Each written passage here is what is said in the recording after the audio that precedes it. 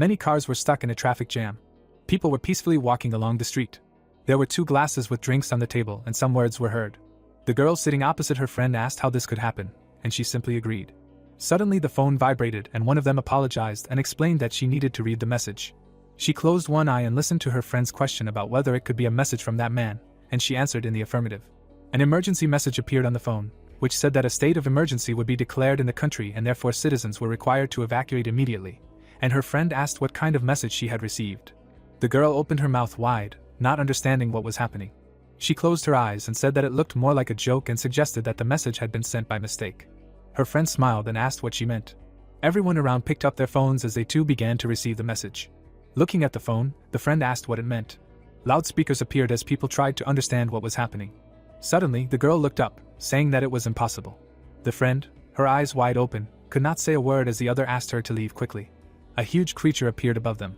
The girl, trembling, could not say a word. The creature's eye was closed. Suddenly it opened. The presenter, his mouth slightly open, was talking about how almost 15 days had passed since the gate appeared in the world and that the government had declared a state of emergency in the country and was taking the necessary measures. A television appeared, from which words were heard that all the heads had gathered in the United States of America to fight the invasion and also that all the high-ranking officials from all over the world had arrived to hold negotiations. A human hand lay on the sofa as the presenter continued to say something about the statements of the military authorities. A creature stood in front of the TV as the news reported on the military taking effective measures to eliminate the invasion of monsters. A second monster ate a man's arm as the presenter said that they were sure that every citizen was safe, but it was still strongly recommended to evacuate as soon as possible. Suddenly, something flew through the window. The thing hit the floor. The monsters noticed a grenade that had landed in the room. The explosions blew out the door. Raising his machine gun, the soldier ordered the others to open fire. They began shooting at the monsters. The bullets bounced off their skin. Gritting his teeth, the soldier realized that he had imagined something like this before. The monsters opened their mouths, screaming loudly as the shooter realized that even bullets had no effect on such enemies. One of them turned around, called out to the soldier and ordered him to just shoot at the creatures. The man loaded an explosive shell into his rifle. The monster, opening its mouth even wider, screamed. Holding onto his helmet, the commander ordered them to open fire immediately. A fiery trail flew out of the muzzle. The projectile was flying straight at the monsters. After hitting, a huge amount of dust rose. The man opened his eyes when someone tried to call out to him. Looking at his hands, the commander asked if he had managed to survive, but his comrade explained that no matter how many times he called him, he did not respond. The commander, bowing his head, asked if there were any wounded, but his subordinate said that everyone was safe, with the exception of Soldier Choi, who was injured in the explosion. The soldier, rubbing the back of his head, listened to the commander's question about what happened, but the commander simply explained that he just needed to come up and take a look. Opening his mouth, the man asked what it was. Looking at the body of the monster, the soldier said that everything was exactly as the chief saw it, and this monster continued to move even though its head was torn off, which gave the soldiers goosebumps. The commander's eyes widened as he remembered hearing about these creatures from a colleague before, but he had no idea how many of them there could be and what would happen if these creatures came in a crowd. Another soldier pointed his finger somewhere and said that the commander should have seen something there. The man's mouth widened as he exclaimed in bewilderment. The phone was hanging on the line when it began to say that all military operations had failed and that an order had been given for an immediate retreat to avoid losses. Military helicopters began to fly away from the city. An American plane appeared. Many people were in the onboard conference room. The politician, his mouth slightly open, asked about what had happened during a certain operation. Someone picked up the remote control and said that they had just received this video. A huge dragon appeared on the video. All the people looking at the screen said that this was impossible. The politicians continued to talk about how even nuclear weapons were useless and how they were barely able to contain these monsters. One of the men opened his mouth and said that if such creatures appeared in their country, they would need to use more powerful nuclear weapons, and the other asked if he was in his right mind talking about such things. The president covered his face with his hands, listening to the verbal squabbles of the other politicians. Suddenly, something began to appear. A portal appeared in front of their table. A man came out of them as someone asked how the gate could be here. The guards raised their guns and shouted for the president to evacuate because of the possible danger, and he asked them to wait. The stranger closed his mouth. Turning away, he said that this situation was quite serious. The president, opening his mouth, asked who he was. Smiling, the guest noted that he thought it was a bit late for an introduction, but he said he would do so and introduced himself as a monster who had arrived from a cosmic multidimensional federation and that he had an excellent proposal. Remembering the monster, the guy asked what would happen if he could give the world the power to help it resist these monsters. Raising a finger, the alien also explained that this would only happen if the Earth joined their cosmic multidimensional federation. The president, leaning on the back of his chair, said that they accepted such a proposal, and the assistant asked how a politician could trust this imposter. Opening his mouth, the president shouted that they simply had no other choice. The man, raising his fist, listened to the leader's words about how he also did not like this whole situation, but they had nothing left that could prevent this situation. There was a smile on the alien's face when the president said that this was reality, and he would have to take full responsibility. The guy put his hand in his bosom. A cube appeared in his hand. Smiling, he said that if they all agreed, then they could start the game from now on. 20 years passed and a ruined building appeared. A young man was firing a machine gun. The bullets bounced off the scales of a creature. The old man, with his mouth open, shouted for his ward to concentrate, as they should not interfere with the hunters under any circumstances. 3 people stood in front of the monster's head as the manager shouted that if the wards made even one wrong move, they could all die. Holding the weapon in front of him, the boy agreed with the leader. Looking at these 3 people, the young man realized that these were hunters who had been awakened and who were able to fight the monsters that came out of the gate. Remembering that huge monster, he also realized that 28 years ago, there was a massive invasion of monsters through the gate, because of which the entire human race was on the verge of despair and had already lost all hope. He also imagined the alien who had offered the deal and realized that humanity had been able to make a pact with the man from the Cosmic Multidimensional Federation who had appeared from another gate. He also imagined 2 people and remembered that since then, awakened ones had begun to appear all over the world, who were people with superhuman abilities who were able to defeat monsters. The young man remembered a certain hunter girl when he thought that such people had received the skills and power of the Cosmic Multidimensional Federation, and therefore the human race had the opportunity to resist the monsters by uniting in the name of preserving the planet. Imagining how this man was leaving, the hero realized that about 10 years of fierce fighting had already passed, but people had been able to reclaim some cities that had been captured by monsters, and also that the man who had come from the Cosmic Multidimensional Federation had returned immediately after giving the strength and skills to the awakened ones, and since the Earth had just joined the Federation, he had given them 30 years as a trial period. Remembering his father, he realized that it was still his generation. While reloading the weapon, the boy realized that this had happened during his birth, but it no longer concerned him, since he now had to be an ordinary porter. A sphere began to appear in the girl's hands. Suddenly, a bright stream of energy burst out of her hand after using a fire charge. It was aimed straight at the monster's head. The fighter began to run up to the monster. Suddenly, the hunter jumped. He raised the blade above his head. Opening his mouth, the swordsman shouted something about a powerful attack. Suddenly, his eyes turned white. The fighter's body flew to the side. The monster began to appear. Opening its mouth, it roared loudly. Shooting, the third hunter asked if they really couldn't damage this monster, and the girl answered affirmatively. Opening his mouth, the protagonist knew that silver-scaled lizards were monsters with strong fire resistance. Rubbing his head, the hunter said that this was not a joke at all, but the hero did not understand that they really did not know such basic things about their enemies, because even he knew it. With his mouth open, the swordsman shouted a question about what they should do, and the girl answered that she herself did not know. The young man, with his mouth open, could not believe that these hunters already had 2 years of experience, while one of them shouted that they also needed time to recover. Turning around, one of the fighters said something. Suddenly, the monster began to glow. The shield bearer, throwing away his weapon, shouted that they should all quickly go back. A certain sphere began to appear near the monster's mouth when the hunter shouted that they should stop talking and run away faster. A bright beam hit the fighter's shield. Holding back the attack, he shouted something. Suddenly, cracks began to appear on it. The hero, with his mouth open, realized that this could be dangerous, while the other 2 porters were saying that they should probably run away too. The leader, pulling the bolt, shouted a question about what they were doing. As he fired, the man shouted that they should also help the hunters. The 2 porters looked at each other. The bullets began to bounce off the monster's scales again. They continued to shoot at it. With his mouth open, the swordsman shouted a question about where the enemy was looking. In the air, the fighter was going to use a power attack again. This blow hit the monster. Frowning, the hunter said that the monster should not have turned away. The monster opened its mouth wide and growled. The young man covered his ear. The second porter pulled the trigger. His machine gun began to shoot. The bullet was aimed at a certain place below the monster. It was getting closer and closer. This bullet also broke. The swordsman smirked and ordered the beast to take action. It was looking somewhere. The porter, his mouth open, listened to the hunter's words about whether he had just done that. The manager, his eyes wide, called out to one of them. The monster opened its mouth and growled as the leader shouted for the porter to run away from there. The weapon fell to the ground. The guy started to run away. Covering his face with his hand, the hunter did not understand what kind of a burden it was.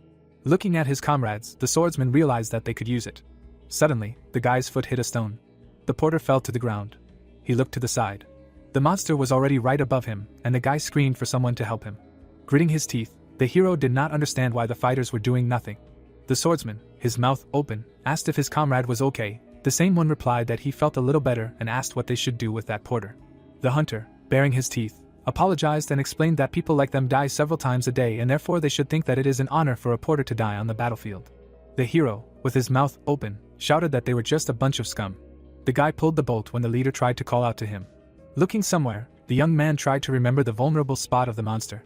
Looking at his comrade, the protagonist assumed that such a place was on the neck or lower and tried to figure out if he would be able to get there. With his mouth wide open, the porter continued shouting requests for help when the hero realized that there was no time left. The guy pulled the trigger. The protagonist ran away, not understanding how this happened. His mouth was wide open. Right behind him was this monster. Holding the weapon, the young man tried to understand what he had to think about when such a decision was made. The lizard looked at him as the boy realized that he had managed to divert the enemy's attention to himself anyway. Opening its mouth, it growled again as the hero thought about how he was not awakened and therefore had no chance to do anything. Looking back, the boy tried to think of what to do. The manager, running up to the porter, asked if he was okay. The hero understood that the good thing was that everything would be fine with the newcomer. The shield bearer, bending down, noted that it looked extremely dangerous and asked if they needed help. The swordsman said that they were all extremely annoying. Gritting his teeth, the hero realized that he had previously expected help from these bastards. Continuing to run, the boy tried to think of what he should do, because if this continued, he definitely would not have a chance of survival. Looking at the clip, the young man knew that these regular bullets were absolutely powerless against the lizard's scales because they did not contain mana, and if he had to shoot this monster, he would not even be able to wound it. Looking at the destroyed street, the young man tried to think of another way. Looking at the pole, the boy realized that this could be a solution to the problem. Continuing to run, he understood that if he used it correctly, then everything could work out. Suddenly, the hero stopped. Gritting his teeth, the protagonist decided to try to buy at least a little time. The guy frowned. The young man aimed straight at the monster, realizing that he only had one chance. Looking through the sight, the hero decided to act right now. The weapon began to shoot. Bullets began to tear off the wires. The monster raised its head, not understanding what was happening. A pole was falling on its head. After the fall, clouds of dust rose. Looking there, the guy tried to understand if he had succeeded. Suddenly, something flew past him, when he was thinking that even if not, at least for a while the enemy would stop moving. The hero was still looking in that direction, not understanding what had happened. The protagonist looked to the side. Part of that pillar flew up into the air. A certain girl appeared. Suddenly, a certain thing on her chest lit up. She opened her mouth. Having risen, the girl said that time had flown by extremely quickly. Smiling, she noted that she already needed to move out little by little. The hero opened his eyes, hearing certain words about how it was time for him to wake up. Sitting by the wreckage, the guy tried to understand how this had happened. Rubbing his head, the protagonist assumed that the lizard had simply managed to knock him down with its tail, since there was a feeling of a blow. The young man turned around. Looking at the bags, the boy assumed that these things and this mattress helped him block the attack, and suddenly a voice said that he was right. Looking down, the boy asked himself what it was, because was he really so shocked that he had voices in his head? But suddenly he heard words that he was now in a normal state. The protagonist froze in place. Clutching his head, the boy screamed that he had most likely gone crazy, but the voice asked him to stop and calm down. The monster looked somewhere when words were heard that the hero could really be surprised, but he should not forget that the monster is still alive. With his mouth open, the boy listened to some words that the enemy also had not noticed him yet, and also that the level of this monster is much higher than the boy's level.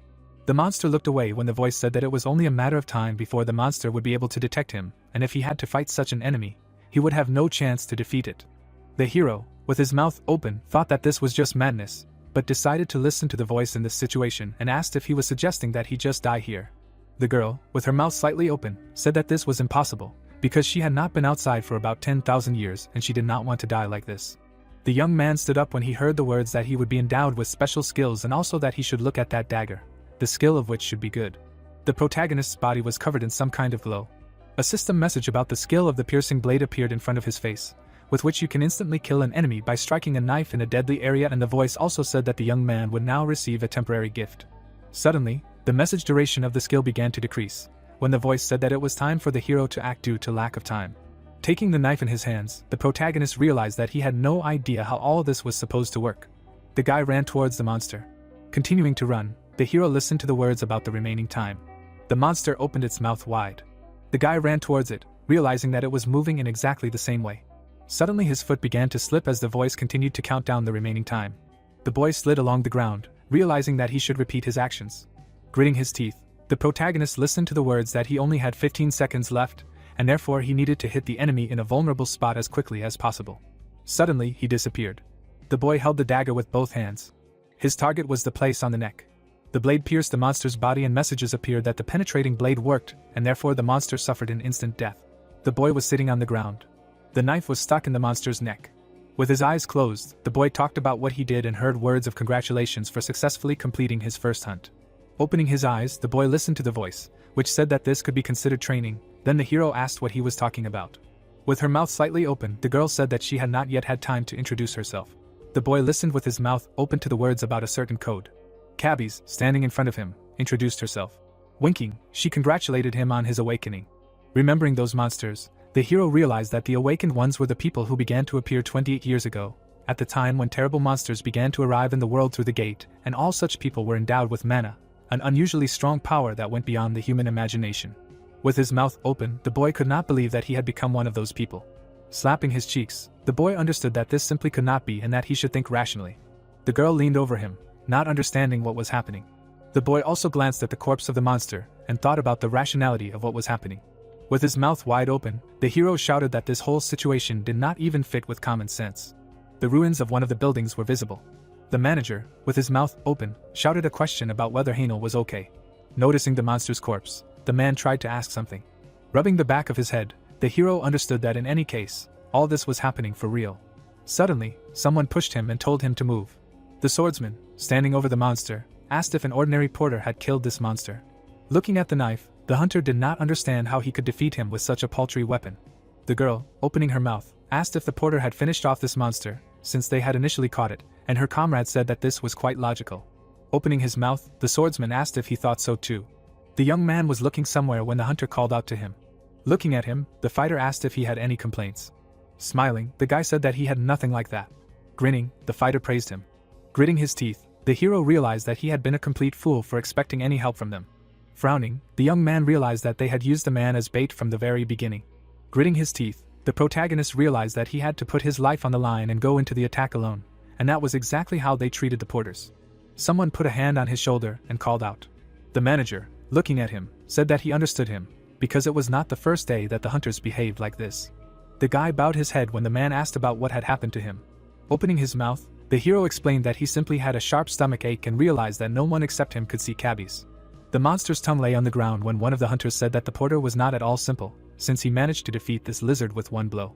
Putting his hands on his hips, the leader said that now he did not even know, because will the protagonist really become awakened? The same one answered that this could not even happen.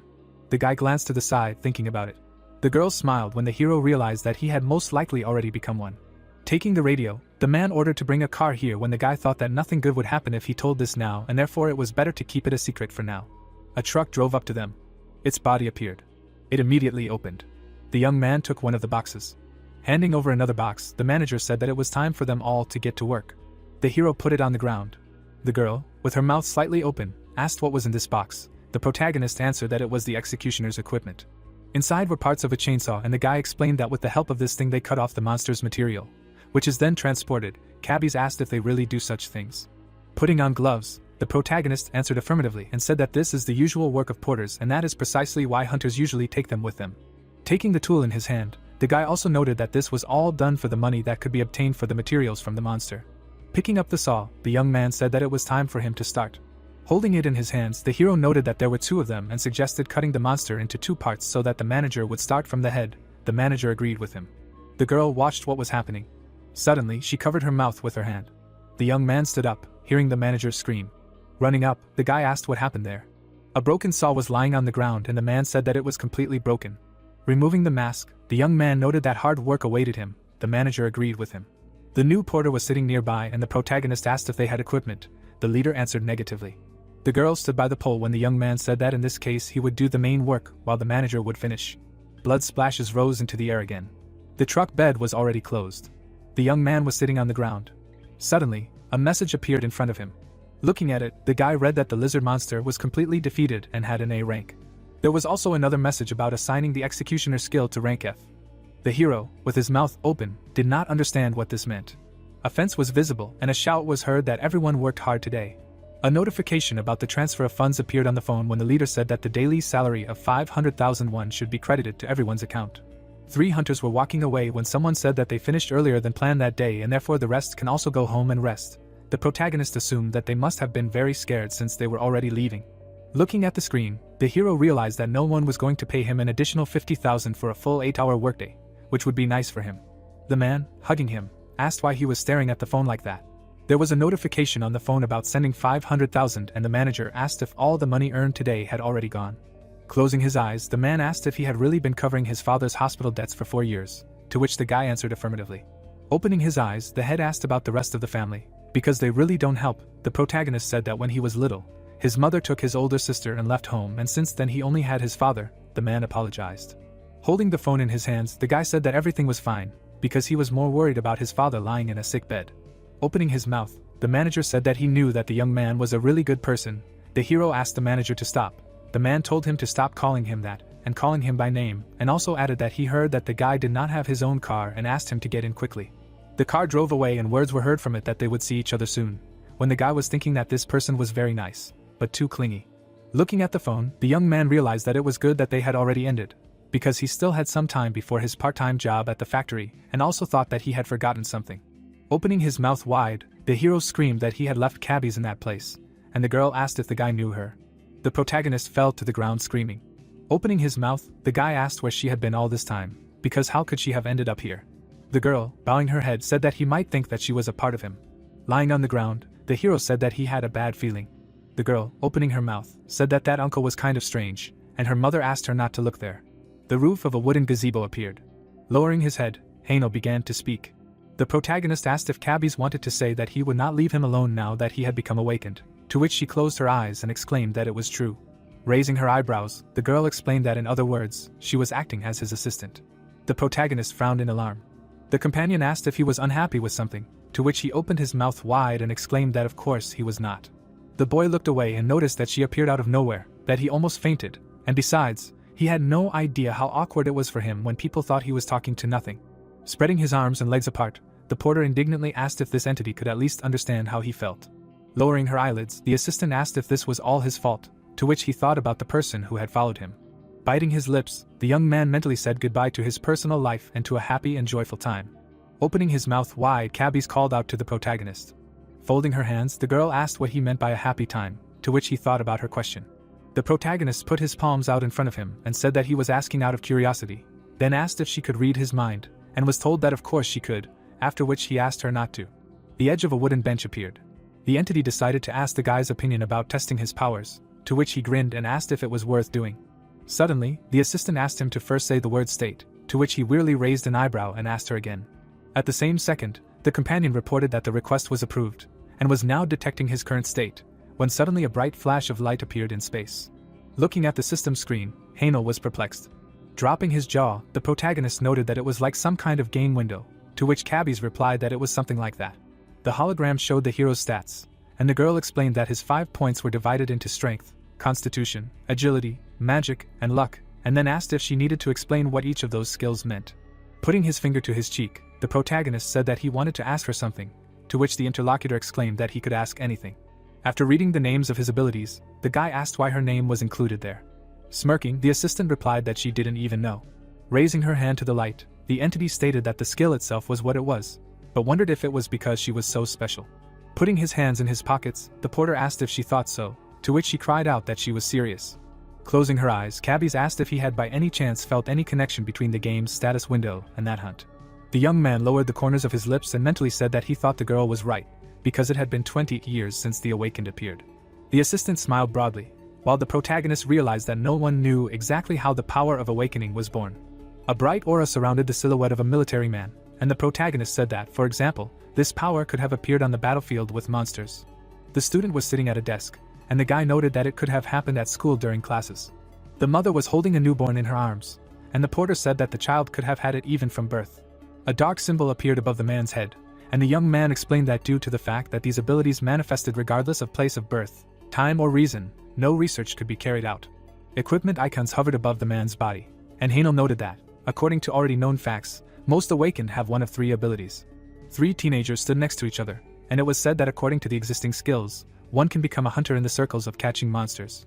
The blacksmith sharpened weapons, and it turned out that it was also possible to become a hunter in the circle of dressing, namely the one who creates weapons for the former. Looking at the system screen, the protagonist noticed that so far he only had 2 abilities.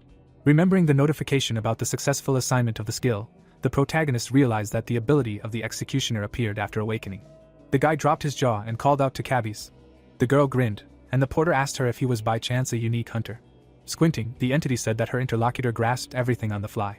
Anxiously raising his eyebrows, the porter laughed and thought that he could not believe that he was a unique hunter. Imagining the silhouette of a girl in a black cloak, the young man mentally said that in their country, unique hunters are called formidable rays, and they are true masters of their craft, and one of them is called Hien. Looking at the system screen, the main character asked if this meant that the skills he now had and that ability, the cabbie's defense, were all thanks to her. Putting her palms together, the girl answered that it was true, to which she was asked how this happened. Squinting, the entity decided to explain it to him in simple words. 2 people appeared, and the assistant explained that other awakened ones can get a house when they manifest their powers, but in his case, he only got bricks. The guy was laying building materials in a wall. A large building appeared in front of him, and his companion explained that depending on his actions, these bricks could become not just a house, but an entire castle. The protagonist lowered his hands and asked if she meant that he could make a castle out of bricks, to which she replied that it was just a metaphor. Cabbies grabbed her hair and said that she was tired and did not want to explain everything so briefly. The girl exclaimed that, if we were to put it very briefly, then all the abilities that the hero pumps up and all the skills he has are from her, to which he raised his eyebrows. The inside of the roof of the wooden gazebo appeared, and a puzzled cry was heard. A long staircase led to the 2nd floor of the slaughterhouse building. The iron cabinets in the locker room were stained with blood. Yahello threw open the doors and said hello. The man closed his eyes and noticed that the protagonist had arrived.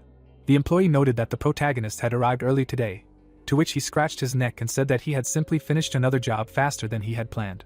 The boy lowered his eyelids and asked what kind of monster they had received today, to which he received the answer that it was a good question. Putting his hands on his hips, the colleague said that he had heard that they had an albatross bird today, to which the porter was surprised that a B-rank monster could have ended up here. The man explained that it was all thanks to their boss's connections, and the boy put on his cap and said that when he had time, he would have to take a look at it. Removing the mask from his face, the slaughterhouse employee noted that their boss certainly didn't know how to do anything, but his connections were very good, to which the protagonist replied that that was for sure. Looking at his wristwatch, the colleague noted that it was already very late, so he would go first, to which the protagonist said that they would see each other on the line later. Slamming the closet door, the boy mentally wondered if cabbies wanted to leave everything like that. The girl raised her finger and stated that there was a saying that it was better to see once than to hear 100 times, so for now he should just continue his job as a porter, since he would soon learn his abilities, to which Yahello wondered where she could even know such a proverb from. The protagonist lowered the corners of his mouth and said that he had done quite a lot in his 3 years as a porter, when suddenly someone started calling him loudly. Turning his head back, the protagonist answered and thought that it was a familiar voice.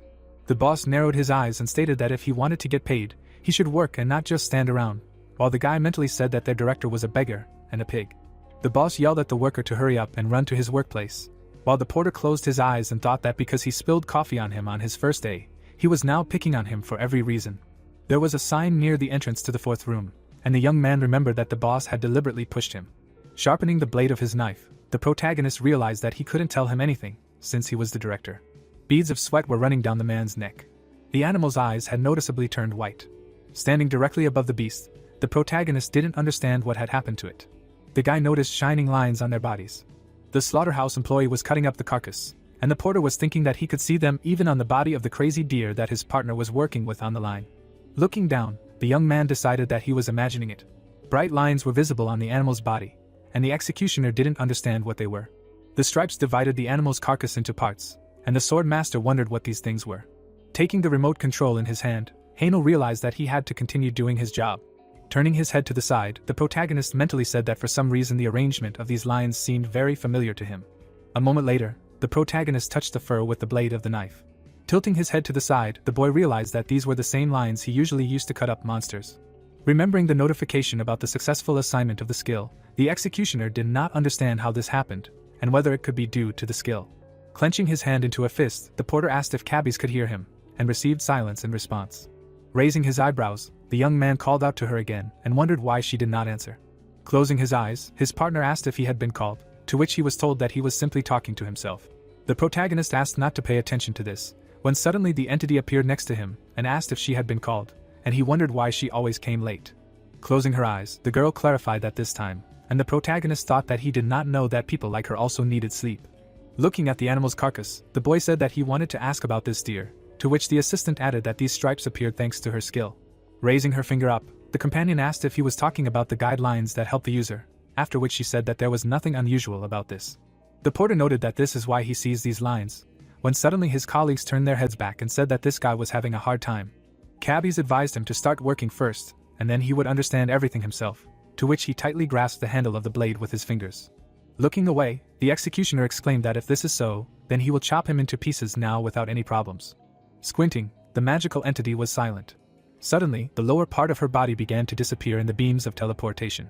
Rubbing his forehead with his palm, the young man was surprised that he finished this work so quickly. Looking at the progress counter, the protagonist thought that it usually takes him at least 3 hours, so he couldn't believe that he managed to do this skill in just an hour. Inserting his hand into the beast's body, the protagonist realized that if he kept this up, he would be able to do 8 hours of work in 3 hours, and this skill was still effective.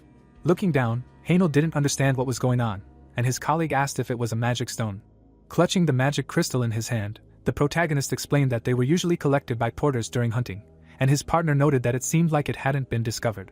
Throwing the find into the basket for low-grade magic stones, the protagonist admitted that he still couldn't believe that such a crystal could fetch 1,000,001, and the monsters were simply teeming with all sorts of expensive things. Leaning over the animal's body, the porter mentally said that he felt like his knife was cutting better and better. Suddenly, a system screen appeared in front of him, and cabbies announced that repeating a certain action had given him an understanding of sword art, so she was assigning him the corresponding skill. Looking at the notification, the guy thought that he had thought so. Lowering his hands, the young man noted that it was still unexpected that he had received such a skill, after which he wondered if it was possible that this same skill had also increased the speed of his work. It seemed like a slaughterhouse employee was mopping the floors. The man closed his eyes in bewilderment. Lowering the mask from his mouth, his colleague asked if his partner was giving up already. Raising his eyebrows, the protagonist asked him again. Looking at the timer, the porter said that not even 2 hours had passed since the beginning of his shift. The worker folded his arms and noted that the boss already thought he was useless, and was also pretending that he was having a hard time, so he didn't understand what he was trying to achieve, to which he replied that he had been misunderstood. There was a progress counter on the wall, and the protagonist said that he had simply already fulfilled his quota, which greatly surprised his colleague. Squinting, the man asked if his partner was serious and how it had happened, to which he didn't know what to answer. Winking with one eye, Yahello explained that he could say that he had simply grasped the essence of how to do it better, and he himself thought that now was not the best time to say that he had become awakened, so he would make something up. Reaching his hands up, the slaughterhouse employee suggested that the device might have broken down, but suddenly cried out that this couldn't be, and the protagonist said that in that case he would go, and he himself thought that he was considered normal as long as he controlled his mana. His partner asked him to share the secret of how he finished it so quickly, to which he turned his head to the side and wondered if it was too suspicious that he finished the job in only 2.5 hours. Looking ahead, the protagonist decided that he would control his strength better next time. Suddenly, the boss opened his mouth wide and began calling his subordinate loudly. The boss put his hands on his hips and ordered the slaughterhouse employee to come to him, to which he thought that it was that pig again. Closing his eyes, the guy asked if something had happened, and mentally asked himself to be patient a little longer. Biting the corner of his lips, the boss was indignant that the employee was asking him about what had happened. Lowering his eyebrows, the man noted that the guy was just walking around like that during working hours, after which he clarified whether he had too much free time. Gritting his teeth, the boss asked if he had already done all the work, to which he replied that he had already finished. The director, clutching his jacket with his hands, was perplexed by what he had heard, to which the porter said that he had done his part, and the mad deer had been cut into 80 pieces. The young man applied the card to the progress counter, and the system reported that he had completely fulfilled the daily quota, all 80 pieces, to which the chief remained silent. Turning his head to the side, the chief shouted that he could not believe his ears, and wondered whether he had really managed to do everything in 2.5 hours.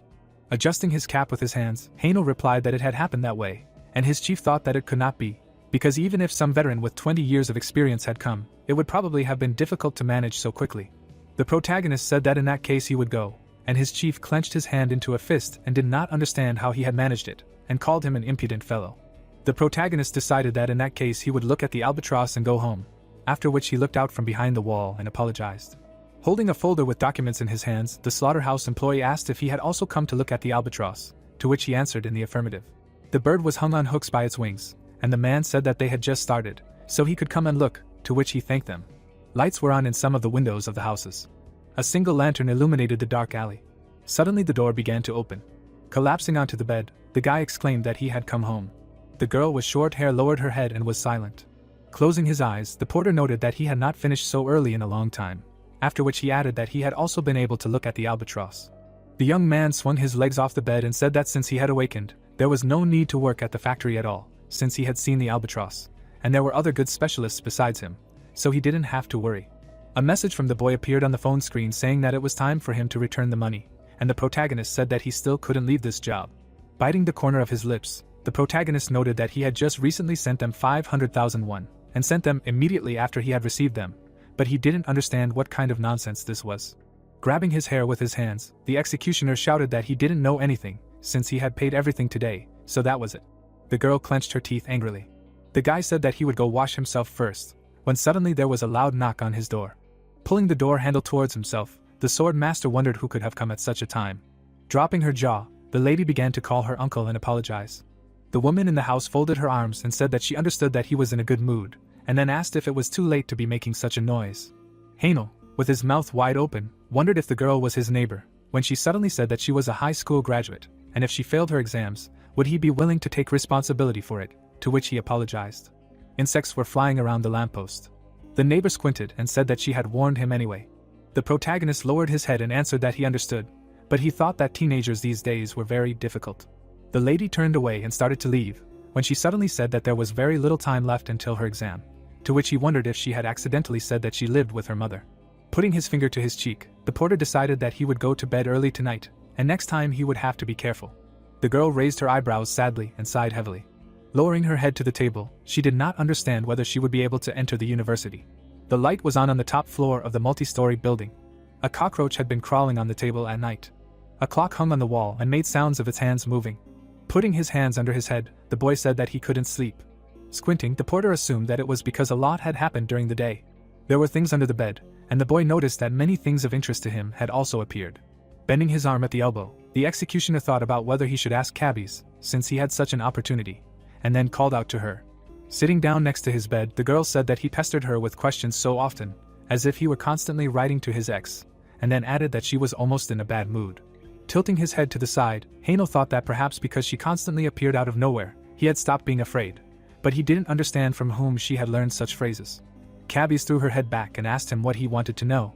Introducing the mage's girlfriend, the protagonist said that he knew that hunters could use their mana, to which he was told that this was true, and he continued that he initially already had a certain amount of this mana, so it turns out that he can also use it. Raising her finger up, the entity said that she was not sure, because he still had quite a few points, after which she added that she was going to tell him about all this a little later, when she moved to a higher level and his mana points increased. The assistant noted that it was quite difficult to explain in words, and suggested that he try to find out about it himself, to which he raised his eyebrows and clarified what he needed to do now. The companion explained that he first needed to close his eyes and put his hands in front of him, to which he agreed and did these actions. Opening her mouth, Cabby said that the type of his mana depended on his spiritual power, so if he really wanted to and concentrated, he could use it. The symbol on the girl's clothes glowed brightly, and she said that next he needed to try to concentrate on the spiritual world and imagine that he was a tree trunk. Raising his head, Yahello asked her again, to which she exclaimed that it was exactly that. Magic particles rushed upward, and the entity said that next he should imagine that the nutrients from the roots rushed upward. Opening one eye, the protagonist did not understand whether the assistant was serious about saying this. Suddenly, a glowing sphere appeared in front of his palms. Raising her eyebrows, the companion noticed that it was smaller than expected. A notification appeared that the skill formation was successful, and Cabby said that repeating a certain action gave him an understanding of the use of mana, so she assigns him the corresponding skill, which surprised him greatly. With his mouth wide open, the guy did not understand what it was. The entity explained that this was his pure mana, to which he asked her again, looking at the magic ball. Grinning, the companion noted that in this state he would not be able to use it.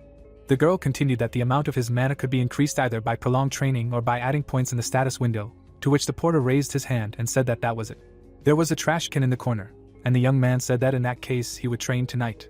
Putting her hands on her hips, the neighbor shouted that she had just arrived, but because of him it was still incredibly noisy, to which he apologized. The next day, the roof of the building appeared. Yahello's closet was dirty. Stretching his fists upward, the protagonist cried out that he was going home. Smiling, the protagonist thought about how he had left for work earlier and had fulfilled his quota much faster, and he could not believe that he was already going home. Remembering how he held the animal's body with his palms, the protagonist thought about how the boss had been looking at him with suspicion the entire time he was working. The boss's pupils had noticeably shrunk in bewilderment, and the porter said in his mind that when he finished the job at such a high speed, his stunned face should have been seen. Running away, the guy screamed that, in short, his quota was fulfilled, so he was leaving, because he needed to get home quickly. Gritting his teeth, the man called the employee an asshole. Food was cooking in the pot. The young man turned the temperature control knob on the stove. Sitting at the table, the executioner said that he should have at least run into the canteen at the plant. Holding chopsticks between his fingers, Yahello noted that he didn't even have any pickled Korean cabbage. There was a washing machine under the stove, and the protagonist wondered if he had returned home too early, when he suddenly wondered when the owner would fix the stove, because she wouldn't live long if she heated up ramen with a burner. A baseball game was playing on the phone screen, and the protagonist said that nothing could be done about it. The player pulled his hand back, and the commentator said that the athlete throwing the ball was gone L, and no matter how you look at it, his pitching style was hot. Raising his eyebrows, the porter assumed that it would probably hurt like hell if someone got hit by something like that. Chewing his noodles, the guy stopped his thoughts. Looking up, the executioner clarified whether his assistant was there, to which she answered affirmatively and asked him if something had happened. The cartridges were surrounded by bright energy, and the young man said that he knew that hunters were able to imbue weapons and gunpowder with their mana, but he did not understand whether it was possible. Squinting, the companion replied that it was true, although not so much, but thanks to the skill of mana control it was possible. A diagram of turning stone into muscles appeared, and the assistant explained that if mana was introduced into a solid substance, its durability would increase significantly, which surprised the protagonist. Reaching forward with her hands, Cabbies quietly asked to give her one spoon. The protagonist put the empty saucepan on the stove and said that he would take a short walk. In the darkness, light was visible in some windows. There was a small wooden bench on the outskirts. Insects were flying near the lantern. Warming his hand, the porter put forward the idea that this was enough. Raising her eyebrows, the entity asked him what he was going to do here in the middle of the night, to which he replied that he did not even know. The tin can reflected light, and the boy said that he had dabbled in baseball a little in his school days. The stone in the executioner's hand lit up, and he remarked that he had of course given up that hobby. Preparing to throw, the boy raised his knee. At the same second, the sword master threw the projectile forward. The boulder headed straight for the tin can. A moment later, the stone approached it. The impact left a hole in the side. Yahello stood with his arms down. Smiling broadly, the protagonist said that he still had strength. It seemed as if the top of another can flew off. A moment later, the protagonist broke another container. The silhouette of a porter was visible through the hole. Leaning forward, the boy sighed heavily. Lowering her eyebrows, Cabby suggested that he take a little rest, to which he objected that it was still too early. The sword master opened his mouth wide and said that he could do more, and his assistant noted that he had been using mana to throw for an hour without stopping. The young man grabbed the can with his fingers, and the entity explained that if he overdid it with all this, there could be bad consequences. Clutching the stone in his hand, the protagonist remained silent. Raising his hand up, the protagonist exclaimed that he needed a little more. The projectile, surrounded by mana, flew straight to the target. At the same second, the can exploded into pieces. Curling her lips, the girl screamed that his blows had become more powerful, and this could not be. The porter looked at the system screen, and he was informed that repeating a certain action gave him an understanding of the use of mana, so he was assigned the corresponding skill. A notification appeared on the hologram that the formation of the crushing blow ability was successful, to which the guy noted that he thought so. Putting his fingers to his chin, the executioner asked if the hunter had used the same ability back then, and then asked his assistant to explain it to him in detail, to which she agreed. The entity said that his request was approved, so it was displaying information about the skill, when suddenly a message appeared on the screen stating that its effect was to deal a powerful blow by concentrating mana in the physical body. Tilting her head to the side, Cabbies asked if he had figured out how to obtain this ability, to which he replied that it looked like it. Raising his finger up, Yahello explained that before this, all his skills were obtained either under certain conditions or by repeating the same action, so he thought what would happen if he practiced without stopping, and his assistant suggested that he was just lucky. Clutching the stone in his hand, the protagonist said what he would do right now that he had received a new ability, when suddenly he was called out loudly. The boulder fell to the ground, and the porter noticed that he had no strength and everything was floating. Insects were flying near the lantern. The protagonist narrowed his eyes. Leaning his head on his palms, the girl said that he woke up. The guy, opening his mouth in alarm, wondered what happened. Raising her eyebrows, the companion explained that this was called loss of consciousness, and this was a side effect that occurs after excessive use of mana. Frowning, the assistant shouted that this was exactly why she told him to rest a little, to which he apologized. Looking at the time on the phone screen, the young man said that he had been out for an hour. The roof of the wooden gazebo appeared, and the sword master suggested that in that case they finish here and go home, and Cabbies noted that no matter how you look at it, this was a good decision. The man was climbing a high staircase in the dark. Closing his eyes, the protagonist said that he had been shivering all day today. There were paper notices and advertisements on the wall, and the protagonist thought about how strange he felt. The porter pressed his lips together and suggested that it might just be hallucinations. Looking ahead, the guy wondered what that sound was. Beads of sweat were running down the man's face. Dropping his jaw, The man exclaimed that he needed to be quiet and do something. Grasping his weapon with his hands, the stranger said that This is infuriating. The bully lowered the corners of his lips and advised the girl to be quiet if she didn't want to die, while the other praised her and told her to stay put. Leaning forward, the thug asked her to be quiet several times. Hiding behind the wall, Yahello thought about how he always avoided situations like this. Lowering his chin, the protagonist decided that it would be best to call the police. Frowning, the porter thought about the fact that he first needed to see what was going on there, while the villains wanted to tie the girl's hands too. The people turned their backs to him. The protagonist's neighbor closed her eyes while the men wondered what they were going to do with her, and the guy realized that she was a high school girl he knew. Putting his hand to his mouth, the sword master didn't know what to do now, because if you think about it, she was his neighbor. Clenching his fist, the young man decided that he didn't care about it. Curled up in a ball, the lady mentally begged for someone to help her, while the bully said that she had finally shut up. The thug said that now they needed to put her in the car, and tears were streaming from the girl's eyes, who wanted to see her mother. Suddenly, the man's pupils noticeably shrank in bewilderment. At the same second, a stone hit his head. The villain fell to the ground, and his partner did not understand what was happening, while the protagonist realized that he had managed to cope with his strength. Frowning, the protagonist shouted that they needed to let her go now, and then thought about why he thought the idiot was temporarily out of it. Squinting, the bearded man exclaimed that the guy was very brave, and the guy noticed that he had a knife. Holding the blade in front of him, the bully told him to get out of here, to which the guy thought that he meant it. Clenching the chain in his fist, the boy wondered if he could. Gritting his teeth, the bandit began to scream loudly. A moment later, Yahello attacked the man with metal links. Gritting his teeth, the protagonist decided that now was the time to channel mana into the weapon. At the same second, a thick chain surrounded the hooligan's hand. The man with the beard tried to push him away and screamed loudly.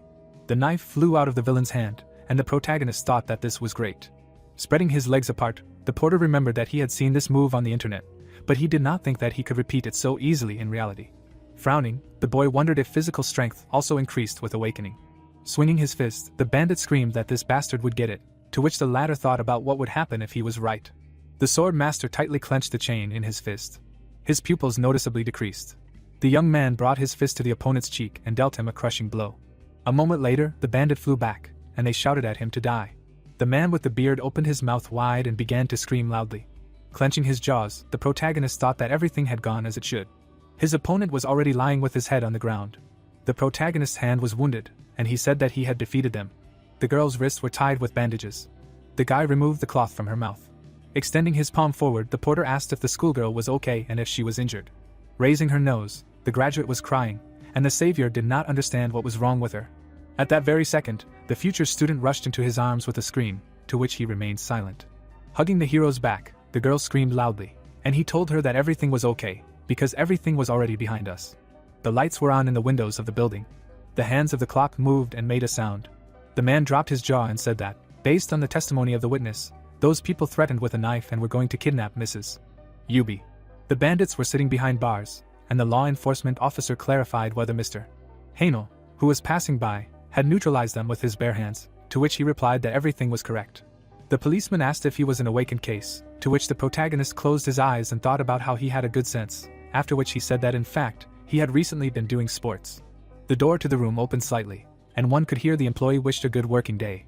Stretching his hand upward, the protagonist noted that he was also a victim, so the officer had overdone it, because he had asked him too many strange questions. Standing in the middle of the dark street, the young man said that now he could safely go home. Suddenly, the neighbor threw herself on his back and screamed loudly. The high school graduate asked him, her eyes wide, if he was leaving her here alone, to which he was surprised by what she called him, and thought about the fact that she had just recently choked on tears in a police car. The porter assumed that the girl had come to her senses by now, while the future student closed her eyes and asked if he would take her home. The protagonist realized that he had only learned her name when they were giving statements, but she seemed like a nice person to him, after which he dropped his jaw and said that he would do it without a problem. His pupils visibly narrowed. The neighbor was happy, and her fingers trembled, which made the protagonist think about the fact that he had a feeling that she was still worried about something. Walking forward along the dark alley, the guy offered to go home, to which she agreed. Yubi waved her hand and exclaimed for her friend to come in quickly, to which he replied that she should do the same. Leaning his back against the door, the porter thought about how after everything that had happened to her, she still remained positive, so she really was a strong girl. Sitting down on the bed, Yahello sighed in relief and said that now it was time to rest. A small piece of paper appeared in his pocket, and the protagonist noted that it was already late. Suddenly, a note fell on his hand, which surprised the porter. Looking down, the guy wondered what it was. On the sheet of paper, it was written that the protagonist should call this number if he was bored. Words of gratitude appeared in the corner of the note, and the executioner thought that it was cute. Collapsing onto the bed, the young man said that the guys would probably call him a kidnapper and curse him if they saw him in such a situation, and then added that Yubi was a beautiful name. Imagining the silhouette of a powerful Chinese general asking for kakao talk, the sword master noted that at the same time, this name was funny. Raising his eyebrows, the protagonist asked cabbies if she could show him his status window. A system screen appeared in front of him, and the protagonist noticed that his level had increased. Looking at the inscriptions, the porter wondered when the coercion skill appeared. Putting his hands under his head, the guy thought about how a lot had been happening lately, and tomorrow was a day off at the factory, so he could go there for a walk. Sunlight fell on the roof of the building. On the fence, a sign to the Muay Thai boxing gym was visible. A bell hung on the front door. The man turned around and greeted the client. The manager was surprised to see Yahello, to which he scratched his head and asked him how he was doing. Hugging the protagonist, the manager exclaimed that he was fine and that they hadn't seen each other for a long time, to which he thought that this man was being overly friendly as always. The man's mouth wide open, he was surprised at how many months had passed, which made him think that the porter had died on one of the missions. The training hall appeared, and the guy could be heard explaining that he had been very busy lately, but now he had decided to start working out again, to which he agreed. With a wave of his hand, the manager of the gym asked him not to worry and to make himself at home, to which he happily exclaimed. There was a framed photo on the table, and the manager asked how his father was doing. In the picture, the men were smiling contentedly, and the guy said that he was going to visit him in the hospital a little later, and the interlocutor was outraged at how he had caught this disease. The manager asked him to say hello from him in that case, to which the executioner grinned and replied that he would definitely do so. Turning away, the administrator cried out that he was already running, and the young man thought about the fact that he was a good person after all. The handles of the skipping rope appeared, and the protagonist noted that he was letting people use the gym for free, and then remembered that he had taught him how to play baseball as a child. Raising his eyebrows, the protagonist decided that he would need to help him clean up the gym before leaving. A moment later, the porter began jumping rope. Bending his knees, the guy sighed heavily. Beads of sweat were running down his face. Suddenly, a notification appeared in front of him that the formation of the skill improved physical strength was completed successfully, which made the hero happy. Wearily opening his mouth, the executioner said that to some extent he had expected all this, but surprisingly, he spent only 2.5 hours. The sword master exclaimed, stretching his arms upward, that he could now do some cleaning. The building of Seoul National University Hospital appeared. On a small screen, it was clear that the elevator had stopped on the 6th floor. The nurse, with her eyes wide, exclaimed in surprise. The girl greeted the guy, to which he responded with his hands in his pockets. Closing his eyes, the porter asked how his father was today. The nurse handed the documents forward, saying that unfortunately it was too difficult to say anything yet, and then asked him to sign the paper, to which he remarked that he had thought so. Holding the pen with his fingers, Yahello declared that he was still very glad that his father was being looked after, and that they were worried about him. Handing the sheets back, the protagonist noted that all the other doctors had refused to treat his father, but not her, to which she thanked him for such warm words. Putting her hand out to the side, the nurse asked him to go there in that case, to which he agreed. The porter closed his eyes, apologized, and said he would quickly check the message on his phone, to which the girl replied that it was nothing to worry about. The screen showed a conversation in which the villain asked for his money back, to which the protagonist thought that he was a bastard, since he had already sent him money. The nurse grinned and asked if something had happened, to which the guy cried out that everything was fine. There was a sign on the wall with information that this was room 603 in Building B of the intensive care unit, and the executioner decided that he would simply ignore it for now. The father was lying in the bed, connected to medical devices. The man turned his head to the side, and his son called out to him. Yahello turned to the nurse, to which she raised her eyebrows and responded. The protagonist asked how many hours he had been sleeping lately, to which she turned up her nose and replied that starting this week, about 14. Putting his fingers on his father's hand, the protagonist noted that in that case, it turned out that he did not have much time left, to which he was asked again. Kneeling down next to the bed, the porter said that he accidentally overheard the doctor's conversation last time. Lowering his chin, the guy said that with each passing day, the number of hours that his father spent sleeping would increase, and when it reached 24 hours, he would no longer be able to open his eyes again. A large number of windows were visible in the building.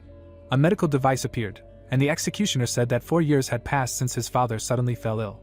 The man's name was written on the documents on the bed, and his son noted that at that time the doctors did not know either the cause of the disease or the method of its treatment, and they only assumed that it was some kind of cancer. Chung Sam lay with his eyes closed, and the young man said that they had tried both anti-cancer and clinical treatments for the past 4 years, but all they had done was temporarily prevent his health from deteriorating further. Looking down, Yahello said that his father had started opening his eyes, but now the number of hours he spent sleeping was increasing each time.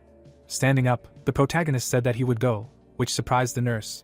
Raising her eyebrows, the girl muttered that it was the first time he had come to see his father in a long time, so he should stay with him a little longer, since it had not even been 10 minutes since he had come, to which he replied in the negative. The man's head was lying on the pillow, and his son countered that, on the contrary, he thought that if he had known that he had come at such a time, he would have told him that he was only causing unnecessary trouble. Closing his eyes, the porter noted that, besides, his presence nearby could not cure him. Approaching the door, the boy said that he would go, to which the medical worker remained silent. The girl grabbed the folder with documents in her hands and began to ask him a question. There were notices on the board, and the nurse asked if he knew of a method of treatment with magic, to which he asked her again. There was an article in the newspaper about doctors, and the interlocutor explained that now it is considered a new method of treating patients in medical circles, and this method is used by awakened ones with the gift of healing. Raising her nose, the girl noted that from the financial side it would be problematic, when suddenly Yahello thanked her for her concern. Putting his hands in his pockets, the main character said that he himself would find a way to cure his father. The porter continued that, besides, he did not want to cause her unnecessary trouble, because she had already been caring for his father for 4 years, to which she sadly dropped her jaw and called him. Grinning, the protagonist asked her not to worry, then added that everything would be fine. Opening his mouth, the executioner said that he had told the nurse exactly that. Grabbing his hair with his hands, the guy wondered who had prompted him to say such a thing, and how he would find a way to cure it if even the doctors didn't know it. A moment later, the sword master calmed down and sat down on the chair. Turning on the computer, the young man decided that he should first look for the method using magic that the nurse had told him about. After a pause, the protagonist raised his eyebrows and wondered why it wasn't turning on again. Kicking the system unit with his foot, the protagonist shouted that it wasn't working. The monitor showed the loading process, and the porter noticed that it had turned on. The guy moved the cursor over the link about an unusual method of healing with magic. Clenching his hand into a fist, the executioner thought about the method that awakened ones with the ability to heal could use. The young man called cabbies, when suddenly she appeared behind him and asked if she had been called. Yahello asked if he could master the skill that heals people's illnesses, to which the entity lowered its head and replied that she did not know. The assistant suggested that if the understanding of this skill meets the conditions, then everything will work out, after which she leaned forward and asked what was this small thing here, while the protagonist did not understand if this was true. The cockroach raised its head, and the companion noted that no matter how you look at it, even if he had enough understanding of this ability and received it, then in order to use it, it is necessary for his level to be higher than his current one. Suddenly, the insect in front of her face spread its wings. Putting his fist to his chin, the porter said that he understood her. Having typed in the search bar paradise of porters, the guy noted that in this case, he first needed to raise his level. The executioner said that as expected, all the porter positions were already taken this week, and then wondered how it was that there wasn't even a single position, while Cabbies was running after the insect with a shoe in her hand. Reaching for the phone, the protagonist suggested that he could call him. The cockroach crawled under the table, when suddenly the protagonist greeted the interlocutor and asked if he could talk now. The executioner asked Taisu if there was any more work for the porters this week, and then exclaimed that he could come tomorrow before noon, while the entity's eyes sparkled like stars. The insect raised its mustache upward, and the boy loudly thanked the elder. Suddenly, the cockroach's brothers crawled out onto the table, and the sword master said that in that case, they would see each other tomorrow morning. Lowering his head, the boy sighed in relief. The assistant sat by the door, and her companion asked what she was doing. The sun was shining brightly in the sky. It seemed as if someone was pressing a finger on the door lock. At that very moment, the protagonist opened one eye and did not understand what was happening. Scratching his temple, the porter responded to the knock and wondered who could have been brought in so early in the morning. Coming out of the apartment, the guy noticed that there was no one.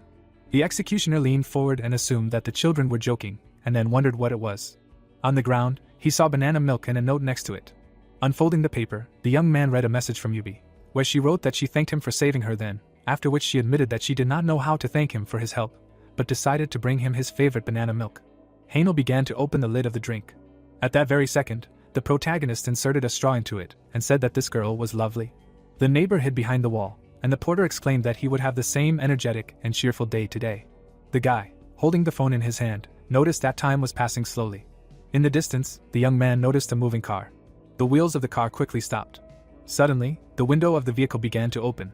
Taisu, smiling, asked if he had been living well all this time, to which he received the answer that it was all thanks to him. Scratching the back of his head, the teenager apologized for calling so abruptly yesterday, and the man said that it was nothing special, because he was always happy to work with him, and let him get in quickly, because they were going to get equipment. After some time, a government agency of the city of Seoul appeared. The manager raised his hand and explained that he would go get the material handling vehicle and that they would see each other later. The sign for the porter maintenance department was visible, and at that moment the names of the guys could be heard. The girl, looking at the guys, asked if they were porters from Team A, leaving for a mission at 9 in the morning today, to which she received a positive answer. The employee, holding a tablet in his hand, said that first they would go through identification and that they should follow her. A sign with the inscription "Restricted Area" appeared, after which the employee said that all the necessary things and weapons were here. There was equipment on the floor, and it was heard that there were 3 submachine guns, 2 boxes of ammunition and 4 frame backpacks, and that they should check if everything was in order and get their personal ammunition. The employee, raising his eyebrows, said that since they had been here for over a year, he thought that there was no need to explain to them the rules and procedure for handing over the equipment, and then turned to Yahello. The girl said that she didn't know what had happened there, but the equipment he had used last time was now in disrepair, and they had had to fuss a lot about it, causing sweat to run down the protagonist's face. Smiling, the employee exclaimed that they would be very grateful to him if the equipment remained intact this time, and the protagonist replied that he would be careful. Sighing heavily, the girl noted that the most important thing was their safety, and therefore she wished them to return safe and sound. After some time, barbed wire appeared. Taisu, sitting in the truck, asked to let them through. A moment later, the car moved forward. Slamming the door, the man said that they had finally arrived. Squinting, the manager decided to start hunting them. Suddenly, someone's leg appeared. A notification appeared on the phone screen, and it was heard that the connection was starting to disappear. Yahello opened his mouth and asked if they were already near the field, to which he replied that it looked like it, since there were always network problems in the field. A squad was visible in the distance, and Taisu added that it might be for the best, after which he suggested that they stop here. Suddenly, the man opened his mouth wide. Extending his index finger, the manager said that as they all knew, their enemy today was dogs, and also explained that they were called dogs, but in fact, they were the size of calves. Introducing the evil monsters, the porter said that if we talk about features, they were ferocious, and compared to their size, they had a well-developed motor nerve, and they usually attacked in 2s or 3s, so one should be especially careful. The protagonist, raising his eyebrows, wondered if they were bait, and then thought that the manager was good at the briefing. The soldier, squinting, said that when he and the porters first attracted their attention, they would need to hand them over to the hunters, and the protagonist thought that he probably thought so because he had already met many monsters. The guy abruptly turned his gaze to the side. Looking at his squad, the young man asked if they were with them again, and at the same time Taisu decided to change the subject, asking if the hunters had any questions. Suddenly, they addressed the man, causing his pupils to narrow, and he muttered that he had a premonition of something bad. The teenager, raising the corners of his lips, asked if he knew if it would be so dangerous this time, because there would be problems if something happened again, to which the manager whispered that this guy, as always, was behaving like an idiot. The porter held out his hand and said that of course it wouldn't, and that these creatures were nothing compared to their abilities, and if they were careful, nothing would happen, so he should calm down. The soldier, clenching his jaw, noticed that his words were really calming him down, and thought that they should believe him, like last time. Raising his eyebrows, Taisu asked why he had such a stern expression, and was he really scared already? The executioner, looking at his partners, muttered that this was real psychological warfare. The manager was visible in the distance. Taking out a flare, the man noted that, whatever the case, so far everything was fine. A second later, the porter loaded his pistol. Raising the weapon up, Taisu added that that's why they would start hunting. A moment later, a shot rang out. The flare quickly shot up. The monsters raised their heads from the explosion in the sky. The monsters suddenly opened their mouths and growled. Suddenly the evil spirits rushed forward. The man turned around and said that the dogs were coming. The monsters ran quickly. Saliva was flowing from the mouth of one of the monsters, and it was heard that the porters needed to shoot now. A second later, the guys started shooting. The bullets hit the evil spirits. The manager continued firing, and at the same time turned to the hunters. It was possible to see how the cartridges were flying out of the machine gun. The hunter, baring his teeth, replied that he knew. Suddenly, the young man rushed towards the dog. The monster furiously opened its mouth. The guy grabbed his weapon tightly. The teenager quickly delivered a crushing blow. Suddenly, another monster appeared. Looking to the side, the soldier noticed the creature behind his back. It seemed like the hunter was holding his sword. A moment later, the guy delivered a slashing blow. The warrior in armor fired from a machine gun. The monster stuck out its tongue in pain. The enemy fell to the ground abruptly, and the tank hunter muttered that these creatures were weaker than he thought. The swordsman, opening his mouth, asked if it was too easy, to which his comrade noted that it was even a little strange. An unusual light was visible in the girl's palms, and she was asked not to use her ability, because it was already over. The magician, through the sweat on his face, asked if it was already over, after which she exclaimed that she could not believe it, because she had not even finished creating the projectile. The hunter, standing in place, asked what to do with it now, and then received the answer that he should just throw it somewhere. The soldier objected that how could she throw it to him, because it was a fiery projectile, and at the same time the protagonist, turning his gaze to the side, heard that something was not right here. The protagonist clarified with Kisa what had happened, and he, squinting, replied that nothing of the sort. Looking at the monsters, the man explained that he was just thinking about these dogs, because they did not use any force and fell to the ground at the first blow. The manager added that he had a feeling that someone was interfering with all this, which made the executioner widen his eyes in bewilderment, thinking that this could not be. The weapon store appeared, and the sword master wondered if it was discovered, and also said that it was really strange. Scratching the back of his head, Taisu noted that in any case, they finished the job faster. Suddenly, Hanyo was asked to come over, and he, drooling, thought that it seemed that no one knew yet that he was indirectly affecting the fight. 20 minutes ago, the protagonist was watching the manager and the hunter. The protagonist's partner, raising his hand, asked that if he had time, he would help them check and distribute the store, to which he answered yes. The executioner opened the box and decided to at least work first.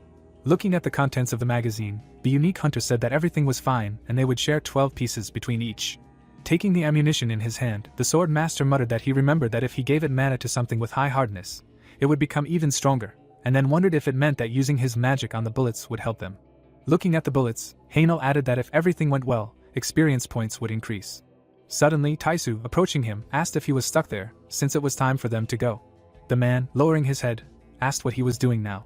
Several loaded magazines appeared, and at the same time, the protagonist replied that he simply decided to check the bullets before using them, and the manager noted that he was much more serious than at first glance. With a heavy sigh, the soldier explained that it was time to go, and so he should finish faster. The guy, through the sweat on his face, asked his partner if he thought they had finished too quickly this time, to which he received a positive answer.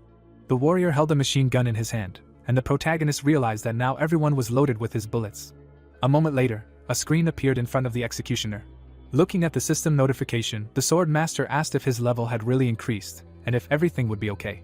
Suddenly, a sharp weapon appeared. The monster sharply stuck out its tongue.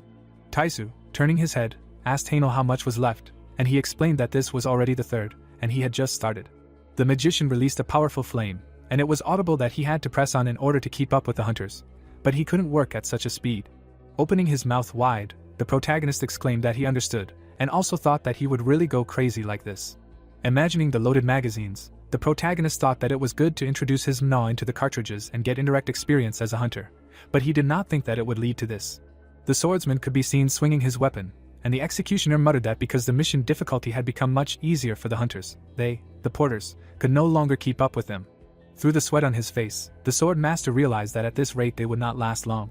Thick foliage was visible, and Heino shouted that he would definitely go crazy at this rate. There was a saw on the floor, and someone suggested taking a rest. The protagonist, wiping sweat from his forehead, said that they were finally resting. Suddenly, the protagonist narrowed his eyes. Noticing the porter sitting, the guy whispered, as he thought that the other porters were barely able to stand on their feet, and the hunters were not tired, and only continued hunting. The girl, extending her index finger, suggested going on a trip somewhere, because this time they would earn money, after which the executioner noted that the hunt was successful and now they were sitting contentedly. Looking up, the hunter thought he was embarrassed in front of the other porters. The screen showed the level of the sword master, and he realized that thanks to this, his level had become even higher. Looking at the system notification, Heino asked to show him his status window for a second. After a moment, the main character's characteristics were displayed, and then he muttered that he already had 20 points, and his strength had increased. Closing his eyes, the protagonist wondered if he still lacked points, and he did not yet know how to use them, plus he would not be able to return the points already spent. Opening his mouth, the boy said that even with his bullets, it was not easy to hold off those creatures. Warming his hands, the young man said that at least now he knew who was stronger and who was weaker. Suddenly, the teenager's pupils turned white. Taisu, squinting, asked if he wanted to ask how to find out whether the hunter's monsters were stronger or weaker, to which he received the answer that he thought he could know. The man waved his hand and said that he wasn't even a hunter, but he was worried about such things, and at the same time, the executioner explained that he was just always curious. Crossing his arms, the manager noted that a veteran like him had already seen a lot and gained a lot of experience, and therefore he could compare the mana amounts of hunters and monsters in advance. Raising his eyebrows, the sword master asked again about comparing the mana amounts, after which Taisa said that he thought he should know that before awakened ones are enrolled in the ranks of hunters, their mana amounts are measured.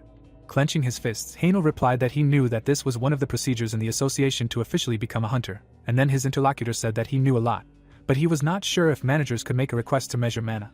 Smiling, the protagonist said that he just found out about this, causing the man to laugh. Having introduced the man and the monster, the manager said that they, the managers, before going out hunting, make a rough comparison of the mana of the hunters and enemies, and each monster has a different amount of magical abilities, but if on average their strength exceeds the enemy's strength, then you can be calm. Holding a large remote control in his hand, the porter added that if you have to face monsters of different levels, then the outcome will depend only on the experience of the hunters.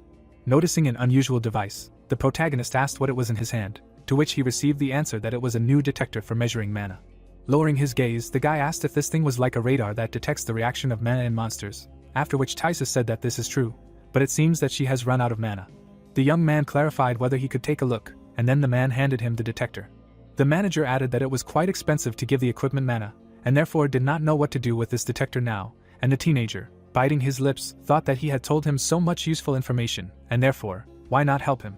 It was visible how the executioner held the device in his hand. Suddenly, the gadget started working.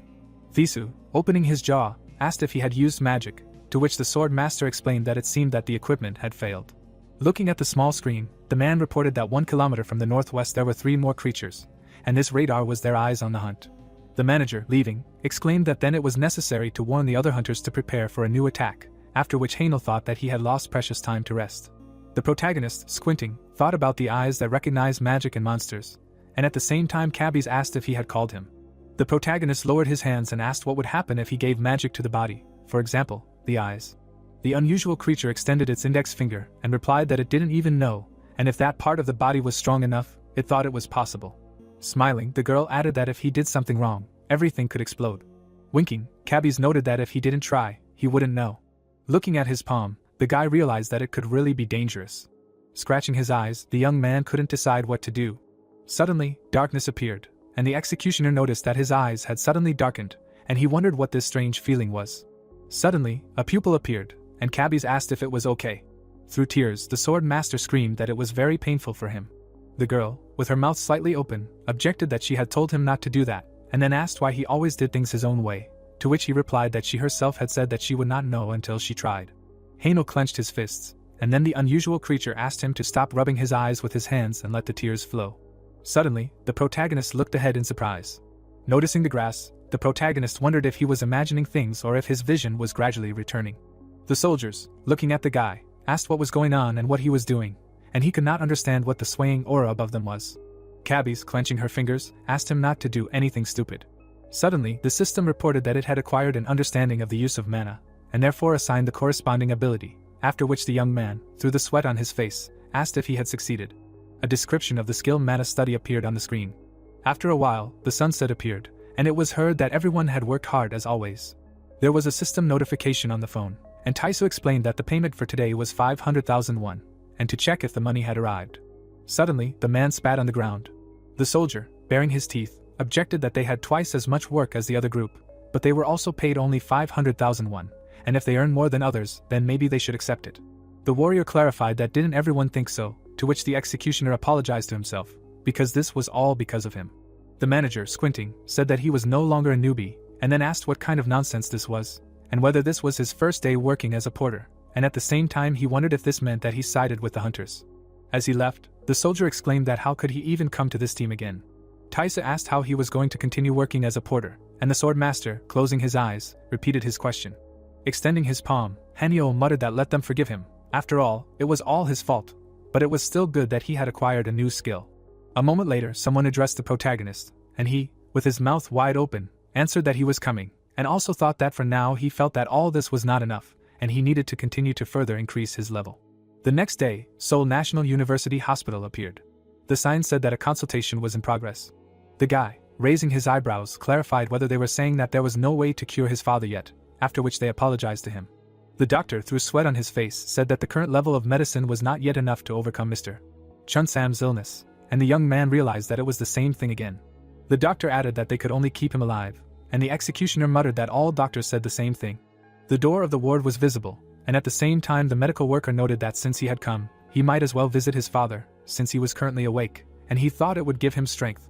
The man raised the corners of his lips when he heard that his son had come. Sitting down, Jun-sam said that they had not seen each other for a long time. Suddenly, Enro appeared. The sword master placed his palm on his father. Sadly lowering his gaze, Yahello thought that his father looked tired. The man, squinting, asked why he had come again. Closing his eyes, the protagonist replied that he wanted to say that he had found a job at a good company, and muttered that in fact, he risked his life during the day working as a porter, and also worked as an executioner in the evening. The bed was visible, and at the same time the protagonist added that he now had a job outside the office for a short time, and a little later he would have to meet with a client again, after which he whispered that he was already sick, and so there was no need to worry about him. Crossing his palms, Sam said that when did he manage to grow up so much that he was already talking about work, and thought that now it would not be so hard for him if he were gone. Through the sweat on his face, the young man exclaimed that he was saying such a thing, and asked him not to say such a thing, because he had not yet managed to give him a good life. The teenager touched his father's fingers, and his father said that he thought that such a worthless old man like him was only preventing him from building his own life. An unusual aura enveloped the executioner's hand, and he said that at that moment, from the sudden emotions that had swept over him, his magic was transferred to Sam. Blood particles appeared, after which the unique hunter added that through the veins, penetrating every cell of his body, led to an unexpected outcome. The sword master lowered his head, and it was heard that one way or another, seeing him for the first time in a long time somehow magically gives him strength. Suddenly, Hainel's eyes bulged in surprise, and it was said that thanks to the transfer of mana, an understanding of the ability to restore vital energy appeared, and the corresponding skill was also assigned. A moment later, a screen appeared in front of the protagonist. Raising his eyebrows, the protagonist asked Cabbies if she could see this now too. The father, squeezing his fingers, asked again about Cabbies, to which the guy confusedly replied that nothing like that. Opening his mouth, the young man explained that he was talking to himself about work, and then muttered that he was so surprised that he opened his mouth without knowing it. The man narrowed his eyes and asked if he was making things too hard for him, since he was starting to worry, and his son said that everything was fine and asked him not to worry. His clothes were visible, and at the same time, Sam noticed that he was getting sleepy again, and the teenager then said that he should not overexert himself and rest. Smiling, the executioner said that he would drop by to see him again, and also thought that his father wanted to sleep anyway. Closing his eyes, the close relative exclaimed that seeing him after a long time made him sleepy. Raising his eyebrows, the hunter said that if he could wait a little longer, he would have to see his face for the rest of his life. A moment later, his father, lifting the corners of his lips, fell into a deep sleep. Suddenly, Cabbies, grinning, asked if she had been called, to which the sword master asked if she could explain in more detail about his new ability. A system notification appeared, which stated about the healing effect, namely, by transferring mana, it is possible to heal external damage and restore vitality. Hainel, through sweat on his face, asked if he could cure his father's illness with this ability, to which he received the answer that she was not sure, and it seemed to her that this skill alone would not be enough. Winking, the unusual creature added that, however, if he continued to develop this ability and acquired new ones, then curing his father would no longer be a problem. Squinting, the protagonist said that he understood. Suddenly, a nurse entered the room, apologized for coming in, and explained that visiting hours were over. As he left, the protagonist thought that his father should be patient a little longer, because he would definitely find a way to cure him. The guy bit his lips sharply. Suddenly, the young man raised his head. A hooligan stood in front of him. The bandit, baring his teeth, turned to the teenager. The villain raised his eyebrows and noted that they hadn't seen each other for a long time. The girl opened her mouth wide and asked who these gentlemen were. Hugging the executioner, the bandit asked if the pretty nurse was talking to him like that and if they knew each other. Clenching his jaw, the hooligan said that it would be great if he quietly followed them, otherwise he knew what would happen. Smiling, the hunter replied that she shouldn't worry, because they were just his acquaintances. Frowning, the villain asked if she had heard, because he and Hainel had business. A second later, the guys walked away from the doctor. Suddenly, it seemed like one of the bandits was beating the sword master. The hooligan, holding the phone in his hand, asked him to go easy and not to hurt him too much. The villain, looking at the screen, said that this daredevil hadn't even read the last messages, and then asked if he thought they would leave him alone so easily. The protagonist opened his mouth and said that he had sent them everything last time. The man leaned over and explained that it was the principal amount, and that this month he had raised the interest. The protagonist lowered his eyebrows and shouted that they hadn't even told him that. The bandit sighed heavily and said that it was all written down in the promissory note. Clenching his fist, the guy called them swindlers. The hooligan, with his hands in his pockets, asked if he thought that in his situation he shouldn't make such statements, and that he should think about his father, who was currently in the hospital. The villain added that he didn't think the young man could do anything about it, which made him frown angrily. The man raised the corners of his lips and said that from now on he had 7 days. The bandit asked if the executioner understood what would happen to his dear father if he didn't return the money on time, to which the man, narrowing his eyes, called him a bastard. The bully remarked to his partner that this idiot seemed to be still not in his senses and that he should help him, and at that moment, the latter, flexing his fists, responded positively. After some time, the hunter, sitting near the garbage, thought about why everything was happening this way. Looking down, the sword master muttered that he was trying to help his father by paying for the hospital expenses, but in the end, he was only putting him in danger. Looking at his hands, Hainel thought that if he could not pay off his debts within a week, after which he did not understand that even if he did pay, then what then? The protagonist suddenly clenched his fingers. Opening his mouth wide, the protagonist shouted that it was very easy. Raising his head, the guy exclaimed that he just needed to try. Sitting at the computer desk, the young man said that he had shouted exactly that at that moment. The teenager typed in the search engine about the procedure for registering with the Hunters Association, and also realized that he did not have much time. Touching his wrist, the executioner said that in order to return the money in such a short time, he would have to go hunting with monsters, and therefore wanted to officially join the association, but the registration procedure was very complicated and he had no time at all. Continuing to touch himself with his fingers, the hunter said that he did not think that by officially becoming a hunter, he would be able to earn the amount he needed in a week. Opening his mouth, the sword master noted that the wound was indeed healing. There was a clock on the wall, and then Hanel exclaimed that what he could do now was put his life on the line and indulge in gambling. After some time, shops near the supermarket appeared. A small sign was visible. Moving his feet, the protagonist said that his body was shaking. Standing in a dark alley, the protagonist decided to act. Introducing the soldiers, the guy said that the Hunters Association is a kind of national certification body for awakened ones, which was created 28 years ago during the World War, by a group of active hunters. A personal card was shown, and the youth continued that in this organization, hunters are given a registration card and a license, and registered hunters also receive various privileges. The warriors stood in combat stances, after which the teenager explained that awakened ones who join the Hunter Association receive permission to legally exterminate monsters, and thanks to the connections with the institution as a porter, the organization also deals with the transportation of monster materials. An unusual artifact was visible, and then the executioner added that in particular, these are valuable materials, such as a magic stone, and they are usually used for high-tech industrial or military purposes, and trading them outside the association is strictly prohibited, but of course, this only happens if all of them belong to the organization.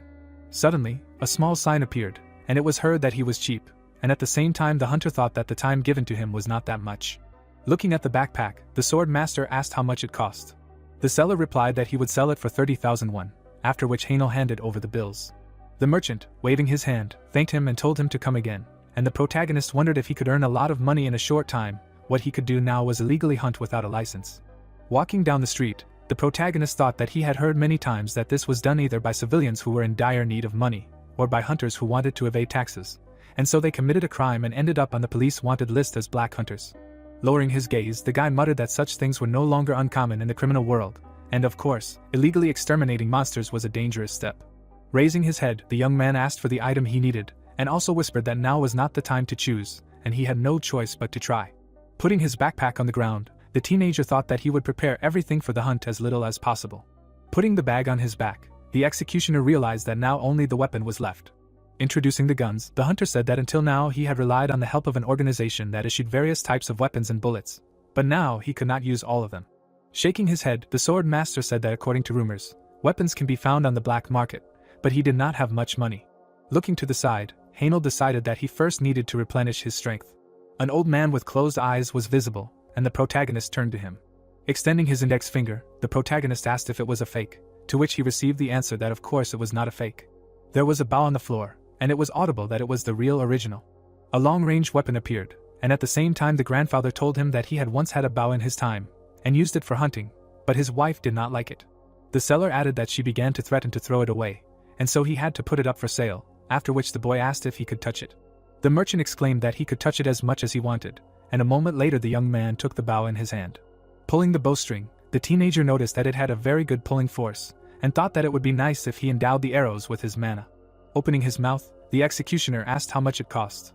Raising his head, the old man replied that he was giving 2 more bundles of arrows in the set, so the total would be 150,000 won. With his mouth wide open, the hunter was very surprised, after which the grandfather asked if he thought it was too cheap. Opening his wallet, the sword master muttered that 150,000 won was his monthly food expenses.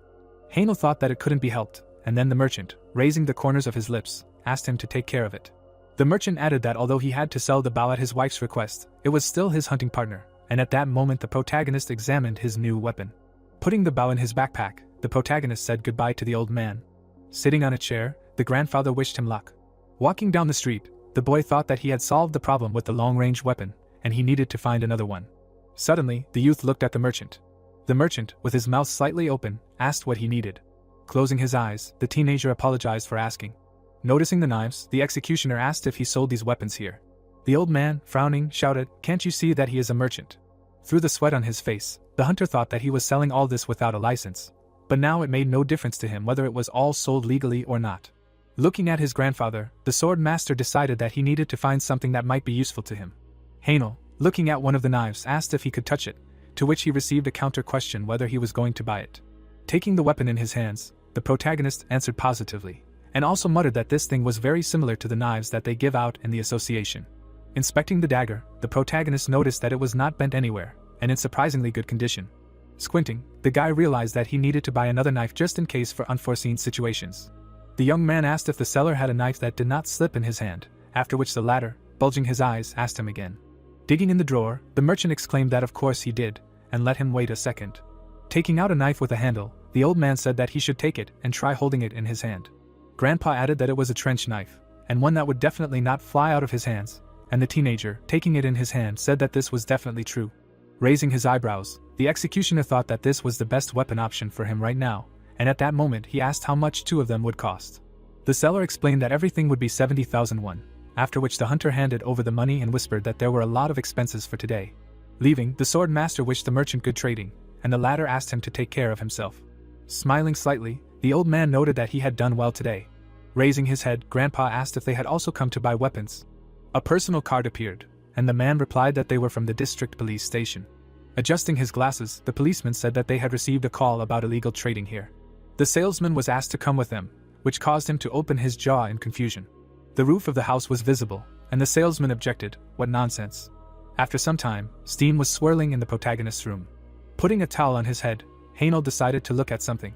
Looking at the backpack, the protagonist said that all the things were packed, after which he wondered how he could avoid getting caught at the checkpoint. Crossing his arms, the guy said that the car was given out by the association, but he could not use it now. A moment later, the young man said that there was one way, and he needed to get the car himself, and then wrote in the search bar about renting a truck for hunting monsters. With his eyes bulging, the teenager was very surprised by the rent per day of 500,000 won, and asked why it was so expensive. Moving the computer mouse across the table, the executioner noted that these were improved trucks, but still somehow too expensive. Pressing the pay button, the hunter said that since he was going hunting, there was nothing he could do. Through tears, the sword master said goodbye to his 2 months' rent for the apartment. There was a clock on the wall, and Yahello said that he now had a car too. Lying on the bed, the protagonist thought that he seemed to have prepared everything. Taking out his phone, the protagonist exclaimed that there was still something left. Lights were on in several windows of the building. A small envelope appeared. The boss was sitting in his chair. Looking at the guy, the chief clarified what it was. A white sign was visible, and at the same time the manager asked if the young man had the courage to be late, and whether he thought that since he had started doing his job well, everything was now possible. The director abruptly touched the letter. Tearing the paper, the man asked if he thought that having brought him a letter, he would read it. A moment later, the boss narrowed his eyes. Straightening his jacket, the boss muttered that quite often, some brats, whom he couldn't stand, handed him letters, and he was sure that in them they asked him for help. Suddenly, the boss sighed heavily. Looking at the frightened teenager, the director added that every time in such a situation, he simply tore these letters into small pieces right in front of them, so that they would not show off anymore. There were pieces of paper on the table, and the man explained that this is why they left after some time, but it didn't matter, since there were enough workers anyway. Clenching his jaw, the boss thought that he would let this guy experience the bitterness of life, after which the executioner asked what he was doing. Keeping his hands in his pockets, the hunter said that it was his resignation letter, to which the boss angrily asked him again. The sword master closed his eyes and asked if his ears were blocked, since he said it was a resignation letter, and if he thought they would write him any other letter besides this one. Yahello said that he shouldn't flatter himself, which made the director's face look confused. Raising his palm, the director asked how he dared. The protagonist sighed in displeasure. The protagonist grabbed his wrist sharply. Looking forward, the boy exclaimed that he had come to talk to him, and that he should stop swinging his fists. The young man continued to hold the director's hand, and the latter wondered if he should have a lesson. Suddenly, the boss bared his teeth menacingly. Swinging his fist, the director called the teenager a loser. The director hit the executioner in the face. Grabbing the man's wrist, the hunter noticed that he had hit him first. The boss's eyes widened in bewilderment. A moment later, the sword master began to lift the director. Yahello unexpectedly knocked the director over. A second later, someone opened the door and asked what all the noise was about. An employee entered the room and asked what had happened. The protagonist turned around and greeted him. The director lay with his mouth open, and at the same time, the protagonist explained that this run had raised his hand against him, and that was why he had hit him back. The guy started picking up pieces of paper. Suddenly, the young man shoved the trash into the boss's mouth and said that it was a resignation letter, and he had to accept it from him. The teenager added that he should behave well, and the man, through the sweat on his face, asked if this was a rowdy behavior now. Looking at the executioner swinging at the boss, The employee thought that he was more dangerous than he seemed. The night sky was visible. Stretching his arms, the hunter noted that he knew that this would happen, and also added that he had suffered a lot from him. There were gnats flying around the lantern, and the sword master said that one way or another he would no longer be able to live as before. Clenching his fist, Yahello explained that his main task now was to hunt monsters. Suddenly, the protagonist caught a hook. Opening his mouth, the protagonist wondered if these were the executioner's hooks. There were several hooks lying on the ground, after which the guy could not understand why they were left there, and whether they wanted to throw them away. Standing in place, the young man thought about whether he should take them with him. After some time, the daytime sky appeared. There was a small mug on the floor. The teenager, removing the bandage, said that everything had already healed. A moment later, the executioner threw it away. Looking in the mirror, the hunter decided that he needed to go. The sword master raised his eyebrows when he heard how he was addressed. The guy, holding out a small map, said that he was from a transport rental company, after which he asked if he had rented a truck to hunt monsters, to which he received a positive answer. The transport company employee asked if he could check his ID, and then Yahello handed him the document. The young man extended his palm and said that he should follow him. Standing next to the car, the boy explained that it was his car. A second later, the employee took out the keys. Holding a tablet in his hand, the young man mentioned that if the rental time exceeded 24 hours, he would have to pay an additional amount.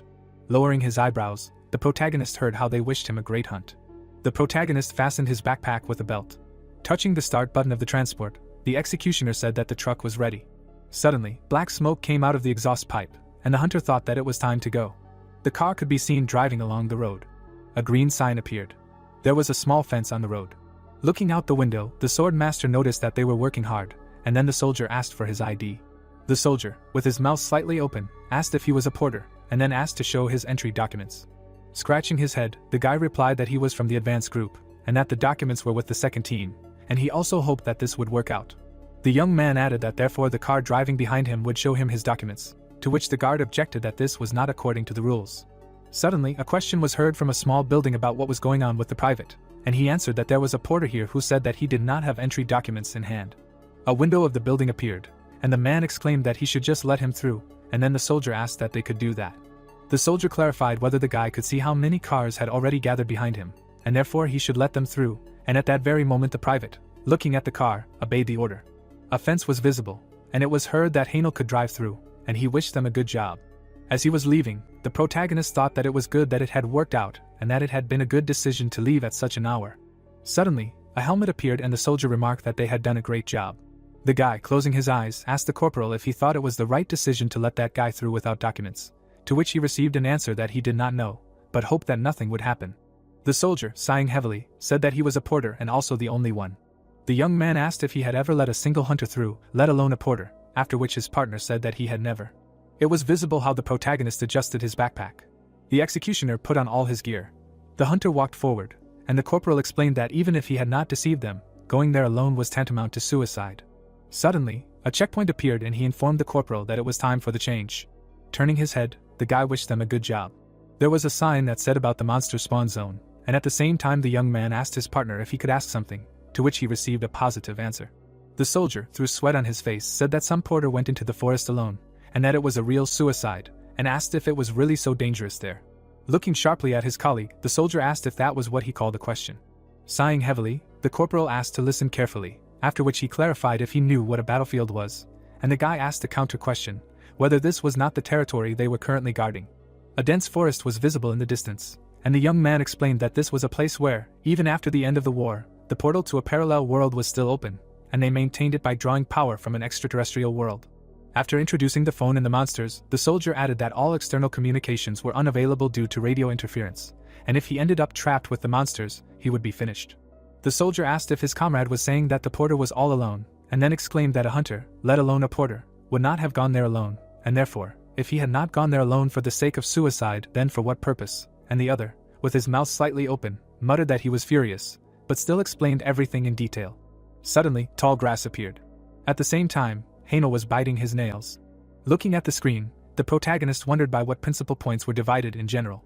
Raising his hand, the protagonist said that he would have to hunt, relying on his abilities, and then asked if he could distribute 10 points to strength and 10 to magic. A system notification appeared, in which the guy's characteristics were written, and the points were distributed. The young man thoughtfully lowered his gaze. The artificial intelligence reported that the distribution was complete, and was reconfiguring the abilities.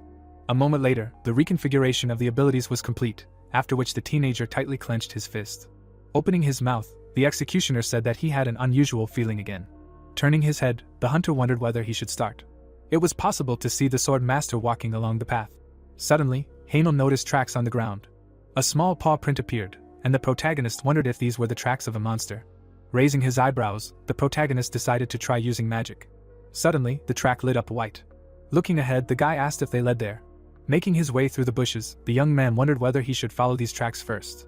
A second later, the teenager looked down. Suddenly, someone jumped out of the grass. The executioner opened his jaw in surprise. The hunter quickly reached for his knife and wondered if the enemy was behind him. The sword master quickly parried the enemy's attack. The monster was clutching the blade of the dagger with its claws. It was visible how the knife began to slip out of Yahello's hand. The protagonist clenched his jaw in confusion. A moment later, the weapon fell to the ground. Looking at the terrible monster, the protagonist wondered if this creature was Volax. Through the sweat on his face, the guy thought that it was obvious that he was a low-ranking monster, but he would not be able to use a bow at such a distance.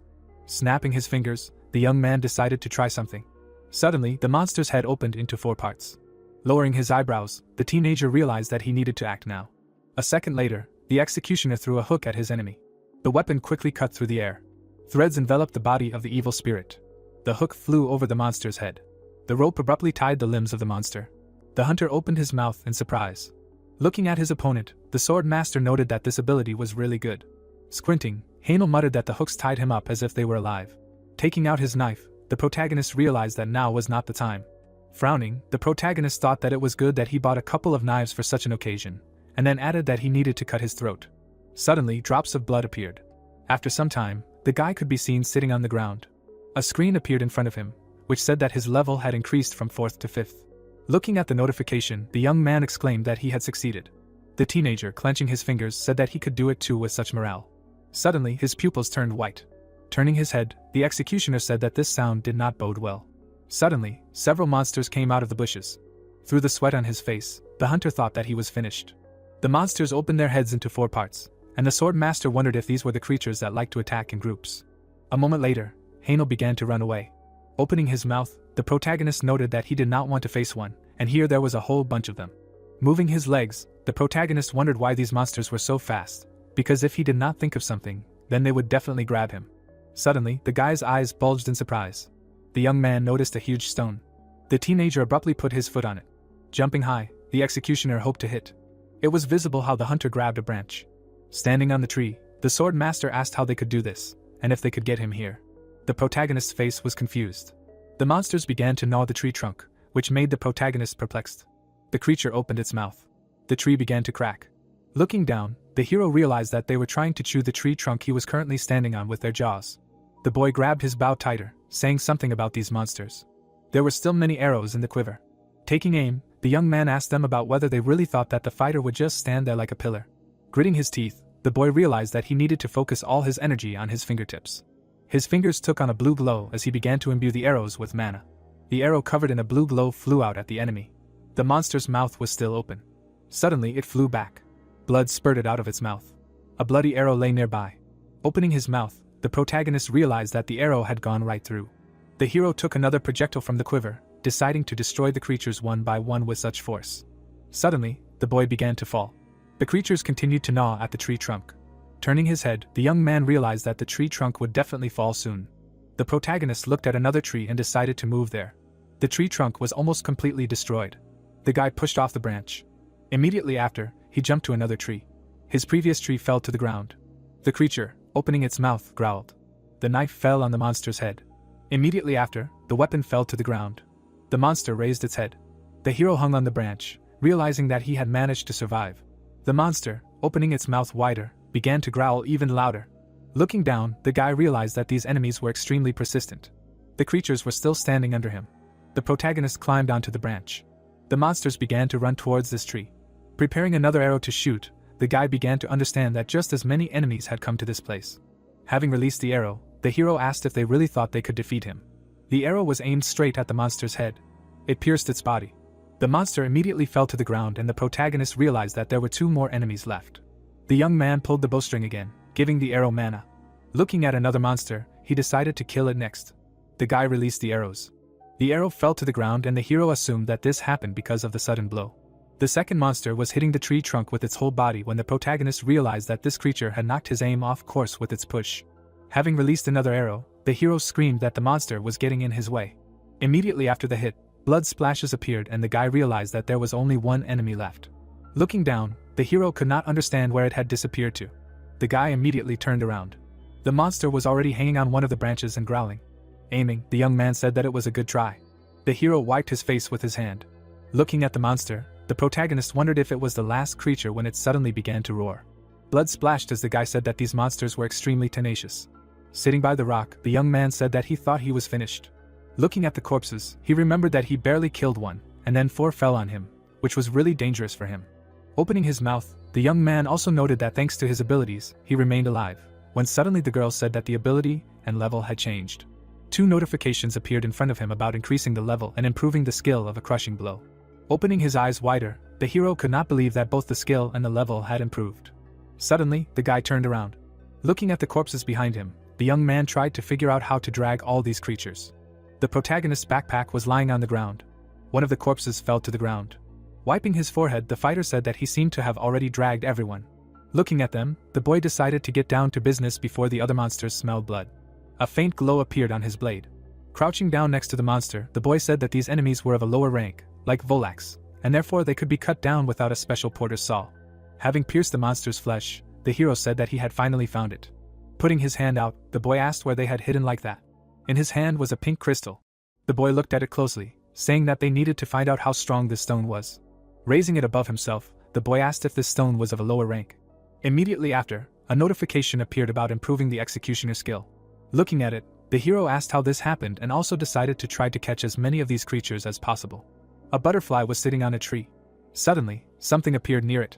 It was a hook. Suddenly, another monster appeared. The rope immediately tied it up. The guy grabbed it with his hands. Gritting his teeth, the young man wanted to pull the enemy towards him. The hero began to pull the rope. The monster was lying on the ground. Suddenly, the young man lifted it into the air. Immediately after, he let go of one hand. The monster's body flew into the trunk of one of the trees. A cloud of dust rose from that place. The monster was lying on the ground when the protagonist thought that he succeeded the first time, as expected. Suddenly, another monster appeared behind him and growled. The hero, turning around, asked why another creature appeared so suddenly. It approached him. The guy pushed away, realizing that in such a situation it would be better to step back first. The hero stepped back, deciding to first dodge the attack. His hand again took on a blue glow when he had to endow the knife with mana. Immediately after, the protagonist used a crushing blow on the enemy. Blood spurted from his mouth and the guy realized that everything worked as it should. Looking down, the young man realized that he had already gotten the hang of it. His hand was still covered in that glow as he thought about how he had finally figured out how to act. The treetops were visible. There was a bag lying on the ground. There was a chest with crystals nearby. Looking at the system window, the hero realized that he had been hunting all day and had already reached level 8, and realized that it was rising much faster than expected. In front of him was a window with characteristics as he said that his mana compulsion and control skill had also increased to rank E and new skills had also appeared. His gaze was fixed on the chain master and pierced skills. Crossing his arms over his chest, the young man called out to cabbies. Smiling, the girl listened to his question about whether she could show him detailed information about the new abilities and answered affirmatively. 2 windows appeared in front of him, in which each of the skills was described. Opening his mouth, the hero asked if they were some kind of passive abilities. There were still corpses of monsters lying on the ground when the protagonist said that everything was clear to him, because today he had killed about 30 Volaxes and that's why he had such abilities, and the assistant agreed with him. The hero looked at the characteristics window again, getting ready to ask something. Opening his mouth, the guy asked where he should now transfer the points. The girl stood next to the corpse when the young man thought that in most cases he had to rely on magic, and therefore he could increase the mana reserve. Raising his hand to his chin, the hero also realized that in order to better use his own skills, he also needed to increase the strength and constitution characteristics. Looking at the system window, the young man decided to distribute 5 points to each of their characteristics, in addition to luck. Suddenly his hair stood up and he realized that this was the same feeling when a voice was heard saying that the distribution was complete and the abilities were being reconfigured. Looking at his hand, the guy said that it was extremely strange to feel how his body was changing so quickly in real time. The hero turned around. Looking at the corpses of the monsters, the young man tried to figure out what to do with them. Opening his mouth, the protagonist asked if they could finish for today. A barrier appeared. The soldier, opening his mouth, said that they needed to conduct an inspection and asked if the guy would allow them to show them an ID and let them check the truck, The same one answered affirmatively. The young man opened the back of the car. There were many corpses of monsters lying there, and the soldier noted that he had caught a lot of them. Holding the card in his hand, the protagonist explained that he did not have to catch them. Looking at one of the monsters, the soldier said that the hero showed them entry documents on the way here and asked if he was carrying someone alive among all these creatures. The same one answered negatively. Turning around, the guard said that everything was fine, and his comrade allowed him to drive through. Rubbing the back of his head, the young man wished them a good job. Closing the door, he realized that everything went well. Fastening his seatbelt, the hero realized that the military only checks documents at the entrance, as expected. The car was parked in front of a barrier. Driving away, the hero realized that the next time he has to go here, he will have to become an official hunter. The forest appeared. The shovel was stuck in the ground. The truck bed was open. The monster's body fell into the hole. Wiping his forehead, the protagonist said that first he needed to bury the corpses of these monsters to avoid suspicion at the checkpoint, and asked himself if this was the last one. Standing near the car, the young man said that it was all for the money, and since he had to do it all illegally, no one would buy these monsters from him at the plant. Grabbing a shovel, the guy understood that if a mistake was made and he was exposed, he would definitely go to prison. Taking the shovel in both hands, the young man also realized that he still had no other choice. Digging a hole, he said that he needed to work. The door opened. The young man put his hand on the switch. The backpack fell to the floor. A mattress appeared. The hero was already lying on the bed, realizing that he had finally returned home. Night had already fallen over the city. The guy was still lying on the bed. His face was buried in the pillow. A phone was lying near his hand. The hero took it in his hand, trying to figure out what time it was. The time appeared on the phone. The houses on the mountain appeared and the hero realized that he had been lying around all day. There were dishes in the sink when the protagonist said that after returning home yesterday he slept for 20 hours. Something was hanging on the clothes dryer and the guy noted that he had used up a lot of mana during his hunt. Wiping the stone, he wondered if he had overdone it. Immediately after, the stone went into the box. Crossing his arms over his chest, the young man tried to figure out what to do with them now. Looking at the stones, the guy said that he knew that each of these magic crystals was worth several million won and therefore, if not sold, they would be of no use. There was also a bow by the wall, and the hero realized that the factory would not buy the stones that were collected illegally. Imagining himself in handcuffs, the guy realized that if he was caught doing all this, he would immediately be sent to prison. Opening his mouth, the protagonist said that no matter how much he thought, he could not find a way to sell these stones and also that he was not sure that he would be able to sell them on some black market. Looking at his phone, the guy said something about the black market and suggested that a certain person could help him. The hero looked away when he was called out. Taisu, raising his hand, asked how the young man was doing. Hugging him, the man asked why the guy needed such an old man in the middle of the night. They went inside the tent when the manager said that they should first go inside to talk. There was a table inside. Sitting opposite, the man said that he had already told him how many times he almost lost his life on the battlefield. Taking the glass in his hands, the interlocutor explained that if it hadn't happened then, they wouldn't be sitting here now, while the hero tried to figure out how to start the conversation. With his mouth slightly open, the young man said that he was glad that everything worked out, wondering whether it was worth telling him this now at all. The manager still had the glass in his hand when the protagonist realized that he was deceiving this man.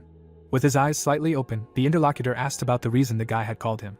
They were sitting opposite each other when the manager said that he didn't think that he had decided to meet him just to have a drink together, because he had been kind of nervous all this time that they were here. With his mouth wide open, the hero listened to the man's question about whether he wanted to tell him about his power after waking up. Looking at him, the young man asked if he knew about it all this time, while Taisu explained that he had been living in this world for a long time and therefore it was impossible not to notice. Remembering the lizard, the hero listened to him say that he had started to suspect that something was wrong back when he had managed to kill that silver-scaled monster all by himself. Sitting in front of him, the boy apologized for not telling him, and the other man said that everything was fine and he was just wondering when he would tell him about it. Putting his hands on the table, the manager asked if it was really great to be awakened and also how this had happened to him. Putting his hand in his pocket, the boy said that there was a reason why they were sitting here. The man, looking at the package, asked what it was. Inside was a magic stone. The glass fell on the table. Taking it in his hands, the manager said that the boy should explain in more detail where he got this stone. The man exhaled when the hero told him about everything that had happened to him since he had become awakened. Holding a glass, Taisa said that the guy urgently needed to pay the debt, but he did not have time to officially register as a hunter, so he decided to become a hunter illegally and asked if this was all he wanted to tell him. Closing his eyes, the protagonist answered in the affirmative, realizing that he did not stutter about the fact that he happened to become a unique awakened, since he did not want to make their conversation even more tedious. Bowing his head, the man said that he now understood what the young man had been doing all this time. Opening his mouth, the guy apologized, and the interlocutor replied that everything was fine, because he did not have the opportunity to choose whether to be in such a situation or not. Looking at him, Taisa asked if he wanted to hear from him about the black market, to which he answered in the affirmative. Lowering his gaze, the young man explained that he did not know anything about all this, and it seemed to him that the interlocutor could tell him something. The man crossed his arms over his chest. Raising his hand, he asked if he could borrow a pen and paper from the owner, who replied that he would bring it right away. The manager was writing something on a piece of paper.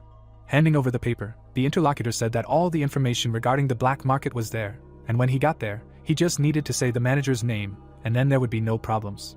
The guy looked at the piece of paper when the man explained that this was the last time he would help him, because they would not need to see each other anymore. Getting up from his chair, he said that in that case he would go first. Looking down, Taisa said that the young man should succeed. Bowing his head, the hero said that he was in his debt to him. Waving his hand, the man wished him luck. The young man put his hand on the piece of paper. The protagonist went outside. A certain sign appeared. Standing in front of the door, the hero understood that according to Taisa's words, this was the right place. The guy went down the stairs. There was another door ahead. Looking at it, the hero realized that it was iron. Immediately after, the young man knocked on it. A small window in it began to open. Looking there, the hero heard the words of a certain person saying that there was no place for people like him here and that he should get out. Looking through the door, the guy said that he came from Taisu, realizing that judging by the reaction of this person, this was the place he needed. The door began to open.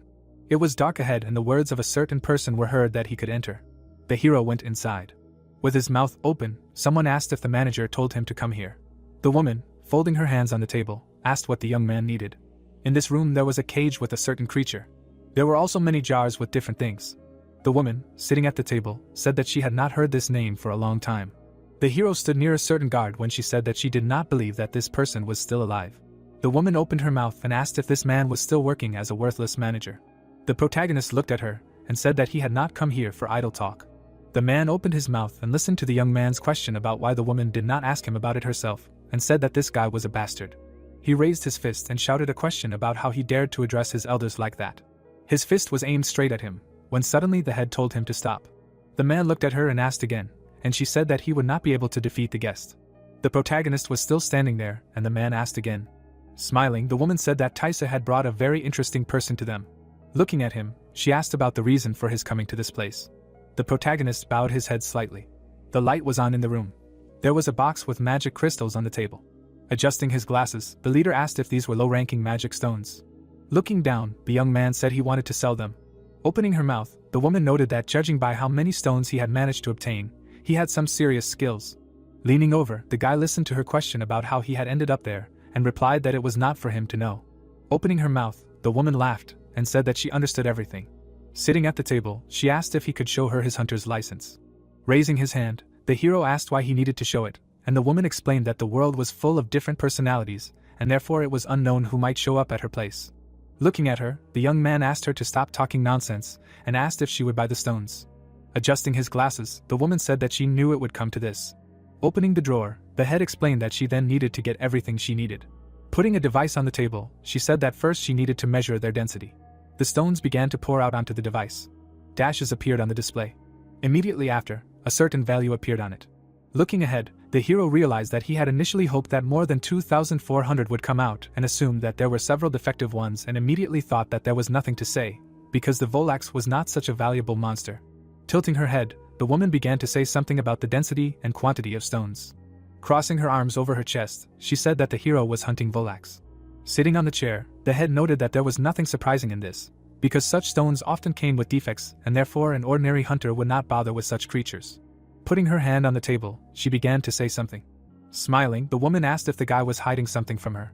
Frowning, the protagonist asked if she would buy the stones from him, and she replied that she would definitely buy them from him. With her eyes widened, she said that she would only give 8 million won for them. The hero asked again, slamming his hand on the table. Bending over in front of her, he shouted a question about who she was trying to fool, because surely she didn't know how much these crystals were worth now. The man, flexing his fist, said that his patience had already snapped. Opening his mouth, the leader again ordered him to stop. Tilting his head, the big guy tried to say something. Looking at her, the young man didn't understand what this strange feeling was. Smiling, the woman asked where they had left off, and the protagonist thought that everything around him seemed to have frozen. Looking at him, the leader asked if she should repeat it again, and the hero answered negatively and apologized. Adjusting her glasses, she asked if they had talked about the price of these stones, while the protagonist tried to figure out who this old woman really was. Tilting his head, the young man listened to her words about what she knew about the real price of these stones. They were still lying on the device when the leader said that she meant how much the Hunter Association would buy these crystals for. Opening her mouth, she said that this would never do, especially for an unofficial hunter. Smiling, the old woman asked if she had guessed right with this fact. The hero, wide-eyed, realized that this woman saw right through him when she said that it was written all over his face. Opening her mouth, the leader also said that he most likely collected these stones illegally, and there was hardly any place where anyone would buy them from him except here. Tilting his head, the guy realized that he was in trouble when the woman asked about what they would do in such a case. Suddenly, rolled-up money began to fall. The protagonist looked at it as the leader said that there were 8 million won. The young man picked up one of the rolls, realizing that she had dropped it a lot, but he didn't know when he had last held a larger amount in his hands. His eyes turned pale as he asked if the bills were counterfeit. Holding her hands in front of her, the woman said that they had long since severed ties with Taisa and it would be nice to do business with him again. Looking at her, the hero asked if she really thought he would have to come here again, and she called him a shameless, impudent person. Looking at him, the old woman noted that if she were a little younger, she would have killed someone like the protagonist due to her lack of upbringing. Bowing her head, the guy asked if she had enough confidence now and added that she should have killed him earlier. Turning around, the hero said goodbye to her, and the head of the house called him impudent. The man, holding a mug, said that this man was a real rude guy. The shelf in the table was still open. There was a photo of a soldier with a girl, and the head of the house said that back then it was still a good time. The protagonist stood at the ATMs. He put his card in one of them. Immediately after, the guy picked up the phone. The young man sent a message that he had finally sent the entire amount, and the bandit should not approach him anymore. Walking along the dark street, the hero tried to understand if he had managed to put out this sudden fire. There was a black and red lettering on the top. Someone was nervously tapping their finger on the table. Kalman's sweat dropped as he looked at his interlocutor. A message about a money transfer was visible on the phone screen. Gukyeon looked at the phone, asking how the protagonist was able to collect so much money. He gritted his teeth and added that it was impossible to earn so much in 3 days, even if he worked at a high hourly rate. The blonde closed his eyes and assumed that the boy took out a loan from the bank, but his companion shouted that in that case, he wouldn't ask them for money. Kalman looked at the thug in shock, who asked him to find Henyo and find out everything. The man took the book. He threw it at his companion's head, shouting that they could take even more money from him if they found out how he earned it. Someone was running ahead. The boy grabbed the handrail while someone shouted loudly at him to stop. He opened the door and ran out. The vital signs were displayed on the screen. The patient was wearing an oxygen mask. The nurse closed her eyes, breathing heavily. The boy looked at the patient, asking the girl how this happened. She sweated and replied that 2 days ago, Chung Sam's condition was normal, but 14 hours had already passed since he fell asleep yesterday. The man lay with his eyes closed, while the nurse said that at this point, he had not regained consciousness for more than 20 hours. Yahello opened his mouth in shock when the girl said that the doctor in charge had advised him to mentally prepare himself. She frowned and added that all was not lost. The boy sat by the bed and asked if he could be alone with his father. The girl froze, looking at him silently. Then she nodded and agreed. The door of the ward closed loudly. The nurse leaned against the wall and exhaled loudly. In the corner stood a wilted flower. The protagonist gritted his teeth and thought that he had failed to keep his promise to heal his father with his own strength. He lowered his head and called out to cabbies. The spirit immediately appeared next to him and mentioned a healing skill. The protagonist took his father's hand. The girl sweated and asked what the boy was going to do. He gritted his teeth and a white glow appeared around him. He decided to never give up. The spirit raised her hand to her face in fear. The protagonist frowned, putting all his strength into the healing process. A loud beeping sound came from the screen with green lines. The boy's hands were sweating. Cabbies looked at him and warned him not to use too much of his mana. Yahello gritted his teeth and opened his eyes wide. He then fell onto the bed and let out a loud, painful groan. The spirit raised her eyebrows in fear, looking at the boy. The protagonist pressed his hand tightly to his mouth. Sweat was pouring down his skin, while the girl watched him tensely. He opened his mouth and said that everything was fine.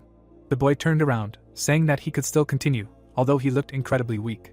Cabbies looked down, not believing his words. Yahello gritted his teeth and put in some more effort, changing the skill level. A blue flash flashed. A system notification about the skill level increase appeared in front of the hunter. He sweated, looking at it in confusion. Then his eyes turned white, and he began to fall down. A nurse entered the room and asked how the protagonist was doing. The boy was lying on the floor, trembling. White foam was flowing out of his mouth. The girl dropped her notebook on the floor. She raised her hands and screamed loudly in fear. There was a daisy growing in a pot. The boy's eyes were closed. Then he suddenly opened them. Yahello sat up abruptly, letting out a loud scream. He was in a hospital room. He turned around. Cabbies was sitting next to him, who said that he woke up quite quickly. She closed her eyes and said that the protagonist had overexerted himself and had been unconscious for 2 days. The young man shuddered in shock when he heard this, and the spirit added that the nurse had immediately carried the hunter here after he lost consciousness. Cabbies furiously frowned and screamed that she had warned the young man that it was dangerous. She crossed her arms and said that this time she would turn a blind eye to it, because everything had ended well. The young man broke out in a sweat and asked if everything had ended well. The spirit pointed at the nurse and said that she would explain everything in detail herself. The girl opened her mouth in fear, looking at the patient. Yahello smiled awkwardly and greeted her.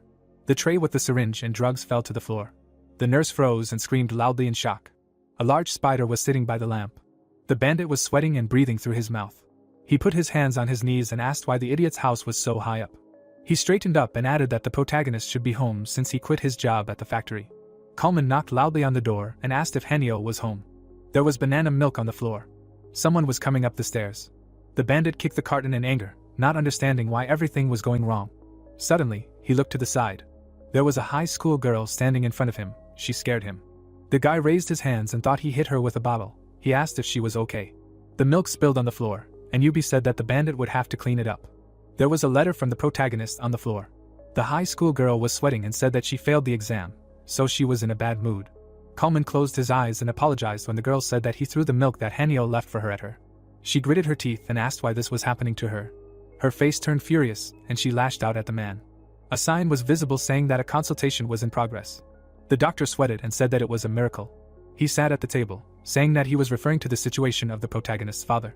He remembered how the patient looked at the nurses and said that Chung Sam suddenly woke up after his son passed out, and in just one day, his sleep hours returned to normal. Cabby smiled and Yahello understood what she meant when she said that everything ended well. The doctor adjusted his robe and the boy thought that the man seemed overly excited, but such a reaction was quite predictable. The hunter sweated and carefully called him. A bag of medicine was visible. The protagonist asked when he would be discharged from the hospital. The doctor adjusted his glasses and asked why the patient was suddenly asking such questions. The boy awkwardly scratched the back of his head and replied that he didn't want his father to know that he was here. The boy walked down the hallway, thinking about the doctor's words about not yet knowing why he suddenly lost consciousness. Yahello was having lunch. He took out his phone. They promised to let him out of the hospital if he was okay in a couple of days. The hunter lay down on the bed and asked if it was worth it. He closed his eyes and added that he had wanted to rest for a long time, but definitely not in a hospital bed. The protagonist jumped up abruptly when a nurse entered the room. She smiled, asking if the boy wanted to run away, and he answered negatively. The girl put a blood pressure monitor on the hunter's arm and said that Chung Sam had recently eaten and fallen asleep. She asked with a smile if the boy was afraid of running into his father here. The nurse was measuring the patient's blood pressure, who admitted that he did not want the man to worry about him. The girl looked at the hunter and asked if he wanted to visit his father now. She smiled and explained that his condition had improved significantly, and that they would only be visiting him for a short while. The boy looked at her in shock when she said that she would report this to Dr. Khan and that Yahello would not escape from them anyway. The protagonist ran out into the hallway, shouting loudly that he was grateful to the girl. A large white flower was visible. Chung Sam was lying with his eyes closed. The protagonist touched his father's hand and thought that he could use the healing skill again because it worked last time. He closed his eyes and thought that the main thing now was not to overdo it and to be more careful. The boy imagined blood cells and decided that he needed to continue concentrating his powers gradually. Suddenly, the blood flow accelerated significantly. The protagonist gritted his teeth, not understanding what was happening to his mana. His hand emitted a bright light. All his mana was transferred to his father. Cabbies frowned and screamed for Yahello to let go of Chung Sam right now. The hunter sweated and clenched his teeth. He held his father's hand because he couldn't move. The spirit created a screen in front of her and said that she would try to do something about it. The system reported an error. Red notifications filled the area. The girl opened her mouth in fear, not understanding what was happening. The flower began to wither, and Cabby said that she would still think of something, asking the protagonist to be patient for a little while longer. She frowned, looking down. Her hand clenched into a fist. Then the spirit stretched his hands forward, using an emergency lock. Yahello was sweating and breathing heavily. The flower completely withered, and the boy asked what it was. His father lay on the bed while Cabby said that she herself was not sure what it was, but it reacted to the protagonist's healing skill. The man's hand was relaxed, and the girl assumed that something seemed to be resisting the boy's skill. She sweated in fear and told the hunter to urgently use his mana to examine it. The protagonist stared at the spirit, not understanding what all the fuss was about. Cabbies covered her mouth with her hands, and the protagonist then understood why his father had not woken up for such a long time. He opened his mouth in fear. Now he understood why they could not figure out the cause of his illness. There was something black lying on the man's body. A strange substance was stuck to the patient's stomach. The monster's eyes were closed. Then it opened them, and Yahello realized that it was not an illness to begin with. There was a lot of milk in the bag. The bandit scratched the back of his head, handing the bag to the girl. Yubi pierced the package with a straw and asked if Keelman wanted to ask her something. The man sweated and said that Henyo had not answered his calls lately. The schoolgirl closed her eyes, and the blonde man asked if she had seen the guy recently. She remembered how she had crossed paths with the hunter at the door about 5 days ago when she was walking home from school. Henyo raised his hand and said that he had been in the mountains all day. He was carrying a heavy bag, similar to the ones used in the army. The man frowned and asked the girl if she knew anything else. She touched her face with her hand, and Keelman thought that he didn't understand how the protagonist was able to pay them back so quickly if he quit his job at the factory. Suddenly, Yubi raised her eyebrows and said that she remembered something else. Back then, the guy was getting into a taxi, and she met him at the library. The schoolgirl waved at the guy, who was in such a hurry that he didn't even notice her, and immediately drove off somewhere. The girl raised her eyebrows and added that day, Hanyol asked the taxi driver to go to the Seoul National University Hospital. She stood by the door, saying that she had never seen him since. The boy broke out in a sweat and thanked her. Standing by the door, he thought that something was wrong, and then said goodbye to the schoolgirl. The nurse's office. The girl put a document on the table and said that this needed to be signed. She handed the patient a pen and added that he should then give one of the copies to the administration on the way out. The girl raised her eyebrows and expressed relief that the boy had been discharged so quickly. Hanel touched his hair, apologizing to her for fainting in the hospital room, which had frightened her. The protagonist's hand trembled when he heard that his father's condition had improved significantly. He looked down and thought that he had thought so too at first. The hunter remembered seeing a black substance on the man's body. The monster had one eye. Cabbies closed her eyes and said that she did not know what it was. Chung Sam was lying with his eyes closed, and the girl said that his condition was definitely caused by this clot. The boy clenched his teeth in anger. The monster looked away, and the protagonist said that it had been devouring his father all this time. His hand began to emit mana, but the spirit asked Hanel to calm down. She began to sweat and said that she understood his feelings, but right now they could not do anything. She arched her eyebrows sadly and added that they would definitely find a way to solve this problem, so they should endure a little longer until she could figure out what to do. The protagonist abruptly pressed his hands to his face, and Cabby screamed in fear. He sighed heavily. Then he frowned and thanked his friend for helping him collect his thoughts. He turned around and said that they needed to go. The hunter with a tense face mentally asked his father to hold on a little longer. The boy raised his eyebrows in fear, emerging from his memories. The nurse looked at him and asked what he was thinking. Henyo closed his eyes and replied that he had an important matter to attend to. There was a document on the table, and the boy said that he had decided to take some kind of exam tonight. Standing by the door, he said goodbye to the girl. The door closed loudly.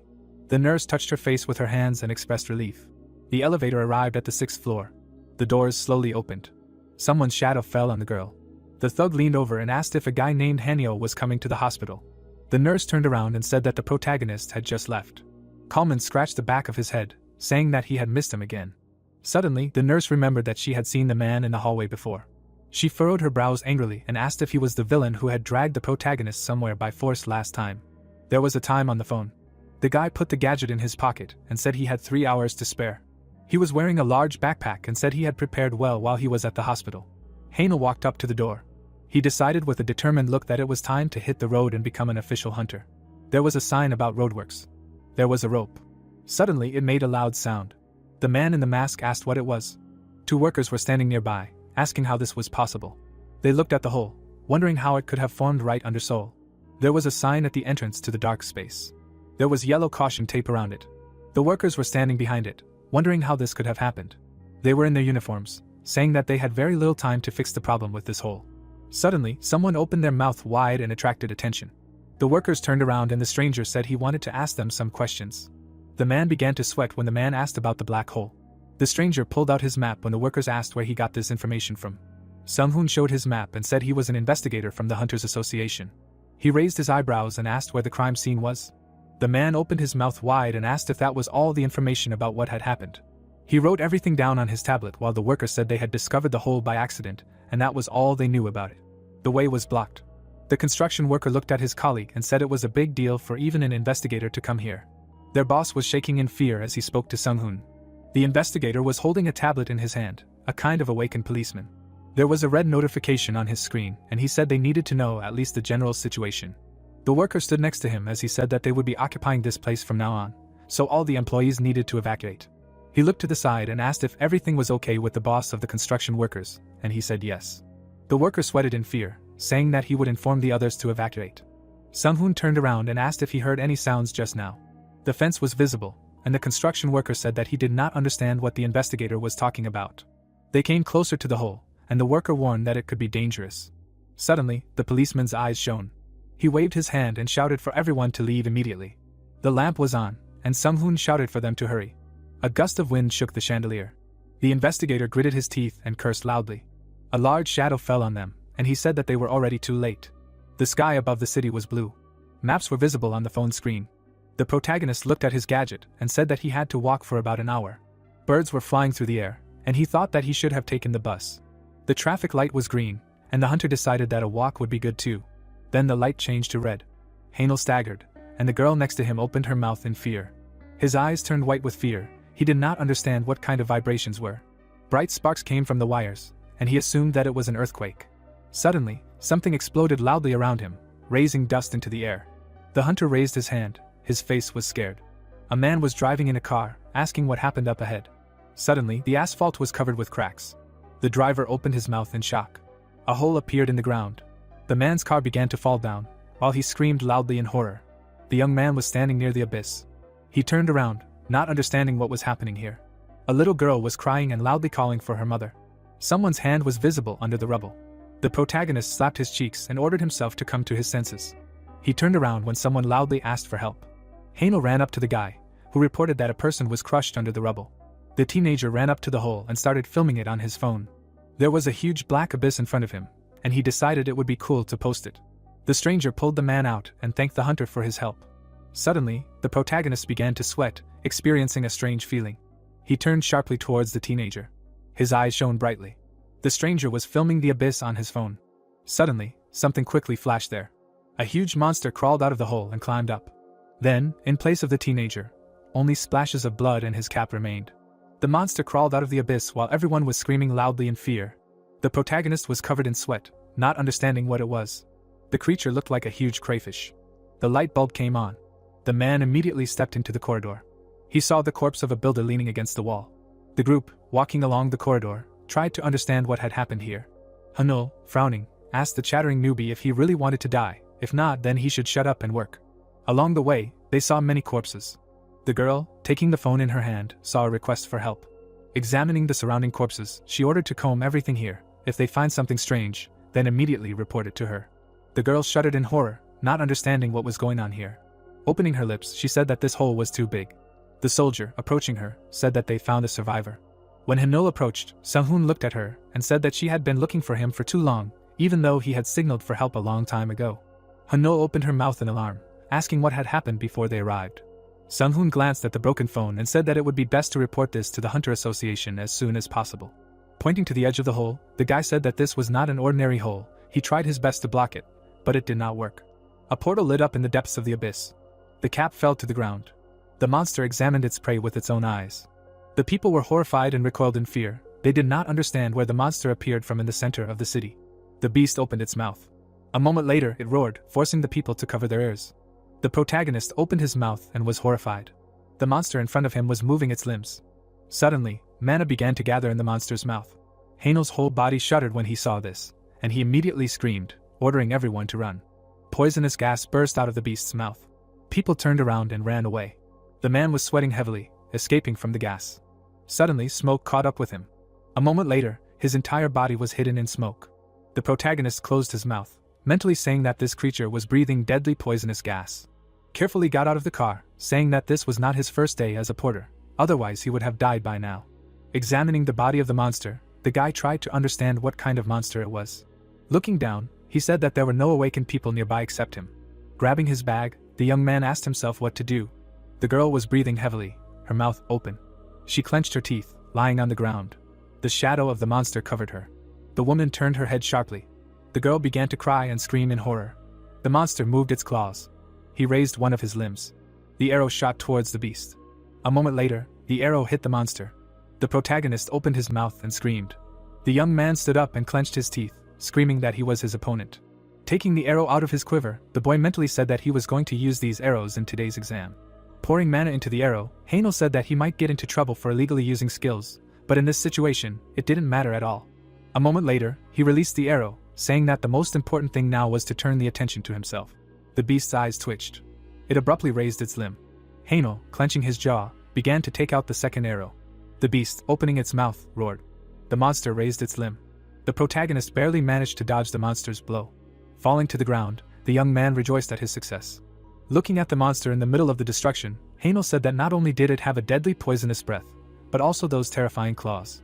Looking closely at the beast's head, he said that it seemed like its attack was useless.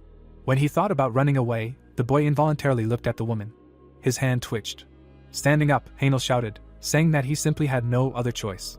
The huge insect raised its claws, while his opponent was thinking about at least holding out until the rescue team arrived.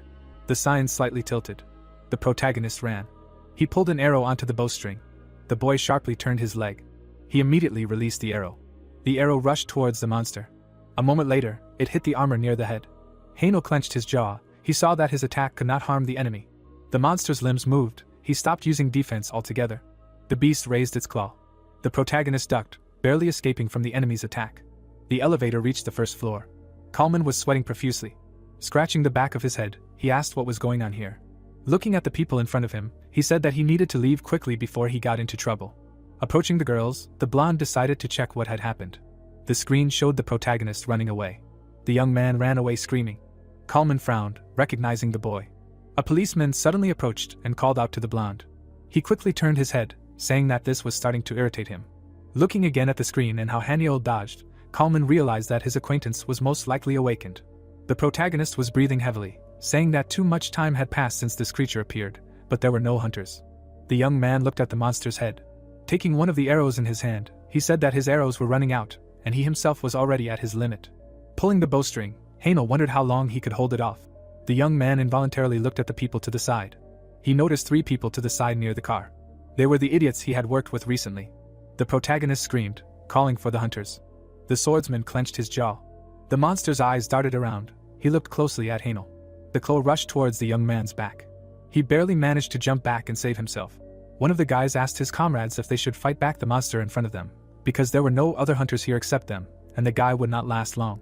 The swordsman, opening his mouth, said that they would sit quietly for now. They would hardly be able to do anything to this colossus without any weapons. The monster roared again, opening his mouth. The protagonist had to dodge the attack again. He couldn't hold off the monster for long, and there were no hunters nearby. Yahello, barely dodging another attack, said that these hunters were idiots. They weren't even going to help him. His eyes widened. The boy gritted his teeth, starting to curse. Releasing an arrow, he started cursing everyone. Looking at the beast's head, he asked if they still called themselves hunters. The arrow flew past the monster. It rushed towards the sign. A moment later, the sign was hit. A shadow covered the back of the beast. A huge sign fell right on its head. A moment later, the monster's head was driven into the ground. It immediately stood up and roared. The protagonist, standing in front of him, realized that this monster was in pain from being hit by the sign. He took another arrow in his hand. Pulling the bowstring, the boy apologized to the shopkeepers. After firing another arrow, Yahello said that he had no other choice now. The projectile hit the sign. A moment later, another sign was hit. 2 huge pieces of iron fell on the monster. A huge amount of smoke rose up. The beast burst out of the smoke and roared. The boy put his hand in his pocket. He shot his rope, using duress. The rope wrapped around one of the signs. The protagonist grabbed the rope with both hands. Yahello opened his mouth. Gritting his teeth, the boy pulled the rope. The bracket crumpled under the boy's force. Yahello swung the sign straight at the beast's head. The huge structure hit the monster. Blood burst out of the insect's mouth. The protagonist grabbed the hook. The monster opened its mouth and roared again. It began to inhale a huge amount of air. The boy, gritting his teeth, realized that it was about to use poisonous breath. He looked back sharply, hearing crying. The little girl was crying, calling for her mother.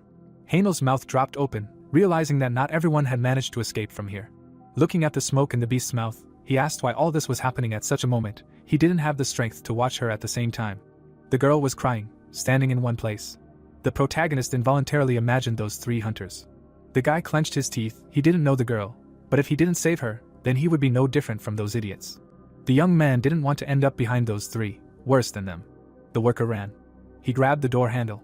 Opening the door to the office, the man said that they had an emergency. Hien, raising a cup of tea, asked if he hadn't been taught to knock before entering another room. The man, approaching the sofa, wanted to object, but the blonde interrupted him, saying that she knew what was happening. She smiled, saying that she was interested in something. After thinking, she looked at the boy on the screen. Opening his mouth, the boy asked what he should do now. The boy threw away the bow and rope. Gas burst out of the beast's mouth. The protagonist grabbed the girl. He picked her up and ran away screaming. The smoke almost reached his feet. Yahello fell on his back. He immediately turned over, hiding behind the car. Clenching his jaw, the boy tried to figure out if he had dodged. Hanel involuntarily looked at the crying girl. He froze with his mouth open when she called him a strange uncle. A shadow covered the boy's body. Hanel cursed and raised his head. The huge monster raised its claws. One of the limbs rushed down. The protagonist closed his eyes. Lightning flashed in the darkness. The boy opened one eye. The monster's limb lay in front of him. The beast roared in pain. The protagonist, staring at the girl, recognized her. The blonde, standing in front of the boy, said that he was not bad, since he was able to hold out for so long. Hien smiled, asking if he was okay. The boy, opening his mouth, said that he was safe thanks to her. The monster opened its mouth and roared.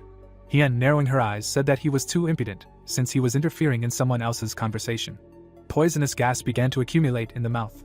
Hanel, who was standing behind the blonde, told her to be careful, because the beast was about to release poison. Electricity sparked around the sword. A moment later, the sword split. Taking a stance, Hien said that this was too expected. Gas burst out of the beast's mouth. A huge amount of smoke rushed towards Hien. The girl, parting her lips, used an electric discharge.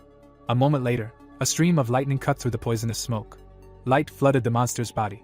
A moment later, only a shadow remained of its body. A moment later, its body disappeared. The sword returned to its original state. The girl chuckled. Smiling, she said that there was nothing special about the poisonous breath. Then she slightly bowed her head. The protagonist and the girl gaped, realizing the power of a master-level hunter. Ambulances soon arrived. The rescue team tried to save every wounded person. The woman bowed and thanked her savior. The little girl clung to her mother. The protagonist, raising his hands, said that he simply did his job. The girl waved her hand, saying goodbye to the strange uncle. Hana waved back. The boy turned his head. Hien, holding a bow in her hands, said that she found this thing nearby. The young man immediately thanked her. Looking at his bag, the boy introduced himself. Hien, looking at the corpse of the beast, introduced herself, saying that thanks to it, she was able to easily finish off this monster. Hanel, scratching the back of his head, said that he should be grateful, because she saved his life, but in his mind, the boy tried to figure out if he forgot something. He shuddered with his whole body, remembering something. The protagonist looked at the time on his phone. Hien, smiling, asked if he had any business. He answered, saying that he urgently needed to go to the Hunters Association now. The blonde pointed to the road and said that all the roads to the association were clogged with cars. Hanul shuddered with his whole body, saying that he needed to get there before 5. The blonde glanced at Hanul and called out to her. The girl turned around. She was running up to Hyun while she was saying that she had a favor to ask of her. The protagonist's mouth dropped open in shock. A helicopter was landing right in front of him. The blonde, smiling, thanked Hanul for her help, who responded by saying that she needed to go there herself. Turning to the guy, the girl told him not to stand there like a pillar. The protagonist shuddered with his whole body and thanked Hyun. The events take us to the Hunters Association. When the elevator doors opened, Hanul said that it turned out that he was the one who fought the monster before Hyun arrived. Putting the card on her, the girl asked why he was here. After passing through the turnstile, the girl asked him why he wasn't getting through, showing the card. The young man scratched his head and said that he had a hunter exam today. Hanul, her mouth open, squinted. The lamp dimly illuminated the room. The protagonist was clenching his fists. The investigator sitting in front of him asked him why he had committed such a crime. The man in glasses said that he should have known that using the powers of the awakened without official qualifications was prohibited. The guy, raising his eyebrows, said that he was tired of repeating it to him. It was a hopeless situation. Besides, today at 5 o'clock he was going to go to the awakened exam. The reflection of the young man was visible in the mirror while he was saying that he had no choice. When the monster attacked on the way to the association, was it really worth it for him to leave civilians to die? Hanul stood behind the mirror, watching the interrogation. Soon the door opened. The girl turned around, realizing that Sung-hoon had come in. She suddenly shuddered and laughed. Hanul immediately apologized, saying that she was not laughing at his face. The man leaned over and said that it was too noisy in here. Looking at the computer screens, he asked if it was true that she had given a helicopter ride to a guy who was not a hunter and brought him to the association. Taking a closer look at the young man, he asked what the guy's problem was. The girl answered by saying that he was going to take the awakened exam. Sitting down at the computer, she asked him to look here. Pointing to the video, she asked if he saw anything strange in his movements. Pointing to how the guy was dodging, Hanul said that despite the fact that he had 4 years of work as a porter behind him, even veterans were not able to handle this monster. Sung-hoon narrowed his eyes. Opening his lips, he said that they should let the boy go first. It seemed that he was not lying, and all the testimony matched. The protagonist shouted and got angry, saying that all of this was unfair.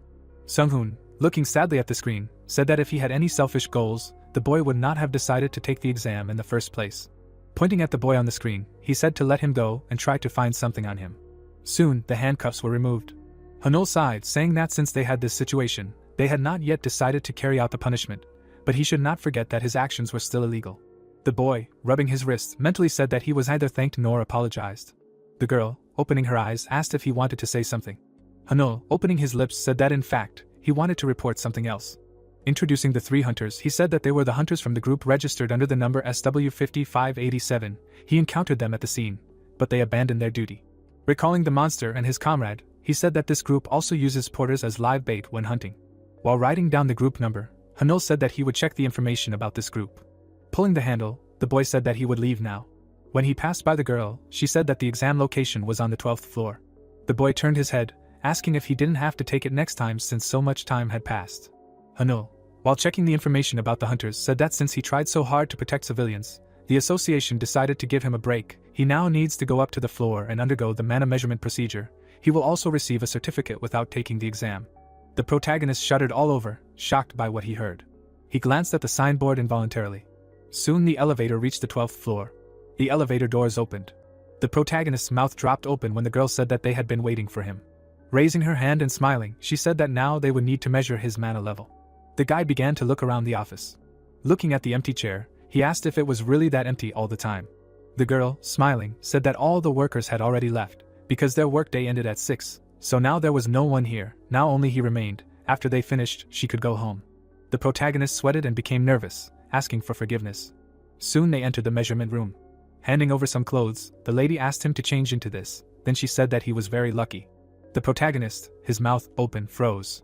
The manager bowed her head and said that he was allowed to take the exam differently than usual, and it was a rare case that an awakened person would be given such an exception. The boy closed his eyes and asked if he hadn't distinguished himself today, he would have had to take the written exam like everyone else, and the girl answered by saying that after that he would have had to train together for 4 weeks in the association. Leading the boy along, she said that many people give up during the exam, and the protagonist mentally noted that he would have had to do illegal work anyway. Raising her hand, the manager said that he could change here. The door closed. Hanul smiled, saying that he was really lucky this time. The manometers began to glow slightly. The protagonist, standing in the middle of the area, tried to understand why everything was shaking so much. At that moment, the pole began to glow brightly. A moment later, it completely turned off, and the manager asked Hanul to leave. The protagonist closed his eyes, mentally saying that instead of his 30 seconds, the others had to work for 4 weeks. Leaving the room, the young man asked to see his results. The manager, looking at the sheet, asked if he knew that his mana level was F rank. Was it possible that some kind of glitch had occurred? The girl closed her eyes and said that usually everyone got A, C or D rank. Hanul immediately remembered Cabby's telling him that his mana was much lower. The girl, trying to calm him down, said that his mana level could still increase, and besides, there was still a test of his skills in action. The guy, parting his lips, said that he understood everything, but mentally he noted that his skills were still in the development stage. Looking at the sheet, the manager said that now they would see how he demonstrated his powers in practice. First, he should describe his skills in this document. After that they would move on to the demonstration. Pointing to the camera, the girl said that the entire process would be recorded and stored in the association. A drop of sweat rolled down the boy's face. He understood that his first skill was Cabby's defense, but it was unclear whether it was worth mentioning. Only he could see Cabby's, even if she was fooling around and smiling. Even though the association members believed him, they still would not stop watching him. The protagonist thought for a moment, and wrote down his 3 skills. The manager took the sheet of paper, saying that it was time for them to begin. She involuntarily opened her mouth, mentally noting that this guy had a very low mana rank, and it was also unclear who he was, a dealer, a healer, or an assistant. Looking at the young man rubbing his neck, she asked herself how an exception was made for him, which guild would agree to accept him, or even a simple group. The girl twisted her lips and suggested starting the testing. The events take us to the coast. Hanul, parting his lips, said that it was getting cooler here. Hearing someone calling him, the young man turned around. Gyptian smiled and introduced himself, after which he greeted the guy in the armed squad, Onyx. 2 days ago, the young man was clicking on the mouse. Looking at the screen, he said that everyone was now in a panic after yesterday. Looking at his phone, the boy said that he worked so hard yesterday, and there was not a single headline about him. Was his rank really F? Putting his hands behind his head, the boy asked to show his status window. A moment later, the status window appeared in front of him. The boy, looking at it, said that he had leveled up quite well. Cabby's, appearing, said that it was because that monster was very strong. Squinting, Hanul asked if he should allocate most of his points to magic since his mana measurement results were so low yesterday. After the experience points were allocated, the boy stared at his stats. Leaning on the back of the chair, Hanul asked what he should do now. Cabby's immediately suggested that he go hunting with another group. Smiling, she said that it would be good for him to improve his skills. The protagonist, remembering the 3 hunters, said that there were only 3 who knew him well. He jumped up and shouted, saying that he would never join them. The guy started typing, saying that they should first check out the association's website. The young man froze with his mouth open, saying that most hunters were at least class E or D, and what's more, the skill requirements were too high. The protagonist posted a message saying he was looking for a group. Cabbies and Yahello fell asleep, waiting for an answer. The protagonist scared the girl with his sharp scream. He threw the pillow away, saying that even though today's society selects based on skills, this was too much. At the last moment, the protagonist managed to catch the phone, which suddenly rang. Putting the phone to his ear, the protagonist began to arrange a meeting.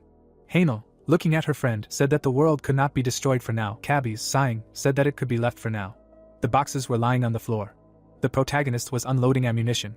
The man grabbed the guy by the shoulder and asked what he was looking at. The boy looked at the commander, who stood next to him, and said to just call him Egyptian. Yahello, looking at the ship, said that he knew that they would hunt trolls, but he did not think that it would be on such a large scale. Scratching the back of his head, the boy said that he was originally a porter, so he felt strange.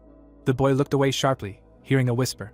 2 hunters were whispering to the side, saying that if this guy knew where he came to, he would not have come at all.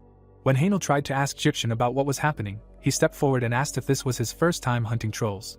The protagonist, looking at the commander, said that he saw them 2 years ago when he was a porter. The man, smiling, said that they were just looking for an experienced person like him. They suddenly lost an assistant, and because of this, they could have faced big problems. The boy closed his eyes, expressing understanding. Yahello smiled nervously, realizing that something was wrong. Suddenly, the horn blared loudly. Jipyong turned around, saying that it was time for them to move out now. Stepping onto the bridge, the boy heard a familiar voice. He turned around, listening to someone cursing, asking what he was doing, saying that his hunting license had been suspended. The now former hunter frowned and shouted, asking how this had all happened. The old man showed him the screen of his phone, saying that an official statement had just arrived from the Hunters Association. Frowning, he said that he didn't know what he had done, but orders were orders, there was nothing he could do. The protagonist's mouth fell open in amazement, realizing that the association had taken action much faster than he had expected. Tysus suddenly leaned over. He noticed Yahello ahead, realizing that he had already become an official hunter. His pupil shrank at the sight of the group. The events take us to another island. A warning device was installed on the shore. The group unloaded all the supplies. The protagonist looked at the camp and said that it was really huge.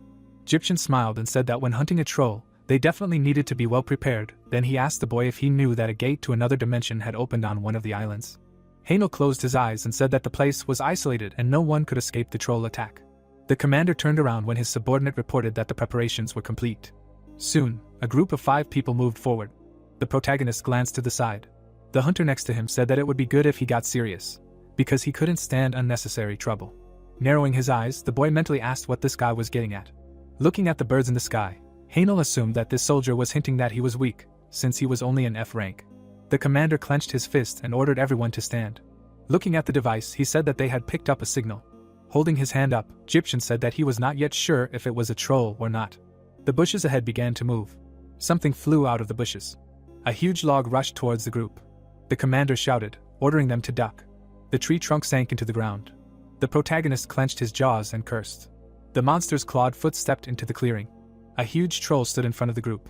The soldier immediately pulled the bolt. He and the porters began to shoot.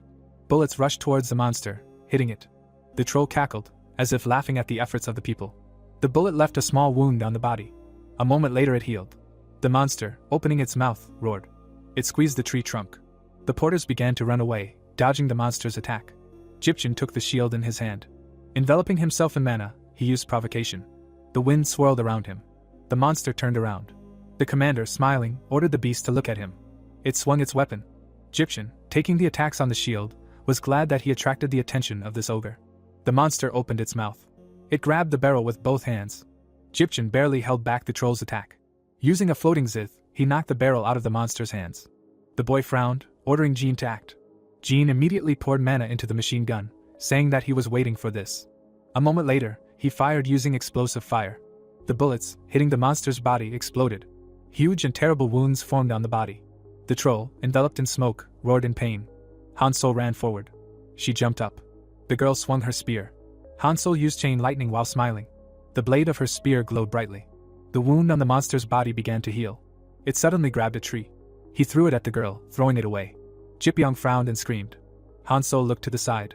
Seeing the troll's paw approaching, she realized that she could not dodge. Suddenly, the beast's hand stopped. The protagonist, using a rope with a hook, was able to stop the troll. While his hands were shaking, the boy shouted, telling him to attack now, otherwise he would not be able to hold off the monster for long. The girl's mouth was open in shock. Hanso swung her spear, knowing that she could not miss this opportunity. She rushed towards the troll's head. The spear blade pierced his chest. An electric shock ran through the monster's entire body. A moment later, he fell to the ground. Sighing, Hanso said that she almost died. Jipyoung approached the girl and asked if she was okay. Hanso thought about it and said that if it weren't for Haenel, she would have died. The commander heard her and said that he didn't have high hopes for him at the very beginning. The protagonist closed his eyes and said that he could hear everything. The commander looked at the corpse of the beast and said that they should get down to business. Jean got nervous when Jipchen asked him to deal with the troll. Looking at his gun, the guy said that he was alone. Haenel shuddered when Jipchen said that Haenel would stay to help him, since he had experience in hunting trolls. So 3 of the group left, wanting to get equipment. The 2 guys froze, left alone. Loading his gun, Jean asked his comrade if he knew what to do with this troll. The protagonist thought about it and said that they should first check its weak points, heart and brain, otherwise it might get a second wind and rise from the dead. While adjusting his weapon, Jean said that Hanso had fried the enemy's heart with her attack. Suddenly, the monster's paw twitched. Walking up to the troll, the boy said that they needed to decapitate it. He put his finger on the trigger.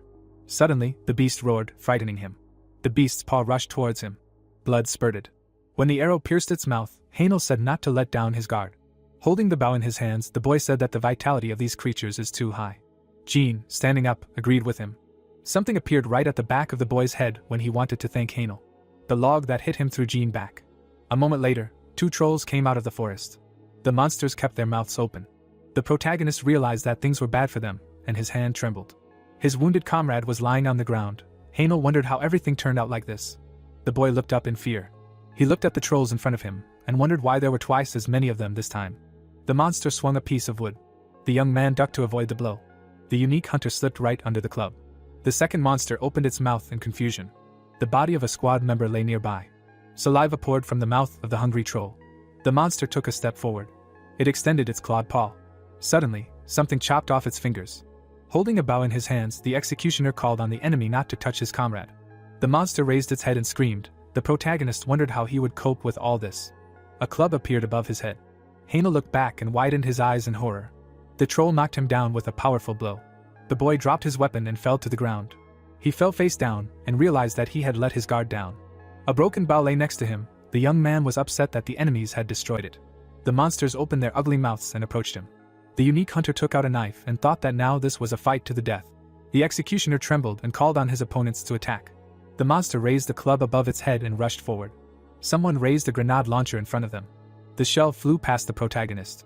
An explosion occurred right in front of the muzzle of one of the trolls. A huge cartridge case fell to the ground. The savior said that his comrade had officially become a hunter, but his actions were still reckless. Taisa smiled slyly and said that they had not seen each other for a long time. There was a huge wound on the monster's shoulder. The man assumed that his friend wanted to know what brought him here, and promised to answer all the questions another time. Looking back, he saw reinforcements and said that they had arrived just in time. Jipyoung's eyes widened in fear and asked what had happened. After reloading his weapon, the manager was indignant that he had time to be surprised and asked him to shut up and help. Taisu raised the grenade launcher and fired. The shell hit the monster's chest straight. Shrouded in black smoke, the monster raised its hand and screamed. The man gritted his teeth and asked if it had worked. The monster walked out of the smoke with a piece of wood in its hands. The troll roared furiously and rushed forward. The boy swung his shield and cast a spell. He raised the shield in front of him and asked his teammate to drag Kyeoljin to safety. The unique hunter looked down and tried to object, but the boy reminded him that only he had the healing skill and that he would not be able to fight in this state. The manager sighed heavily and concluded that he still had a conscience. The squad went out to meet the monsters. Jipyoung asked the old man who arrived to give it his all. The guys carried away the wounded comrade. The executioner said that this would be enough. Unbuttoning his friend's bulletproof vest, the protagonist noticed that he was not breathing and asked if the porter knew how to do CPR. Hearing an affirmative answer, Haenel put his hands on Choljin's head and asked the team member to do CPR while the healing skill was active. Screams were heard from the battlefield. The guy gritted his teeth and realized that they were not in the best position. Another blow from the monster threw Hansol back. The young man wondered what he should do in such a situation. The squad captain ordered the others to continue the attack. One cartridge fell out of the bag. There was some kind of inscription on it. The unique hunter realized that this was ammunition for the shotgun that Choljin had recently used, and decided that this could not be just like that. The executioner looked down and used magic analysis. The porter shouted that their comrade had started breathing again. The cartridges were enveloped in a red aura. The protagonist thought that his guess was correct. The squad member asked him to provide first aid to Kyojin. Hanyo picked up the rifle and said that he would be grateful if his comrade did not object. The boy frowned and asked if he could fill this weapon with most of his mana. Cabbies asked where he got such questions from. Light particles appeared around the machine gun. The young man asked his ally to answer faster. An affirmative answer was heard. Jipyong opened his mouth wide and began to breathe heavily. The dead troll fell to the ground. His comrade raised his clawed paws. The tank concluded that they did not have enough charges to defeat him too. He asked where those missiles went. Tyson narrowed his eyes and replied that they had just used the last one. The wounded monster opened its mouth. The hunter said that everything would have worked if they had the opportunity to land one more good blow. Han Sol trembled. The captain noticed that she was no longer able to use skills and shouted that if they left things like this, the monster would come back to life again. The executioner took the backpack in his hands. Jipyong asked what they should do now that even Kyojin was not around. The protagonist opened his mouth furiously and ordered his comrades to leave here. He threw the backpack towards the troll in a flash. The tank looked out from behind the shield in confusion and said that this could not be. Realizing that he only had one chance, Haino pulled the trigger and prayed for everything to work out. The bullet burst out of the rifle barrel and flew past the squad members. It crashed into the backpack with ammunition. The guy asked his comrades to duck. A powerful explosion was heard on the battlefield. In the mountains, there was a huge tent. The squad member started the chainsaw and suggested to begin. He approached the monster's corpse and asked to leave it to him. The young man looked ahead thoughtfully. His comrade asked what happened. The unique hunter spread his arms and replied that everything was fine. Han Sol closed her eyes and said that she was very interested in what he was thinking. The executioner replied that it was nothing special. The team member began to cut the troll's body. Hainel explained that he had also been a porter, so now it was strange for him to stand and watch others do this work. The huntress opened her mouth in surprise and said that she had also been a porter before. The boy put his hands on her wounds and asked if this was true. Han Sol explained that she had been doing this work for about half a year, and that she immediately gave it up when she woke up. The man stood by the decapitated monster. The girl praised her comrade for his talent, and admired his healing abilities. The boy replied that there was nothing special about it. The executioner closed his eyes when the woman reminded him of how he had saved her from a dangerous situation and thanked her for the praise. The huntress smiled and said that she couldn't believe that her friend had just woken up. The protagonist wondered since when F rank was given so much attention. The chainsaw got stuck in the monster's body. The porter asked what was going on. He took out the saw and blood spurted everywhere. It got on Hansel's suit right as they were talking. The girl touched it and clenched her teeth in disgust. The woman turned around angrily when the squad member asked if she was okay. A golden aura appeared around her body. She was outraged that the porter was asking her such questions. Hainel grabbed her friend by the hand. The huntress said that this man had ruined her mood with his jokes. Closing his eyes, the guy asked her to stop and assumed that it was an accident. Han Sol immediately turned away and stated that it irritated her. The young man narrowed his eyes and was surprised that a man who had once been a porter was acting like this. The team member bowed and thanked him. The hunter asked him to ignore it. Smiling, the executioner said that nothing terrible had happened and wondered if those who stopped being porters eventually forgot about the past. The protagonist looked away. Jipyong stood next to Taisu. Hanyo mentally wondered what they were talking about. The guy stood on the platform. He stretched his arms and was glad that they had finally finished. The soldier helped his wounded friend walk. The young man realized that they had finished earlier than expected and decided that the condition of their group left much to be desired. The crane lifted the cargo container. The unique hunter assumed that his team did not regret anything, since they managed to catch 3 trolls. The executioner looked at the status window and wanted to check how much his abilities had grown. The owner's information appeared on the system window. The protagonist was indignant that he had only managed to raise 2 levels, and remembered that during a hunt, points were distributed equally in a team. One of the skills on the list was underlined. Hanyo realized that he had a new unusual ability. The guy imagined the bullet crashing into the ammunition and assumed that it was due to that attack. Jipyong approached him and asked if he was really smart enough to understand everything from the beginning. The young man raised his eyebrows in confusion and asked what they were talking about. The man asked him not to pretend that he didn't know anything. Waving his hand, the squad leader promised that the money would be sent to his account tomorrow and warned that the cost of Kyojin's broken equipment would be deducted from it. The unique hunter frowned and asked what just happened.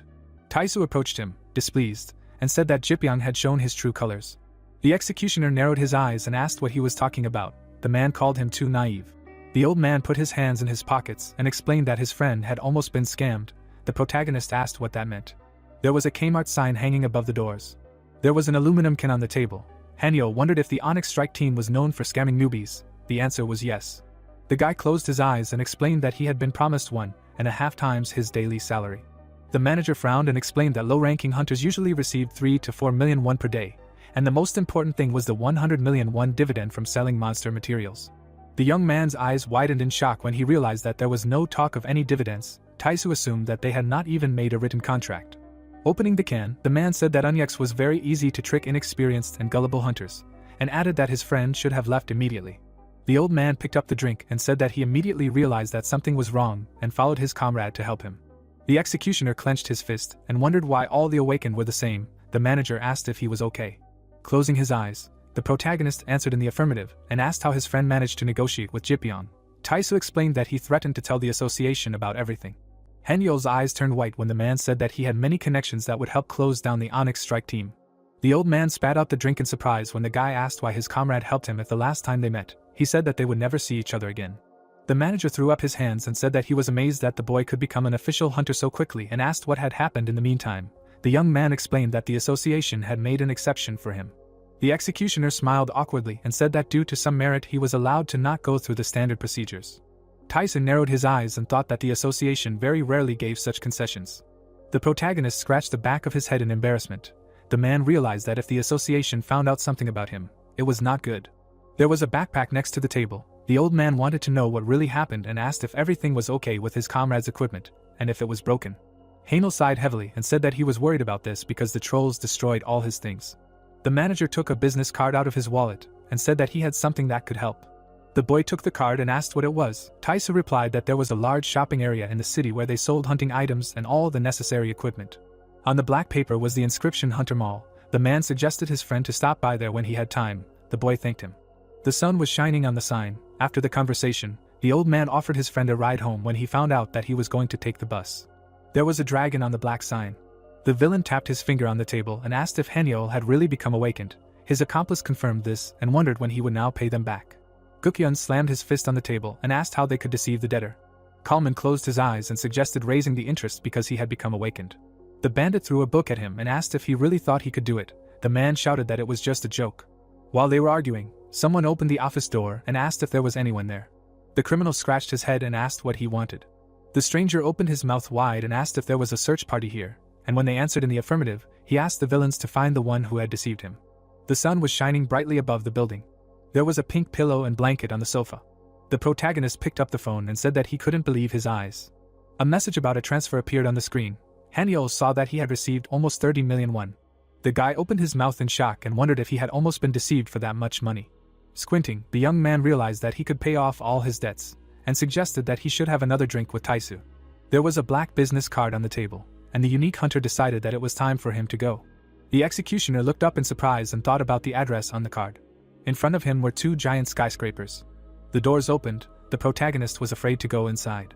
The girl at the reception greeted him and asked him to come to her. Henyo put his license on the table.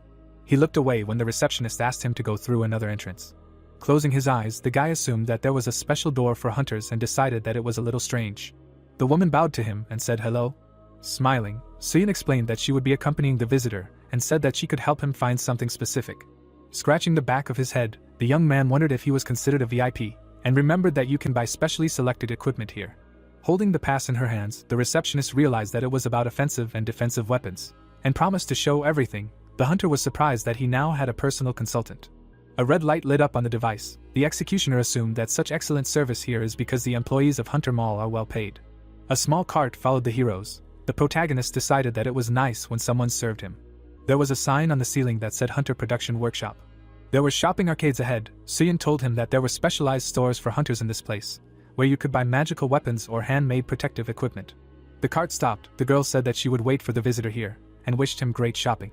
Hanel opened his mouth in amazement, and wondered which store he should go to. There was a sign on the floor that said Dwarf Workshop. The guy assumed that they would be able to make equipment that would suit him personally. The doors opened right in front of him. The young man wondered why this store had such a name.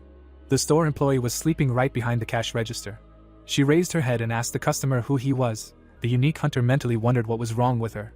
Frowning, the executioner doubted that he could trust this shop and explained that he wanted to entrust the production of equipment to this workshop. The girl reached for her glasses and realized that she was a customer. The woman clicked her pen and asked what kind of equipment he needed. When the cashier picked up a notebook, the protagonist said that he needed restraining chains. The employee clenched her teeth in disgust. Hanel wondered what kind of reaction she was having. The boy closed his eyes, thinking he had said something wrong, and explained that he needed equipment that could hold an object and prevent it from moving. Hearing a shocked cry, the young man opened his mouth wide and realized that the girl did not know that he had the skill of coercion. The stranger pulled back the black curtain when the woman asked the customer not to approach her. The unique hunter tried to convince her that she had misunderstood. The executioner looked back when the man asked why it was so noisy. The old man crossed his arms over his chest and asked who he was. The cashier immediately complained to him about the inappropriate behavior of the visitor. With his eyes wide open, the protagonist declared that he had been misunderstood, and thought that in front of him was not a dwarf at all. There were tools hanging on the wall. Loud laughter was heard. The owner of the shop apologized for his granddaughter. The employee's head was swollen. The shop owner explained that she was always sleeping behind the counter and saying stupid things. Yahello said that everything was fine. The man raised his eyebrows and was surprised that the customer wanted to use the monster restraining equipment as a weapon. Holding a hook in his hands, the old man asked him to show his skills with it, and said that it would help in creating a suitable weapon. The guy threw the chain forward and used the compulsion skill. The hook flew to the training dummy.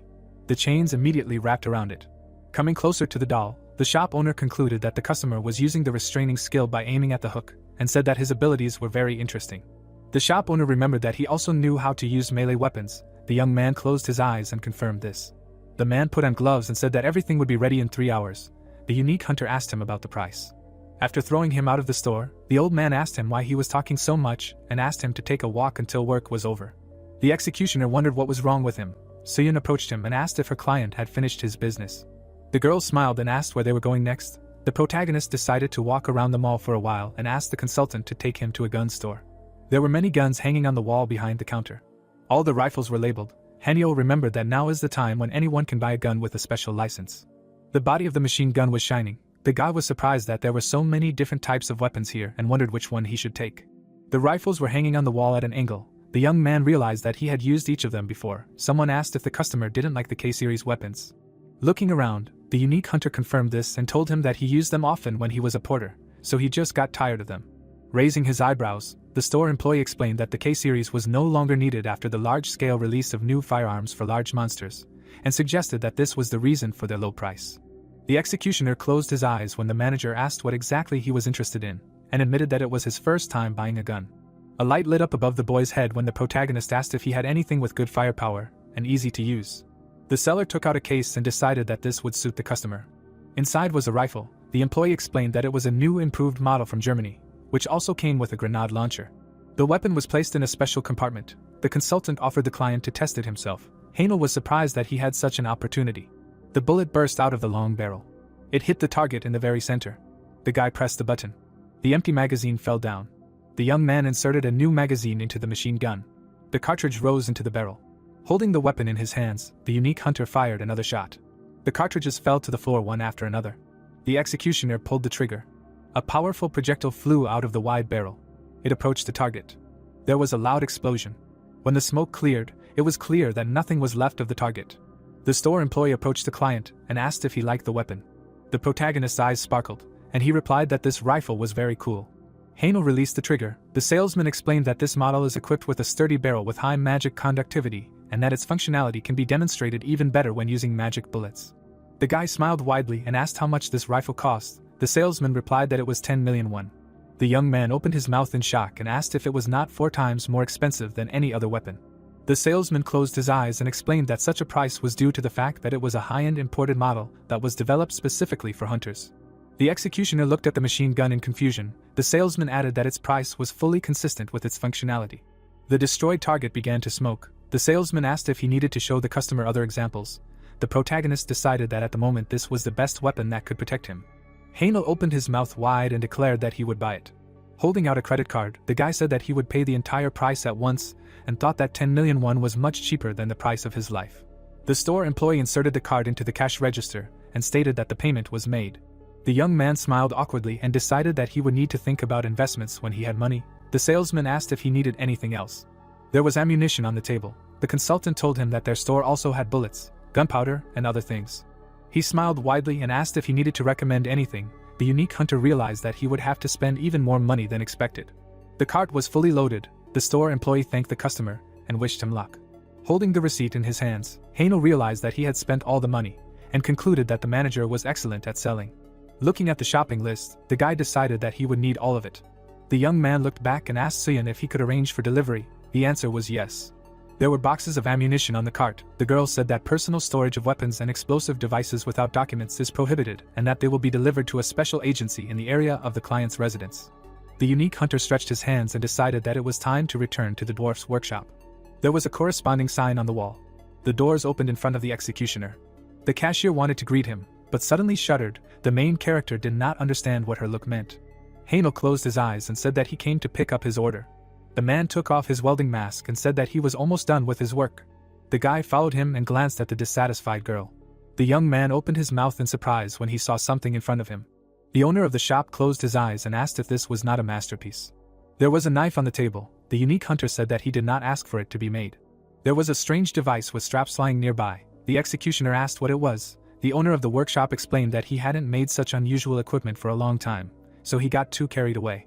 The protagonist was furious. The man raised his hands and asked him to calm down, since the most important thing is the functionality of the weapon. In front of him stood a mannequin. The old man asked the client to take the new equipment and use the compulsion skill. Hanel looked down and agreed when the owner of the shop suggested that he should like everything. The guy attached the device to his hand and decided that it was very different from what he imagined. The owner of the workshop asked him to insert a knife into the bracer before using the skill. The young man grabbed the handle and thought that he should still try to do this. The unique hunter inserted the blade into the device. The rope flew towards the mannequin when he used the compulsion ability. The sharp knife rushed forward. Suddenly, one of its parts detached. The dagger turned into a real hook. He grabbed the mannequin's body tightly. The man was glad that his invention worked as it should. The executioner looked at the tied mannequin in surprise. The old man said that this was a weapon of mana modification, which changed its shape depending on the amount of magic. The protagonist squinted and remembered that Master Hien used a weapon of the same type. The rope was taut. The owner of the shop offered the customer to stop the flow of mana. At that moment, the rope began to wind onto the reel. The knife folded back and ended up in the hands of the owner. Crossing his arms over his chest, the owner of the workshop explained that when the mana flow was blocked, the weapon returned to its original shape, and asked if the customer liked everything. Hanel looked at him with shining eyes and said that he was delighted. The boy looked at the cashier in shock and asked what it meant. The girl looked down and assumed that the customer had not heard her. The woman looked at him and said that the wire gloves, knife and hook, together with the production fee, would cost 50 million won. The boy opened his mouth in shock and thought that he could not even imagine that it would be so expensive. The cashier asked how he was going to pay. The unique hunter asked if it was possible to pay in installments. The cashier adjusted her glasses and realized that he did not have enough money. Suddenly, a lump appeared on her head. Standing next to his granddaughter, the man said that she could hold a grudge against another person for a long time. The executioner closed his eyes when the old man decided that such a newbie could not have such a large amount.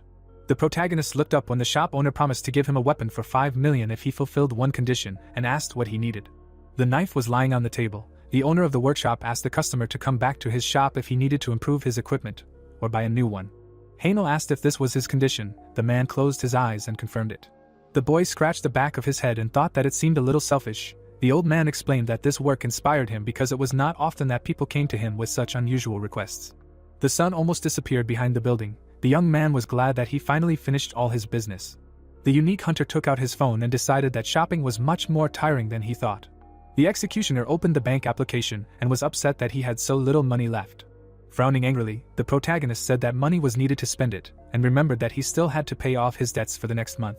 Suddenly an error message appeared on the screen. Hanel did not understand what happened, since the account number was correct. The guy put the phone to his ear and decided to call that scoundrel. His eyes widened in surprise when he heard that such a number did not exist. The SUV was driving along the highway. The news was on the radio. The young man held the steering wheel. The host reported that after the opening of the dungeons in Seoul, new interdimensional gates began to be discovered, and invited a specialist to the studio. The radio wave number appeared on the screen. The journalist asked if the appearance of the gate was related to the fact that the 30 years given to them by aliens would soon expire. The guest replied that these were just rumors. One of the turns on the sign was crossed out. The host asked what the specialist thought about the association's statement that they were planning to seal the gate with the help of the Hermos Guild. He said that even so they would not be able to avoid great losses. The space was visible in the rift. The guest explained that the monsters that appeared from the interdimensional gates were the same species as the creatures in this world, but were stronger. The car drove up to the guard post. The specialist said that if the association did not take this information into account, the hunters could suffer great damage.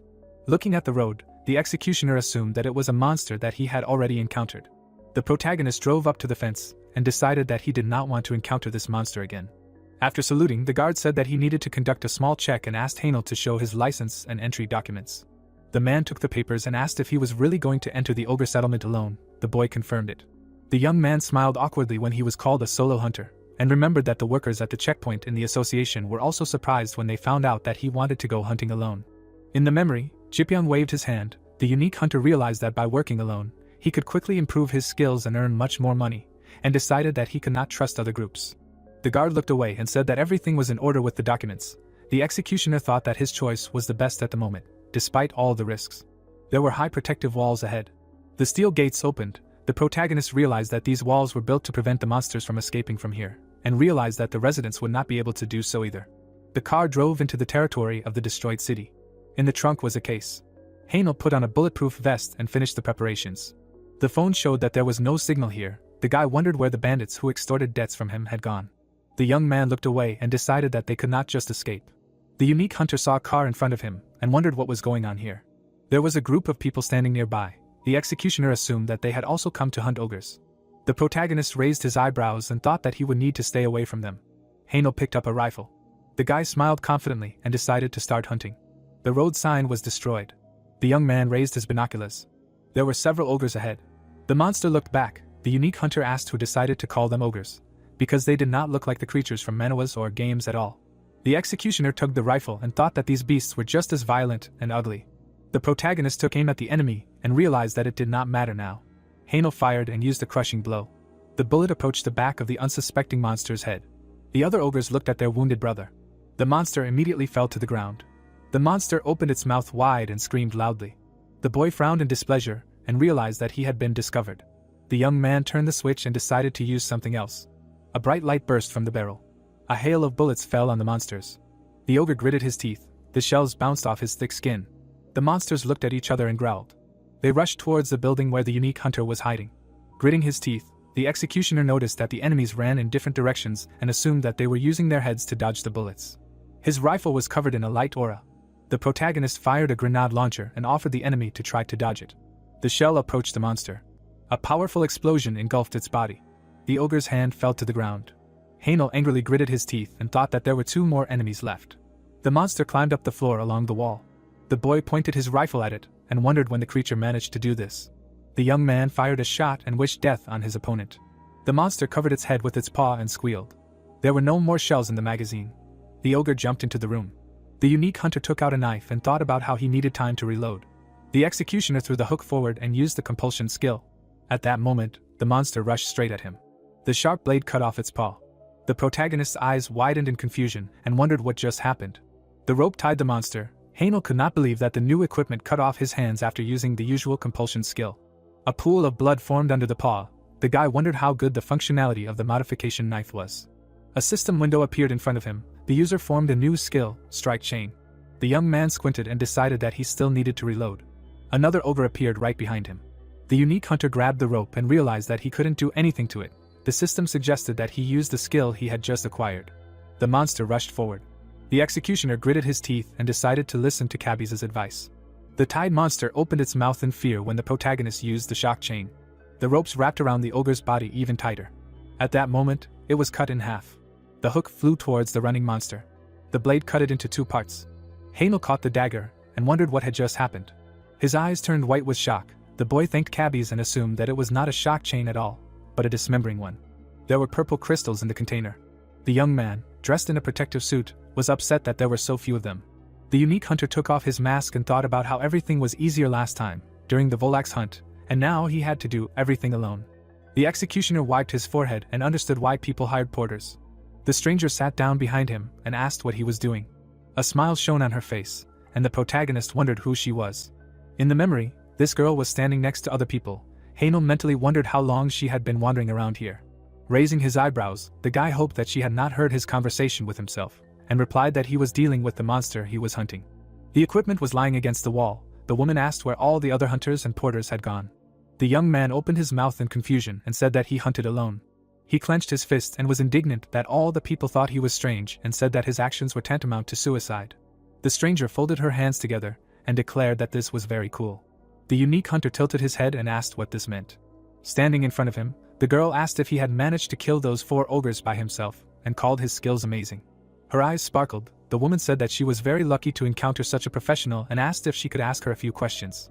She frowned in disappointment. and said that she was worried about the executioner, since he had no one to help him in a dangerous situation. Suddenly, another hunter came up behind her and got angry because her friend had separated from the group and was causing trouble for other people. The girl grabbed her teammate and said that it was time for them to go. Gia said goodbye to the protagonist. Haino looked after her in shock. The woman asked him to tell her everything the next time they saw each other. The guy took a step forward. There were traces of blood on the ground. The young man's eyes lit up thanks to the magic observation skill. Drops of blood led to a hole in the asphalt. The unique hunter approached it, and wondered how the ogre managed to get through it. The executioner looked down and decided that he shouldn't go there because he didn't have equipment for the dark.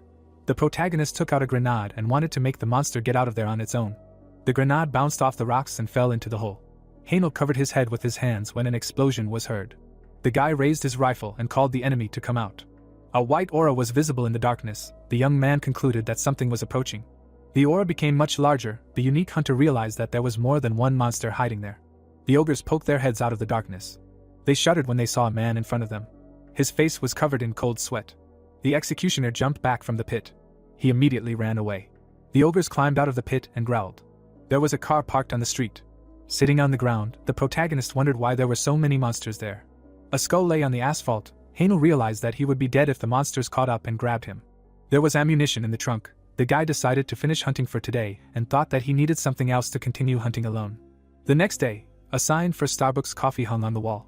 There was a mug on the table. The girl said that her lover had something on his face. She raised her hand to remove it and asked her friend to remain still. The young man almost cried, because at such moments he wanted their planet to be ground to dust. The unique hunter opened Wikipedia and realized that it was his own fault for coming too early. An image of an ogre appeared on the site. The executioner realized that he had disturbed the lair of monsters, which is why they crawled out.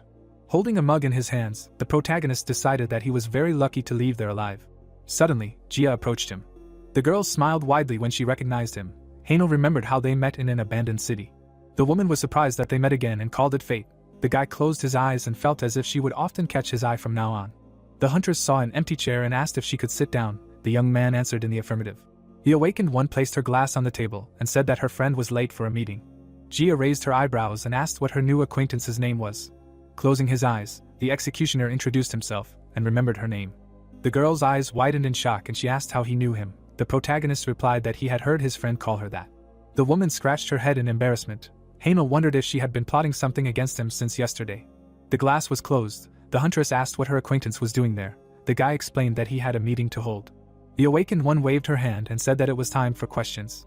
Gia asked why her friend had started hunting alone. The young man raised his eyebrows and thought that he knew that everything would be like this. Lowering his gaze, the executioner asked her not to ask about it, and hoped that she would not insist. The girl leaned her elbows on the table and asked her friend not to avoid answering. The main character did not understand what she wanted from him. Haino looked up and asked why she wanted to know this so much. The woman looked at him carefully. The guy promised to tell everything about himself if her answer sounded convincing.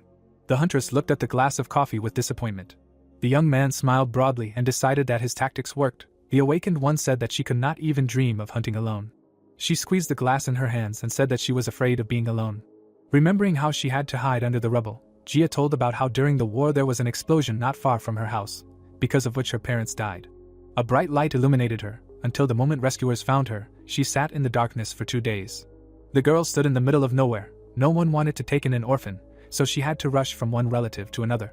The woman raised her eyebrows and said that she couldn't stay alone. Yesterday, while hunting ogres, the huntress looked back and saw the protagonist. As she watched him go, the awakened one wondered why the man would do such a dangerous job alone and decided that she could change if she knew the answer to that question. Jia closed her eyes and apologized for her story. With an awkward frown, Hainel apologized for making her remember such painful moments and realized that he had pushed her too hard.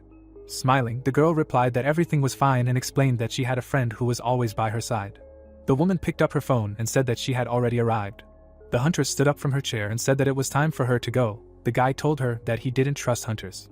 The awakened one looked at him in surprise and asked what that meant. The boy replied that it was the reason he started hunting alone. The executioner opened his mouth wide and said that there was something else. The protagonist turned to the woman he knew and said that he could trust her. Jia smiled happily and suggested that they meet up next time and chat. The girl ran to meet her friend. The huntress scratched her head and apologized for being late. Hanyo remembered seeing her yesterday during the hunt. The woman turned to him and Jia said goodbye to her comrade. The guy waved his hand at her and wondered if he could trust her. There was an application for a porter on the table. Sunbeam raised his eyebrows in confusion. Ari looked ahead indifferently. The man sitting in front of them asked if they were willing to work with him. A cloud of smoke rose from the street of the ruined city. A shot rang out from a rifle. Its owner was extremely displeased. The ogre raised his hands to protect himself from the bullets. The man wondered who would even think of attacking a lair of monsters alone. As he continued firing, the hunter thought that a normal group should be operating in such a place, and was outraged that the F rank decided to work alone. In the memory, the protagonist was sitting in front of two people. The awakened one decided that he should have understood this from the very moment he said this, since solo hunting is too dangerous an adventure. The price of the service was written on the document. The soldier remembered that they were promised to triple the daily earnings, and realized that no one in his place would refuse such good conditions. Sunbeam gritted his teeth and realized that it was his own fault for signing so quickly. A few shots scared off the monster. It collapsed on the ground in front of the hunter. Ari looked down and thought that today, killing ogres has become too easy, because usually you need to spend a lot of bullets to kill even one. In the memory, the awakened one pointed to the trunk of the car. The girl realized that the only difference was that today they were shooting with the bullets he gave them. The magazine fell to the ground. The woman assumed that the man had cast some kind of magic spell on the bullets. The monster ran up to her from the side. The porter glanced at it and wondered where it had suddenly appeared from. The monster stuck out its tongue. Ari realized that she couldn't do anything because it was reloading. Suddenly, a rope wrapped around the ogre's body. Someone opened their mouth wide and asked if his comrade was okay. The protagonist pulled the rope and asked the girl not to overexert herself so much. She wondered if he was really an F rank. In the past, Yahello had killed the enemy with one blow. The woman thought that his movements and the power of his skills were too great for an F rank. Closing her eyes, the porter thanked her friend for his help and realized that she had seen such a person for the first time in 3 years of hunting. Another monster appeared in front of the guy. It jumped out from behind the debris. The young man disconnected the rope from the device. He dealt a powerful blow to the ogre. The monster immediately fell to the ground. The executioner shot at it and thought that he had prepared well for this moment. In the memory, the owner of the workshop looked at him in surprise. The protagonist had to return to him to improve his chain, because he did not want a repeat of that situation. The whips fettered the monster's body. Yahello realized that he could separate the bound chain, and mentally called the owner of the shop a skilled craftsman. The guy frowned with displeasure when he realized that a lot of money was spent on this. The boys continued firing. The young man decided that hiring professionals was the right decision, because compared to ordinary porters, they had excellent equipment and skills. Holding a knife in his hands, the unique hunter thought about how he could fight the ogres one-on-one if his mercenaries continued to distract their attention. Blood sprayed in the air. The executioner decided that this battle would end successfully. Dead monsters lay on the ground. Standing in front of one of them, the protagonist was glad about how many monsters they caught. Ari said that this happened because they attacked an entire lair. Yahello looked around and asked her to load the corpses into the car. There was a destroyed building nearby. The guy decided to hide there in case more enemies appeared. The door handle turned. The young man kicked the door and went out onto the roof. From there, a view of the deserted city opened up. The unique hunter looked through binoculars and noticed that no more monsters were visible. Ari dragged the dead ogre to the trunk. The executioner lowered the binoculars and thought that he could go back down in a while to help the porters. The protagonist heard a sound and looked around. There was an explosion in the street. Yahello wondered what was going on there. The monster jumped out of a cloud of black smoke. Someone opened his mouth wide and called his comrades to attack. The tank raised a shield in front of itself. The guy realized that this was another hunting party. It turned out that Gia was in the tank's armor. The monster jumped on her. The girl turned the rifle over and pulled the trigger. She shot the ogre in the stomach. The monster opened its mouth in horror and screamed. Its brothers saw what was happening and rushed at the man. The man pushed one of them with his shield. The blow knocked the monster off its feet, and it fell on its back. Another member of the squad took advantage of the enemy's confusion and ran forward. Two hunters engaged in close combat with the enemy. A pair of ogres approached them from behind. They opened their mouths and growled. One powerful shot took off their heads. The monsters fell dead. An empty shell casing fell to the asphalt with a ringing sound. The sniper lying on the roof was happy that he was able to kill two monsters with one shot. The squad members stood shoulder to shoulder. The protagonist was amazed at how ordinary groups of hunters fight ogres. Gia was wearing a protective helmet. Yahello realized that she was playing the role of a tank. His eyes went white with shock, because he thought the girl was in the position of a healer or support. Ari brought her hands to her mouth and shouted that they were done with the loading. The guy was surprised that they did it so quickly. The man was holding a radar in his hands. The team member following him asked when they would go to the next point. The captain asked him to wait a bit and explained that he was looking for other monsters. A cluster of green spots appeared on the radar. The hunter said that judging by the amount of mana, there was another group of ogres nearby. The girl closed her eyes in disappointment, not wanting to fight anymore. There was a rusty building nearby. The awakened one asked if his comrade didn't want to earn money. The room was empty. The man said that the monsters were inside this factory. Purple gates were shining in the air. The captain suggested that the squad go and earn more money. A screeching sound was heard among the dilapidated houses. The porter was wielding a chainsaw. Blood was spraying from the body of a dead monster. The protagonist sat to the side and watched his comrade. Hanel squinted and thought that he could not get used to this. The ogre was lying on the ground. The boy realized that he hired porters because hunting and slaughtering alone is very difficult, but for this he does not do the work he usually does. In the memory, Sunbeam and Ari looked at him with fear. The young man wondered what he should do, since the guys think he is strange. Cabbies appeared behind him when the unique hunter wanted to know how much his skills had grown. The girl closed her eyes. The executioner asked her to show the status window. A system window shone in the air. The protagonist saw that his level had increased by 5 points, and decided that hunting alone actually helps him improve his skills faster. Under one of the items, the number of points was written. Hanel wanted to distribute the accumulated additional points equally. Looking at the status window, the guy transferred 10 points each to strength, constitution and magic, and the remaining 5 to dexterity. The last skill was healing. The boy noticed that he used it very often, but despite this, the ability level remained at B. The unique hunter narrowed his eyes and asked if there were any injured people nearby. Kibis was surprised at how confidently he was talking about such inhumane things. The executioner looked down and explained that he still thought that the healing skill was the only hope that could help him cure his father. The girl closed her eyes and remembered that after the appearance of that black substance, it did not have much effect. The protagonist said that he needed to continue raising the ability level. Suddenly, the heroes looked up when the ground shook beneath them. Black smoke appeared above the houses. Hanel wondered what kind of explosion that was. The boy raised his eyebrows and remembered that Jia's group was in that direction. The boy picked up a rifle and told the porters that he needed to leave for a while. The unique hunter gritted his teeth. He had a bad feeling about this. About 30 minutes ago, the awakened one dealt a powerful blow to the ogre. The wounded monster fell to the ground. The girl asked if this was definitely the last enemy. She looked down and said that this was very small for a lair. The commander looked at the radar to check the data. There was a green spot on the screen. The man explained that judging by the scale of the magic spread, there was something much larger than an ordinary lair. The hunter pressed the button and added that the source of the magic was in the warehouse building right in front of them. A member of the squad said that he would go there alone to check everything. There was a low building ahead. The awakened one asked if it was definitely worth going there alone. His comrade replied that he had been doing this job for several days, so everything would be fine. There was a case next to the wall. After a while the team became worried about their friend. There was a mark with his name on the locator. Suddenly it disappeared. The man asked how this was possible. Jia closed her eyes and asked what it meant. Pressing the buttons, the commander declared that this could not be and asked his colleagues to stop because something was approaching them at high speed. The boys looked ahead in fear. Something flew past them. The body of their dead comrade crashed into the wall. The woman trembled with fear and screamed. The boy's bulletproof vest was covered in blood. The hunter looked into the darkness and wondered who was capable of such a thing. A tall black monster came out of the warehouse. The beast opened its mouth and screamed. The awakened raised his eyebrows in surprise and asked what kind of creature it was. Suddenly, Jia's friend rushed forward. The girl swung her sword and wished death to the enemy. The blade of the blade approached the monster. Suddenly, the woman's eyes widened in shock. The monster grabbed her sword with his bare hand. He managed to break the weapon into small pieces. With his mouth wide open, the hunter called out to his friend and wondered how the enemy managed to break the blade.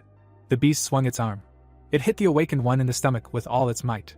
Blood spurted out of his mouth. The girl flew past her friend and fell to the ground. Jia looked back in fear and called her name. The woman lowered her head and lost consciousness. The steel shield fell to the ground. Tears welled up in the tank's eyes. She clutched her head and thought that they would all die if this continued. The awakened one opened her eyes wide and was afraid that she would have to be alone again. The monster extended its hand to her. Jia decided that even dying would be better than being alone. The man held out a shield in front of her. He turned around and asked his comrade to come to his senses. The monster opened its mouth and growled. The girl silently looked at her ally who had saved her. There were several dents on the shield. The hunter wondered where this creature got such strength from. A shot from a rifle rang out. The bullet hit the monster's head. The shell casing fell to the ground. Holding the weapon in his hands, the commander called on the enemy to leave his squad alone. Shots were heard from the barrel of the machine gun. The weapon needed to be reloaded. Its owner cursed. The machine gun was firing again. The owner decided to reproduce a devastating shot. But the bullets seemed to bounce off the monster. Shell casings flew to the floor. The monster growled. Its opponent cursed. The creature stood up to its full height in front of the two guys. One of them could not understand what kind of creature it was. The commander looked tensely into the face of danger. He cursed that he had wasted many bullets to no avail. His subordinate said that they had to somehow shoot the monster. The monster was approaching, making terrible sounds. The leader of the squad realized that the creature was not harmed, and the subordinate shouted that if this continued, they would not last long. The tank from their team held the shield with all his might, not understanding what to do next. The protection saved him from another blow. Its owner screamed that the shield could not withstand anymore. The commander, holding the weapon in his hands, turned around and looked at Himen's body. thinking that of all the dealers, only he was left, and at that moment he was hurried. He looked at the fighter who was standing with his back to him and adjusting his helmet, thinking that he had lost his fighting spirit, so he decided to shout that they needed to do at least something. But at the same time, he continued to stand in confusion, not knowing what to do. His team members were calling him. The guy with the shield looked at him in confusion. Suddenly he seemed to wake up and ordered to run. The commander, starting to panic, shouted that they needed to break away from this creature and escape from this place. The body of one of the girls was motionless. The squad leader objected, pointing to Unjin and Himin. He waved it off, saying that there was no time to think about the dead. He looked at the guy's bag, which contained flashbang grenades, and ordered them to throw them at once and run. The monster struck again. The tank cursed and agreed to this plan. The commander stood with his back to him. The guy shouted that he would do it when the shield broke. The squad leader turned around. The tank said that it would happen very soon. Jia opened her eyes in surprise. Himin, sitting by the wall, made barely audible sounds. The monster made a terrifying sound. And after the attack, the shield was broken. The tank grabbed the grenades and shouted that the plan was about to be carried out. He threw them at the monster, shouting for his team members to cover their ears and eyes. The flash blinded the monster for a moment. The explosion was visible on the street. The monster wheezed, standing in the clouds of smoke. There was no one in front of him, which confused him. But there were drops of blood on the floor. He grunted with satisfaction. Someone passed by the sign 5F. Jia carried him in, asking her friend to be patient. Near the row of columns, she was searching for something excitedly. Her first aid kit was empty. The girl remembered hearing about such a case when she was learning first aid. She took a syringe and filled it. Then she gave the injection, warning her friend that it was a little painful and she should be patient. The girl grunted. Jia was glad that she was able to help. Then she nervously lowered her eyes, realizing that because of saving him she separated from the commander, although she was sure that he saw where she went, so all that remained was to wait for him to come for them. The guy was breathing heavily. The two stood on the street. The tank asked the commander if they had broken away. He said that he thought so.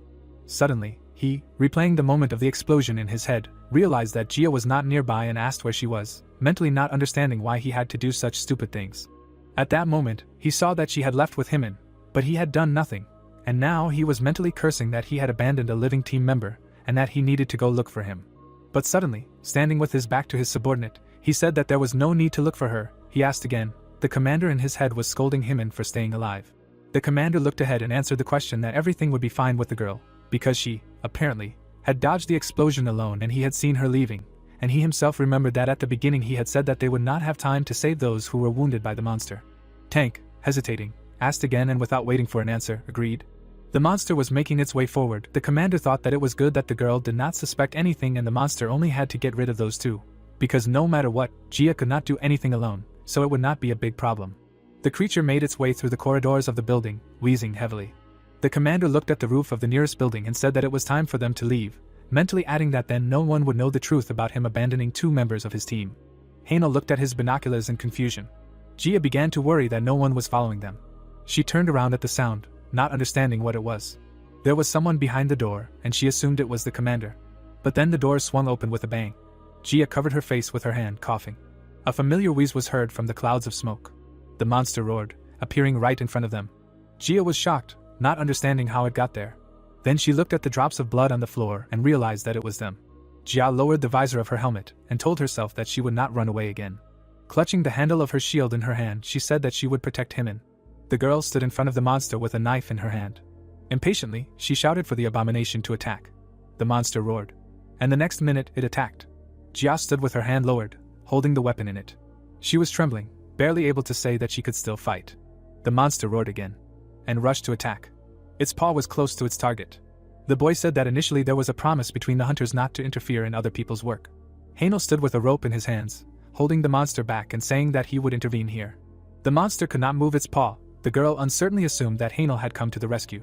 She couldn't believe her eyes, looking at him and asking how he got here, while the guy began to understand that the situation was worse than he thought. His gaze fell on the motionless body of Himin, and he assumed that the two fleeing guys left the girls alone and simply ran away. But out loud he said that he saw strange tracks and followed them. The monster stood with its back to him, and the guy continued that he would try to deal with the monster first, and that Jia should stay away, next to her friend. The hunter pulled the rope. The monster broke it. The guy looked and couldn't believe his eyes. The weapon fell to the floor. Hainel barely realized that the creature had freed itself from his compulsion skill. The monster turned its muzzle to him and wheezed. The hunter did not understand how this was possible. His hand fell on the machine gun. The guy fired a burst. Jia asked him to be careful. The bullets bounced off the creature. The girl told her that long-range attacks were ineffective. The hands on the machine gun quickly reloaded the weapon. Jia's face expressed maximum shock. Hanel asked her to duck. The guy carried out a magical explosion. The wall of the building was destroyed by the blast wave. Standing not far from the explosion, the hunter reasoned that this way he could definitely damage the enemy. But a paw appeared from the clouds of smoke. It hit Hanel, hitting the weapon. It fell to the floor. The guy, clasping his hands to his chest, cursed, not understanding what kind of creature it was. The creature was approaching. There was not a scratch on him, as the hero noticed. The monster attacked. The hunter dodged, thinking that it was resistant to a certain type of attack. The monster swung again, but the guy dodged, realizing that he would have to strike with a melee weapon. The attack left a dent in the wall. Hanel thought that it was impossible to get close to the enemy, not understanding where such a powerful destructive force came from.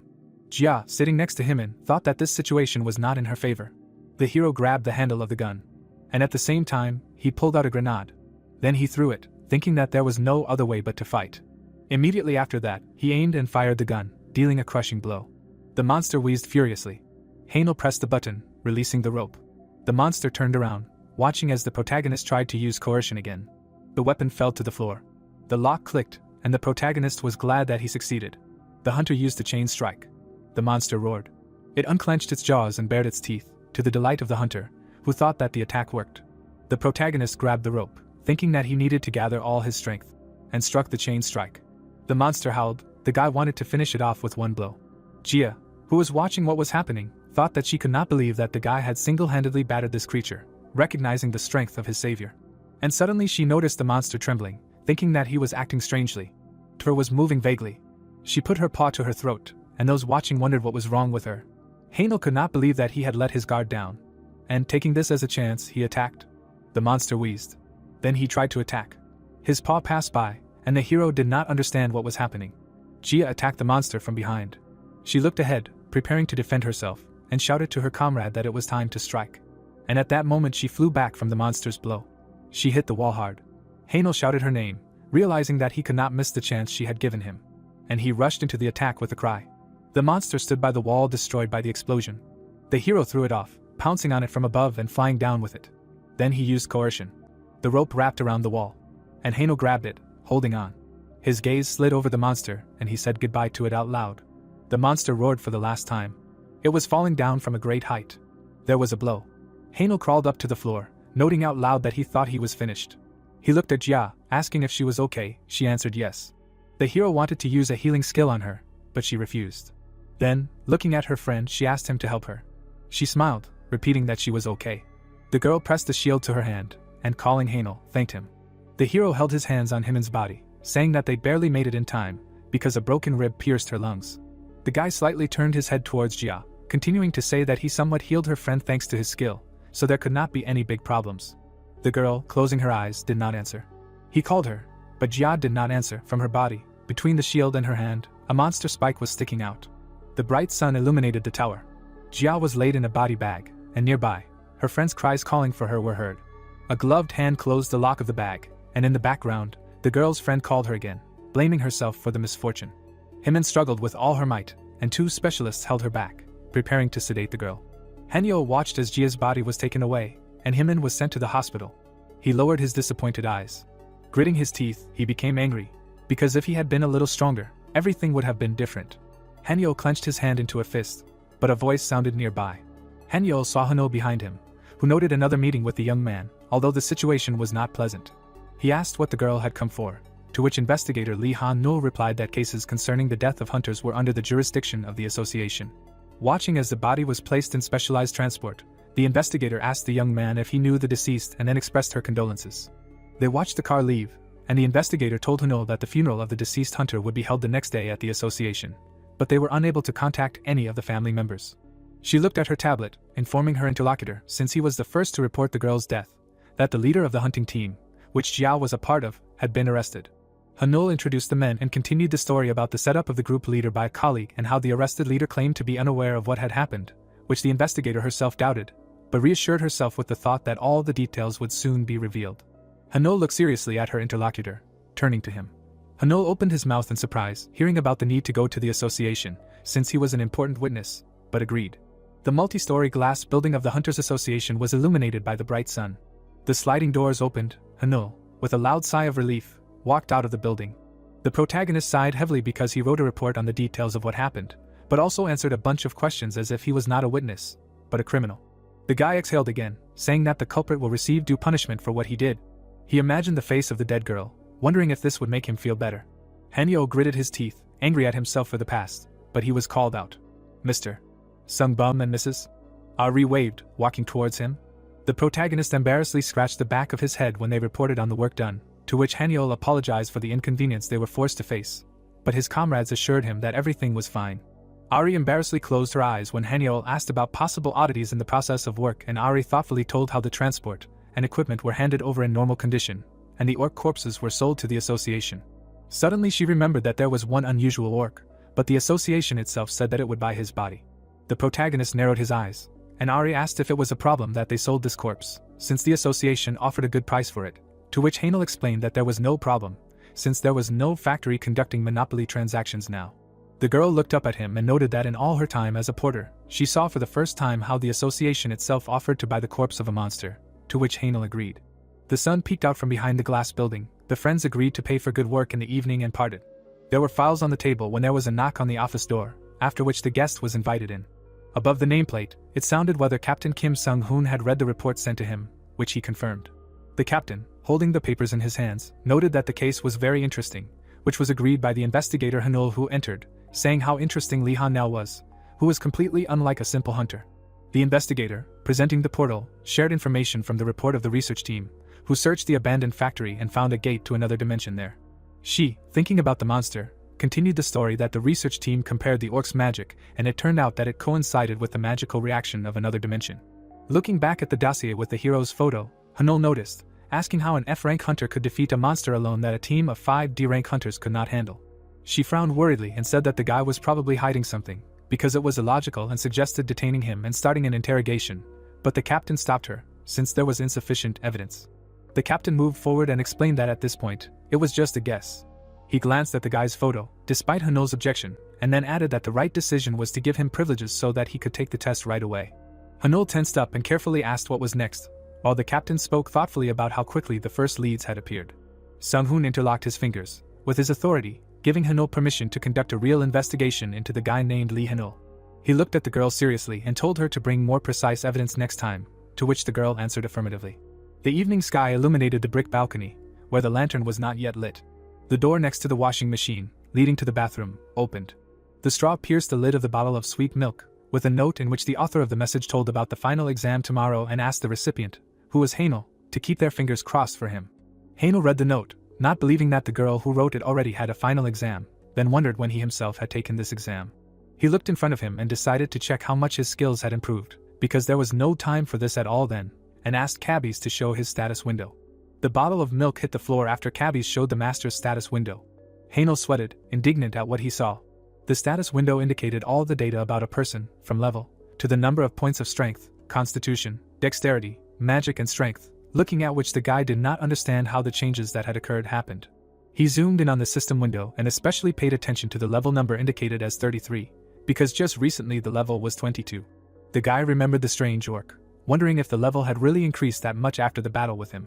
Hanel peered into the system window and continued to delve into what was written, because the rank of many skills had increased, but then he noticed that the level of treatment was indicated as M. Hanel asked the assistant what this meant, because it was not even the level A known to him, to which cabbies explained that the limit in the level of treatment had been reached. The status window lit up with a bright light, from which Hanel covered his face with his hand, indignantly, and cabbies announced that the skill had been upgraded. The guy, covering his face with his hands, said how he still did not understand what was happening. The status window announced that the skills of restoration had been upgraded to F, increased healing power to F. Frightened, Hanel asked the assistant to show information about the status of the restoration skill. The protagonist moved closer when cabbies obediently provided the skill information, stating that it had been upgraded to rank E, which gave an advanced healing skill, consumed magic, and allowed him to heal external injuries, diseases, and also allowed him to get rid of impurities caused by magic. Cabbies closed her eyes and confirmed the guy's assumption about the possibility of healing his father with this skill. Looking at the hero's father, she once again said that with such a skill, there was a high probability of healing the man. The space filled with boxes. Under the office sign, Seelman asked the elder if he was sure about their plan. Zealman clarified whether this was too much, even though Hanyol had stopped responding, but Gukyeon told the noisy guy to shut up. The younger asked why they were moving the office, because they had recently done something similar to other debtors. The man with the box in his hands continued to get angry at his colleague, who clearly did not understand what he was saying. The younger one regretfully admitted that he would not be able to cope in a fight with someone who, according to his interlocutor, was awakened. Gukyeon exploded at the guy, ordering him to continue silently dragging the boxes. The elder one thoughtfully remembered that the guy had a girl working in the Hunters Association, to which he decided to clarify the purpose of the question. Zalman was shocked to hear the order to find out the inside information of the association, because it seemed that the elder had decided to accept the order of that hunter. The guy remembered the image of a strange hunter with a band-aid on his nose, noted his insanity and vindictiveness, because if he found out the name of the informer, the latter would not live. Gukyeon exploded with a shout at the younger one, waving his arms and threatening punishment, from which the guy apologized for his words, trying to avoid physical violence. Zalman tensed up and noted his bad feeling. A door appeared with words in the background that the girl had already left. Shivering from the cold, Yubi said that it was very cold outside. There was some kind of package with a note on the floor. Holding the package with the note in her hands, the high school student read that it was a cold-proof package. She read on the note the words that she should drink the contents warm and go to the exam, and most importantly, that she should not worry. Holding a tin can in her hands, the applicant said out loud that even Hanel supported her. Raising her hand up, she said that then she should gather her courage and go ahead. The building of the Seoul National University Hospital was visible. One of the doors was open. Looking somewhere down, the woman asked the guy what the matter was. Rubbing the back of his head, the hero replied that they had not seen each other for a long time. A little scared, the nurse asked why he came today in a suit. Closing his eyes, the interlocutor asked how his father was feeling lately. While there was a piece of paper and a pen on the table, the nurse replied that his father had gotten a little better last time. The unconscious man lay on the bed while the girl continued to say that after that there had been no more improvements, and his health was gradually deteriorating again. Standing not far from the heroine, the porter asked if she believed him. A little scared, she answered that of course she believed. A sign was visible near one of the wards, while the young man asked if she could make it so that literally no one would come in here for a short time, even if something happened in this place after a while. Frowning with fear, the medical staff asked in response what he was going to do. The executioner bowed his head to the interlocutor. Continuing to stand in this position, the man explained that now he could not explain everything in detail. Clutching the card in her hands, the woman asked if he wanted to do something for the patient that others should not know about. Looking at the guy, the dark-haired woman also asked if it was thanks to him that there were small changes in his father's health last time. A second later, she smiled and added that she would be happy to help in such a case. Standing not far from the boy, the nurse added that if any dangerous situation suddenly occurred, the protagonist should definitely inform her. Slamming the door, the woman wished him luck. Starting to cry, the medical worker thought that this was a violation of several points of the medical law, so she was very scared. Bowing her head slightly, the girl thought that she did not really understand what Hanel was going to do, but be that as it may, she believed him. The unique hunter rolled up his sleeves. Leaning over his father, the young man said out loud, "Let's begin." The protagonist, putting his hand forward, thought that first he should concentrate his thoughts and gather his mana on his fingertips. Frowning, he said the word recovery to himself. Standing next to his father, the hero received a message from Cabby saying that contaminated mana was recorded in the object. Straining his fingers, he received the following message that the source of contamination was being separated from the body of the object. The young man looked at the bed. The dark-haired man was surprised. Something black appeared on the bed. Looking at the eye that appeared, the sword master exclaimed what happened. Opening the eye wider, something uttered incomprehensible sounds. Clenching his jaw, the executioner cursed the monster. Keeping his paws on the bed, the monster continued to utter incomprehensible sounds. Looking at his father, the hunter received a new message that this creature was going to escape into the body again. Watching the indicators on the monitor, the man cursed the creature. The nurse turned around at some sound. The man pressed the button for emergency cases of the patient. A speaker was visible, from which came the question whether she had just heard the emergency call from the patient. Closing her eyes, the woman lied that she was sorting out the diagram and accidentally pressed the wrong one. Holding his hand in front of him, the boy cursed the monster. Looking at the monster, the porter shouted for it to untie already. Opening his eye wider, the spawn made strange sounds. Some bright rays appeared. Frightened, the guy thought that the monster seemed to be trying to suck out his mana like last time.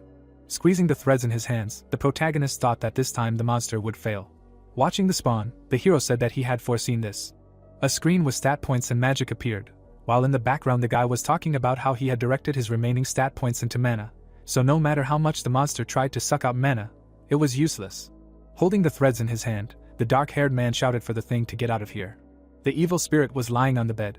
A second later, the monster flew off somewhere. Surprised, Cabby said that it had fallen off. Watching the health indicators on the screen, The assistant exclaimed that he had succeeded and that thing had really come out. Looking at his hands, the young man said that he finally saved his father. The evil spirit was lying on the floor. A second later, the monster saw something in front of him. Other monsters appeared in front of him. The demons pulled the offspring along with them. Rubbing his forehead with his hand, the dark-haired man asked if this was really the end. Bowing his head, Yahello wondered how the monster had stuck to his father. A second later, the unique hunter turned around in fear. The father sat down on the bed. Standing in front of the skyscraper, the man thought about how he had finally come to the Hunters Association. Frightened, Kalman thought that no matter how much he thought, he had a bad feeling. A certain building appeared. The investigator also appeared, who said that she had received all the materials that the interlocutor had sent her. Looking at the tablet, she also said that she had not found any special leads so far and asked the interlocutor to continue collecting information regarding the protagonist. Suddenly, the investigator looked away when she heard someone ask what a certain guy was doing there. There was a girl who was responsible for measuring the protagonist's magic, to whom the guy was telling her that he had a small favor to ask. Standing in front of him, the worker asked what they were talking about, and the investigator thought that she had seen this man somewhere before. Pressing something on her tablet, the girl assumed that she found this man when the man was talking about how it was extremely inconvenient to talk in this place, and therefore they needed to go to a cafe. The device had an open page with information about Keelman. Looking at him, the girl tried to figure out what he was doing in this place. Opening her mouth, Hano thought that she should follow him to keep an eye on him. The hospital building appeared. Looking at the phone, the hero realized that the girl had passed her exams with flying colors. Opening his mouth, the guy greeted the nurse. The girl listened to his question about his father's condition, smiling. The TV was showing a program about the secondary lockdown of Anson City, and the doctor was saying that the man still needed to recover, but with his current health condition, he could be discharged. Closing his eyes, the young man said that he was glad to hear that, and realized that 3 days had passed since he had used the recovery skill on his father. Remembering that situation, the hero knew that immediately after using the skill, his father came to his senses, and the whole hospital was in an uproar. And all because from the very beginning no one could understand from a medical point of view what kind of illness he had. The nurse smiled when the guy thought that, fortunately, the hospital doctors simply thought that a miracle had happened and he would have to somehow repay the girl who kept his secret in order to avoid unnecessary problems. Opening his mouth, the father asked if the hero had arrived. Looking at him, the man said that he was going to be discharged today. Opening his eyes wider, the guy asked again and realized that he had apparently done other things. Closing his eyes, the young man noted that his father had only recently gotten better and asked why he wanted to be discharged at all, but the interlocutor explained that he simply did not want to stay here. With his mouth slightly open, the man said that he heard the nurses and doctors talking and that they were saying that all the symptoms of the disease had passed, and that now all he needed was rehabilitation exercises. Squeezing the exercise machine, the father also explained that he couldn't live alone peacefully because his son had been looking after him all this time and that's why he didn't want to tie the boy's hands and feet anymore. With his mouth open, the young man listened to his question about whether he had said that he had an apartment that he rented and also the words about his son not having time because of his work and the man could just help with the housework. The protagonist understood that all those stories were complete nonsense. Having imagined two people, the guy couldn't believe that everything he had to tell his father about himself in order to calm him down would come out like this. Closing his eyes, the protagonist realized that he needed to come up with something else now. Suddenly, a folder fell to the floor when the father was asking if his son had any problems. The doctor, standing at the door, asked what he meant by his words about discharging him. The doctor, opening his mouth, said that this should never be done. The boy did not understand what he was talking about, but realized that it would help him too. The man, opening his mouth, asked if they had said that he was already completely cured. The nurse and cabbies, standing nearby, listened to the doctor's words that the patient still should not be discharged, because Chun Sam was a very important object for research for the entire hospital, and immediately after the doctor corrected himself and explained that he did not mean this, but that the man was a very important patient for them. Frowning, the doctor listened to the patient's words that if he was not discharged, he would have to continue to pay for the hospital expenses, and the doctor shouted that as long as he was here, they would take on all these expenses. They continued to look at each other. After shaking his hand, the man said that in that case he would stay in the hospital for another month, and the other man shouted that they were grateful that he would represent their hospital. With his mouth open, the hero did not understand what he was looking at. Light appeared coming through the open door. The young man lay down on the bed, saying that he was very tired.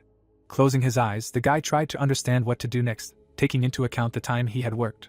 Taking the phone in his hands, the hero decided to first move out of the studio and find a normal apartment, and wanted to check how much money he had collected from the orc hunt.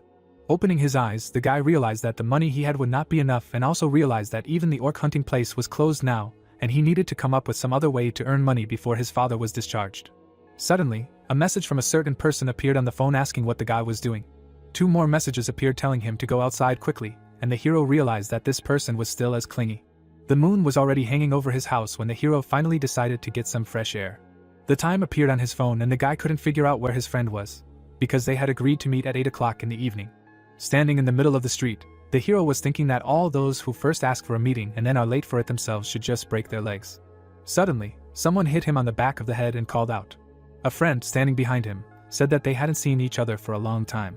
Smiling, his friend asked him to stop talking and go inside. There was already food on the table and Sungjin asked if the hero had forgotten that it was his friend's birthday today. Closing his eyes, the protagonist said that if it was his birthday, then he should just say so. Opening his mouth, his friend asked about his interlocutor's life and his father, who replied that he had already gotten better and therefore he would be discharged next month. Resting his head on his hands, the hero also noted that he now needed money to take his father home. Pouring a drink into a glass, his friend asked if the young man was really worried about money and asked him not to be upset. Then the protagonist asked how his friend was doing. Seongjin, with his mouth slightly open, asked if the young man remembered that after his father retired, his father opened a monster slaughter plant with the pension money. The hero answered negatively. Looking at the glass, his friend said that business was going well for some time, but because of a certain company, their plant also began to fall into chaos. The guy, with his mouth slightly open, asked if this company was one of the 10 largest enterprises in the country. The same one answered affirmatively. Having presented the building of this company, the comrades said that this time they had started to actively conduct business on monster raw materials, and in order to monopolize their business in this area, they use various dirty tricks and force many factories located in the area to close. With their mouth open, the hero listened to his words about the rumors that this company hires gangsters to prevent their competitors from doing their work. Looking at him, the comrade explained that they also began to offer much better conditions than theirs for hunters who supply monster raw materials to factories, and therefore they take away all their raw materials. Having slammed his glass on the table, the friend said that this is precisely why their factory is suffering colossal damage, and also added that there were cases when they completely stopped supplying monster corpses to factories and therefore they had to close their businesses, and asked the question of whether there was a hunter somewhere who would sign an exclusive contract with their factory. The hero, propping his head up with his hand, asked him to stop dreaming, because what kind of hunter would sign such an exclusive contract with such a small plant? Holding a glass in his hand, the protagonist listened to his words about how if such a hunter were to be found, they could say with confidence that they would also be able to pay well. Looking at the glass, the young man listened to his question about whether he knew any hunters. Opening his mouth, the hero answered positively, but his friend did not believe him at first. Closing his eyes, the guy explained that in fact there was something that had not yet been said. Opening his mouth, the hero said that he was in fact a hunter. Pointing his finger, his friend laughed loudly and shouted that this was an extremely funny joke. The protagonist picked up his wallet, while his friend was talking about how the guy's sense of humor had improved a little during the time they had not seen each other. The young man put a certain card on the table, but his interlocutor did not understand and asked about it. It was a hunter's ID. There was a phone on the table. It was her mother calling. The girl looked at the mobile device. Smiling, she asked what happened to her mother, and immediately said that she had already checked herself for the correctness of her answers on the exam. Sitting at the table, the girl asked why her mother was constantly apologizing and why she was constantly crying, and immediately asked her to take care of herself. The phone was on the table again. A drop fell on it. The young man closed the door. Looking at the next door, the hero thought that he should say hello to Yubi one last time. Knocking on the door, the guy realized that he would not be home soon and asked if the girl was home. Looking at the door, the protagonist assumed that she had gone somewhere. Her workplace was empty when the young man thought that her absence was logical, because she had passed the exam and was now having fun somewhere with friends. On her desk lay papers with a guide to the educational process of porters. The northern part of the city of Chuncheon appeared. A danger sign stood in the middle of the ruins. Someone, shooting from a machine gun, shouted that they needed to hit the enemies in the head. Some part of the creature appeared. In front of the two fighters was a huge ant. Suddenly, the monster released something. This substance entangled one of the porters. Immediately after, he was pulled back. Using some weapon, the hero asked them to be patient a little longer. The blow of the chain broke this thread. Immediately after, the porter was freed. She closed her eyes. Suddenly, her comrade picked her up. Opening his mouth, the fighter asked if she was okay and if she was hurt. The girl said she was fine, her eyes wide, but she didn't understand why it was so cool. Suddenly, the monster opened its mouth and screamed, while the girl was thinking about how her comrade was especially cute that day. Suddenly, the enemy raised his limb to attack. Something was already flying at him. The projectile hit the opponent's body. Immediately after, the ant fell to the ground. A lot of dust rose after the fall. Suddenly, a hook flew through the dust. It began to wrap itself around the monster's limb. All of its paws were wrapped when the guy used compulsion. The creature opened its mouth wide, not understanding what was happening. Suddenly, it fell to the ground. The young man, standing behind, asked if the porters were okay. Closing his eyes, the guy apologized for not being able to attract the monster's attention to himself, and realized that his friend was a real idiot. Remembering him, the hero remembered that because the city of Anson, which was the habitat of the orcs, was blocked off, he had to go to the hunting field that his friend had recommended to him. He remembered how his friend, smiling, said that they often worked with those monsters at the factory, and they were all just a little big. The monster, lying on the ground, screamed when the guy tried to understand how these enemies were just a little big. Taking the weapon in his hands, the hero realized that he had been a fool for believing Xianjun at his word.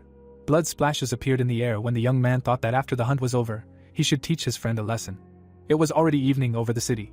A porter's mask was lying on the ground and the guy said that they were finally done. There was also a box of crystals nearby and the protagonist added that they would have to work here like this for another 2 weeks. Taking the phone in his hands, the hero explained that a certain person should come to them soon. A truck drove up to them. His door opened and someone called out to the young man. Taisu, getting out of the car, asked how the guy had been doing all this time. Rubbing his head, the young man thanked the man for listening to his exorbitant requests. The same man asked him not to think about it, because he had no work lately anyway and all he needed to do was come every evening, give them the cargo and pick up the corpses of the monsters.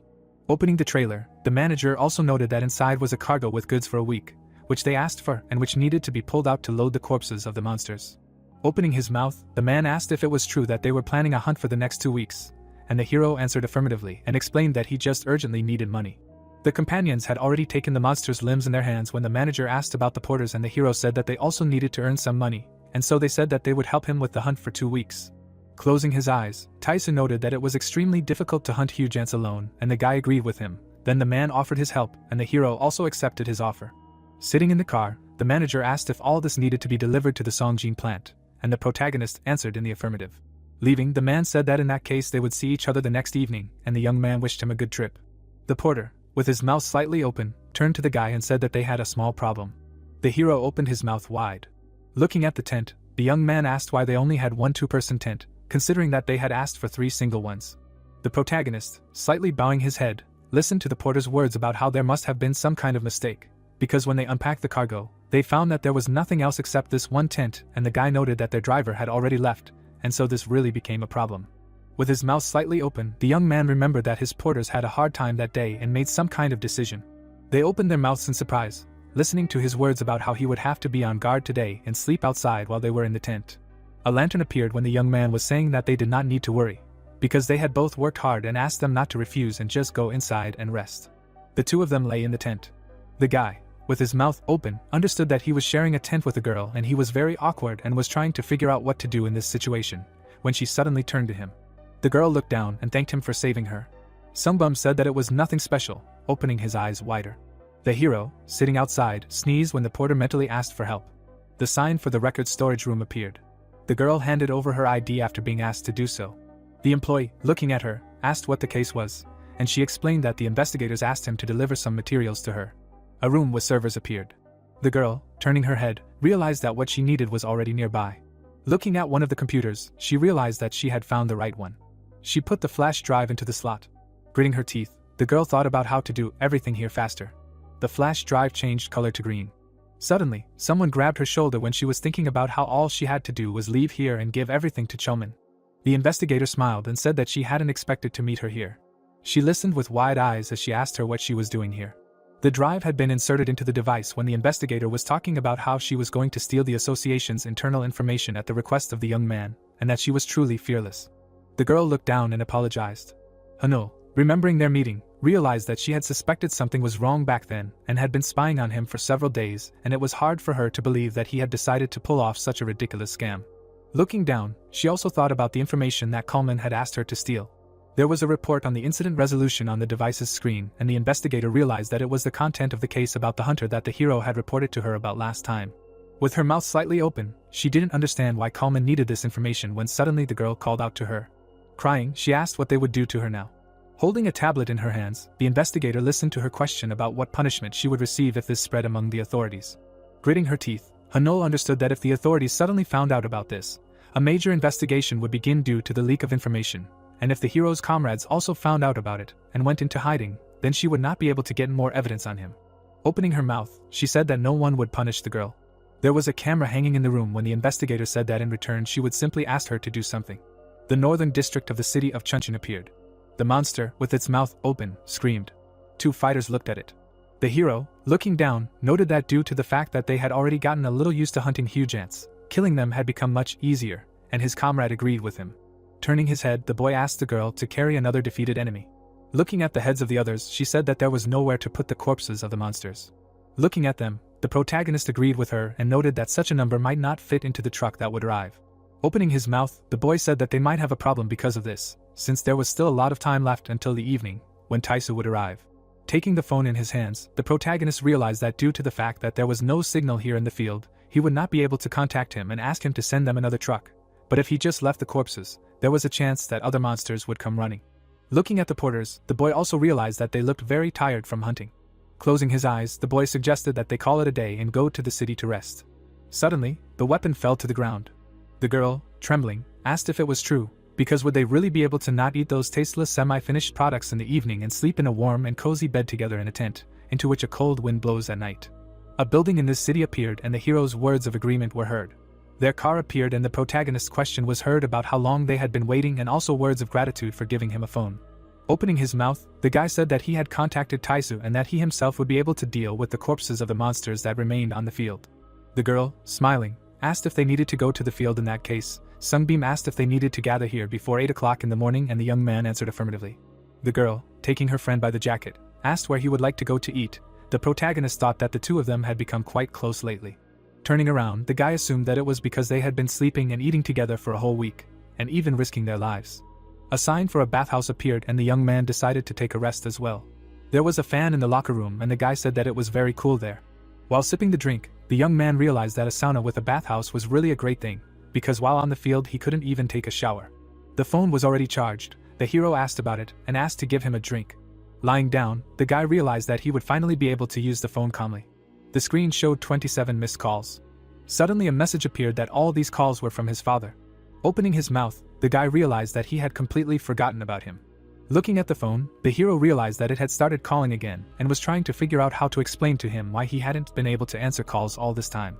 Putting the phone to his ear, the protagonist asked if he was calling about why the young man hadn't picked up and explained that he had to be on a business trip until the end of the week. The guy put the phone down.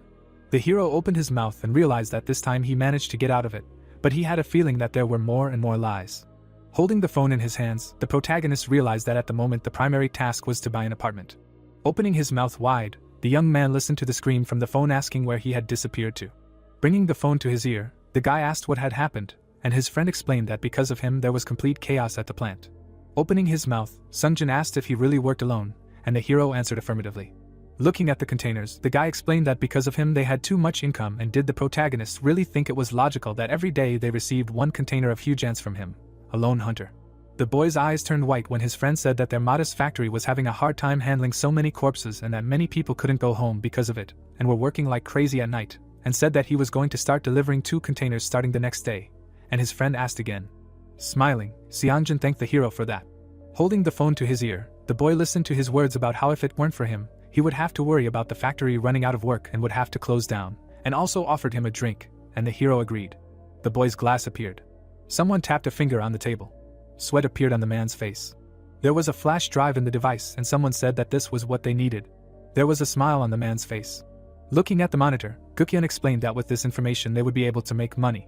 There was information on the screen about the hunter tail and his recovery, and the bandit asked the assistant to contact him and tell him that they found the one who reported him. The hero's car showed up a week later.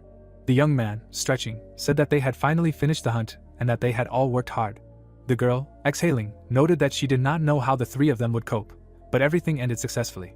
Remembering how the monsters attacked her, she said that she thought she would die then, and the guy asked if she meant the situation when they had incorrectly disturbed the ant nest and the monsters began to attack them in a crowd. She also remembered the explosion and said that immediately after that, the protagonist dealt with all of them with a grenade and thanks to this they were able to catch 3 trucks of monsters. Closing his eyes, the guy answered affirmatively, realizing that he should give them a bonus later. Remembering his job as a porter, the young man realized that he himself had had an unpleasant experience with not being paid normally, and since his porters were risking their lives, they could be paid more. It was already evening over the city, and the hero suggested that they all go their separate ways and also said that he would send their money immediately after it was received on his account from the factory. Night had already fallen over his house. Standing in front of the door, the young man talked about finally returning to his beloved home. Opening his mouth, the guy wondered how many days he had been gone. Looking at his neighbor's window, the hero noticed that her light was out and also realized that it was usually light at this time. Opening the door, the protagonist thought that she could have just been out having fun somewhere. Immediately after, the hero fell on the bed. Opening his mouth, he talked about how he needed to wash up and go to bed as soon as possible. Suddenly, his phone received a call from a friend. The young man put the phone to his ear and asked what he needed, and immediately said that he was tired and didn't have the strength to drink. Holding a piece of paper, his friend said that it was a pity and noted that payment had arrived for slaughtering monsters and he wanted to send it. Jumping out of bed, the hero shouted that he was already running. Street tents appeared. They clinked glasses, thanking each other for a job well done. Blushing from the alcohol, the young man said that alcohol helps very well after hard work. His friend, opening his mouth, reminded him that he had said that he was tired and didn't want to go out. The hero explained that it had happened before and also asked if he could sit here and drink alcohol with him now, because had they really stopped working at night at the factory? Smiling, his friend said that serving an important person for their factory was also an important part of the job. The guy realized that he simply didn't want to work. Holding the glass, the protagonist heard his comrade's request that he take this paper. It said that the hero received 80 million won and Seonjin explained that it was a statement of money received from slaughtering monsters. The guy's eyes widened at what he saw. Picking up the bottle, the comrade noted that this money was only for last week and then they would count the rest. The protagonist, with his mouth open, asked if this was definitely not all, and the interlocutor explained that this week there were many more huge spiders compared to last time. The guy's mouth opened wider after his comrade said that he would receive about 150 million won. Looking at him, Seonjin asked if this was less than he expected and noted that his father also added a little in payment, and the hero explained that the amount was incredibly large. The interlocutor listened with his mouth slightly open as he said that in that case he would be able to cover all his debts and rent a new apartment with that kind of money, and asked if he worked at such a pace just because of that. There was still a glass on the table, and when the friend said that he didn't think the young man had debts, he explained that he had to take out a private loan to pay for his father's hospital expenses. Recalling that situation, the hero said that he was going to return the money he borrowed, but for some reason his creditor stopped communicating, so he wanted to go to the office himself, but in the end they weren't there. With his mouth slightly open, the comrade listened to him say that they most likely fled. Looking at him, Seonjin asked if he had borrowed money from Gukyeon. The protagonist, with his mouth slightly open, asked how he knew. The friend, closing his eyes, said that his father had once borrowed money from this man and had managed to quickly collect the funds and he was already going to return them. But if the person wanted to repay the debt, then this person would simply lie low and then take large interest from the borrower. Then the hero asked what he should do in such a case. The comrade, taking the phone in his hands, explained that perhaps the man had not yet had time to change his shelter, which he had used earlier, and perhaps he was hiding there. The young man also took the phone in his hands. Gritting his teeth, the guy listened to the interlocutor's question about what he would do in such a case and answered that he would teach him a lesson. An old building appeared. The man was sitting at the computer. Opening his mouth, the bandit asked why everything had been going wrong lately. Throwing his head back, Gukyeon hoped that the hunter who had been entrusted with this job had not disappeared without a trace and also realized that Coleman had gone looking for him, but was not answering his calls. Someone knocked on the door. The man turned around and asked where his friend had been for so long. Rubbing his neck, the bandit said he was on his way. Suddenly, something flashed past him. His eyes widened. The guy went inside. The man, looking at him, asked how the hero knew about this place. The young man, frowning, explained that among the people he had shaken money from was his friend and it was he who had told him about this place. Gritting his teeth, the bandit listened to his words about how bad he really was to lie down in such a pile of garbage. Suddenly, the man swung to hit. The hero stopped his fist. Frowning, the guy said he was not going to play with him. His hand began to glow blue when the bandit realized that he was awake after all. His hand was released and he began to scream loudly. The young man, exhaling, told him to stop fooling around. The protagonist began to take something out of his pocket when the bandit screamed that he would tear him to pieces. The package landed next to him. There was money inside and the hero explained that half of the outstanding debt was inside and that the remaining half would be paid next week. Turning around, the hero noted that he did not want to come here anymore. Turning around, the guy explained that if suddenly the situation forced him to come here again, then the bandit would not get off with just a hand. The man, looking up, remained silent. The assistant, opening his mouth, said that he returned. Standing in front of the broken door, Coleman asked about what happened here. Holding his hand, the bandit asked where the hunter went. Looking down, his comrade said that he brought him. The man stepped forward and asked if Gukyeon saw himself in the mirror. Opening his mouth, the bandit asked if the guest wanted to know the name of the hunter who deprived him of his license. Smiling, the fighter listened to the leader's words that he was not interested in money, only a condition. The bandit's hideout appeared. The girl was eating something. A package with some drink appeared. The investigator, sitting in the car, tried to understand what she had to do at all. There was a lot of trash inside the car and the girl realized that she couldn't shift the responsibility to someone else because of this situation. Remembering that flash drive, she realized that it would be good to install a location tracking program in the drive that contained the stolen data to find out who actually stole the information. Opening one eye, she also realized that she had been in ambush for a week, but had not received any leads related to the hero. Suddenly, she noticed a guy on the street. With her mouth open, the girl could not understand what he was doing in this place. Her car was parked next to him, and the investigator realized that he was going upstairs. The car door opened when Hanul decided to follow him. Opening her eyes wider, she listened to the bandit's screams. Looking at him from behind, the girl realized that their conversation had nothing to do with the leak. As she went outside, she thought that the hero most likely had not known about this leak from the very beginning, and also realized that violence against civilians would now be added to his list of crimes. She received a call from the information department on her phone. Getting into the car, she said that she was listening. The man, with his mouth slightly open, said that while collecting data on the hunter Hanul, something interesting was found. Imagining a certain situation, the worker said that about a week before he registered with the Hunters Association, he suddenly deposited 8 million won in cash into his bank account. But according to the information, 2 days before that, he quit working at the factory after beating up his boss. The girl, looking down, asked if this money was some kind of retirement benefit or some kind of financial trick. She picked up the tablet when the interlocutor asked her to look at the data that was sent to her device. The photo showed the protagonist at a checkpoint, and the employee explained that this photo was taken from surveillance cameras located at the checkpoint in the field in the city of Sokcho, 2 days before the donation of funds, and also added that they had already checked the records of the porters who went to work that day. Introducing the protagonist, the man said that he did not submit a request to any hunting group, and based on their investigation, they do not know how he managed to pass the checkpoint, but it seems that he was conducting an illegal hunt in the field. Presenting the money in front of the young man, the employee explained that there is also a high probability that he sold the corpses of monsters on the black market, and thereby collected a sum of money. The girl, sitting in the car, said that if this suddenly turns out to be true, then perhaps the hero provided them with false information regarding the time when he became awakened, and the interlocutor agreed with her. In front of the car was a former hunter and a bandit's assistant. When the worker asked her if they needed to start preparing an arrest warrant for the protagonist, and suddenly the girl realized that these were the two people she was interested in. Opening her mouth, the investigator answered negatively and explained that there was still one unsolved piece of evidence. A certain box appeared. Exhaling, the guy asked himself if this was the last box. Looking at the bed, the young man said that it was time to say goodbye to this place. Closing his eyes, the protagonist realized that he had had to live in this one-room apartment for quite a long time. 2 cockroaches were sitting under the bed, when the hero said that he had already fallen in love with this narrow space. The guy took the box in his hands. The door slammed shut. Immediately after, the young man locked the door. Looking at the neighbor's door, the protagonist tried to understand if something had happened to her. Looking at the phone, the hero realized that initially it seemed to him that she was simply not at home, but she did not even read his message, let alone answer.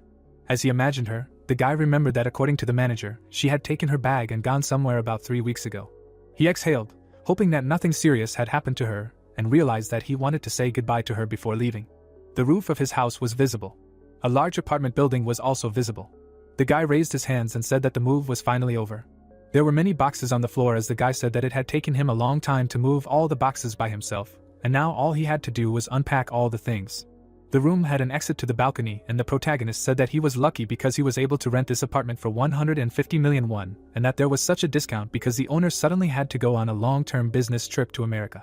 Opening his mouth, the hero also remembered that the owner had said that he would be able to make an advance payment for the rent even after the move was completed, and that it would be hard to find such conditions anywhere else, and realized that he only had to move his father's things here after he was discharged. Suddenly, a call came from a nurse on his phone. Bringing the phone to his ear, the young man asked what happened there, and the girl said that they had big problems. Opening his eyes wider, the protagonist asked what happened there. His mouth fell open when the nurse said that his father had suddenly disappeared. The girl, looking down, could not answer the young man's questions about how his relative could have disappeared. The hospital building appeared.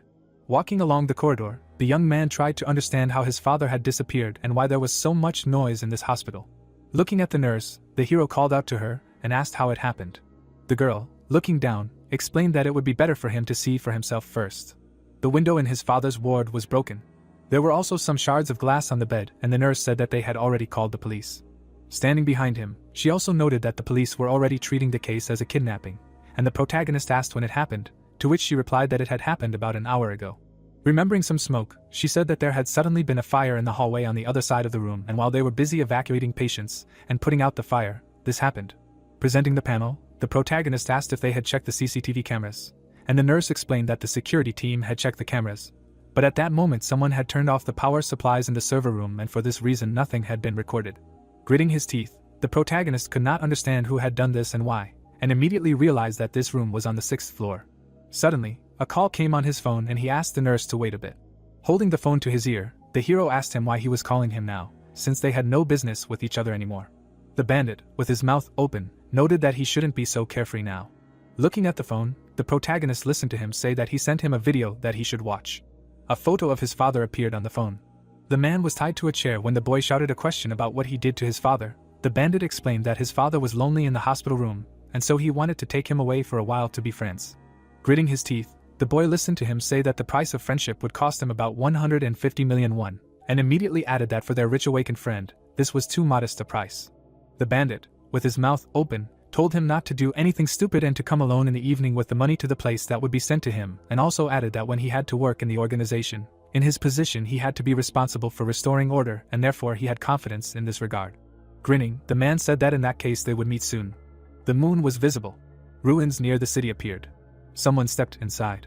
In the hands of the man was some kind of bag. The hero, looking into the building, asked if the bandit was there. Opening his mouth, the man noted that he had arrived on time. Standing by the wall, Gukhyun said that he had already begun to think about what to do if the guy did not show up. Gritting his teeth, the guy asked him to stop talking and asked where his father was. Pointing somewhere with his finger, the man noted that he was extremely impatient. Someone had wheeled his father out on a chair. Opening his mouth, the father asked if it was the hero and also asked what was going on here. Turning around, the bandit wondered if the man really didn't know. Gritting his teeth, the guy listened to the man's question about whether he really hadn't told his dad anything, and the hero told him to just try opening his mouth again. The father, opening his mouth, asked what they meant, because was it somehow connected with the large company he worked for. The bandit smiled and noted that this was getting interesting. The protagonist was still standing there when the kidnapper was talking about how he should know when to stop lying, because what kind of employee would he be? Chong Sam, with his mouth open, asked if his son had lied to him, and the bandit said that he would tell him the truth. Introducing the guy, the man said that he had taken out a private loan from them in order to cover the hospital expenses and that he would not have been able to pay the interest if he had been doing a regular job, so he risked his life and went to work as a porter. He also introduced the hero on his first hunt and said that he had somehow managed to become awakened and had hidden the whole truth from his father because he did not want to bother him while he was lying in the hospital. The protagonist, with his mouth open, shouted for him to stop. The bandit turned around and listened to the guy's question about whether they needed money. Covering the man's mouth, the kidnapper asked where his money was. Showing the bag, the young man explained that there were 30 packs of 150,000 won bills. Looking at him, the young man said that in that case he should go, but the man stopped him. With his mouth slightly open, the protagonist listened to his words about how he was still awakened and it would be problematic if he did anything and therefore he should just throw the bag. Taking hold of the bag, the hero agreed with him. Immediately after, he threw it. It hit the man with force. The assistant, with his mouth open, called out to the leader. Taking hold of something on his belt, the young man remembered that he would be able to get out of this situation with the help of equipment that was discreetly hidden. Immediately after, the young man threw the rope towards his opponents, using coercion. The hook headed for Kalman. Suddenly, something blocked it. Immediately after, the hook fell to the ground. The boy's eyes widened as he tried to comprehend what had happened. Someone had put their finger on the trigger, as the hero realized that his chain had just been knocked off. Suddenly, a bullet flew past his cheek. Taking hold of it, the hero shouted a question about what they were doing. The man, looking at him, said that he knew it would happen like this. The barrel of the gun was smoking as the bandit asked if he really thought that he had to do all this without backup, and suddenly someone asked him not to shoot. The fighter, with his mouth open, explained that all the fun of the murder would disappear. The young man, rubbing his cheek, listened to the man say that they had not seen each other for a long time. Gritting his teeth, the enemy asked if it was because of the hero that they lost their license. Holding out a machete, the former hunter said that thanks to him, all their equipment was confiscated and they lost their means of earning money. Gritting his teeth, the swordsman asked him if he dared to cross his team's path. The young man, looking at him, realized that this man stole inside information from the Hunters Association. Remembering the hunter earlier, the boy realized that they were all E rank and he had only hunted with him a few times when he still had to be a porter, so he knew nothing about their skills.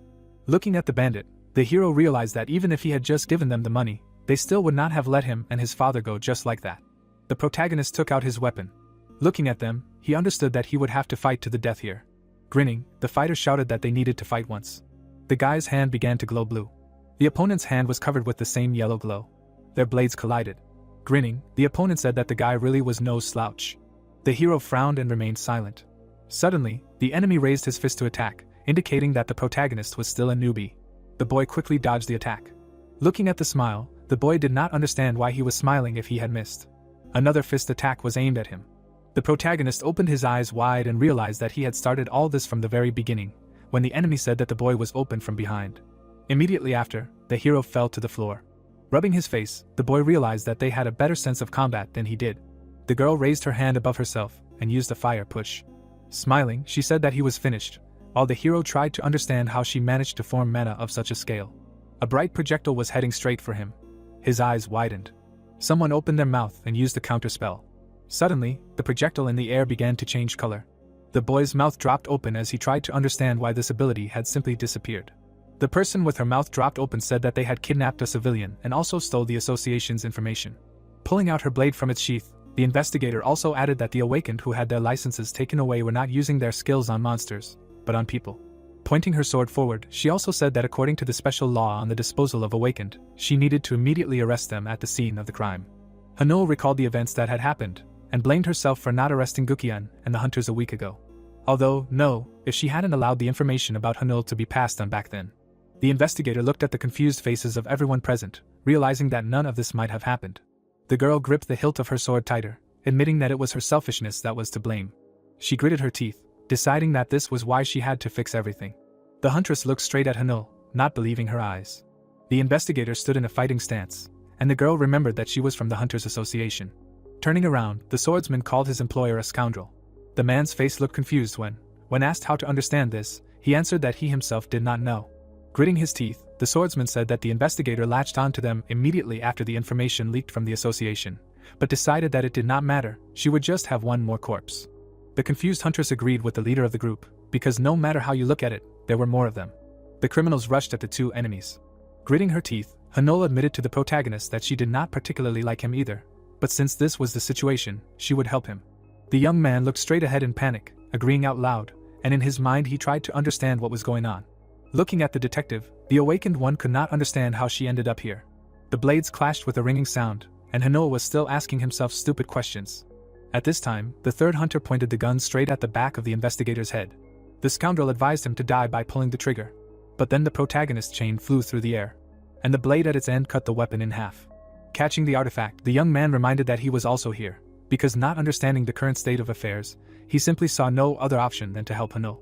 The bandit clenched his teeth, asking out loud how it had come to this. Kalman looked at the gloomy leader in confusion, and clarified what they should do now. Glancing at the kidnapped man, Gukyan ordered them to take the old man and get out of here. At this time, the hero's opponent swung the rest of the handle at him. The guy managed to dodge. At this time, the huntress extended her hand, and a cloud of plasma burst out of her palm. Hanul didn't have time to dodge it. But then Hanul shouted a counterspell, and a green flash absorbed the other's magic. The hero turned to his partner and thanked her, and in response he heard a demand not to let his guard down. Looking tensely at the enemies, the young man thought that they were at a disadvantage in terms of numbers, but he was not the one who started the fight. The awakened watched the bandits run away with his father, and realized that it was useless to continue pressing them in the same spirit, while the huntress was cursing at the investigator. The scoundrel turned around when he heard the boys scream. Hanul's eyes widened when she realized that these freaks had decided to take Chung Sam hostage and run away. She abruptly dodged another attack, reminding herself that protecting citizens remained in first place, and turned to her ally. Hanul turned around in surprise at the girl when he heard the demand to immediately stand next to her. Her figure lit up as the investigator added that enough chatter, and that they should hurry. The girl tensed her fingers, creating a binding spell. The energy of her magic caused cracks to appear on the asphalt. Then thin threads wrapped around the enemy's foot. The swordsman gritted his teeth and cursed. Frowning, Hanul ordered the boy to save his father, but he tried to object. While the villains were trying to break free from the magical hold, the investigator interrupted him with the words that for her, the original task was to protect civilians. She would cope with these guys, and the awakened one needed to run quickly. The boy raised his eyebrows in confusion, turning to the detective. Then he turned around, rushing forward, exclaiming that he relied on her. The leader of the hunters intercepted the weapon, and throwing it after the boy, he roared that he would not leave so easily. The knife flew at the back of the fleeing awakened one, but the knife fell to the asphalt. Hanul, who had just knocked the blade off course, shouted at her ally to hurry. Gritting his teeth, the swordsman muttered that this lady would not leave. Looking calmly at the criminal, the girl retorted that, unfortunately, it was her job to catch rats like them. Hanyo rushed forward while the duel flared up again behind him, and mentally begged his father to hold on a little longer. A block away from the scene, the bandits climbed into their van, trying to catch their breath. The hostage was thrown into the back seat. Turning to Gukyan, his partner asked what they should do now. Panic appeared on Coleman's face when he reminded them that the association had figured them out. He said that nothing good would come of this. The leader covered his face with his hand, and when the interlocutor began to develop an idea about arresting those hunters, he demanded that he shut up and let him come up with a plan of action. Glancing at the bag, the man suggested taking the money first, getting into the car and returning to the office, and then laying low until everything died down so they could escape abroad. Chun-Sam moaned when Coleman asked what to do with this man, and in response he heard that they would simply bury him under concrete, and that would be it. The partner glanced sideways at Gukhyun when he added that he had originally wanted to do so. The next moment, a chain flew through the air while the bandit asked the other why he was standing there like a pole and not starting the car. The chain wrapped around the man, pinning his arms to his sides. He looked at the weapon in panic, not understanding what was happening. Coming out of the alley, the protagonist demanded that his father be released. Looking at the villains with hatred, the young man added that they should do it immediately. At the same time, in the previous place, the swordsman cursed through his teeth. Looking at the sullen investigator from the Hunters Association, he couldn't believe that she was handling the three of them so easily. His partner looked at the leader with displeasure and demanded that he do something already. If those guys were running away, they wouldn't be able to get out of this, and he replied that he knew it himself. The detective stood in front of him in a fighting stance, while the scoundrel muttered that first they needed to do something with her, and then everything would be fine. The tank standing nearby clenched his teeth, agreeing with the boss. He put his hand on the cylinder hanging on his belt and said that the bastard was about to release it, and at that moment they needed to get out. There was silence for a few seconds. Then, with a loud bang, smoke poured out of the windows. Covering her face with her hand, Hanul shouted that this was mean. The smoke began to settle, and the detectives saw two opponents. The girl looked at their tense faces, not understanding where the third one had gone. The swordsman emerged from the smoke behind her. Turning around abruptly, the investigator realized what the hunters were after. But when another opponent tried to attack her unexpectedly, she was able to parry his blow. The guy said through clenched teeth that her opponent was him. Hanul chuckled, concluding out loud that they would not let her out of here so easily. At this time, near the car, while Hanul held the chain, the villain shouted his name. Looking at the hero, dumbfounded, the man could not understand how he ended up here. But then the young man shuddered and asked what it was. He heard a sound similar to an explosion. The bandit also shuddered. The next moment, a knife flew through the air. The awakened managed to dodge. He looked back at the weapon sticking out of the concrete. Tail cursed when he realized that he had missed.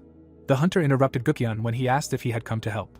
The scoundrel's eyebrows rose as the boy reminded him that it was his fault they were in this mess. The hunter looked at his ally with anger and said that after he killed Hanyo, they would both be next on the list of the next to die. Tearing his weapon off his belt, the protagonist shouted that the swordsman was being too bold with his tongue. Clutching the metal in his fingers, the young man added that he would strangle Gukhyun with his own hands. The awakened one clutched the pipe in his hands and added that he would first tear this freak to shreds. Looking at the boy with irritation, the hunter called him a sucker. He rushed forward and shouted for him to die. Glancing at his partner, the bandit asked why he was standing there like a pillar. He demanded that the chain be removed immediately, otherwise they would not be able to get out of here. Hanyo parried the blows of the hunter's blade. He was getting more and more excited until the hero realized that he had been too hasty in shouting at the top of his lungs that he would tear his opponent to pieces. The sword was clearly stronger than a pipe. The scoundrel wondered where his self-confidence had gone, and the young man mentally added that in reality, with almost nothing at hand, he would not last long. Glancing to the side, the awakened one calculated what would happen if he did not deal with Tail as quickly as possible. The bandits were untangling themselves from his chain, which meant the risk of losing them. At that moment, the swordsman's foot landed in Hanel's stomach, clarifying where he was looking. The guy was thrown against the wall, and he cursed mentally. Wiping his chin, the hero muttered that he did not want to use this method, but he needed to kill this bastard. He called cabbies. The awakened one muttered something under his breath while the enemy tried to listen. Making the sword fill with magical light, Tail decided that it didn't matter. And rushing forward, he shouted that it was the end. But suddenly the main character disappeared. The villain's eyes widened in surprise, because his target was just here. And then he turned around abruptly. At the last moment, the hunter managed to parry Hanel's blow. Holding the pipe in the hero's hands with his blade, the swordsman could not understand how he suddenly appeared from the side, moreover, became stronger. The young man swung his fist to strike. All the air was knocked out of Tail's lungs.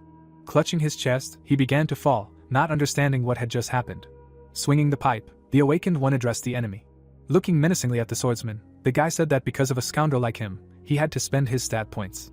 The hunter's face expressed panic. He did not understand what was being discussed. Blood splashed into the air.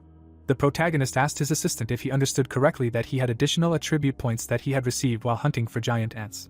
Upon hearing confirmation, he asked to distribute them all into strength and agility. In response, he heard that the order had been accepted, and the attribute points had been distributed. Finally, the young man stopped, breathing heavily. Before Haenul could turn his gaze to the bandits, he heard a demand to stand still. Gukhyun held a knife to the throat of the awakened man's father, wondering if he wanted him to get hurt. Frowning, the guy cursed at the scoundrel, but he demanded that he calm down. With a mad smile, Gukhyun ordered that what he was holding in his hand be put down first, since he, too, was not particularly eager to cut his father's throat. When the pipe fell to the asphalt with a clang, the man praised the hero, adding that it should have been done that way from the very beginning. Holding the trembling Chun-Sam in his arms, the bandit asked his partner to start the engine right away. But suddenly he was blinded by a bright flash of light. A bright ball of light appeared above the boy's head, and Gukhyun couldn't figure out what it was. But the ball turned out to be a searchlight on the nose of the helicopter, from which came the announcement that they were surrounded. The bandit looked at the car in shock until they ordered him to release the hostage and put the weapon on the ground, and he couldn't figure out what to do now. Han Yul smiled grimly. He pulled the chain in order to free his father. The scoundrel began to make up excuses until the chain connected with a clang. The boy didn't pay attention to Gukhyun's words, focusing on his hand that held the knife. Then he activated the chain strike. The bandit froze in place with a confused face. Then he screamed terribly when his hand fell on the concrete. When the patrol car arrived, the helicopter flew away. The bandits were detained. The protagonist looked around in confusion, while Gukhyun screamed at his hand and the medics hurried to sedate him. The young man found his father on an ambulance stretcher. Haenul started to speak in confusion, but was cut off. Looking sadly at his parent, the awakened one agreed to talk to him later. After which he saw off the car with a gloomy look. A detective appeared next to the guy and clarified whether they were finished. Realizing that Haenul was standing next to him, the hero shuddered. With a confused smile, the young man thanked the girl. But suddenly, handcuffs appeared on his hands. With a sweet smile, the investigator announced that she was arresting Haenul on suspicion of violating the special law on awakened ones. The boy's jaw dropped when the detective added that he needed to go with him to the Hunters Association. The next day at the headquarters. Clenching his fists, the main character cursed silently while he was asked the same question again. The man in the suit showed the recorded video and asked if the prisoner really had nothing else to say. Looking at the law enforcement officer with panic, the young man did not understand how he ended up in this shit again. At this time, Haenul and his boss were watching the interrogation, and he wished for the boy. After all, he was arrested right after such an incident, to which the girl replied that the law is the law. Sung-hoon looked down when he heard from the detective that the evidence was accurate this time, which meant the boy would not get away with it.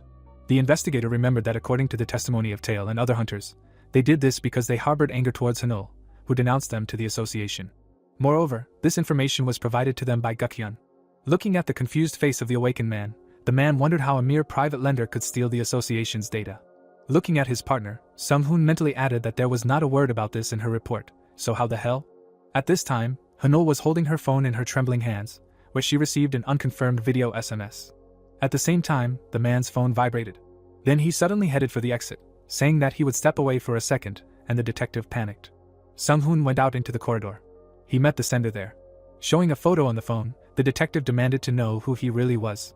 Although he was more interested in where he got this video from. Raising his glass, the man replied that he did not even know. And pointing his finger at the investigator, Taisa added that he was already an expert in this matter. Glancing at the camera on the ceiling, the old man added that the cameras were very good these days. They even recorded your voice. Frowning, Sunbae demanded to stop talking uselessly and get to the point. Taisa's face became serious, and he asked since when did the association become an organ that turns a blind eye to the leakage of personal information, grants privileges to the hunter, and then secretly digs under him. The detective's face darkened when the old man added that if people found out about all this soon, there would be a big scandal, and he asked if he was really threatening him.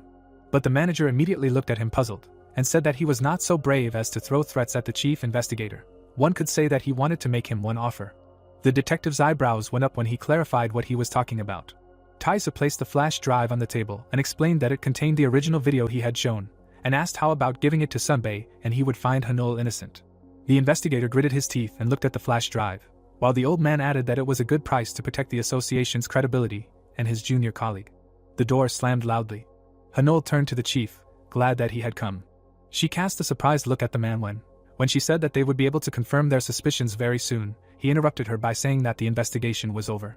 The detective opened her mouth when Sunbae added that he took responsibility for Hanul's innocence, and tried to argue with him. But he only turned around and demanded that they pack up, not letting the girl finish. The chief turned around with a gloomy look and addressed the detective. Her face showed panic when she heard the demand to look in on him in the office a little later. The door closed behind the protagonist. With anguish on his face, the young man muttered that he had just been arrested and dragged here, and now they said that it was all a misunderstanding and they were simply letting him go. This was already unacceptable. The awakened shuddered when he reminded himself that all the details of the case were almost confirmed, So if he was unlucky enough to be released now, he would have to prepare for a rendezvous with a prison cell. The guy did not notice the gaze after him until he decided that it did not matter why the association let him go, it was only for the best. Watching Yahello go, the old man thanked the head of the association for accepting his offer, but the latter objected that he simply judged what would be best for his organization. Taisu raised his eyebrows when the senior detective asked him a question. As the hero was leaving, Sunbae asked why he was doing this for the boy, assuming that he would lose more than he would gain by helping him. The manager didn't answer right away. Then he replied that it was because of a long-standing attachment. At this time, the youth returned home. He fell face down on the carpet, grumbling that he was tired. The awakened one rolled over onto his back, adding that too much had happened in one day. He reached into his pocket, remembering something. Picking up his ID, the boy reminded himself that when the association released him, he had taken the test to determine his magic power in complete confusion. Looking at the data, Yahello realized that since his mana had increased, his rank had also been updated, and now he was an E-rank hunter, and someone's voice in his head was surprised by this. With a confused face, the hero for some reason began to justify himself, saying that because his magical power had increased significantly in the second dimension compared to the first, he had to make up associations, that he had developed some kind of passive growth skill, which he himself was not aware of. Having taken a sitting position, the young man thanked God that everything ended well, and the advance payment for the rent was returned to him, but the voice in his head continued to demand that he not flatter himself. The awakened one washed his face with water, muttering that all those freaks were caught, and he saved his father, but the inner voice continued to bend the line that it was not he who did all this. Unpleasant memories still began to surface, reminding that the guy himself was unable to save anything during this time. Yahello denied it, but his thoughts continued to spin that this was all because of his weakness. The hero exclaimed that this was not so. He clenched his fists. After which he simply broke the mirror and reminded himself that he needed to become stronger. By any means and paths, he had to cultivate strength within himself. The demon licked his lips with a laugh. Looking at the young man from the darkness, the stranger noticed that this toy was very interesting. Meanwhile, in the cradle of the country's defense, strict safety rules for the shooting range hung on the wall. An order came from the loudspeaker to set the weapon to single shots. The barrels began to release cartridges as soon as the order to start was given. The shots left holes in the targets. The girl continued to shoot over and over again. The cartridges jingled in her backpack. Yubi was breathing heavily when the speaker announced that all shooting zones had been cleared. The girl raised her tired eyes, and when the demand to empty the magazine sounded, she was glad that they were finished. Going back, she became interested in how her friend was doing. 2 months after the kidnapping incident, the elevator doors opened. The nurse greeted Yahello with a smile. Folding his hands on the counter, the protagonist asked how his father was, and the girl asked his name. With a joyful smile, the nurse replied that the discharge procedure had just been completed. All that was left was to leave the hospital room.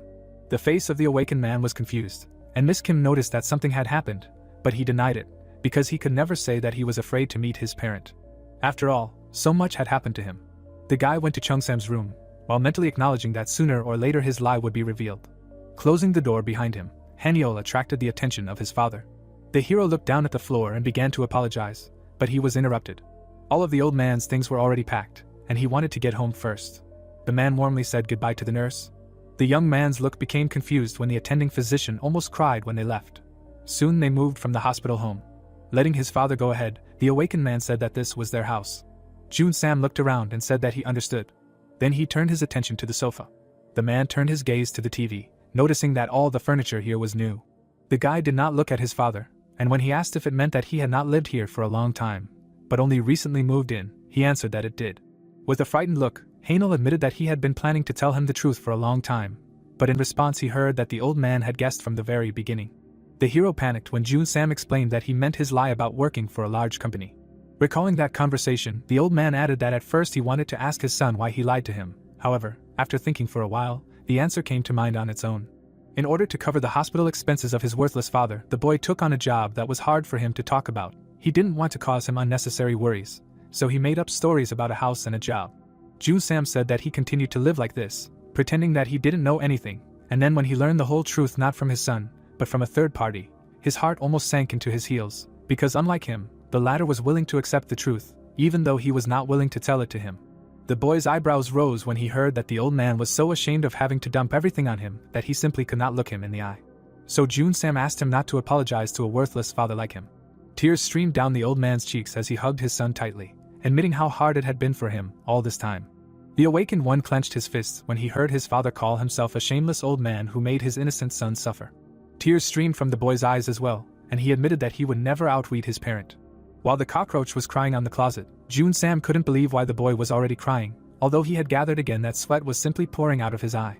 Hanyo was peeling an apple, while his father said that he couldn't believe that his son was a hunter. It was such a great event, and then he became interested in something.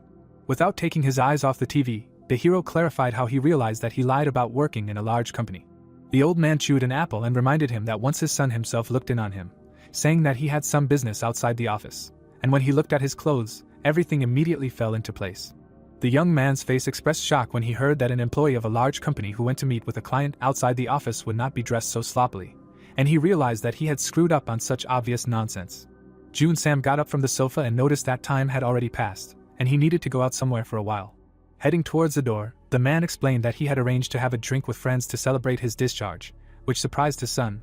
The awakened one watched his father leave with a confused look, realizing that he would probably tell everyone in the area that his son had become a hunter.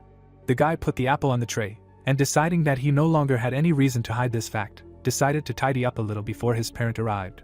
The first thing he did was unpack the box of books. Hanel began to put the books on the shelves, muttering where and what stood. But the hero stopped when he took out the next volume. His gaze became surprised, because he had never seen this book before. The young man looked at the star on the cover, trying to remember if he even had one. Turning the pages, the awakened one noticed the feeling that this book was in the style of an 8th grader syndrome. Moreover, it was in English, although he immediately doubted it. The star on the cover lit up when the guy tried to read what was written out loud. Without realizing what he was reading, Hanel began to call out to Astaroth. Cabbies appeared behind her ward to try to stop him. But he continued to read the text of the summoning as if spellbound, not hearing what was being said to him. A creepy smile interrupted Cabbies' voice. The hero shuddered and turned around, finally hearing his patroness. But the next moment everything plunged into darkness. The young man looked around in confusion. His face expressed panic, because he had just been in his room. Something made him swallow. The awakened one turned around abruptly. A burning eye was looking straight at him. The guy grabbed his head and screamed in fear. The demoness licked her lips and admitted that she had gone a little too far. The stranger snapped her fingers, adding that if this continued, her toy would break before the games began. Hanel suddenly opened his eyes, and they asked him if he had come to his senses. The hero breathed heavily, not understanding what had just happened. The demoness towering over the boy explained that she was the being that had responded to his summoning and introduced herself as Astaroth. Her expression became pleased as she expressed her hope that they would get along. The protagonist looked up in shock. Astaroth smirked and apologized for what had happened. The girl closed her eyes and explained that she had been summoned for the first time in 10,000 years, so she wanted to have some fun. Hanel remembered the sign on the cover of the book and assumed that it was because of her. The boy raised his eyebrows in fear and asked who she was. The woman was surprised that he still hadn't understood anything. Wings appeared behind her back. She introduced herself as an ancient creature that ruled over laziness and idleness. Astaroth narrowed her eyes slyly and said that people usually called such creatures demons. The boy, with his mouth open in amazement, wondered what was going on here and tried to call out to cabbies. The girl clenched her fist and said that he would not be able to summon her here because this place was different from the ordinary world. The unique hunter fell to the ground and wondered how she knew about cabbies. The woman leaned over to him and asked if he really had no wishes. The red eye in her chest glowed. The ancient creature said that it could fulfill any of his requests. The executioner remembered the broken mirror in front of him. He opened his mouth wide and decided that in fact, there was a demonic creature in front of him. The protagonist frowned sternly and asked her to make him strong. In memory, Jia smiled. Hanyol imagined his tied-up comrade in Gukyeon's arms and explained that he wanted to gain the kind of power that would allow him to protect his loved ones. Astaroth raised her eyebrows and asked if he was ready to approve the contract. The guy asked what they were talking about, but the girl had already approached him. She took the boy by the head and kissed him. The unique hunter jumped back in fear and asked what was going on. The woman smiled broadly and called him humble. The executioner's pupils narrowed as the ancient creature explained that it was necessary to conclude a contract. The protagonist fell to his knees and felt something strange happening to him. Hanel asked what the demon did to him. Astaroth raised her hand and replied that what he felt should be perceived as pain from growth. A blue system window appeared in front of her. A message about access denied popped up on it. The system recorded an inappropriate user. The girl raised her eyebrows and said that it was useless. She licked her lips maliciously. The guy looked at her and wondered what the demon was trying to do. The young man squinted and felt himself gradually losing consciousness. Suddenly, his eyes widened. Having woken up, the unique hunter grabbed his chest and asked what just happened. There were no books on the floor. The executioner assumed that he accidentally fell asleep while laying out the books. The protagonist put his hand to his head and remembered a very intense dream he had. Hanel lowered his hand and thought about how he was thrown into an unknown space with a woman who called herself a demon while reading a book. The boy looked down when he felt something strange. There was ash on the floor, the origin of which the boy did not know. The unique hunter extended his hand and noticed that there was a note in it. On the paper was written a request to check the status window and a warning that he would need many victims. The executioner opened his mouth in surprise and wondered what all this meant. The protagonist looked up and asked cabbies to open the status window. A drop of sweat rolled down his cheek. Yahello called out to his friend again. Suddenly, a bright flash appeared in front of him. The boy raised his eyebrows in amazement when he heard that changes were recorded in the status window. Suddenly, the boy widened his eyes in shock. A system window appeared in front of him. The values of several of his characteristics increased greatly. A new skill called summoning appeared nearby. An additional red window with new skills appeared on the blue window. The unique hunter squinted suspiciously and realized that what seemed like a dream to him had actually happened. A red sign, contract with Asura, lit up on the system window. There was a turned-off TV on the dresser. The executioner nervously put the phone to his ear. Cabby stared at him with displeasure. The protagonist turned to her and asked how long she was going to be offended by him. The girl turned away and said that she was not going to communicate with a person who had made a contract with a demon.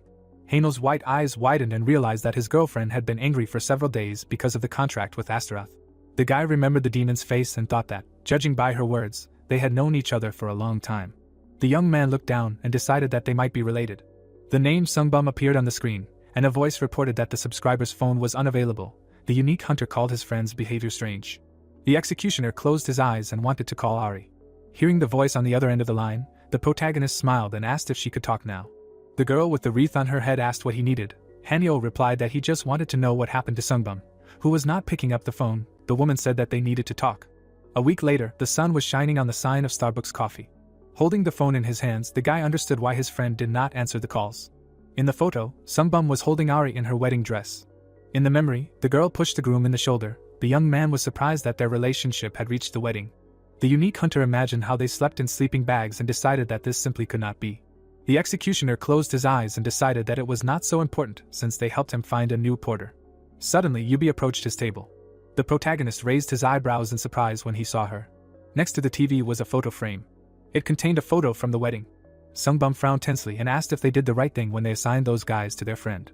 Ari put her hands on the sofa and reminded her husband how harsh this world is for newbies. The girl imagined how the monster attacked the man and said that the porters would die if they suddenly made a mistake, and that the hunter could use them as bait for the monsters. Olga was tied with a rope. The woman remembered that their friend, despite his hard work, continued to take care of the porters. The man closed his eyes and said that it was very rare to meet such a hunter.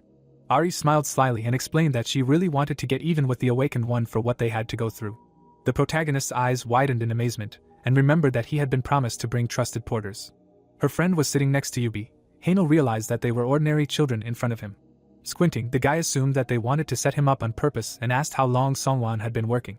The boy lowered his head in horror and could not find the words. The girl put her hand on his shoulder and explained that he was always nervous in front of hunters. The young man frowned in displeasure when the girl said that they had taken a 5-week course together at the Porter Academy. The unique hunter remembered his neighbor carrying the backpack and realized why she was gone for a long time. The schoolgirl raised her eyebrows in confusion when the executioner asked her about real experience. The student looked down and explained that no one wanted to work with them, so they had no experience. Sitting in front of them, the protagonist stated that as a result, he had 2 minors with no work experience. Yubi raised her eyebrows and said that they would be adults next month, and that they had only good grades at the academy. Yahello narrowed his eyes and asked why they chose to work as porters and did not want to study further. The girl looked down when the boy reminded her of her dream of going to university. Songwon gritted his teeth when the boy asked if their parents knew that they were going to work as porters. The boy frowned menacingly and said that he did not understand such people at all. He opened his mouth wide and asked if a hunter who made a lot of money could imagine what it was like to live in poverty. The girl frowned sadly, and the executioner asked who would give up higher education and voluntarily go to work as a porter. Clenching his fist, the schoolboy expressed indignation at being mistaken for little children all the time, and said that working as a porter was the only choice for people like them. The female student lowered her head when the protagonist asked if she also had money problems. Someone stood up and suggested that she leave. Yahello opened his mouth wide and said that he had not made a final decision yet. The boy flinched in surprise when the hunter said that he would not stop him if he did not want to get a job. Yubi smiled happily. The guy raised his eyebrows and promised to take them as porters, but without any concessions. The boys widened their eyes in shock when the young man said that they would have to work hard. The sign of the coffee shop sparkled. The executioner welcomed his friends to his squad. The news about the gate to the other world was on TV. The protagonist opened his mouth in fear and wondered if it was the right decision to hire 2 high school students. Yahello closed his eyes and thought that he saw himself in them, so he did not want to send them to anyone else. The guy remembered the contract window and realized that the goal of his next hunt was not money at all. The young man took out his phone and saw a message from Yubi. In the correspondence, the girl asked how long ago her neighbor moved out, and told him how scared she was when a completely different person came out of his apartment. The unique hunter smiled when the girl wrote that she was very surprised when she found out that he quit his job as a porter. In her last message, the girl promised to see him tomorrow. The executioner knew that he would have to try hard. 2 days later, fog descended on the forest near the city of Sakcho. A shot rang out from a rifle. Several shells fell to the floor. Someone ordered his comrade to keep shooting to prevent the enemies from getting close. Yubi and Songwon stood back to back and continued to fire. The monster ran towards them. The girl's eyes widened in fear. The monster pushed off the ground. The beast opened its mouth wide and jumped at the boy. The student held his rifle in front of him to defend himself. The monster approached his face and growled. The porter closed his eyes and screamed. A trace of the blade's swing appeared in the air. Blood spurted from the monster's mouth. Standing with his back to his comrade, the protagonist asked if he was okay. Songwon opened his eyes wide and replied that everything was fine. Hanyol asked him to take the gun and continue shooting because the enemies were already approaching. Shots rang out one after another among the trees. There was a pile of corpses on the ground. The girl looked back and asked what to do with them. The boy asked her to leave the monsters where they were. The schoolgirl asked if they were not going to send them to the factory. The boy looked back and explained that he needed to conduct an experiment before that. There was an SUV nearby. The unique hunter asked his comrades to rest in it. A status window appeared in front of him. On a red background were 2 new skills that the executioner wanted to test. A dead monster lay on the ground. The protagonist hoped that this would be good for the victims that Astaroth had spoken of. Hainel pointed his hand at it and used Demon Summon. A spark appeared on the ground. It described a thin circle. Bright particles appeared above the Volax corpse. Its blood rose into the air as if by magic. The boy opened his mouth in shock. The monster in front of him crossed his arms over his chest and asked why he had summoned it. A smile shone on its face. The boy looked up at it in amazement. The man grinned slyly and said that no one had summoned him for a long time. The monster raised his eyebrows and called the unique hunter's powers quite interesting. He clenched his fist and decided to test the executioner. The demon moved his hand forward. The protagonist did not have time to react before he received a blow to the stomach. Hainel opened his eyes wide, not understanding what was happening here. The powerful blow threw him far back. The guy fell to the ground and raised dust around him. There were many scratches on his bulletproof vest. The young man realized that he would have been in the next world long ago if he had not been awakened. The monster smiled broadly and asked if he was really going to stand there. The man made a dash towards him. The monster looked down at the hunter and said that at this rate he would soon die. The executioner raised his eyebrows in fear and wondered if they really wanted to kill him. The powerful blow raised a huge cloud of dust above the ground. The demon merged with it because of its dark skin. The smoke screen in front of him limited his view. A large crack appeared on the ground. The protagonist reloaded his rifle and called out to the enemy. Hainel opened fire and offered the villain to enjoy the bullets. The monster raised his hand in front of him when he saw him. The man pressed his foot into the ground and called the guy a fool. The monster jumped to the side to dodge the hail of bullets. The young man charged the grenade launcher with mana and asked if the enemy would like this. The unique hunter fired a shot and used a magical explosion.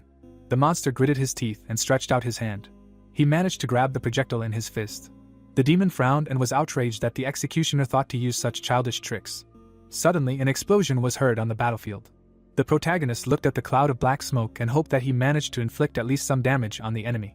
Suddenly, a hand burst out of the smoke right in front of him. The monster grabbed Hainel by the head and asked if he didn't know how to use anything other than a rifle. The man pushed the boy into the ground and called him a complete disappointment. The monster looked back and swung his arm. It threw the boy high into the air. The body of the unique hunter fell down. The demon looked at the cloud of smoke. The executioner was lying face down on the ground. The monster turned away and said that he was not going to teach such a boring man anything. The man suddenly turned around when the protagonist asked what he was even talking about. Hainel rose to his feet and declared that they were not finished yet. The monster's mouth opened in surprise and concluded that it had underestimated him. The boy took out a knife and asked him to be quiet. The young man threw his chain forward. The hook approached the demon. The monster bared his teeth and asked if that was all. He parried the folding knife with a few blows. The next moment, the unique hunter disappeared from his sight. The rope came unhooked from the bracer. The executioner was behind the enemy. The protagonist raised his weapon and dashed forward. The tip of the knife glowed. Hainel used a crushing blow. A smile appeared on the man's face. The blade of the dagger fell to the ground. The boy tried to plunge the knife into the enemy's body, but it broke. The young man's eyes widened in fear and realized that this was the end. The monster lowered its gaze and decided that Lady Astaroth was right when she said that it would be useful to teach a person. The hunter frowned and asked again what the demon had just called her. The monster realized that he had been a little late with the greeting. Kazuko narrowed his eyes and called himself an ancient creature responsible for the battles. The executioner frowned in displeasure when he learned that Astaroth asked the monster to test him and make him stronger, and realized that he was only a toy in his hands. Not far from the scene of the events, there was a car. Sitting behind the wheel, Songwon noticed that their friend was late. Yubi looked at the strange device. The boy asked what it was. Holding the remote control in her hands, the girl answered that it was a magic detector that showed the number and location of monsters. There was nothing on the radar, which meant that the heroes were in a safe zone. The porter looked up and explained that no one could appear here except for a couple of Volaks. The car windows glittered in the light. The student asked when the hunter would return. Empty cartridges lay on the ground. A broken knife lay nearby. The protagonist's mouth opened in confusion when Kazuko said that he received an order to train him from Lady Astaroth. Hainel recalled his status window and deduced that the reason his stamina and magic had increased was because of this. The boy was shocked that the demon had decided to make him strong like this. The monster raised his eyebrows and stated that he lacked the basics. The boy frowned in displeasure when the man explained that he was always shooting a rifle and was bad with a knife, which is why he couldn't use the ability given to him. The monster smirked and stated that hidden talents were a thing with no limits. The unique hunter looked up when the demon said that he liked him and wanted to make a contract with him. Kazuko frowned and decided to make him a better fighter. The sky above the forest was gray. The monster wanted to set the price of the contract. The executioner narrowed his eyes and asked what that meant. The man lowered his eyebrows and said that a contract always requires something in return, and asked if the hunter had not listened to Lady Astaroth when he made the contract with her. The protagonist answered in the negative, his mouth hanging open in surprise, and felt as if he had been tricked. The monster threw him a bottle and said that this would be enough for him as payment. Hainel sniffed the bottle's neck and realized that it was alcohol, and the demon explained that he had run out of booze. Closing his eyes, Kazuko said that he was interested in what people nowadays drank, and asked the contractor to bring him a bottle every week. When the monster suggested that they sign the contract, the boy remembered how Astaroth had kissed him, and hoped that it would not happen again. The man placed his hand on his head and asked him to come to his senses. Light particles appeared above the forest, and a scream was heard. A mark from a blow appeared on the top of the boy's head. The monster crossed its arms over its chest and said that the contract had been made. The demon bit his fingers with his teeth and said that it was time for the student to undergo the first test in order to become stronger. The unique hunter heard a loud whistle and jumped aside. The executioner asked what happened. Kazuko smiled widely and replied that he would see everything with his own eyes. The protagonist looked ahead tensely. The windshields of the SUV were tinted. Yubi was holding a locator in her hands. Several green dots appeared on the screen. The girl raised her eyebrows and wondered what it was. The dots began to approach the center of the area. The girl assumed that she pressed the wrong button. There were more and more sources of magic. The porter looked at the radar in fear and asked what it meant. The student pushed her sleeping friend and asked him to wake up. Songwon closed his eyes and asked what happened. Something was approaching from over the horizon. The boy looked ahead in confusion and noticed them. The Volaxes ran forward at a rapid pace. Yubi asked if they weren't supposed to be in the safe zone. The monster opened its mouth wide and growled. The boys ran out of the car to get their guns. The monsters were approaching them. The girl fired and asked her friend not to let them get closer to the car. The animals ran forward despite the bullets. The girl frowned and realized that there were too many of them. Several Volax appeared right in front of her. The monster bared its teeth. It pushed off the ground with its paw. The monster jumped straight at the porter. The schoolgirl's eyes widened in fear. She opened her mouth in horror and mentally asked her mother for forgiveness. Suddenly, a bullet pierced the beast's head. Its dead body fell to the ground. The protagonist opened his mouth in fury and ordered his comrades to lie down under the car. Hand grenades flew into the air. One of them landed in front of the Volax. Several explosions were heard on the battlefield. Yubi covered her head with her hands. Hainel asked if everything was okay with them. Continuing to shoot from the rifle, the boy ordered his friends to get into the car and said that he would deal with everything himself. The empty magazine fell to the ground. The young man immediately reloaded the machine gun and asked his comrades to act faster. The unique hunter gritted his teeth in displeasure and thought that what was happening simply did not fit in his head. Some time ago, Kazuko smiled and said that he called all the monsters that were nearby here. The monster looked down at the student and said that the easiest way to grow in strength is to challenge your own boundaries. The executioner frowned angrily and decided that this was too much on his part, because there were other people here besides him. The grenade launcher ran out of shells. Several monsters approached the main character. The beast began to open its mouth. Hainel grinned angrily. The guy ran a knife across his palm and realized that he had no other choice. Volax approached him closely. At that moment, something struck him and threw him back. The black shadow opened its mouth wide. The ghost widened its eyes and asked who summoned it. A few minutes ago, a group of monsters ran forward, raising dust. The young man sheathed his dagger. Kazuko asked him what was wrong. The unique hunter took the rifle and said that there were other people here besides him. The executioner turned away from the mentor. The demon explained that this way his test would make much more sense. The protagonist frowned tiredly and wondered if he would be able to kill such a bunch of monsters. The man raised his hand and said that he had a small gift in honor of the conclusion of their contract. A status window appeared in front of Yahello. Another skill appeared in the red column. The boy looked at it in surprise and asked what it was. The monster replied that Shadow Demon was a skill for summoning low-class puppets. Kazuko lowered his gaze and added that these puppets affect the summon stat, points of which allow you to make summoned creatures more powerful. The demon said that they would help him become stronger. The unique hunter raised his eyebrows and wondered what kind of strange skill it was. Currently, the executioner looked forward in surprise. The shadow demon opened its mouth wide and screamed. The Volaxes froze right in front of him. The puppet hit one of them in the throat. The next blow landed on its fellow. The doll continued to beat the monsters with an evil smile on its face. The protagonist watched in shock, surprised at how easily the shadow dealt with the Volaxes with its bare hands. The monsters closed their mouths and backed away. Looking at the demon's back, Yahello wondered what would happen if his attitude remained the same. The puppet grinned maliciously and said that this would not be enough for her. The doll grabbed the monster with its hand. The shadow sank its teeth into the enemy's body. The monster bared its fangs and growled, watching what was happening. Suddenly, the Volax opened its mouth and rushed to attack. The beast jumped straight at the demon. However, it passed through him. The boy smiled awkwardly and wondered if this really happened. The hole on the ghost's body healed. The young man concluded that due to its peculiarity, normal physical attacks did not work on it. The unique hunter took out a knife and decided that now it did not matter to him how many enemies there were. The executioner frowned menacingly and realized that he should try to join the fight. A huge crowd of monsters surrounded the heroes. The windows of the car were broken. Yubi asked if it was too quiet around. Holding a rifle in her hands, someone noticed that no one was attacking the car. The SUV door opened. The girl decided to get out and check if everything was okay. The boy asked his friend to wait for him. There were severed limbs on the ground. The student asked what happened here. There were corpses of Volaxes around. The porter concluded that they were all torn to pieces. Without lowering his weapon, someone asked if their friend had killed them alone. The girl looked down and saw that these Volaxes looked like someone had gnawed them. The schoolgirl saw the squad leader nearby. The guys immediately approached him from behind. They had a shocked look. The main character smiled and said that it was safe now. Yubi could not believe that he managed to do it. The heroes opened their mouths in amazement. Hanyo said that he had to work hard. There was a corpse of a monster on the ground. The guy explained that they needed to deal with the bodies, and asked the assistants to bring the cutting equipment from the car. The girl lowered her eyes thoughtfully. The boy asked if E-rank hunters were always this cool. The girl suddenly shuddered when her friend asked what she was thinking about. The porter closed her eyes when a squad member asked her to share her thoughts.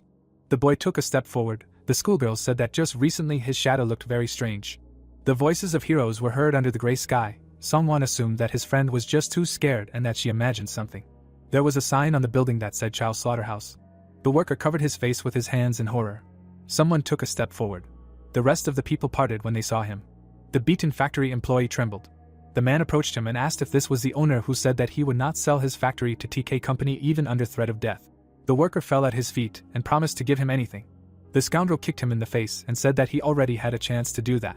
The director raised his hand and explained that he should have given up his factory when his younger brother offered to sell it. The man picked up a bat and asked why they had to play such clumsy games and get on each other's nerves. Tears welled up in the eyes of the factory employee. Blood splattered in the air. The metal bat fell to the ground. The scoundrel took off his gloves and asked how things went with the Songjin slaughterhouse. The director put the phone to his ear when he received the call. He winced when he heard the voice of the disgruntled manager. The stranger opened his mouth wide and asked if his colleague really wanted them all to get into trouble. There was a shipping container parked outside the factory. The man replied that he had already dealt with the Songjin factory. The worker's eyes widened in shock. The manager asked why the factory had a new hunter. The protagonist scratched his head in embarrassment. Threats to the director came from the speaker of the phone. The tense general manager stood behind him. Without turning around, the man asked him to gather absolutely all the materials he had obtained regarding the factory and place them on his desk. The villain opened his eyes wide and ordered him to do so immediately. It was the fourth day of the Volax hunt, and blood splashed onto the monster's body. There were purple stones on the base, and someone asked how many more corpses were left to be cut up. Yubi answered that this was the last one while operating the chainsaw.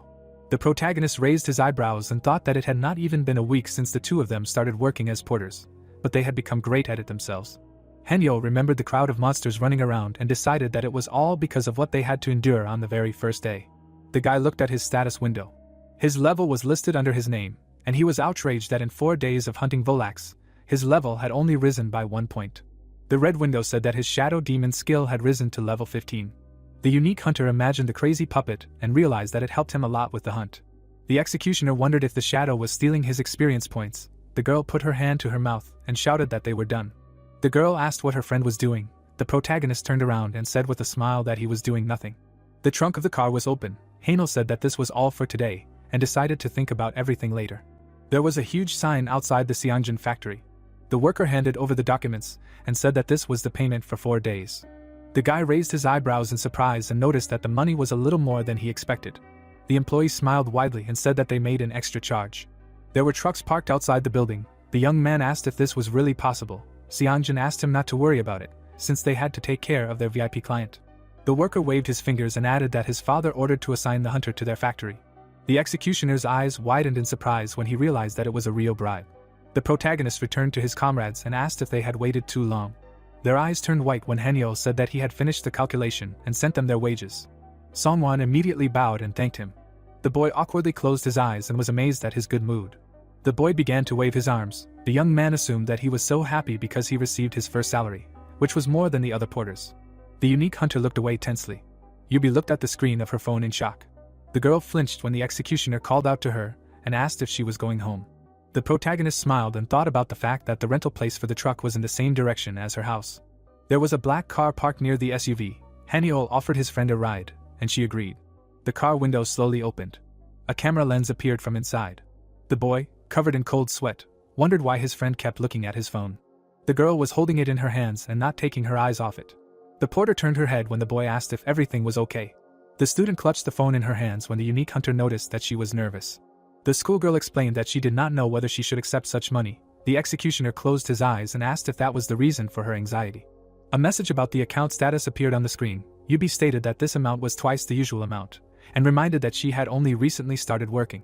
Raising his eyebrows, the protagonist said that he had mentioned this during the contract process, and explained that the guys received money equal to their efforts, so they should not feel burdened. The girl smiled when Yahello added that he was able to hunt alone thanks to them. The boy remembered her message about entering the university, and wondered why his friend decided to work as a porter. Wanting to know the answer, the young man opened his mouth and asked why the neighbor had chosen this specialty. Suddenly, the girl looked down. The eyes of the unique hunter turned white, and he realized that he should not have asked about this. The student lowered the corners of her lips and told her that almost immediately after the results of the final exam were released, her mother, who had left to earn money, called her. The schoolgirl remembered how she put the phone to her ear and heard that her mother had become ill at work, which is why she was hospitalized. Closing her eyes, Yubi explained that she had to drop out of university to earn a living and cover hospital expenses, and added that her family had a lot of debt, so this was the best option. The girl said that she could go to university whenever she wanted. The executioner looked down and understood what was going on. The protagonist remembered how he stood by his father's hospital bed. It was fixed to the panel. The girl noticed that it looked very old and asked when it was bought. The screen showed a navigator. Yahello replied that his father gave it to him in honor of his demobilization. The schoolgirl asked if it was convenient for him to use, since it had many cracks. The student suggested that her friend buy a new model. The guy closed his eyes and decided that he really should change his phone. The car was driving along the road under the sunset sky. Yubi promised to recommend cool models to her friend. The lights were on in the windows of the house. The young man stretched and thought that he had no more plans for today and that he should sleep. The unique hunter looked up and noticed 2 people ahead. His father turned his head when he heard his voice. The stranger turned away and asked him to call next week. The executioner approached the father and asked if this was the head of the housing and maintenance office. Chun Sam suggested that they first return to the apartment to discuss everything. There was a TV on the dresser. The protagonist asked if his father was really going to get a job as a security guard in their building. Yahello frowned worriedly and reminded him that the previous guard had run away from the stress of the job. The man looked at him and explained that at his age, there was no other job to be found, and he didn't want to live off his son who was constantly risking his life. The boy's mouth dropped open in shock and he mentally called him too stubborn. There was a broken phone on the table, and the young man wondered how he was going to live now. A week later, Yubi closed her eyes and yawned. The unique hunter looked back when he heard her and asked if she had a good rest. The girl wanted to ask if her friend had chosen a new model, but she saw an old phone in his hands. There was a note in front of the TV. Chun Sam looked down and sighed. There was a wish support savings book on the table, and the executioner explained that he had to spend money on something more important than a phone. The buildings of the TK company soared high into the sky. There were photos of the factory on the desk. The director turned down the corners of his lips and asked if the man named Yahello had really signed an exclusive contract with the Songjin factory. One of the photos showed the main character. The answer was yes. Holding the documents in his hands, the man suggested that only a person above rank C could catch so many monsters alone. His subordinate lowered his head and replied that this guy was only rank E. The scoundrel smirked and said that it sounded interesting. He adjusted his jacket and asked the employee to gather everyone else. The director raised his eyebrows and said that they needed to go to the factory. There was a sign near the destroyed building that warned of the danger of monsters. The porters saw the corpse of a monster in front of them. Their eyes turned white with horror. There were many spikes on the beast's head. Yubi was surprised that her friend decided to hunt Hyujance alone, and decided that he should think about the other members of the team. The girl looked to the side. A shadow demon was devouring the insect's leg. The girl wondered what kind of creature it was. The young man stood behind the puppet. A status window was open in front of him. The level column showed the number 52. The unique hunter was upset that he was not growing at all. The red field said that the shadow demon's summoning skill had reached level 29. The dolls swallowed the ant whole. The executioner wondered if it really had an effect on his growth. The demon's level increased to 30. The protagonist decided that in order to raise his level, he would have to hunt either stronger monsters or without the help of the puppet. Suddenly, a warning popped up on the system window. It said that the conditions for the minimum improvement of the shadow demon were met. Hanel asked what this meant. The guy remembered Kabiz's displeased face and realized that she was still upset with him because of the contract with the demon. The young man raised his fist to his chin and wondered what he should do. The voice noted that his shadow demon had grown a lot. The unique hunter looked up and recognized Kazuko. The man explained that when certain conditions are met, puppets can progress and change their appearance. The monster compared it to the evolution of Pokemon. The executioner's eyes widened in shock and he asked himself how he knew about Pokemon. A window appeared to select an appearance with 3 options. The demon asked the student to think carefully, because the selected option cannot be changed. The protagonist looked down and decided to choose something he was already familiar with. Hanel clicked on the option of low-class shadow demon. The system window glowed. A voice announced that the changes were complete. The puppet continued to chew on the corpse. The guy noticed that it had not changed in appearance. The young man reached out to the status window and wanted to transfer the collected points to the summoning. Kazuko asked what about his weekly tribute. The unique hunter raised his eyebrows in fear and realized that he had completely forgotten about it. The sun was shining on the ruined city. The executioner promised to give the offering within a day and asked his comrades to finish the job. There was a large sign outside the warehouse.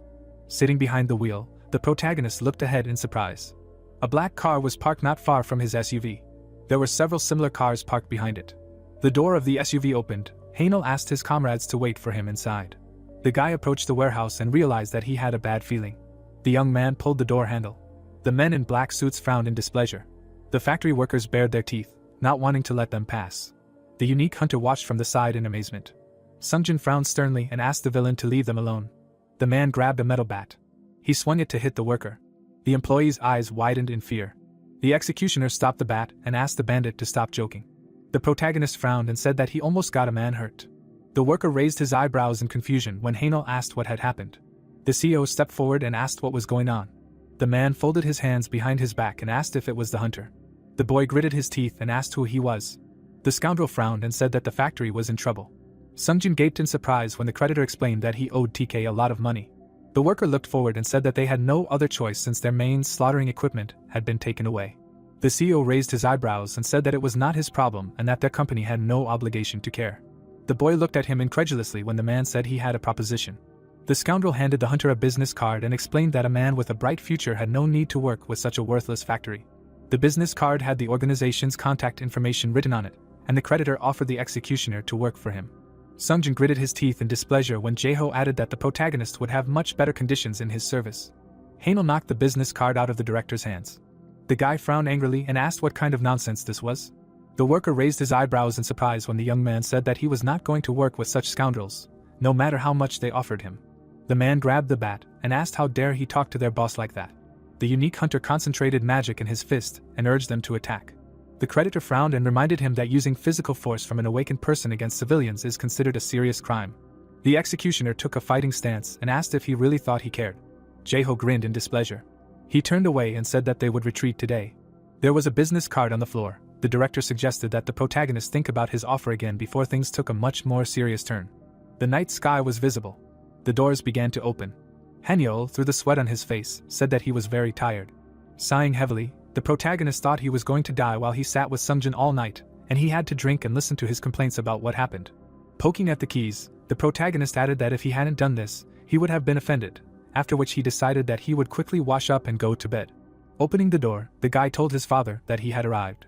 Entering the room, the young man said that he was a little late because of something. At the same time, Chun-sam was sitting on the couch.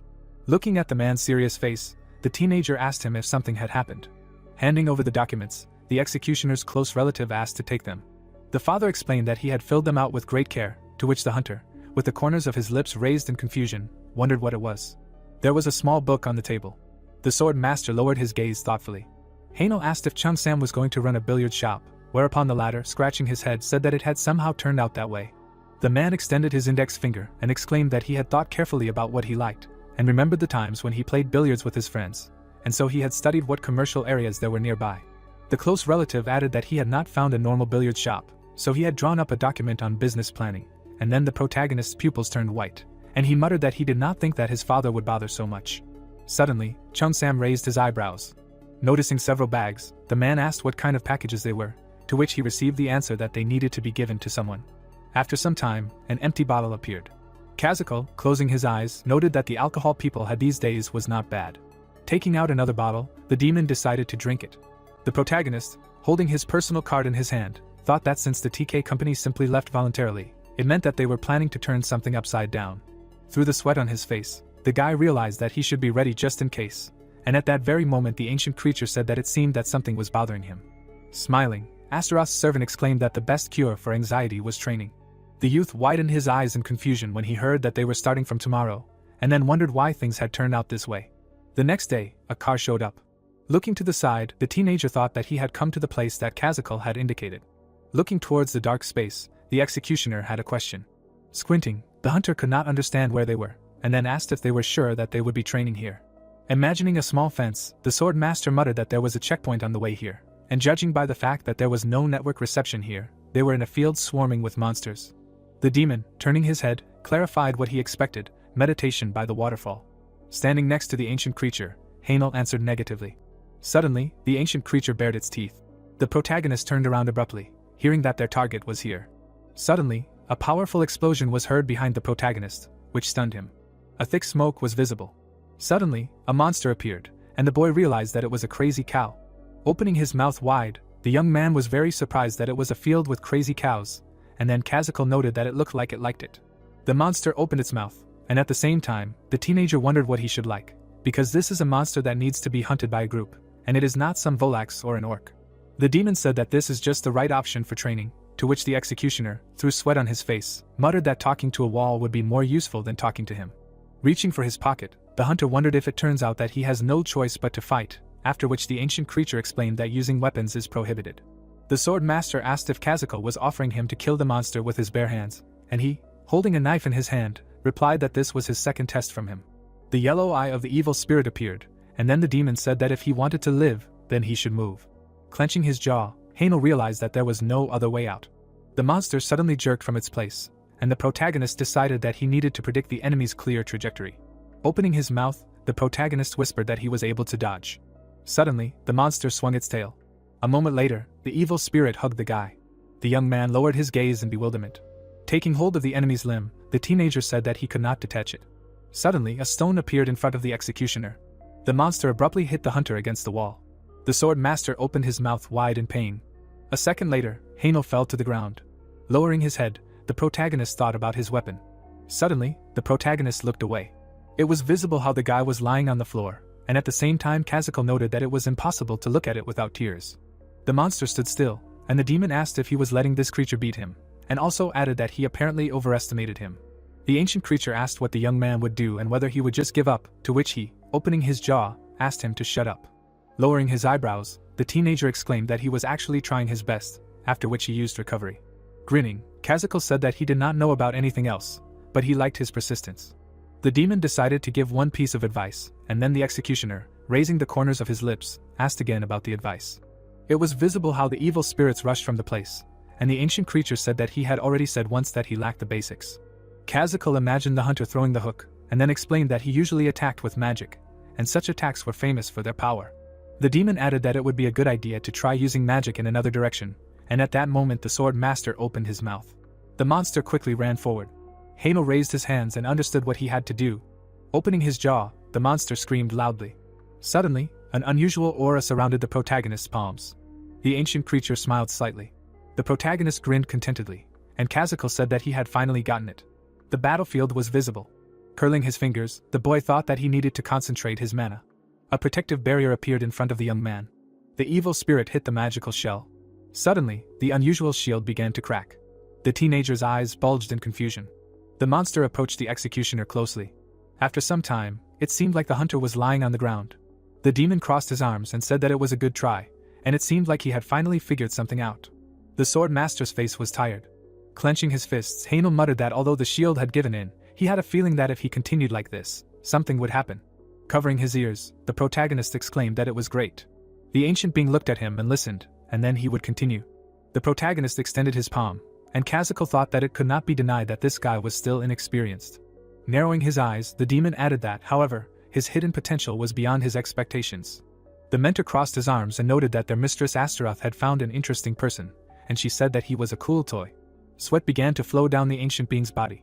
Suddenly, his pupils turned white, and he asked what the mistress was doing here. The girl bared her teeth and said that it was boring to just sit still, so she decided to see how the work she had entrusted him was going. It was visible how the monster pushed the guy, after which Astaroth said that no matter how she looked at it, everything was very good. Closing his eyes, the teacher said that he was seriously surprised when she entrusted him with this young man, because over the long period of his life, visiting different dimensions, he had seen creatures with different abilities. Raising his eyebrows, the demon replied that this could also be. The teenager angrily clenched his jaw, and it was heard that he was special in many ways. Suddenly, Cabbies appeared behind the demons. Opening her mouth, the girl asked that maybe it was enough to play with her Hainel. Frowning, the unusual creature turned to the exile. Astaroth greeted her with a wide smile and then asked who was playing around here, adding that she was upsetting her by saying that. The demon explained that he was just fulfilling the guy's wish, causing Cabbies to suddenly close her eyes. Kazuko's pupils turned white, and it was audible that once he finished the job, he would return her precious toy back to her. The girl bared her teeth and asked again about the job. The devil's evil grin was visible, and at that very moment the unusual entity asked what she had in mind. Looking at Cabbies, Astaroth asked if she had heard of such a thing as angel fragments. The protagonist's face was serious. It was visible how the magic shield began to break, and the protagonist hoped that it would hold out a little longer. A moment later, the unusual barrier broke. Putting his hand on his cheek, the guy muttered that it was a failure again, but he was gradually getting used to making a shield out of mana. A huge monster was visible, and the system reported that an understanding of the magic shield had appeared. Suddenly, a screen appeared in front of the young man, and it was said that the corresponding skill was being formed. The notification described the skill of Force Shield, namely, this skill allows you to form a shield consisting of mana to reflect an attack, and also converts part of the blow into mana and absorbs it. The teenager raised his eyebrows in surprise. Suddenly, the monster opened its mouth and screamed loudly. The evil spirit rushed from the spot, after which the executioner realized that he did not even have time to think. The hunter sharply clenched his jaw. Stretching out his palm, the sword master decided to use the skill right now. A force shield appeared in front of him. The monster hit the magic barrier. The monster's mouth was visible. Hainel, looking at his enemy, noticed that he reflected his attack. The evil spirit sighed heavily, and then the protagonist thought that the monster was only thrown back. Squinting, the protagonist muttered that he would try again. Suddenly, a weapon was waved. The boy opened his mouth in bewilderment. Kazuko smiled, apologized, and said that was enough for today. Through the sweat on his face, the young man objected that he had just acquired a new skill, to which he received an explanation that he had thus achieved the goal of today's training. The mentor said that, in addition, his mana was almost at zero, and then the teenager's pupils suddenly turned white, and he said that this was so. The ancient creature, looking down, noted that this was precisely why he was ending their training here. The executioner turned his head, and it was heard that he needed to go, because he was eager to drink another bottle of something strong. Looking at the defeated monster, the hunter wondered what to do with the corpse now, because it was a pity to just leave it, but he did not make a request for the hunt in order to take the monster for himself. A large car was visible, and at that moment the sword master decided that he would simply hand it over to Seongjin, and he would somehow solve everything. After a while, a tall building appeared. Jaeho was sitting at the table. Suddenly, his phone began to vibrate. Taking it in his hand, the creditor said that he knew it.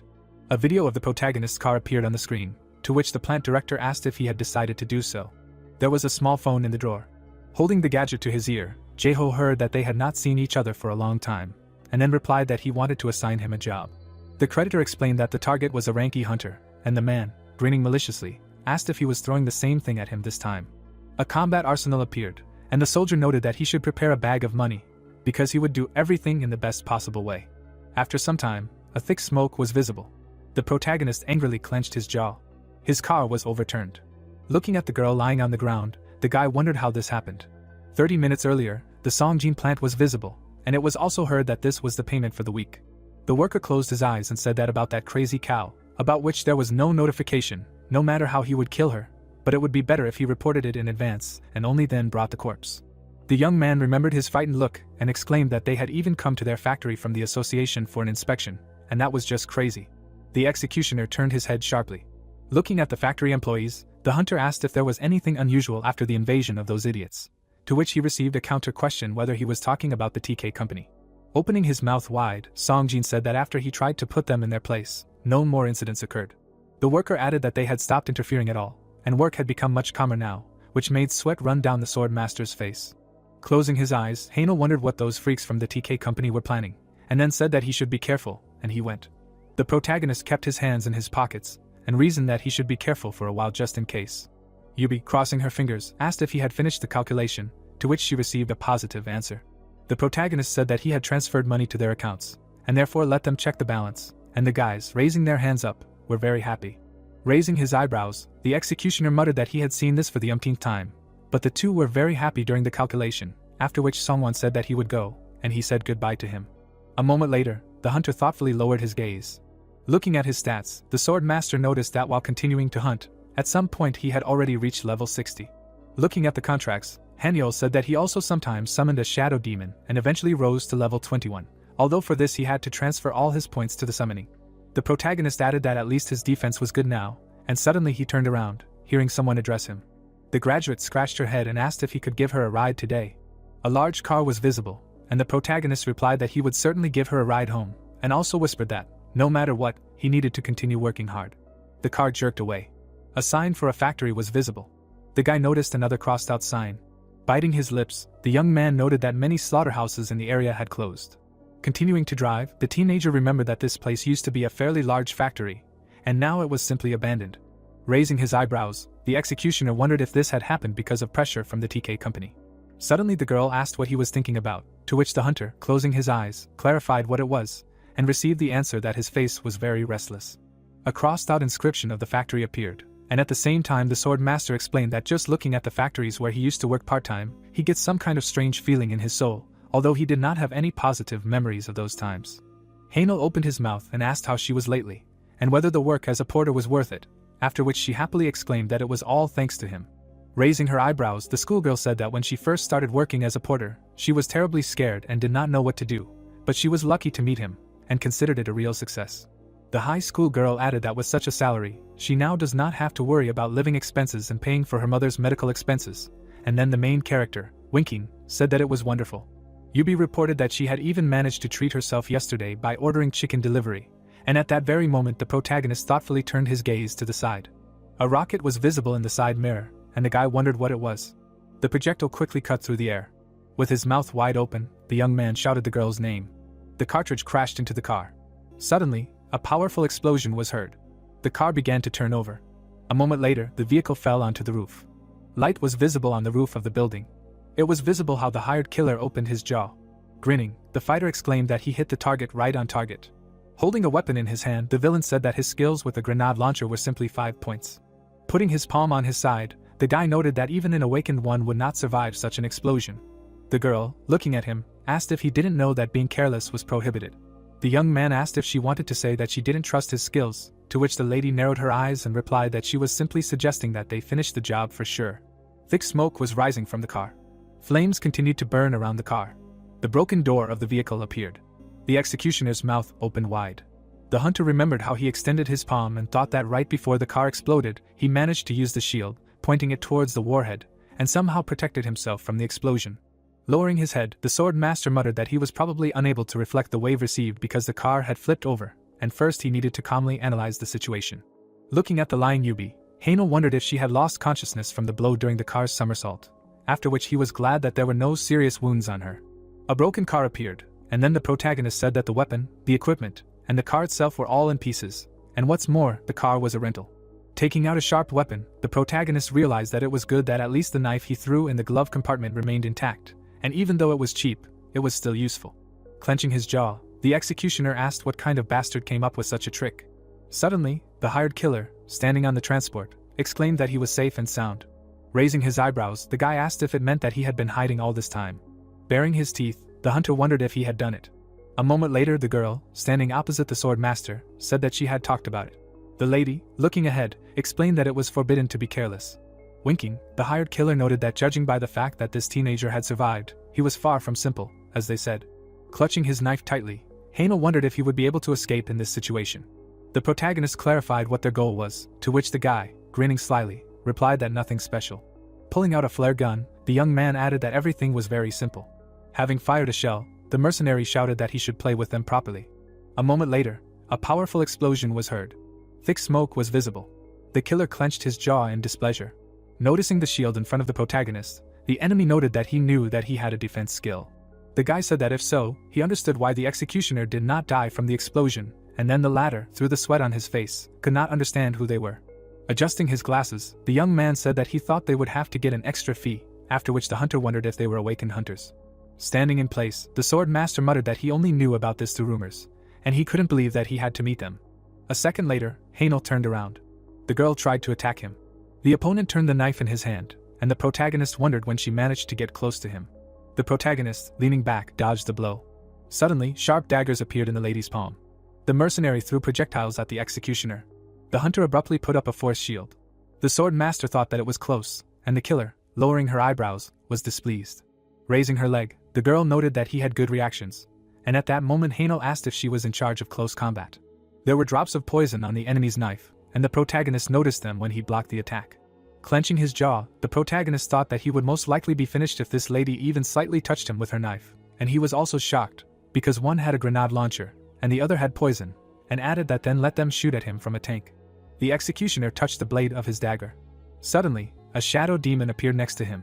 The schoolgirl was seen lying on the ground, and at the same time, the unusual creature asked why he called it, to which he received an order to move Yubi's body to a safe place. The guy, opening his mouth in surprise, exclaimed that he also knew how to summon, and it turns out that he is far from simple, but from his appearance it is impossible to tell.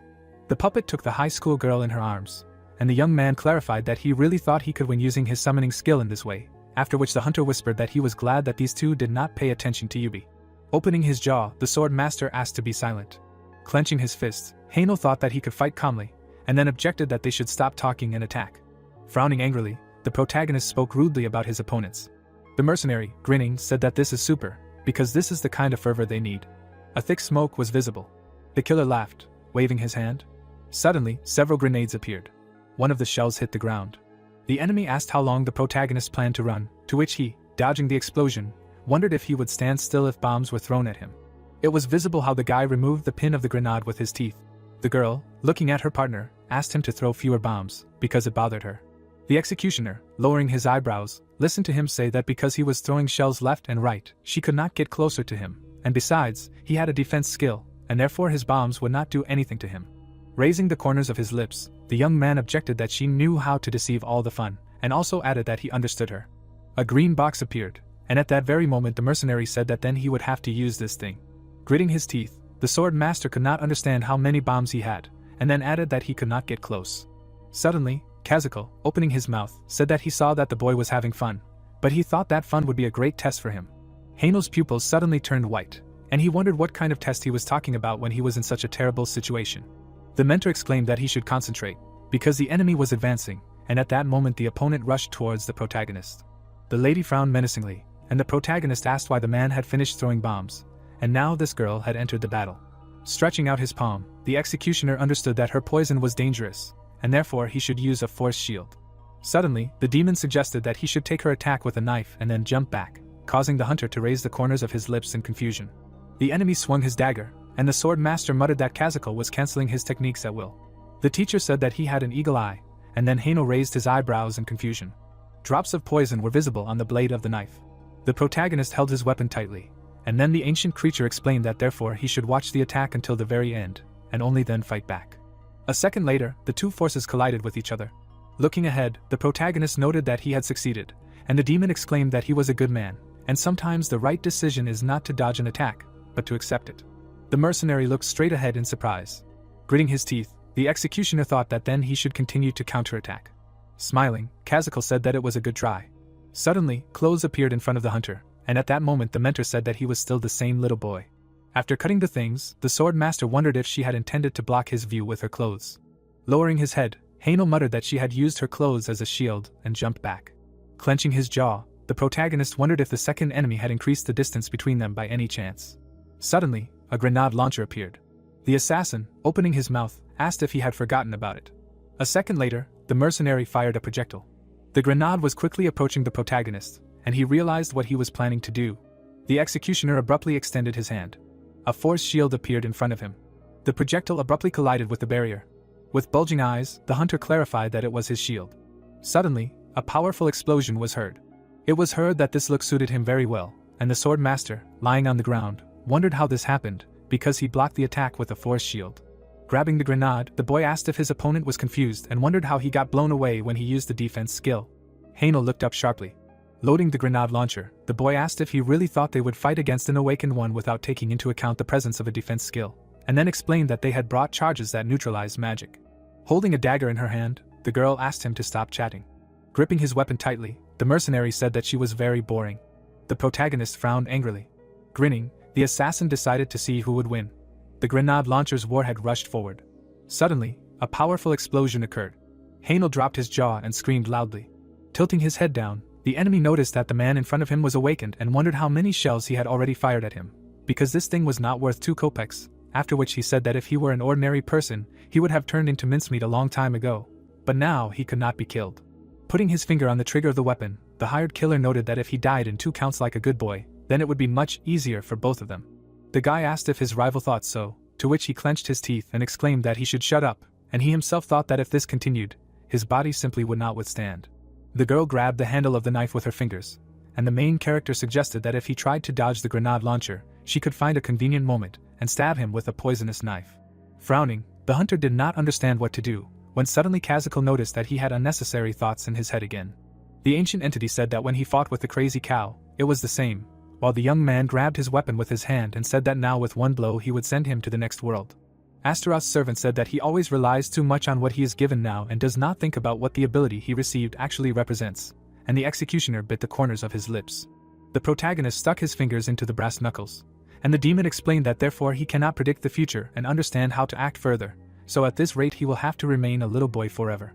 Bending his arm at the elbow, the sword master exclaimed that he knows this best of all. Throwing the weapon over his shoulder, the hired killer laughed and said that his opponent is a fool.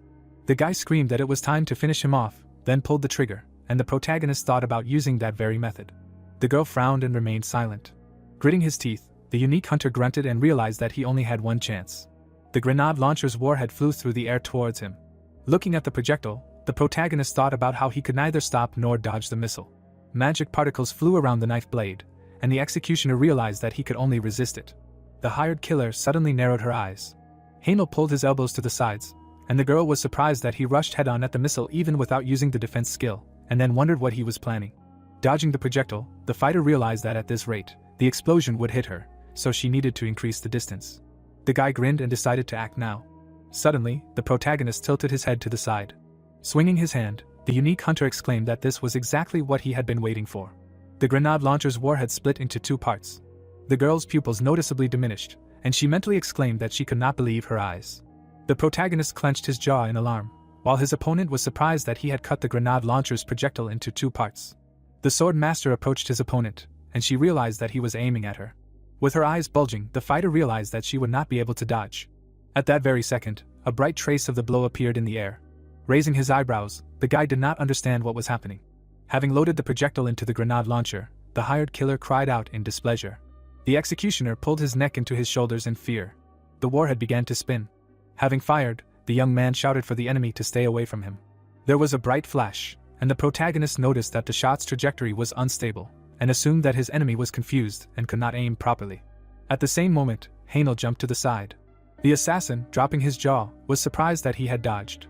When asked how this happened, the protagonist frowned and said that his eyesight was good. A moment later, drops of blood flew into the air.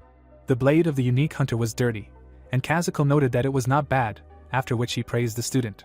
The ancient entity assumed that something had reached him this time too, and the protagonist clenched his fists, and noted that it was all thanks to him. Looking down, the guy inquired about who had sent these 2. The radio vibrated in the bag, and the executioner noticed that someone was calling. Grasping the communication device with his fingers, the executioner did not understand what was happening. Lowering the corners of his lips, the young man wondered who had been making fun of him lately. Opening his mouth, Yahello said that the promised time was approaching, after which he clarified why there was no call. From the radio, the director was heard asking whether the mercenaries had removed Yahello, to which he gritted his teeth and realized what kind of voice it was. The protagonist replied that it was a great pity, but unfortunately he was now safe and sound, while the signal on the communication device was shining brightly. Holding the radio in his hand, the unique hunter said that he had no idea with what intentions he was doing all this, but it would be better for him to remember one thing. A message appeared on the screen stating that the call was over. Throwing the phone on the floor, the man cried out in displeasure. Clenching his jaw, the creditor exclaimed that he could not believe that they had failed to kill only one awakened, and then added that now he would have to send others. A silhouette in the shadows appeared behind him, who said that judging by the director's face, the case was a mess.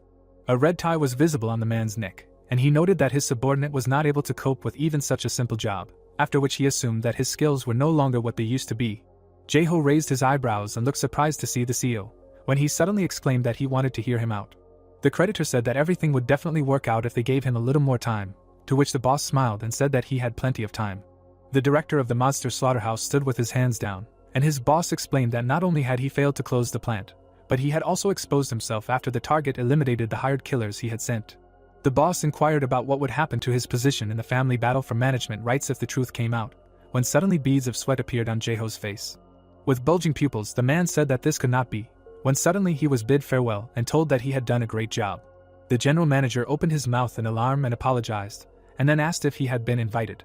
The CEO asked if Sagwan was the department head, to which he closed his eyes and exclaimed that it was true. Sitting in his chair, the boss congratulated the guy, since from that day on he was promoted to the position of director, to which he was surprised and asked about Director Jaeho. There were broken glasses on the floor, and the boss explained that there was no need to worry about that, since he had just vacated his position. The man lay face down on the ground, while the boss said that he hoped that the new director Sagwan would not disappoint him. A tall office building appeared. There was a sign on the door to the interrogation room.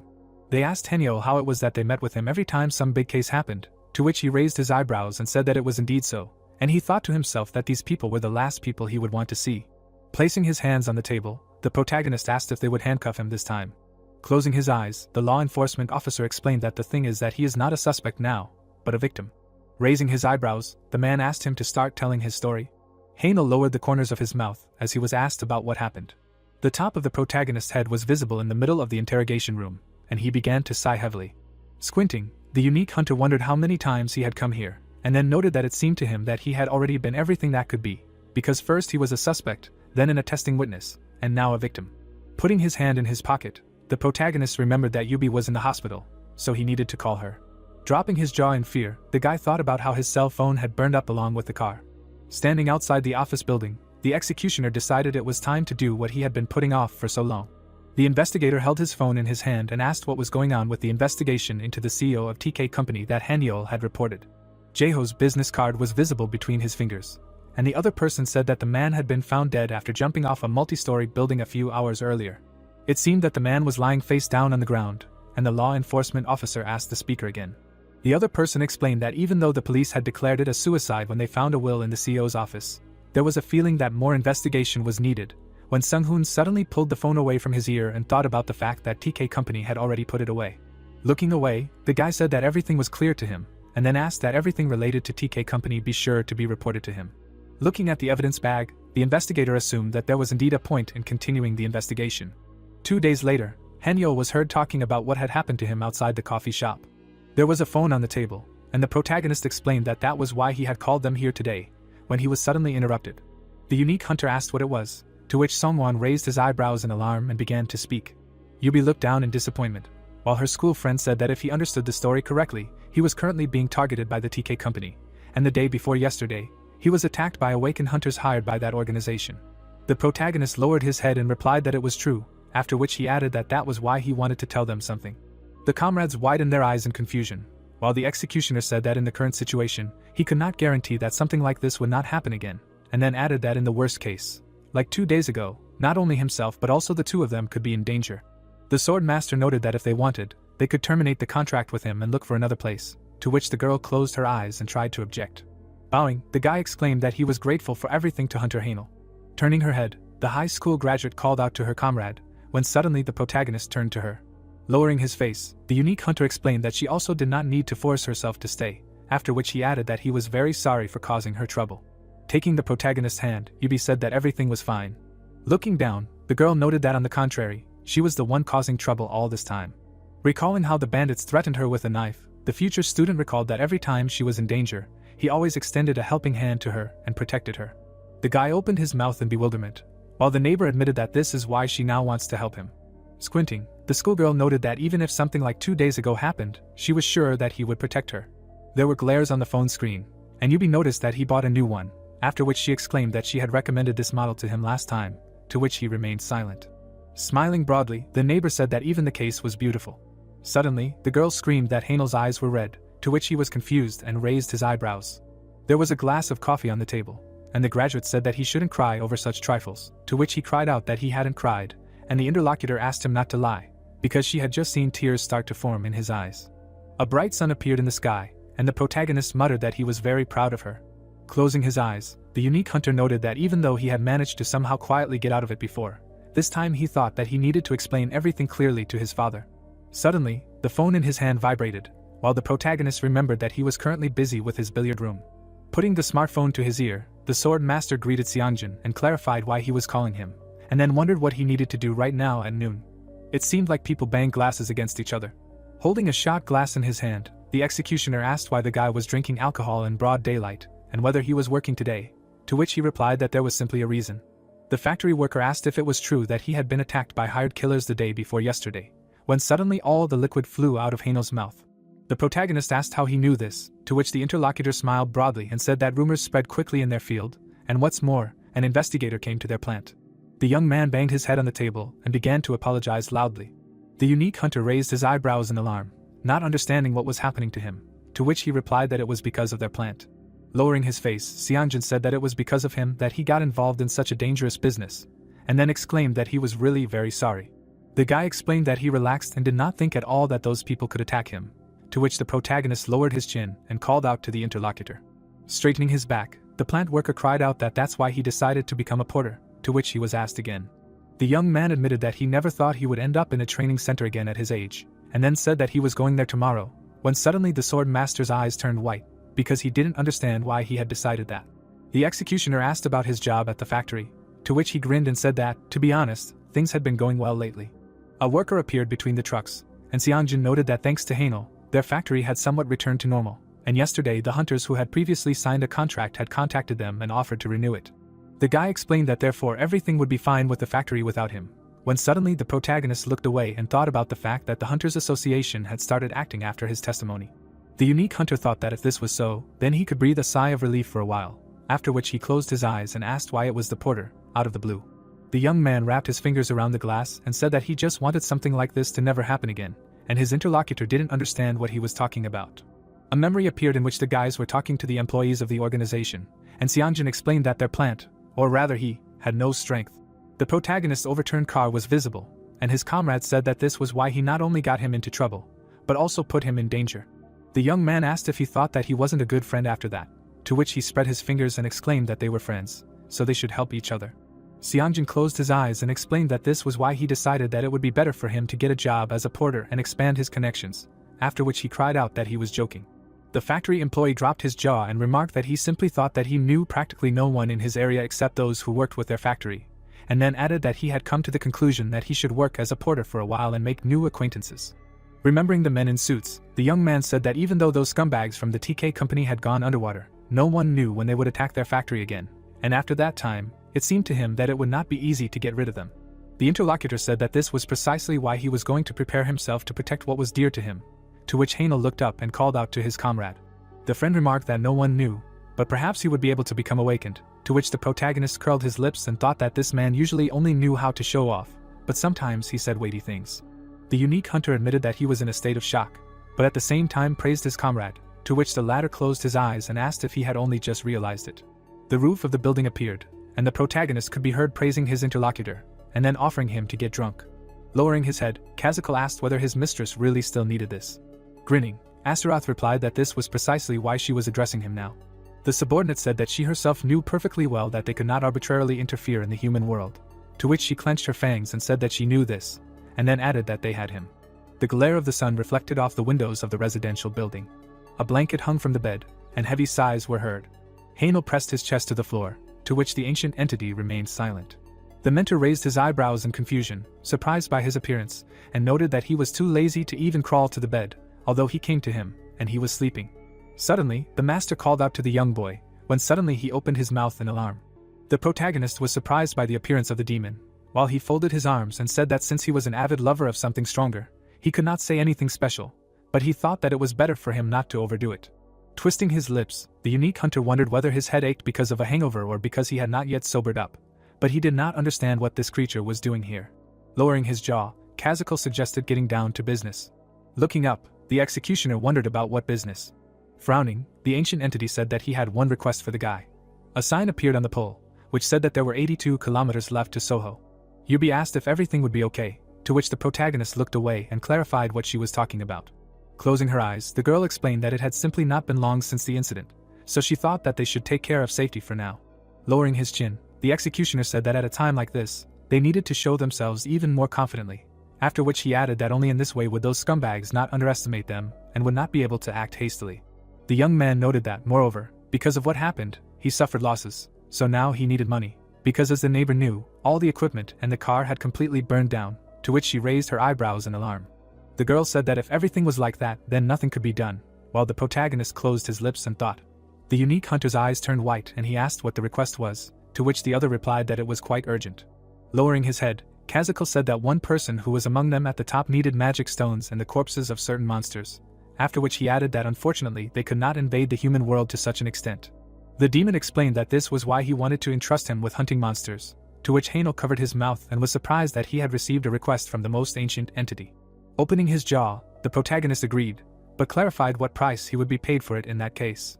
Raising his lip, the mentor asked him again, to which he replied that he himself said that when they make a deal with people, they must pay a price corresponding to this deal. There was an open bottle on the table, and the protagonist noted that because of this, he bought him expensive alcohol every time. The executioner frowned and asked what Kazuko would give him in return, to which he remained silent. The demon smirked and laughed, saying that it was not bad. Looking straight ahead, the ancient being explained that the original purpose of their contract was to make him stronger, so if he fulfilled his request, he would give him something that would help him get even closer to his goal. The teacher asked if the little boy was interested, to which he pursed his lips and wondered if the teacher would tell him what he would give him in return. A magical glow surrounded the demon's hand, and suddenly the boy agreed and asked what kind of monster he needed to catch. The teacher showed him which one, to which the boy's eyes widened. Heine's car stopped, and a loud, confused question was heard. Yubi wrapped her fingers around the straps of her backpack, wondering if they were hunting a mid-level monster today.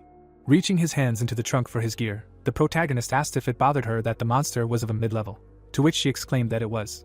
Lowering her chin, the neighbor noted that they had only hunted low-level monsters before, such as Volaks or giant ants, and now suddenly a mid-level monster. Remembering how Songwon had turned away from them, the girl said that after he left, she was the only one left to carry them. The high school graduate said that this was not a group hunt, so it would be difficult for him to handle it alone, to which he placed his hand on her shoulder and asked her not to worry so much. Raising his eyebrows, the protagonist admitted that he was quite sure that he could catch the devil alone, which was why he had made such a decision. Recalling how Kazuko smiled and said that he had no choice but to catch him, the unique hunter said that, moreover, he had once encountered the devil when he was a porter, and he also had one friend who guaranteed him success, and his words could be trusted.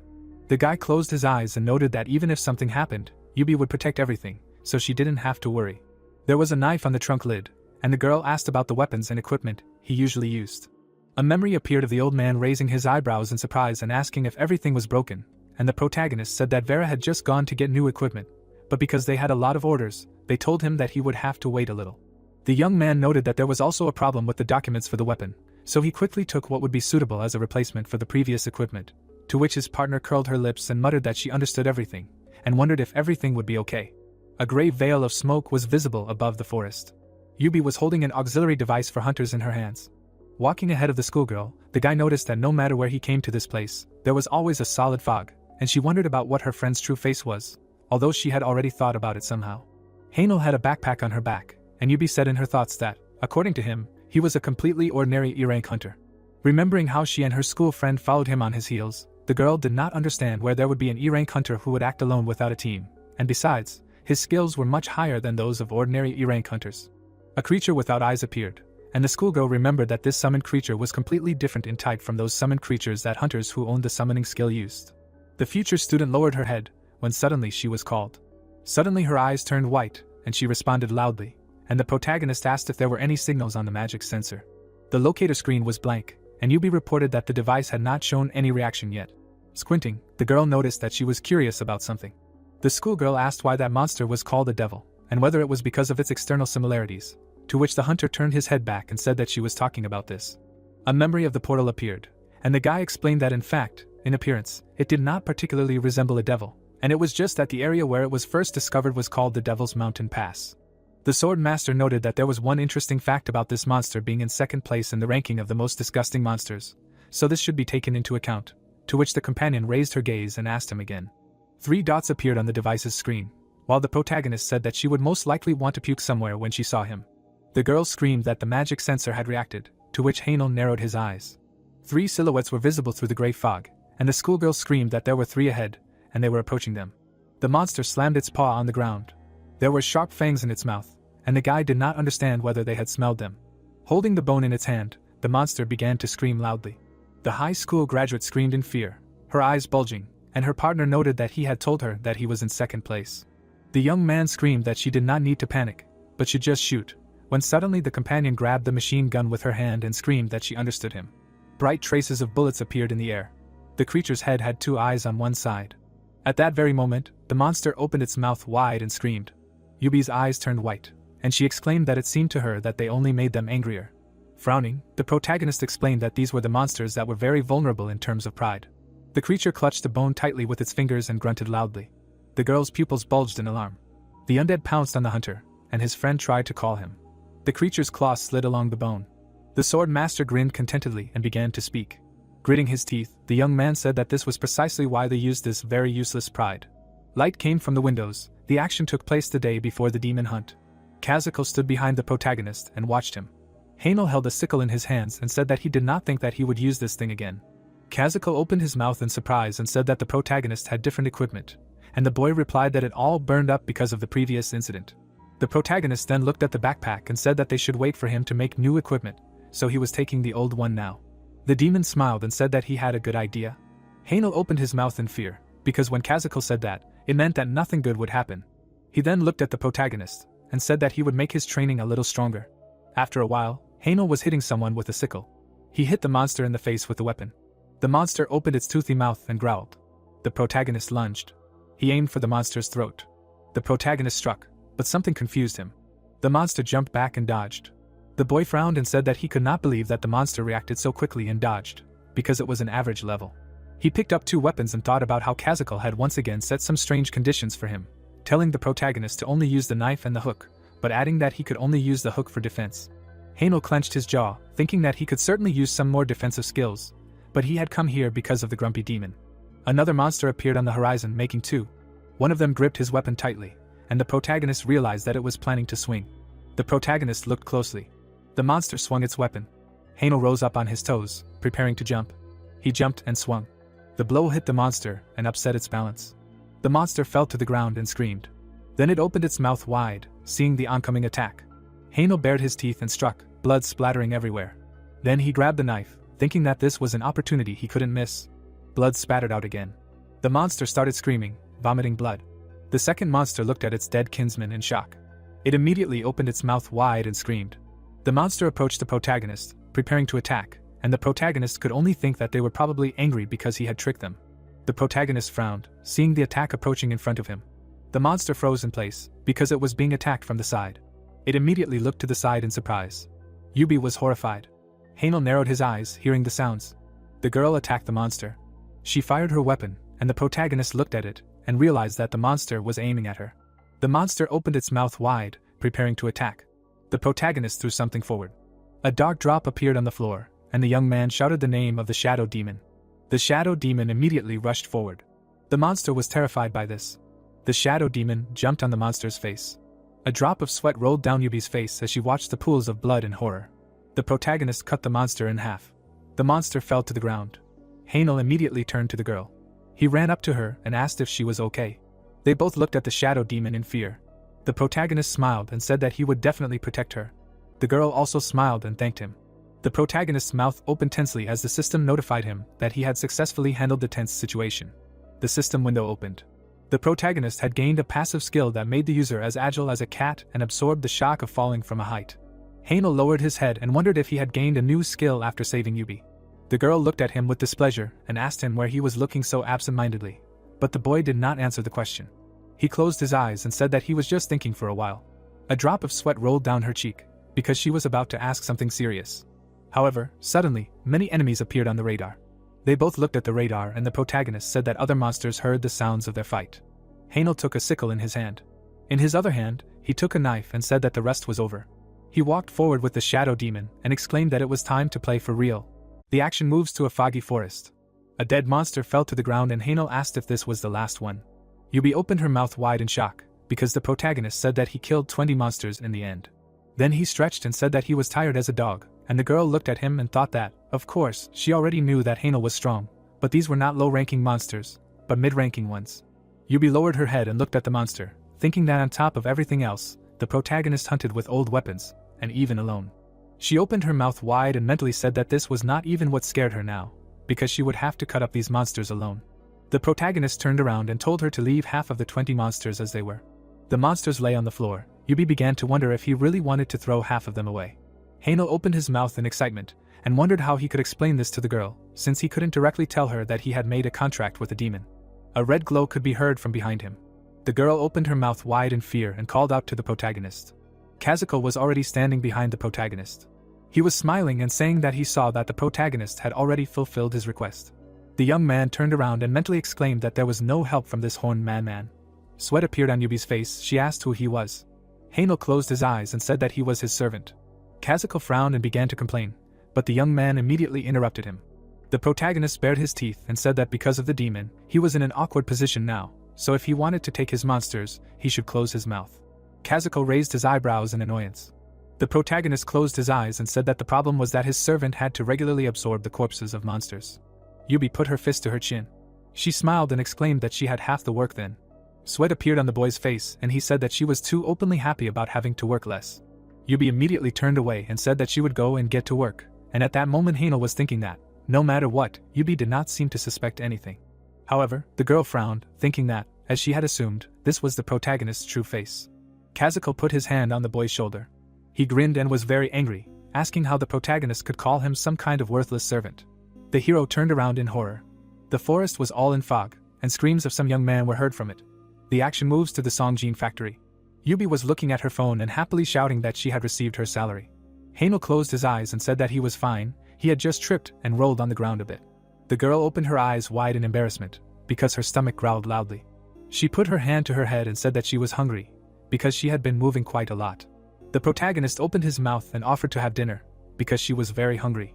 They got into an armored car and the young man said that dinner would be on him. The girl's lips trembled and she timidly said the young man's name.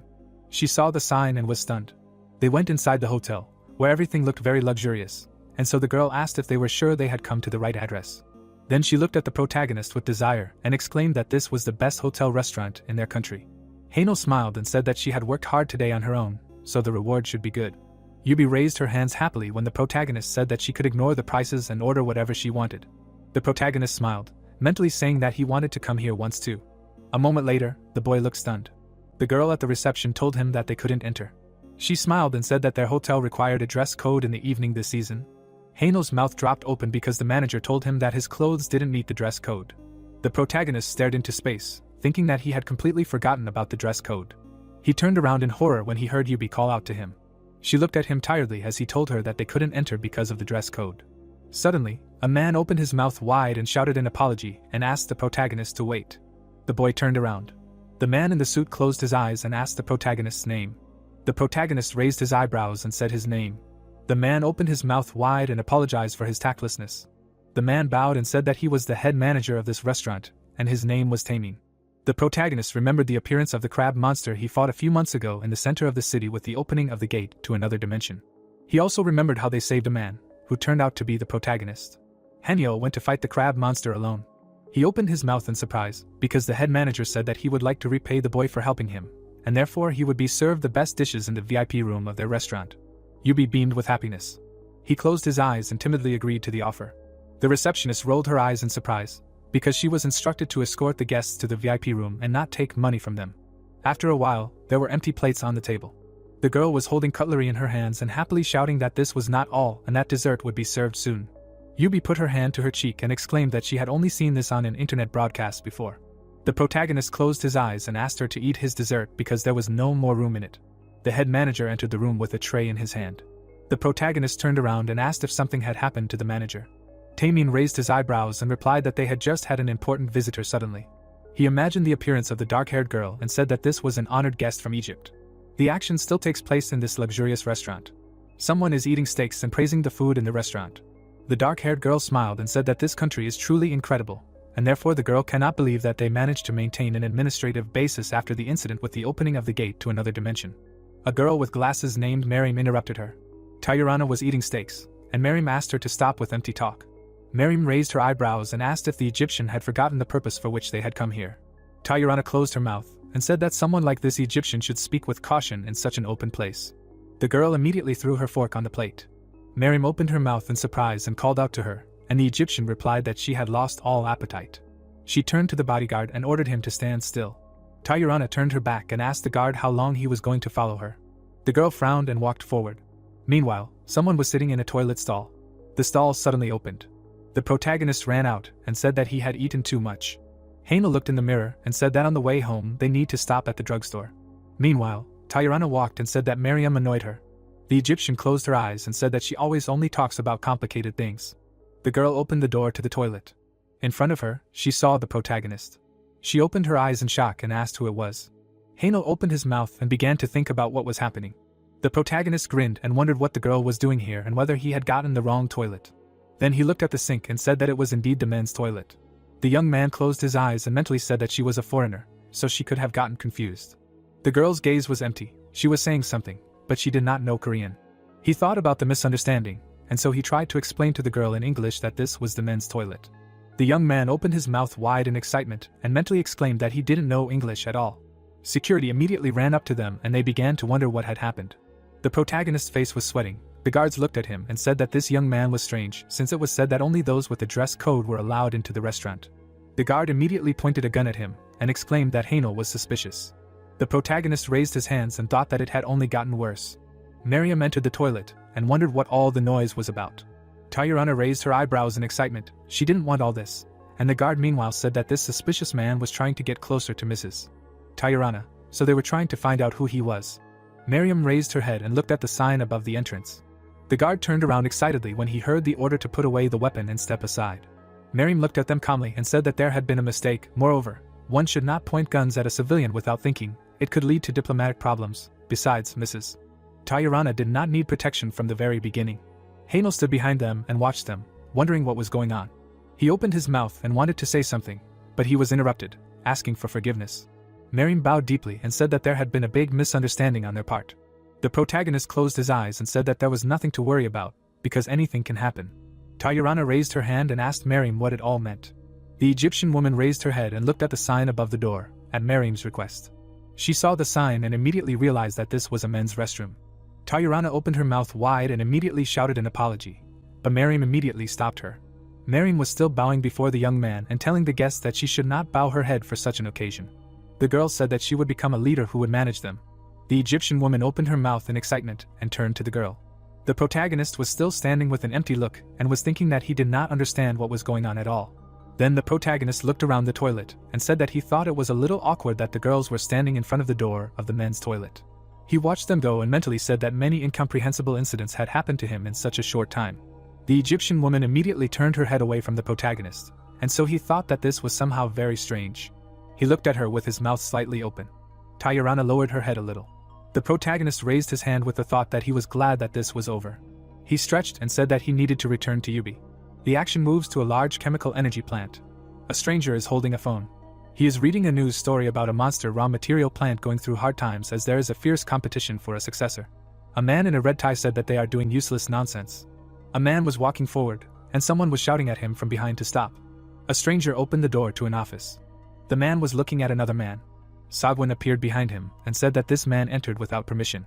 Sung-hoon showed his ID as the leader of the investigator team of the Hunters Association. The man in the red tie frowned and asked what the investigator was doing, and Sung-hoon said that he wanted to ask a few questions. The director of TK, Sohyuk, frowned upon hearing this. The action takes place in the office of the executive director of TK. Sohyuk looked at the investigator and asked what he wanted to ask him. The investigator reached into his pocket for something important. He showed a photo on his phone and asked if Sohyuk recognized the man. The photo was of a dead man. According to the investigator, it was determined that he fell from the building, but for some reason the police quickly closed the case, declaring it a suicide. The director narrowed his eyes and wondered what this had to do with him. The investigator narrowed his eyes too and remarked that it was strange, since according to their investigation, the man was the director's direct subordinate.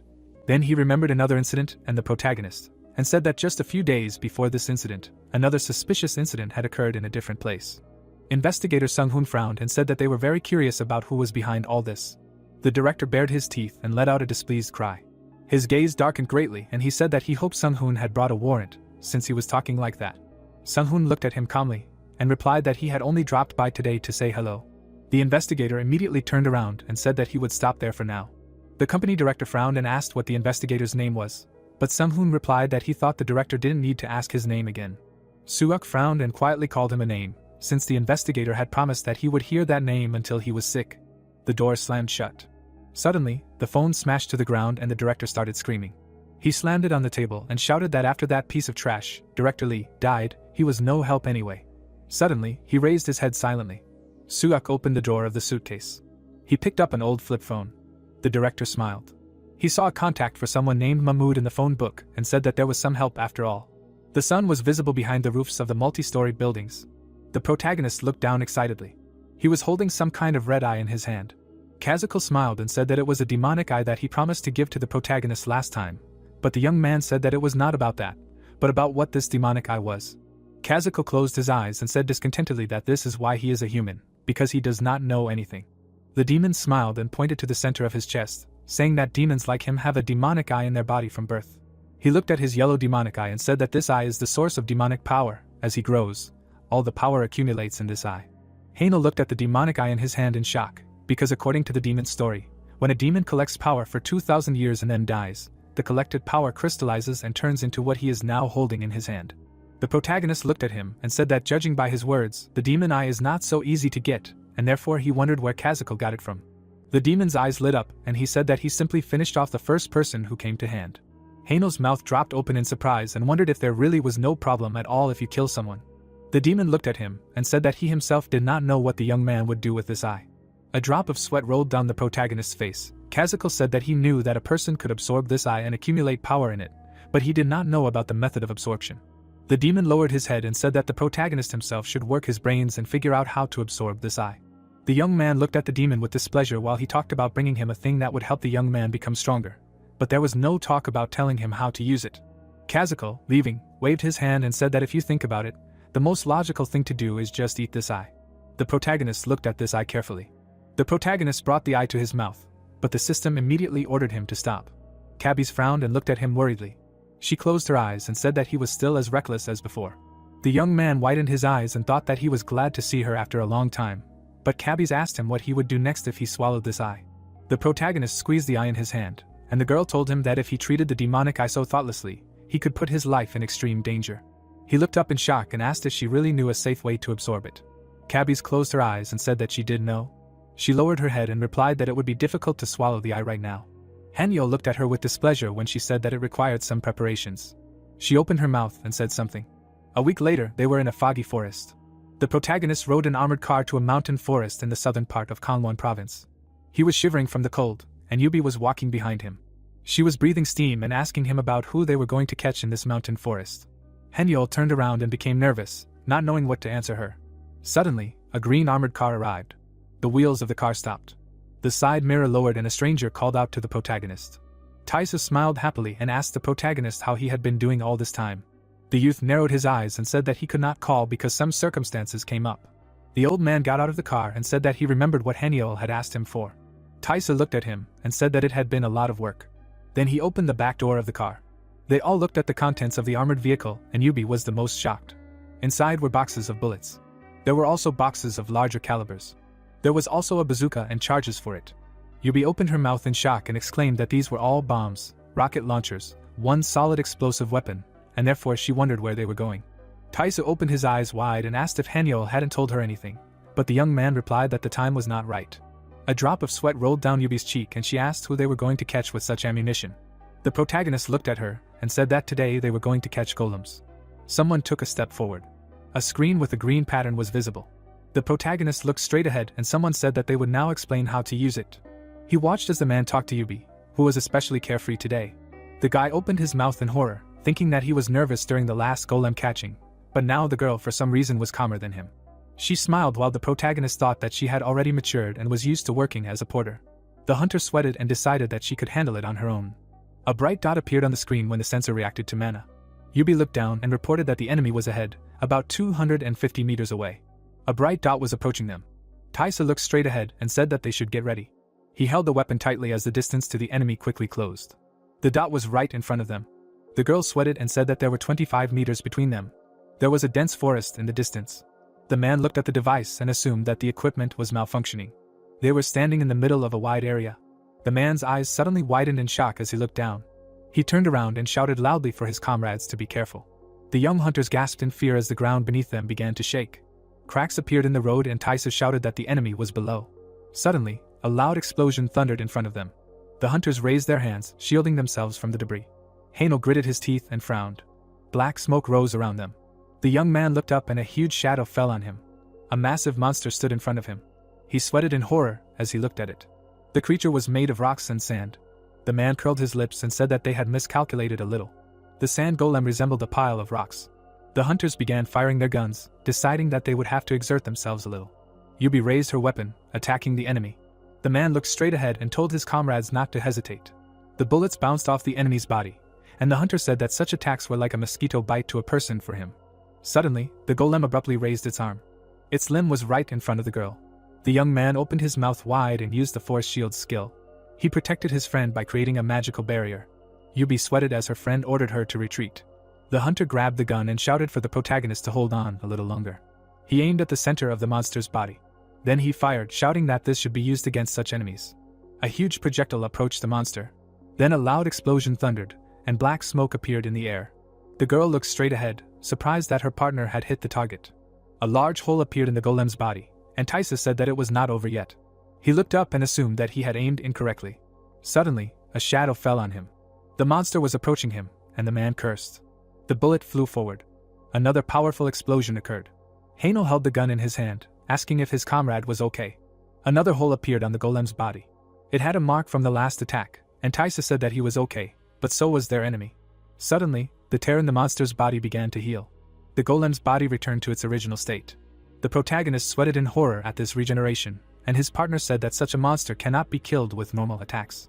There was a bright yellow light deep in the enemy's body, and the man said that golems use the environment around them to regenerate their body, so it is useless to fight them unless their core is destroyed. Yubi asked with a scared face what they should do then. The man opened his mouth and asked if she saw how he just made a huge hole in the enemy with that heavy weapon. There was a box of ammunition on the ground. The hunter picked up the gun and said that they needed to collect all the explosives and find the core hidden in the monster's body.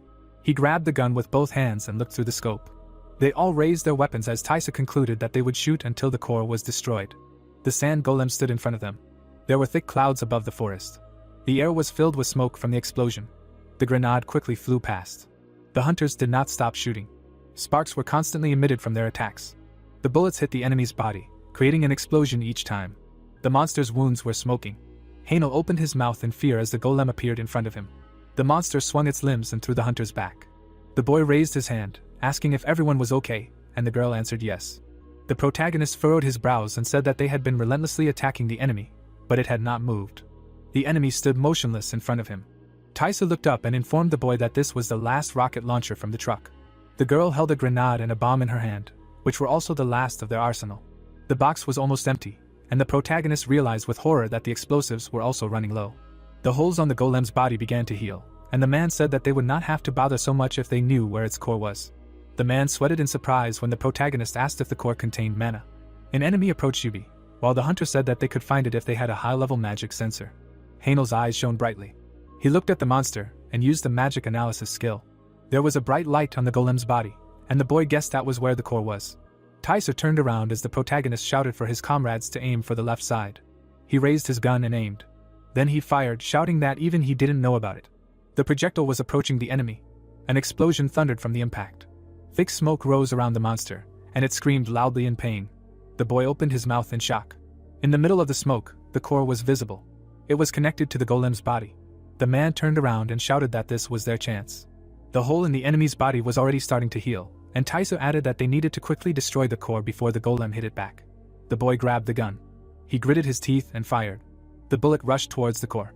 Suddenly, the enemy began to fall. The monster fell to the ground. Black fog filled the air. The enemy's body still had the core. The outer shell was rapidly regenerating. Rocks fell from the monster, and the protagonist realized that the enemy had sacrificed his arm and quickly reinforced the ground around the core to protect it. The weapons fell down, and the hunters were completely out of supplies. Yubi sweated in excitement when her comrade asked her for the last hand bomb. Heino ran forward. He headed towards the enemy, ignoring the cries of his partners. The monster raised his hand, and the boy thought that the enemy clearly had a weak point. The protagonist held a bomb in his hand. He then threw it, deciding that they could win if they got closer. The projectile emitted light mana. A loud explosion occurred. Taiso and Yubi looked ahead tensely and called out to their comrade.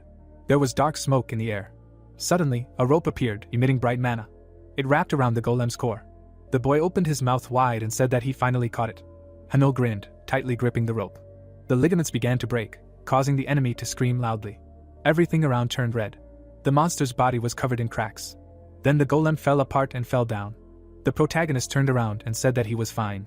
He then looked at the golem's core in his hands. The item in his hand was exactly what cabbies asked for. The Hunters Association. Someone was walking forward quickly. A black-haired man walked forward.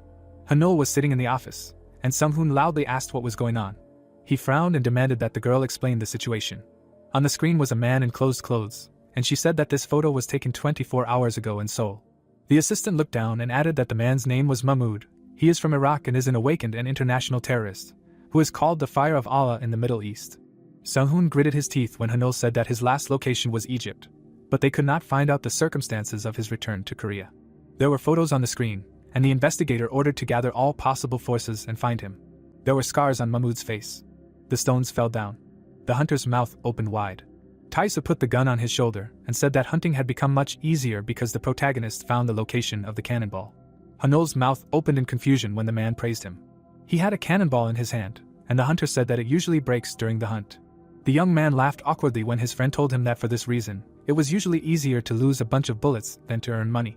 Yubi's sweat dropped as Taiso said that golem cores usually contain high-level mana, so the price per kilogram would be the same as gold.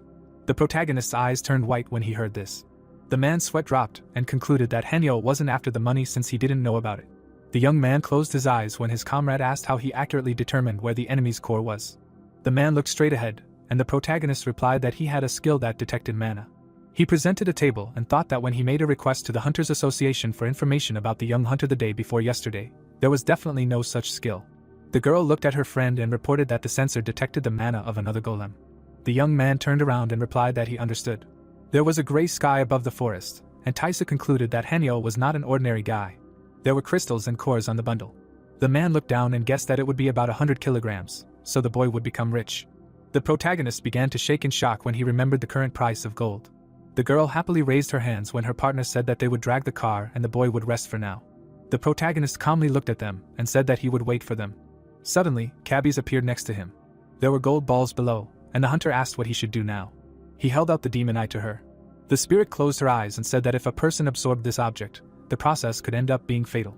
Heino frowned and said that he did not care because he had already prepared himself enough. Cabby sweated and said that the protagonist was very reckless in such things. She put her finger on the screen in front of her. The boy looked at her tensely when she said that he should try to hold out. Suddenly everything around went dark. The boy looked straight ahead, not understanding what had happened or where he had ended up. He remembered seeing the demoness and thought that he had experienced something similar before. He raised his hand and thought that the most important thing now was the demonic eye. The protagonist opened his mouth in horror, not understanding where the item he had just had disappeared to. A black tentacle was visible on the floor, and someone's voice said that penalties were incurred during the absorption process. Something quickly flashed through the air. The protagonist turned around abruptly. He opened his eyes wide and asked what it was. Behind him was a huge red eye. The pupil was long. Black tentacles stretched forward. They tightly grabbed the boy's shoulders. The demonic eye stared at him. Heino gritted his teeth and screamed that he would not let himself be taken away so easily. The tentacles emitted a red aura until someone's voice stopped talking about the penalty. The hunter opened his mouth in shock, not understanding what was happening. The creature's body was tightly squeezing his hands and absorbing his mana.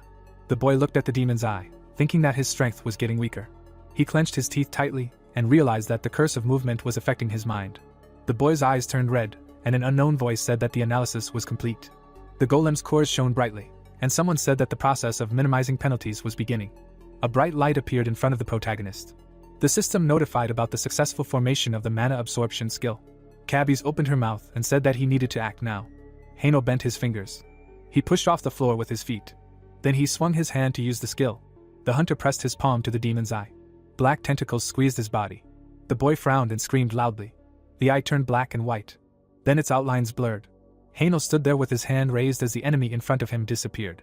He was covered in sweat, breathing heavily as the system reported the successful absorption of the demonic eye. The spirit looked straight ahead and asked if the hunter was okay. There were rocks below, and the system reported the formation of a new skill. The boy looked at the girl and replied that he was fine. One of his eyes was red. Cabbies closed her eyes and asked what was wrong with the boy. The hunter's eyes slowly closed as he thought about how his head was spinning. There was a purple object on the floor. The boy's eyes were closed. Then he suddenly opened them. He stood up, breathing heavily as beads of sweat ran down his skin. Haino looked at his hand, not understanding what had happened to him. There was a shadow on the floor as someone suddenly said that the hunter had finally woken up. Kazuko stood behind him with his arms crossed. The demon smirked and assumed that the protagonist had successfully absorbed the demonic eye he had given. Then he turned around and added that their contract was now over. The boy looked after him, stunned. The man did not turn around, saying that even by his standards the hunter had already become quite strong, but it was still a little early for him to feel it himself. Haino looked at the other man in amazement, who said that he would be able to find out all the rest of the details after he woke up. Kazuko looked straight ahead, saying that he should discuss the rest with his mistress. The demon then waved his hand goodbye. The protagonist froze in surprise when the man called him by name for the first time. He broke out in a sweat and asked what all this meant. Suddenly, someone smiled and said that they had not seen each other for a long time. Astaroth crossed her arms, standing behind the boy. She smirked and said that she had been watching him all this time. Haino's eyes turned white with horror, and the demoness said that it was time for them to talk about their contract. A large building was visible. Someone slowly opened their eyes. A hospital room was visible. The protagonist touched his head. A puzzled expression appeared on his face. The nurse pulled back the curtains and said with a smile that it was time to change the patient's floor. The boy opened his mouth, looking at her in shock. He sweated and awkwardly greeted the girl. Suddenly, the tray fell to the floor. The nurse opened her mouth in fear. A loud scream was heard behind the door, and the hunter asked her to calm down, because the other patients might get it wrong. The doctor bowed to the protagonist, who thought that they had finally explained to him what had happened to him. He remembered lying on the ground in front of his comrades who had taken him to the hospital, and 4 days had passed since then. The doctors were holding back the boy's father, who had immediately arrived at the hospital and caused a small pogrom. The news about the Hunters Association was on the screen. Since then Hainel had been normal. He talked to his father on the phone about how he would be discharged tomorrow and go home. A system notification appeared. The young man opened his mouth in shock and guessed that his level had increased 40-fold due to the absorption of the demonic eye. The system provided information to the protagonist, who thought that his mana points had even increased with the summoning. The names of the skills appeared on the red screen. Then the system notified about the demonic eye skill. The protagonist looked down and thought that it was worth testing. His eye began to change color. It turned red. Suddenly, the young man began to see the silhouettes of other people behind the wall of the hospital room. He looked closely at the outlines and thought that mana was emanating from this person's body, although he could not smell the weak mana of the unawakened with the help of the magic observation skill. The young man sweated and came to the conclusion that this was something like a skill for detailed detection of mana in a living body. Cabbies appeared next to him and said that the hunter succeeded in the end. She closed her eyes and said that she was very worried about him, but she was glad that everything was okay. Hanyo looked down when the girl said that his brain might not be able to handle the excess mana and he would never wake up. The spirit stood in front of him, and he asked if she knew what angel shards were. She turned around abruptly with a surprised face. The protagonist frowned when she asked how he knew that. An abandoned building was visible. Someone took a step forward. Mahmoud looked around. He was standing in the middle of a dark room. Suddenly, he turned around abruptly and asked who was there.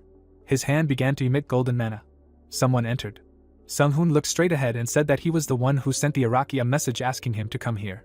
The man gritted his teeth and asked what happened to the original owner of the phone.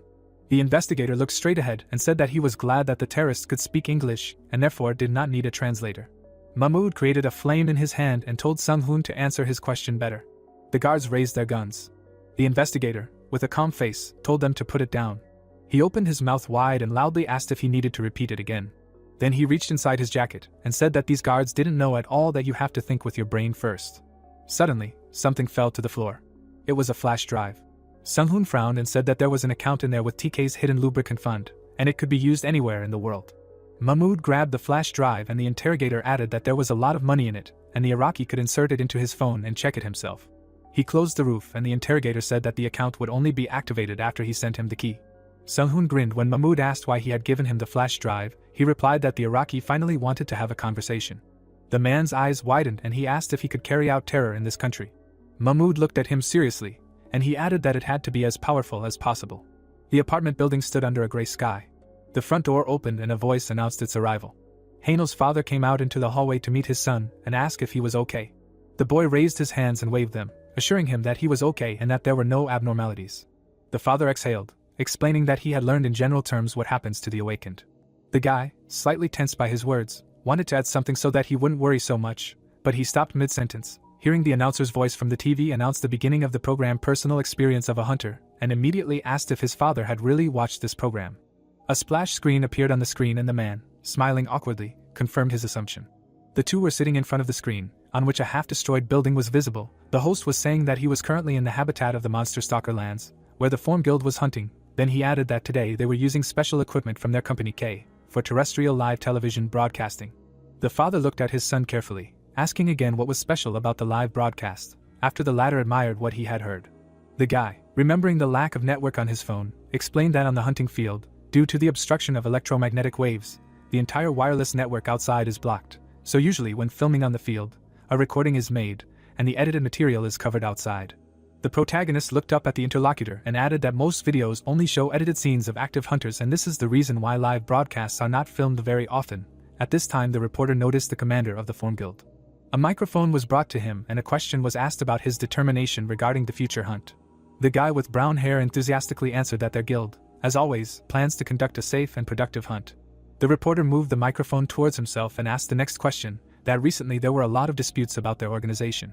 The girl, squeezing the microphone tighter in her hand, clarified that she wanted to hear the commander's personal opinion about the disputes. He was confused, and the reporter took the initiative and said that the others had finally arrived. The guys with the boxes were standing a little further away. Suin asked if these people were part of the commander's team, but he grinned and answered that they were not. Then, winking, he clarified saying that they did not mean anything, because they were just porters, and he would like to introduce the members of his guild. The girl looked at him with displeasure, saying that the porters were also an integral part of the hunt, and asked a question to hear a positive answer. The commander grimaced, trying to refer to the curiosity of the reporter's mistress, but did not answer the question. The tip of the spear hit the ground. The reporter tried to answer the question that the leader of the group asked after saying that the film crew had come to film a live broadcast of the hunt. At that moment, one of the porters froze. The spear wounded him, and he dropped the box from his hands. The film crew immediately turned around at the noise. A shadow appeared in the sky. The porter's hand fell to the ground. Someone screamed, asking why the Earth Stalker was here. The commander screamed at his subordinates, scolding them for inaction. Someone raised a weapon, under his order to shoot. Then the commander found the manager with his eyes and scolded him for saying that the zone was safe. The guy lost his face from nerves and replied that he warned about minimal danger. The spear pierced the air. While the manager said that it was the commander's order to set up a base here, he furiously ordered him to shut up. The second porter fired a machine gun, and the commander screamed at the interlocutor, accusing him of trying to shift all the blame onto him. The film crew stood in a stupor. The commander was still screaming, when someone's hand fell on his shoulder. Suin, standing behind him, said, apologizing that now is not the time for this, and it is worth saving people. While the spear caught up with the third porter. The reporter excitedly continued to say that at this rate everyone will die. The commander simply pushed her away, and towering over the fallen girl, cursed. Then, frowning, said that he should not worry about the expendable material. Then, turning away, added that if they did not want to die like that, let them stand silently. But suddenly he turned sharply and began to shout at the cameraman, asking what he was filming and demanding that he put the camera away. The last thing the viewers saw was his bulletproof vest. The screen showed interference. The two at the TV were perplexed. Hainel sat without a face, under the voice of the announcer that a small incident had happened and demands to give an advertisement. He thought that although he had some concerns, they had screwed up badly. A drop of sweat rolled down the protagonist's cheek when his father asked if all hunters behaved like this. His son tried to calm him down, saying that it was an unforeseen situation and not all of them were like that. Then, looking at him, he added that the Form Guild was always doing bad things and there were arguments about them abusing their power, so they decided to take part in the broadcast to clear their image. The screensaver appeared on the screen again, and the father asked if his son treated his porters and other people the same way as that commander, and he denied it. The boy, sitting on the floor, explained that he himself was a porter before waking up. An image appeared in his head when one of the porters, in the past, was in danger. Then the image of another one lying face down. This made him wonder if he treated his people well and if he had acted recklessly last time, creating a dangerous situation. Yahello sat there in confusion, but answered his father's question so that he would not worry, reasoning to himself that now he should pay more attention to this point. The next day, clouds gathered over the building of the KTV broadcasting company. Screams were heard behind the door of the first department of hunters. The boss was scolding the employees for the live broadcast. He shouted loudly that they themselves asked to give them expensive equipment, but in the end they only filmed worthless porters. The cameraman and reporter stood in front of him with their heads down. He continued, asking what they would do if there were complaints, because their company cooperates with the Form Guild, and the broadcast was broadcast throughout the country. The cameraman tried to object that not everyone entered the live broadcast and they returned safe and sound, but the reporter interrupted him, turning to the team leader. She, raising her head, said that he himself saw what was happening in the Form Guild and how the hunters treated other people on the field. The operator tried to stop her, asking her not to get excited, but the girl, ignoring him, said that people died trying to get through to the boss, reproaching him for his exclusive interest in the Form Guild. Then she looked closely at the team leader and asked him directly if he had been bribed. At these words, the operator covered his face with his hand, and the boss asked how dare she talk to him like that. A minute later, the two were standing with boxes of things, put out by the door. Suin, standing next to her colleague, upsetly apologized to the operator, but he waved her off, saying that he was too angry with her now. The girl threw the box on the ground and said that he knew why she took this job. The colleague exhaled, saying that he was going to quit anyway because of everything that was happening in the company, and asked what she planned to do next. Suin, braiding her hair into a ponytail, answered that she did not know. Then, she lowered her hands and, looking somewhere up, declared that it was possible to try to conduct personal broadcasts, maybe even revelations. At night, in a half-ruined building, a light was visible on one floor. A fire was burning in a barrel. The leader of the group addressed everyone, calling them brothers and saying that the time they had been waiting for so long had come. A man in a cap stood facing his listeners, saying that today they would lose many brothers, but all of them would be remembered forever as those who sacrificed their lives for the sake of faith. He raised his hand and clenched it into a fist, saying that on that day they would show the whole world the greatness of Allah. His face was focused. A guy with a scar on his cheek said that it would happen today. They would cleanse the city with the fire of Allah. The crowd of listeners supported him with religious slogans. The leader smiled. The wheels of the car screeched to a stop. The sliding door opened. A foot stepped onto the asphalt. The man looked at the roof of the high-rise building. Then he frowned and ordered his subordinates to begin. The sliding doors opened slightly. The guests who had just arrived were greeted by the host, who said that they were early. Sung-hoon, grimacing, turned to Suyuk, mockingly asking why he had personally come out to greet them, who interrupted him with displeasure, asking where the warrant was. The investigator triumphantly picked up the paper, showing it to the director and clarifying that it was a search and confiscation warrant. Suyuk, looking at his opponent insolently, warned that he had better make an informed decision. The green-haired girl passed by him, saying that the police officers were already entering the building, and the investigator added that they would listen to the director's detailed story in the interrogation room. He peered into Suyuk's face, silently noting that the director was too calm, considering the fact that he was being investigated on a large-scale basis, and said out loud that he had too carefree an expression on his face. The director looked up at him and replied that it was understandable. The investigator stood there confused. His interlocutor added that he didn't leave stains behind. Sung-hoon glanced at his phone screen. He was being called from the information department, and he didn't understand why now. The investigator turned away and picked up the phone. They told him that they were in big trouble. Suyuk kept his eyes on his opponent's back. He asked in confusion what had happened. The receiver answered that it concerned the terrorist Mahmoud, whom he had asked to find last time. Sung-hoon asked about the location of this person. The guy on the other end of the line hummed nervously. The green-haired girl ordered her subordinate to collect all the documents, and she went to the server room. The investigator's face distorted. The receiver said that the last place Mahmoud was seen was the TK company building, where they were now. The whole world turned dark for him, he asked again. He noticed a person in the window above and called out to him. It was Mahmoud. He hissed in displeasure and asked the investigator if he was awake. Sung-hoon recognized the terrorist and called him by name. The guy grimaced and said out loud with a scar that he had too much trouble. The investigator, without taking his eyes off him, wondered what this guy was doing here and decided that it was necessary to urgently evacuate civilians. Suddenly he was called, with Suyuk standing behind him. He, smiling, ordered the investigator to take his people and leave immediately. At this time, the green-haired girl reached the server room and announced this out loud. In front of her eyes was a homemade bomb. Her eyes widened. At that moment, the terrorist pressed the button on the remote control. Time seemed to freeze in the TK company building. An explosion thundered. The investigator was knocked down by the shock wave. He turned around, shouting at the director and asking what was going on here. Then he saw stones and blood on the asphalt. He said, smiling, that he was touched. The man held a smoking gun in his hands, aimed at his interlocutor, and clarified that even in such a situation, he cared about the safety of the suspect he was going to arrest. Sehun bent over, pressing his hand to his chest. His enemy said that if he knew about it, he would pay taxes better. The investigator slightly removed his fingers from the bleeding wound, not understanding why there was no strength in his body. The enemy noticed this and asked again that he was surprised, adding that he himself was in shock, meaning a bullet that could incapacitate an awakened one. The cartridge case was lying on the ground. Suyuk added that it was a heavy magic projectile and no matter how cool an awakened one he was, it could inflict a fatal wound. He had to try hard to get one, but the effect was obvious. The investigator looked up at him, asking why he was doing this. The director, putting away his gun, said that he does not like to leave traces behind, and the entire investigation team of their hunting association was destroyed as a result of a terrorist attack, while the explosion helped burn all the evidence, and if they put a little pressure on the media, this incident will be hushed up and forgotten. At this time, Mahmud extended his hand to Suyuk and said that he managed to fall into an absurd trap, regretting that the enemy looked quite strong, but he was disappointed and added that he would kill him painlessly. His hand seemed to light up. Mahmud stood with his back to the enemy, feeling that a gun was aimed at him. He asked how to understand this. Suyuk, without putting away the weapon, said that he heard that he did not leave traces, then remembered that he spoke Korean at the time and assumed that the enemy simply did not understand. A red dot lit up on the terrorist hoodie. The director said that he had better not do anything rash, because his subordinate was aiming a rifle. His eyes widened. He asked Mahmud if he wondered why and answered that if the contractor survived the job, he would become a thorn, and if he killed him here, he would become a hero who detained a famous terrorist. Mahmud turned his head halfway and asked if he really chose this reason. His finger was on the trigger, and the director said that it was time to finish what he had started. He was about to say goodbye to his opponent when a bullet pierced his hand. Pain pierced his body and reflected in his eyes. He screamed.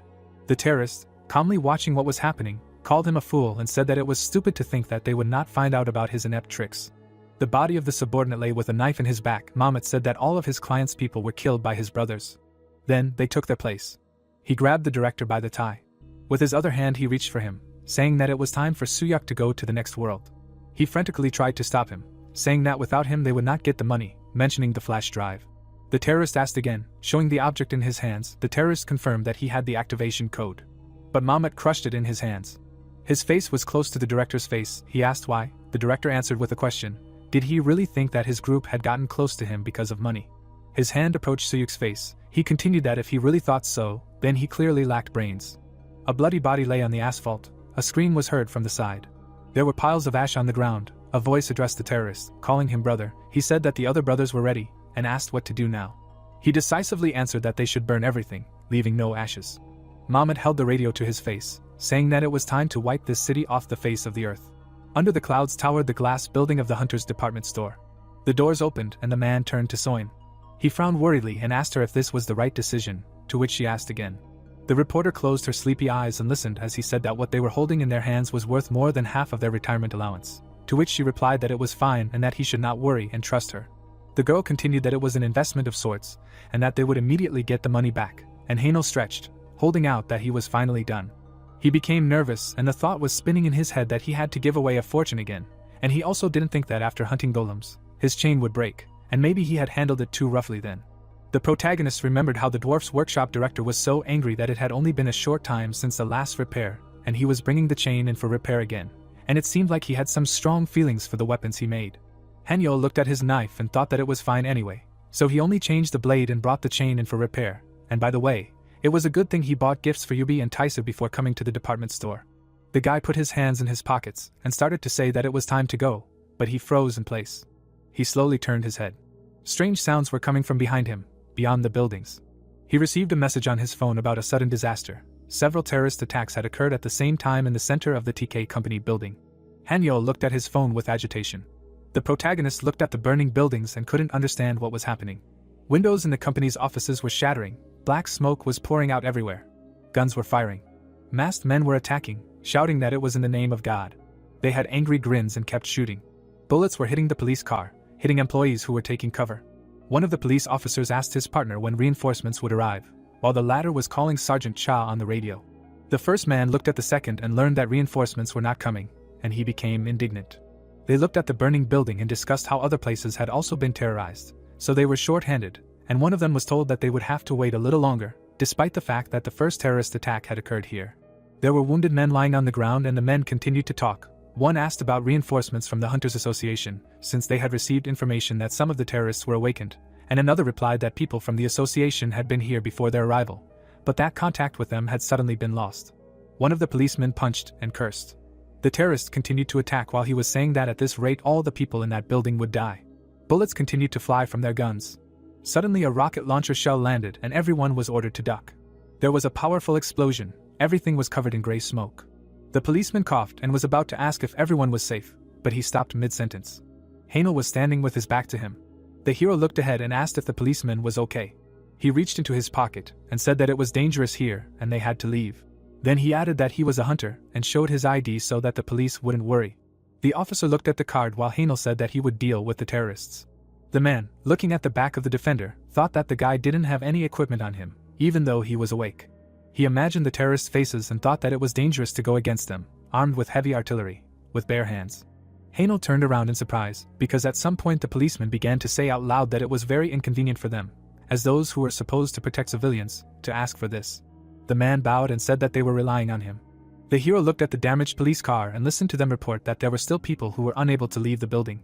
The officer, sweat running down his face, did not stop and begged to rescue them, starting to talk about a reward, but the guy interrupted him, telling him not to worry. The man lowered his head, and the protagonist calmly said that he would definitely save the people, and then gave the order for the sergeant to try to evacuate those nearby to a safe place, and the man accepted it. Yahello's fists gradually began to glow red.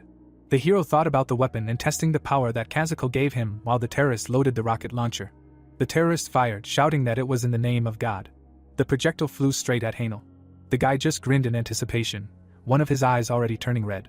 There was an explosion, thick clouds of smoke rose in the air. The man asked Soin to go back because the place was dangerous, to which she reassured him that everything was fine and they needed to go faster. He squinted nervously and said that this was the site of a terrorist attack, to which the girl replied that this was exactly why she suggested going, because it would be an exclusive special report. They stood in the crowd and looked at the buildings. People were confusedly asking what was going on, but the employee told them to leave quickly. There were barriers around. Soin thought that the reporters were probably not there yet, and the police officer kept shouting that there was a terrorist attack going on here, and this was not a performance, but a very dangerous place. Another officer approached Sergeant Cha and reported that they had evacuated all the residents of the area. Soin looked at them and listened as they began to discuss the hunter, whether he was okay. After all, he helped them buy time to evacuate, and on top of that, he was rescuing people from the building. The girl called out to them and asked if the hunter was still at the scene. The reporter turned around after the police officer replied that he was. He was trying to calm the situation, and began to address the citizens. She turned to her partner and told him to get that thing out, but he did not understand her. The man asked what thing, to which she replied that the one they had just bought, pointing to the suitcase. They opened it. First, the team spread its legs. Then they turned on the propellers. The record button on the camera lit up red. The quadcopter rose into the air. Soin looked at it while her partner controlled it. The man furrowed his brows, asking the girl if they were doing the right thing now, to which she replied with displeasure that he should stop already. The reporter smiled and added that he should just believe in her. She looked at the flying device and said that she was sure that this would make a great report. A burst of machine gun fire rang out. Empty cartridges fell to the ground with a thud. The terrorists ducked to the ground. One of the criminals straightened up and fired his machine gun. The bullets ricocheted off the wall. Suddenly, the man's body trembled, and he thought that his brothers were dying at his hands. Someone grabbed a stone from the ground. Yahello, throwing, used a crushing blow. The terrorist's head jerked when the stone hit it. The man cursed, spreading his arms angrily. However, at the same moment he had to step back as another rock whistled past his face, and he promised to finish off his opponent. The ground heaved from the impact. The man's body fell next to the machine gun. Yahello looked down sadly, saying that he had dealt with those at the exit. Near the gaping hole, a sign was heard that the protagonist could not stand the TK company, but people's lives were at stake, so nothing could be done. The main character was reflected in the sight, muttering that it was time for him to enter the building. Another terrorist grinned, looking into the sight, not understanding whether the protagonist was a sniper of this country. His finger was on the trigger.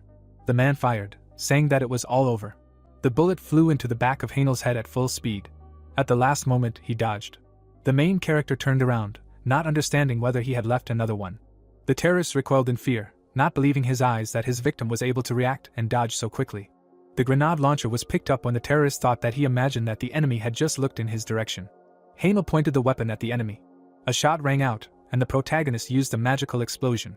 The terrorist began to sweat, thinking that not only had his enemy dodged the bullet, but he had also figured out his location. The grenade flew through the air. There was an explosion, and smoke filled the space. The weapon fell to the floor, and the protagonist thought that the guy was the last one. Yahello remembered the scarlet light, and how after absorbing the demonic eye, it felt like his body had become much lighter.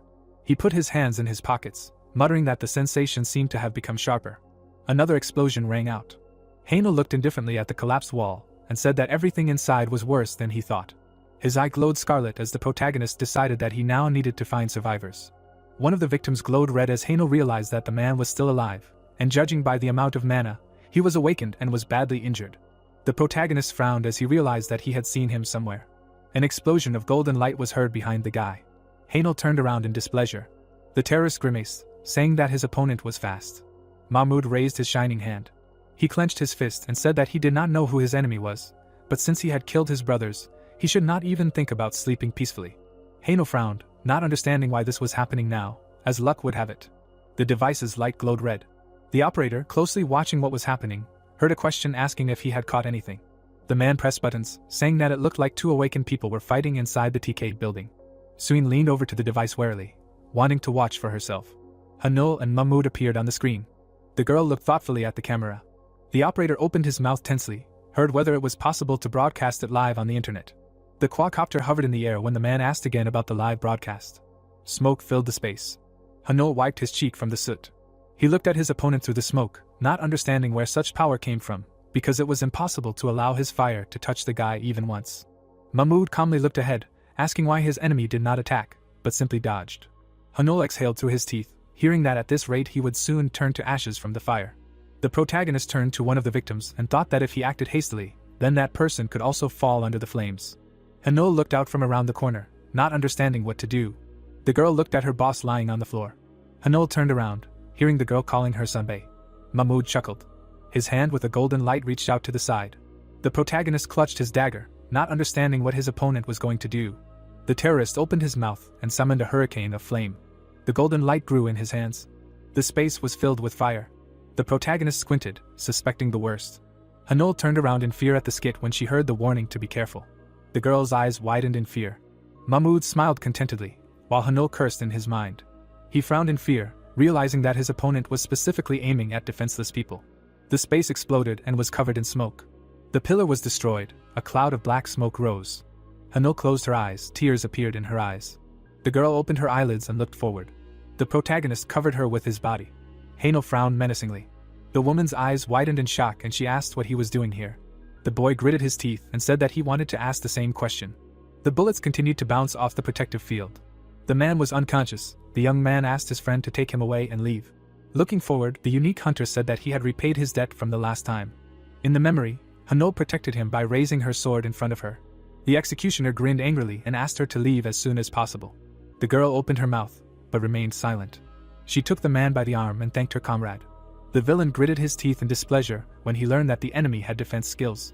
The protagonist frowned in irritation. The villain realized that he had miscalculated when he thought that he would die in the fire trying to escape. Mahmud opened his mouth wide and said that such skills would not be able to withstand the power given by the great god. The terrorist raised his hand. A ball of light energy appeared in front of her. The awakened one unleashed a wave of fire on the enemy and wished for him to turn into ashes. Yahello gritted his teeth and wondered what it was. The flames melted the iron. The boy realized that the enemy's firepower had become stronger. The man grinned. The young man did not understand who was really standing in front of him, since his attacks were not at full strength before. Energy crashed into the force shield. A shadow demon appeared behind the master.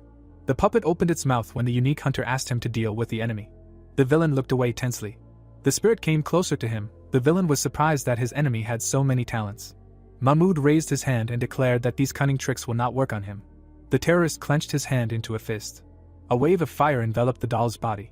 The shadow turned to dust. The system reported that it would take time to revive. The protagonist opened his mouth in horror and wondered why it didn't work. The force shield was at its limit. Cracks appeared on it. Yahello opened his eyes wide and thought that there must be some way out of this situation. A bright light illuminated the space. The guy gritted his teeth and realized that these flames were also some kind of mana clots.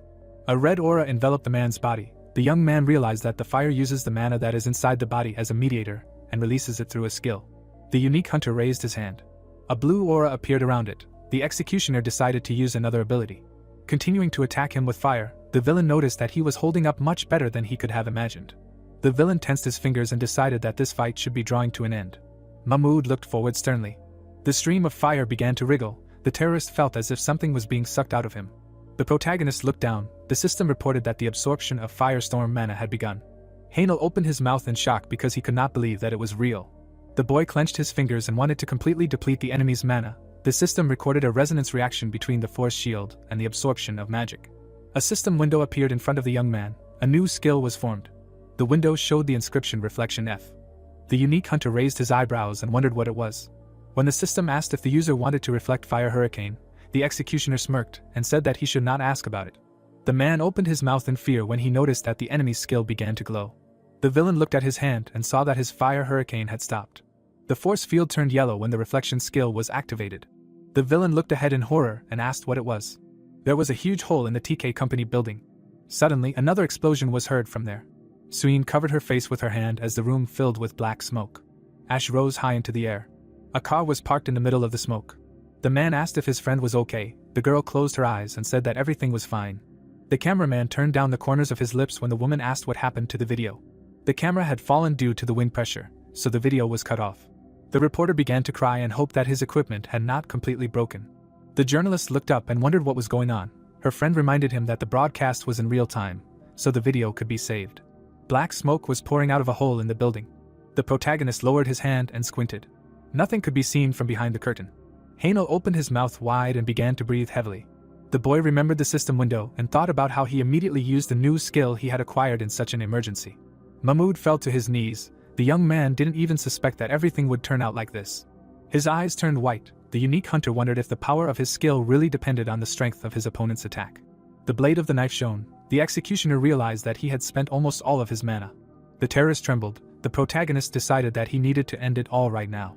The man looked up at him and asked if this was really how he would end. A shot rang out from a rifle. Hanel raised his hands as the bullets flew past him. A helicopter circled above the building. The people sitting in it wanted to save their comrade. The guy gritted his teeth and wondered what it was. A rifle barrel appeared from the door of the helicopter. It landed on the floor of the building. Someone ordered the others to take Mahmoud. The young man hid behind a piece of wall. The unique hunter looked out from behind him and realized that he would have quickly dealt with the enemies if he had a gun or a chain. The villain took his friend by the arm and said that they needed to leave here right now. The terrorist gritted his teeth and asked what happened to the other brothers. The bandit replied that they were the only ones left alive because there were major problems with the plan. Looking at the helicopter, the villain said that they did not have time to explain and added that they needed to leave here as soon as possible. At that moment, the helicopter exploded. Mahmoud's eyes widened in horror. His comrade reloaded his rifle. The villain opened fire and shouted that he would buy his friend some time.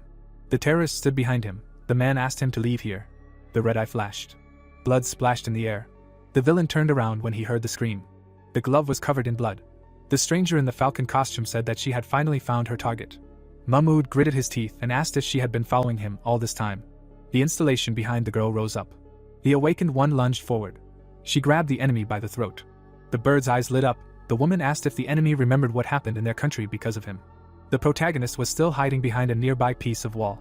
Hanel looked out from behind it and noticed that the sounds of gunfire coming in that direction stopped as soon as an explosion was heard. The stranger lifted the terrorist into the air.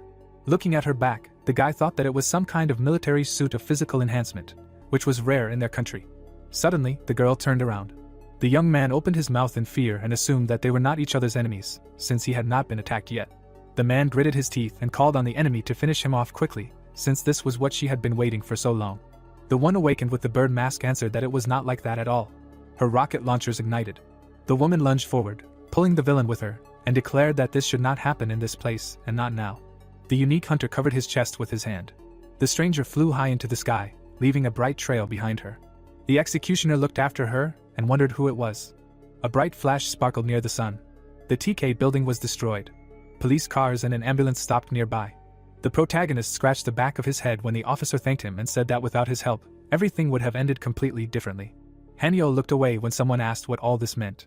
Hanol approached the emergency services worker and asked what happened to her partner.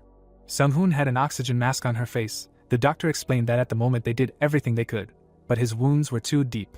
The girl's eyes widened in horror when she heard that there was no hope of saving him. The man's face was covered in sweat. The paramedic suggested that only an awakened with healing skills could help here. The woman's mouth opened in surprise when she heard this. She immediately glanced at the guy and remembered that she had seen information about such an awakened in the files.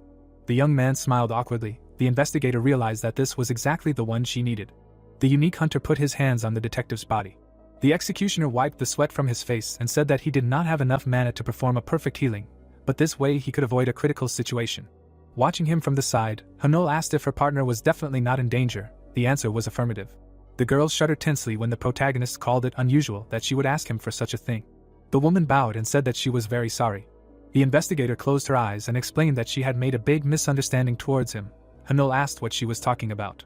Remembering his astonished look, the detective replied that she felt something was wrong when she first saw him and conducted an investigation to accuse him of dealing in the black market. Hanul said that she came to the conclusion that he was not at all capable of such machinations. The guy opened his mouth in shock and realized why he was dragged into the interrogation room. Throwing up his hands, the young man said that everything was fine and thought about the problems that would be inevitable if he was associated with the association. As the unique hunter was about to leave, the girl put her hand on his shoulder. She raised her eyebrows and asked her comrade to go with her to the association to draw up a report. The sun was shining over the skyscrapers. The executioner was indignant that they were trying to drag him into something again. There was a large apartment building on the street.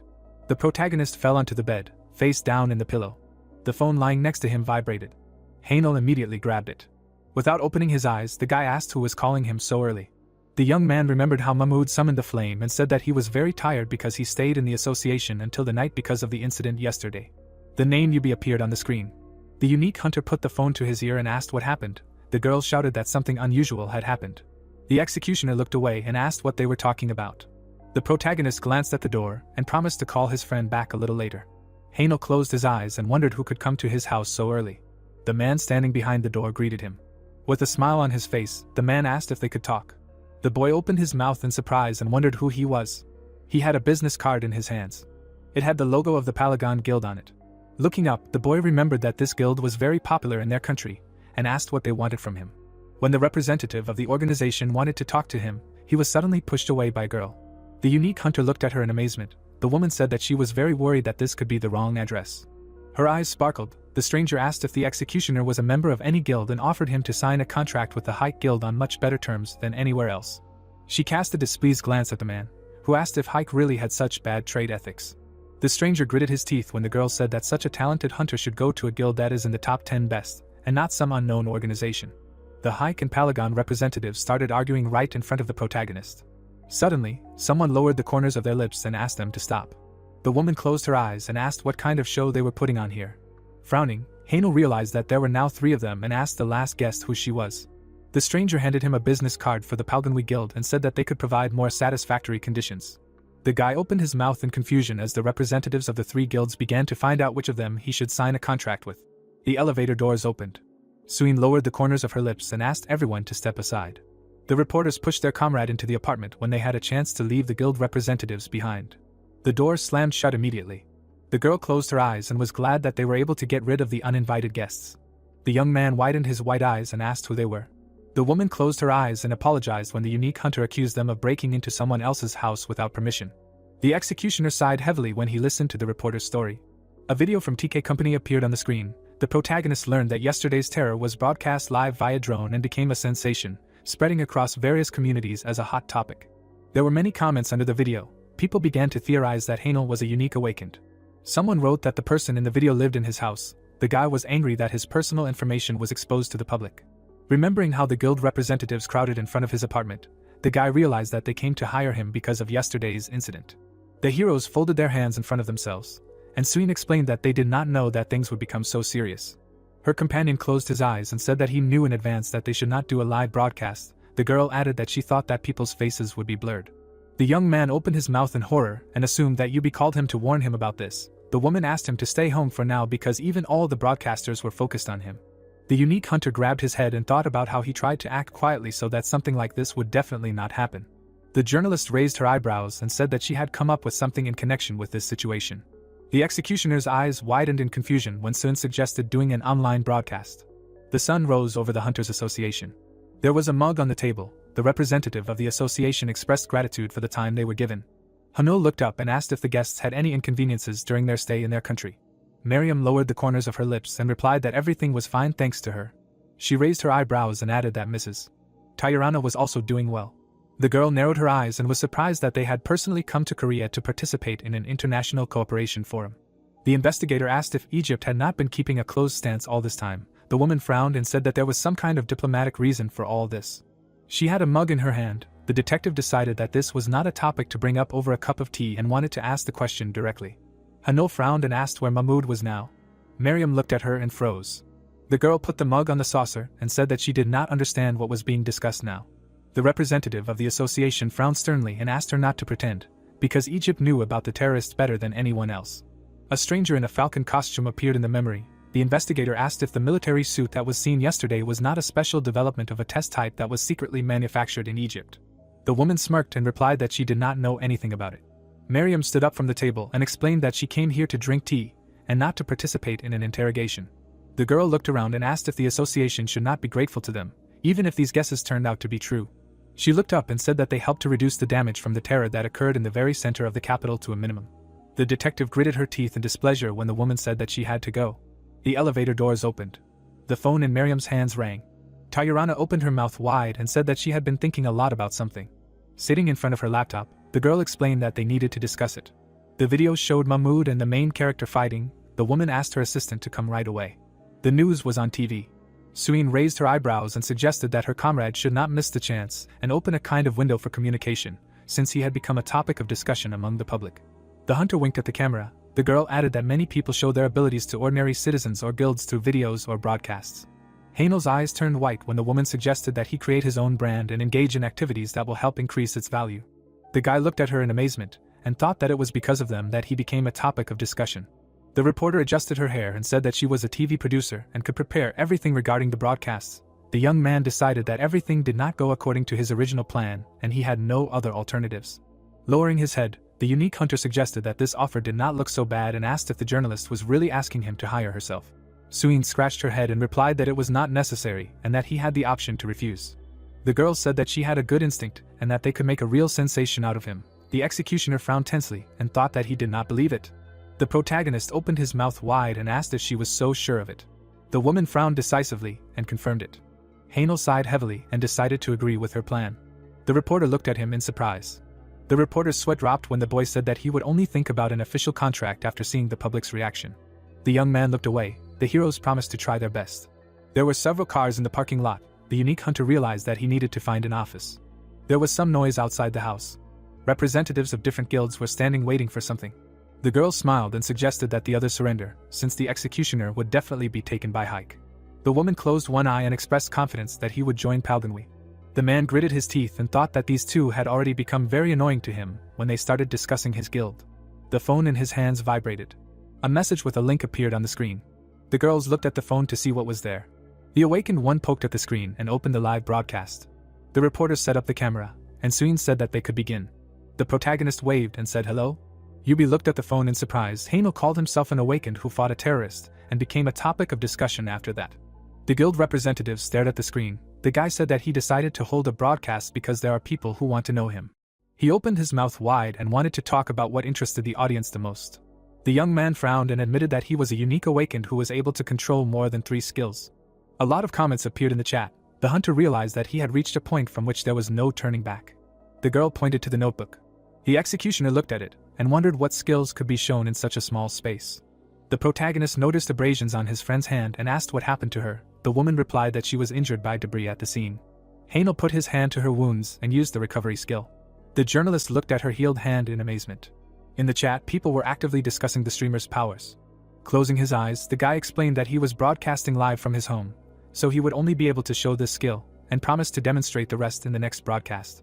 The young man stretched his arms down and decided to show his hunting gear. Miriam approached her colleague, and Tayurana asked her to look at the screen. The hunter's stream was open on the laptop. The girl frowned and explained that this was the same person who brought Mahmoud to a state of half-death yesterday. The woman crossed her arms over her chest, awakened, and asked if it was not surprising that he managed to deal with a terrorist who was hunted by several countries. She raised her eyebrows and asked if a person with such talent could not help solve the problem their country was facing. The Egyptian representative looked at her silently for a while. Tayurana smiled happily when her colleague called it a great idea. Miriam looked at her through her glasses and said that they should organize a meeting. Hanul was looking at the computer screen at the time. The camera lens started to shine. The broadcast ended.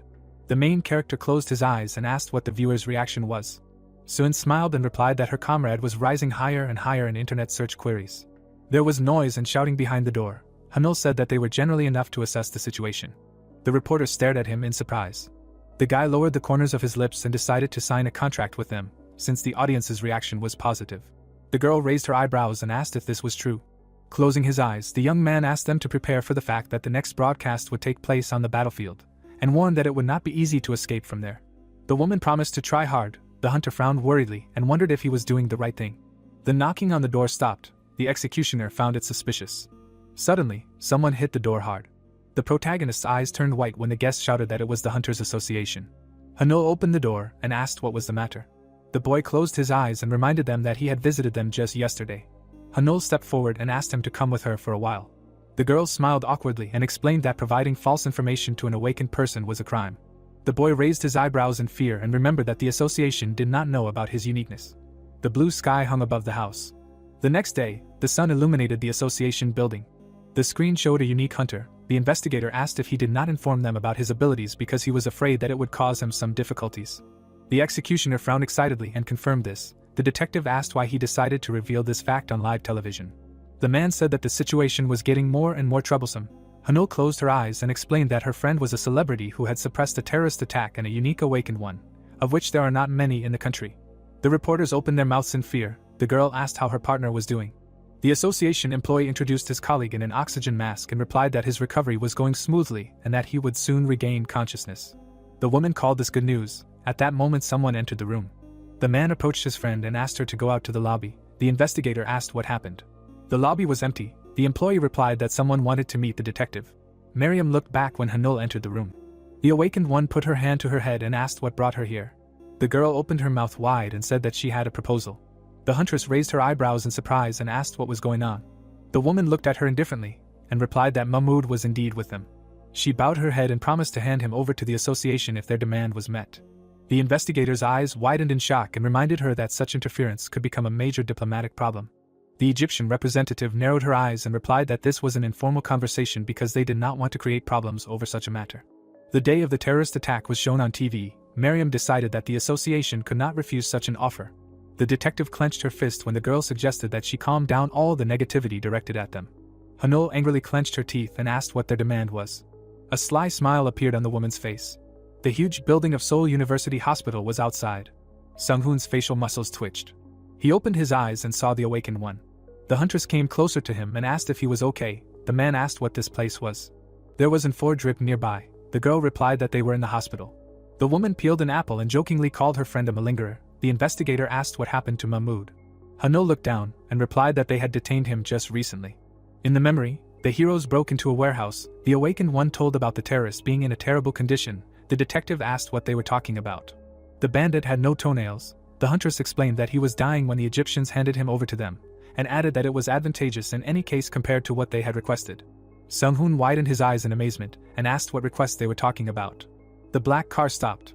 Hanul said that she had also put forward several conditions. The door of the car opened.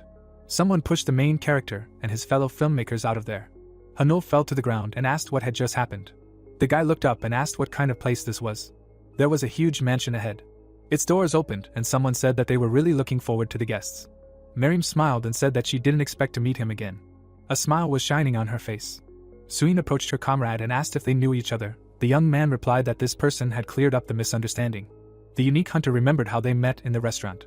The journalist raised her eyebrows in amazement and asked if this was some famous person. The girl opened her mouth wide and apologized for not introducing herself. She raised her eyebrows and called herself the head manager of the Horus Guild. The executioner's eyes widened excitedly, not understanding what kind of guild this was. The woman suggested going inside and talking about everything in more detail. The heroes followed her. The main character looked back and asked if his friend knew anything about this guild. Suin raised her eyebrows and replied that Horus was a large Egyptian guild that was managed at the national level, and its master was the daughter of the Egyptian president. The reporter closed her eyes and added that they had come to Korea to attend a cooperation forum. Miriam remarked that she knew quite a lot. The girl looked back and asked what kind of relationship the awakened one had with these people. The journalist's mouths opened tensely. Haino replied that they were helping him with his personal broadcasts and that they had not yet signed an official contract.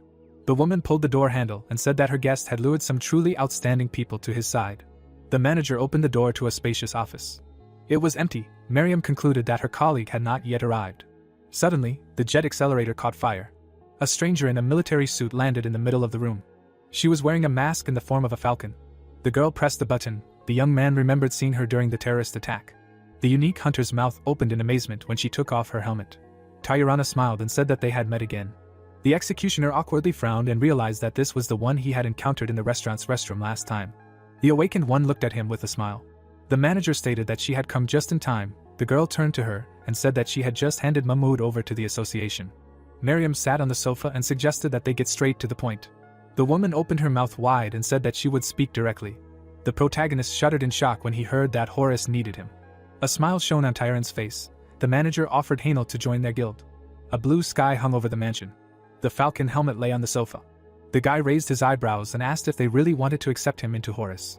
His eyes turned white with tension. The young man reminded that an international contract can only be concluded with the consent of the Hunters Association. Miriam raised her eyebrows and asked why. In his opinion, he was only recently detained by the association, and now he was sitting here. The unique hunter opened his mouth in shock and wondered if they had already discussed everything. The girl put an envelope on the table and suggested that they finish the difficult conversations. The executioner looked at the documents in amazement. The woman explained that these were the conditions that their guild could offer, and asked the guest to read them before continuing the conversation. The manager raised her eyebrows and said that the decision was up to him alone. She looked at the protagonist from behind her glasses. There was a huge hospital on the street of the city.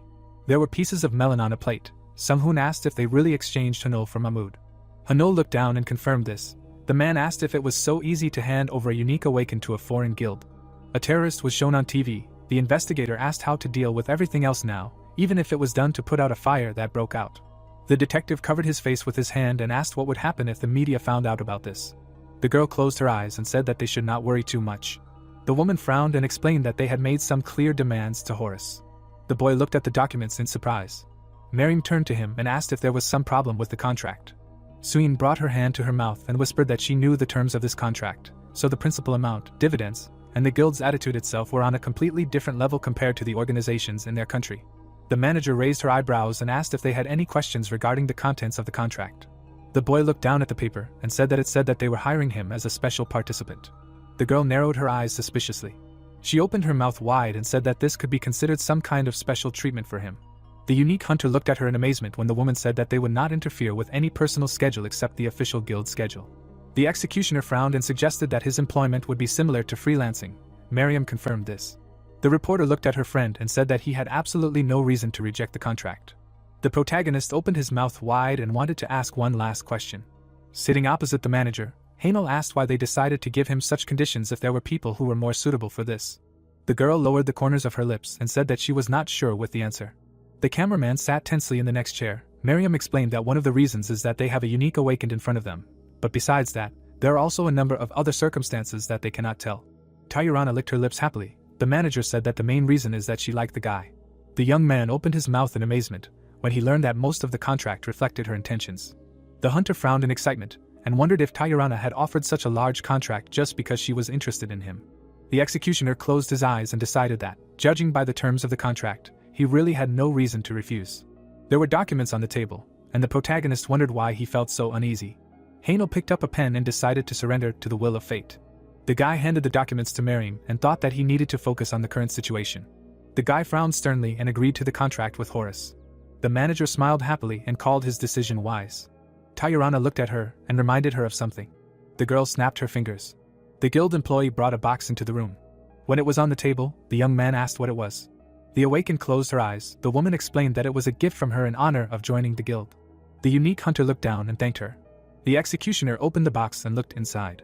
There was a hook on a chain. Miriam raised her eyebrows and explained that it was one of the unique items that their guild owned. The protagonist's eyes widened in shock when he heard this. Suyin frowned in surprise and realized that it was an item that even a master-ranked hunter could rarely obtain. The reporter asked Horace where she got it from. The manager frowned and suggested that they let it pass. Hainel raised his eyebrows in excitement and asked why they would give him such a rare item. The girl narrowed her eyes and replied that it was a sign of good nature from MS. Tyran, and besides, there was no one in their guild who could operate it yet. The guy looked up and confirmed that he knew how to use this type of weapon. The woman smiled and asked him to accept the gift. The young man took the hook and assumed that this was some kind of test to check his ability level. The unique hunter looked at the chain and noticed that it was much lighter and stronger than he thought. His hands were enveloped in a light aura. The executioner wanted to put mana into the hook to test it. Cabby shuddered in fear. Light particles enveloped the protagonist. The hook began to glow. Haino squeezed it in his hand with force. The girl approached him and said that this could not be. She raised her eyebrows in amazement. Bright lightning appeared in the air. The system detected an unknown unique item. The guy looked at the sparkling chain in fear. The young man narrowed his eyes when the system recognized the item called Enkidu. The demon grinned and was glad that it had finally begun. A bright light illuminated the houseplant. The girl's eyes widened in surprise. The unique hunter looked down, not understanding what was happening now. The executioner gritted his teeth as the system stated that Enkidu required additional mana. The chain seemed to melt in his hands. Cabbies opened her mouth wide and asked the user to add more mana to the item. The protagonist looked around. The woman explained that he would be able to overcome the hook if he put a large amount of mana into it at once. Haino looked at the weapon and wondered if he would have to do that when it was sucking mana out of him. A drop of sweat rolled down his cheek. Cabbies asked him to act faster. The boy remembered that she was always right. The young man tensed his fingers and squeezed the handle of the hook. Lightning flashed in the room. The mana was neutralized. The chain turned into clots of blue energy. It enveloped the owner's shoulders. The absorption was complete. The unique hunter sat on the couch with empty hands. The executioner's mouth dropped open in horror when someone asked where the unique object had disappeared to. His lips began to tremble, and he said he didn't understand anything.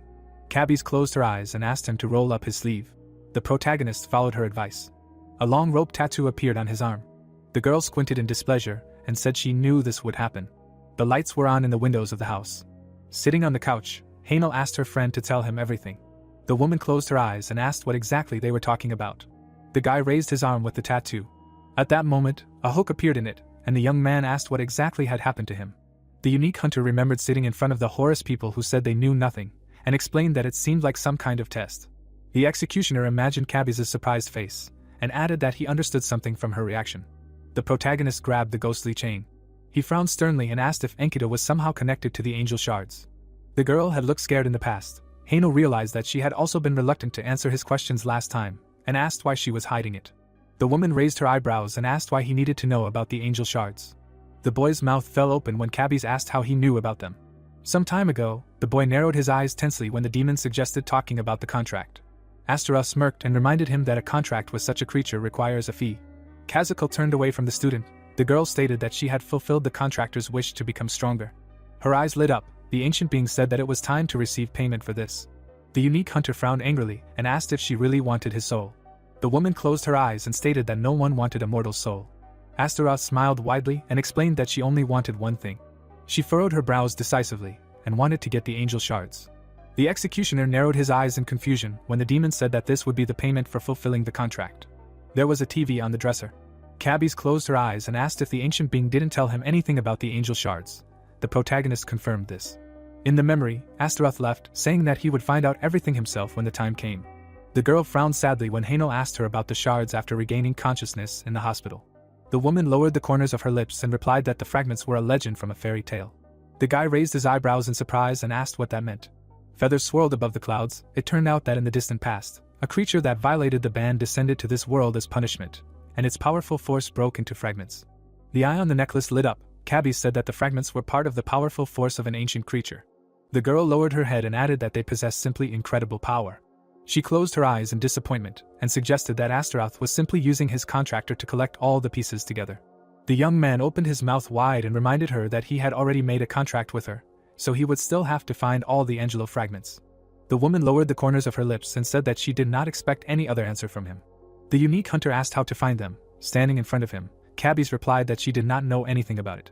The girl remembered how the hook glowed and explained that Enkidu for some reason showed the same reaction as the energy of the angel fragments. The executioner's eyes widened in shock and realized why his friend was so surprised. Miriam was sitting in front of the laptop. A smile was shining on her face. Cabbies assumed that the Horus Guild was somehow connected with the fragments. 2 days later, a huge wall was built around the Pandang district in Songnam City. An SUV was parked nearby. Hearing that from this day on, other people would be working with them, Yubi trembled and asked if such a decision could be made suddenly. Suin stood behind her. The girl reminded her of how she called her friend 4 days ago, but he suddenly hung up and started broadcasting, and said that she was very worried about him. The schoolgirl was outraged that her neighbor brought some strangers here. The protagonist closed his eyes and asked her to calm down. The cameraman standing nearby asked if it was always like this, and Taisa answered in the affirmative. The porter with the glittering eyes suggested that they get along with the reporter, and she agreed. Hanyo scratched the back of his head and apologized to his older comrade for hiding his unique ability from him. The heroes looked at him and said that they had known about it for a long time. The boy opened his mouth in surprise and asked how they knew. Yubi remembered how the shadow demon ate the monster and explained that it was too obvious when they hunted together. The man introduced the Fang monster and said that everything became clear on its own when he submitted a request for the results of its mana measurement. The boy's eyes turned white, and the heroes agreed that he was very inept at hiding the truth from them. The girl raised her eyebrows and asked who they were waiting for. The unique hunter closed his eyes and said that he forgot to tell them one more thing. A helicopter appeared over his head. The executioner said that they would not be alone today. The guys looked at the sky in amazement. The helicopter blades were spinning at an incredible speed. Its chassis touched the ground. The glass sparkled in the light.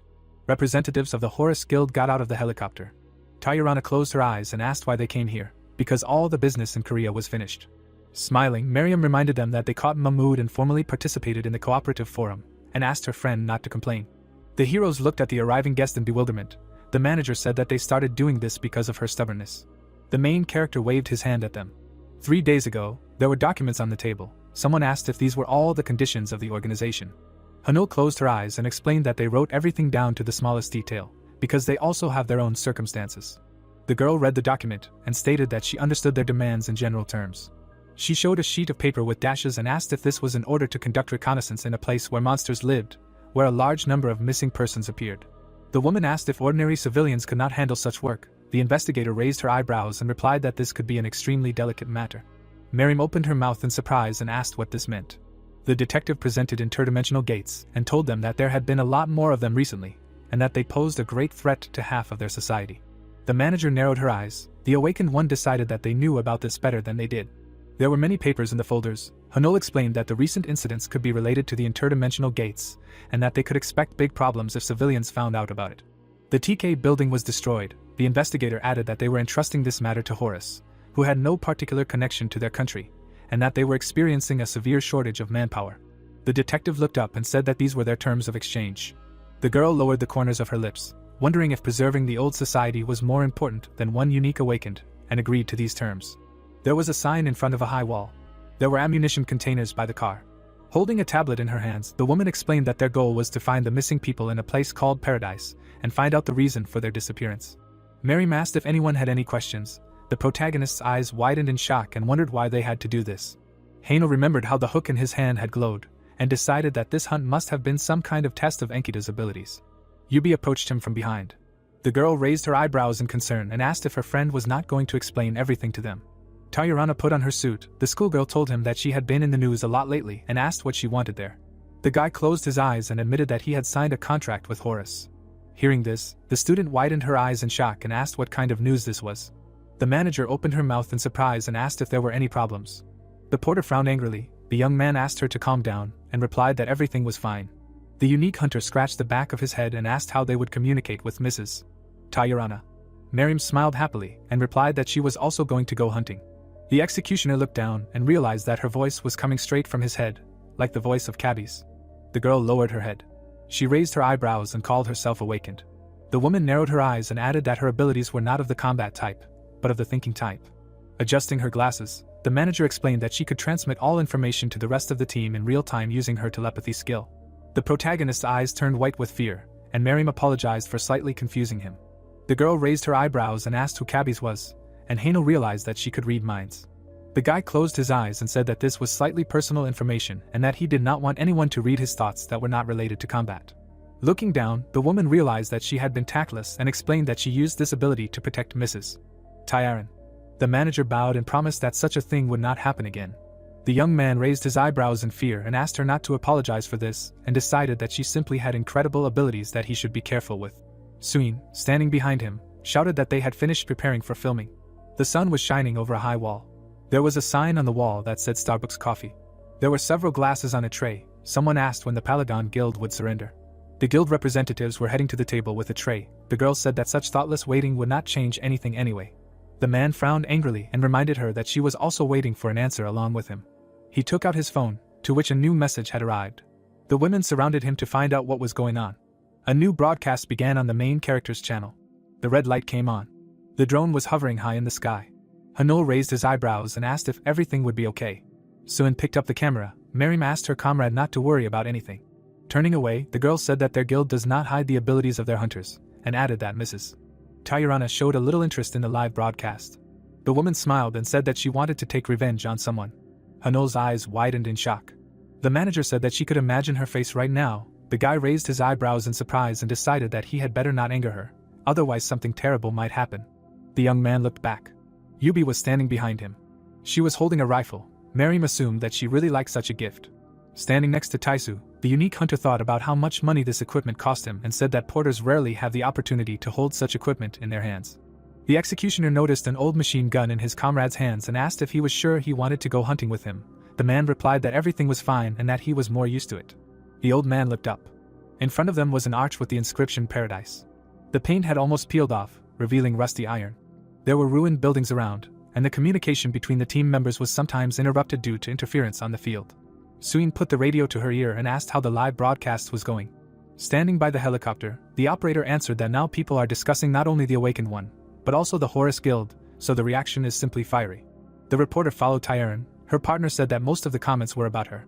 A drone was flying in the air. The journalist was surprised that they managed to link several devices together to broadcast directly from the battlefield. The girl closed her eyes when the man advised her to record the live broadcast itself, so that she could later edit it and post it on the internet. Suddenly, the main character stopped. The woman asked what happened. The camera lens was glaring. Hanel said that they would have to pause the broadcast for a while. Suin warned him that the audience reaction was in full swing. The boy looked ahead and asked his friend to pay attention to something. The reporter looked up and shuddered. There was a backpack on the ground. There were traces of blood next to the weapon. There was a human corpse lying nearby. Miriam lowered the corners of her lips and concluded that they had found the people who had gone missing. The heroes were standing right in front of the dead soldier. All the remains that were nearby were packed in black bags. Tyrana took one of them in her arms. The manager explained that they would take the corpses out of the field and hand them over to the association, since this was the best option in such a situation. The boy looked down and asked how this could have happened. Suin looked at the black bag. Taisa told him that every year, many awakened and porters die in the battle against monsters.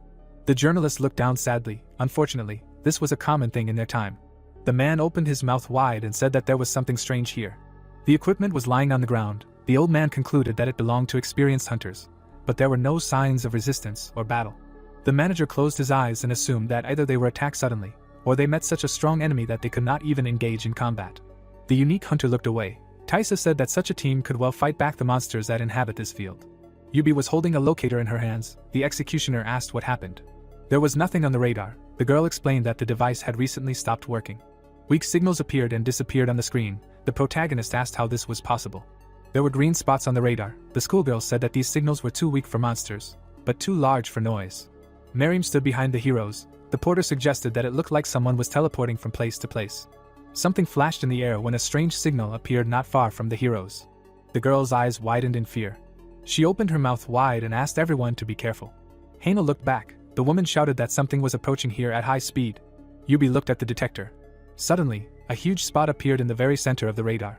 The monster was right behind the girl. The schoolgirl turned around in horror and wondered what it was.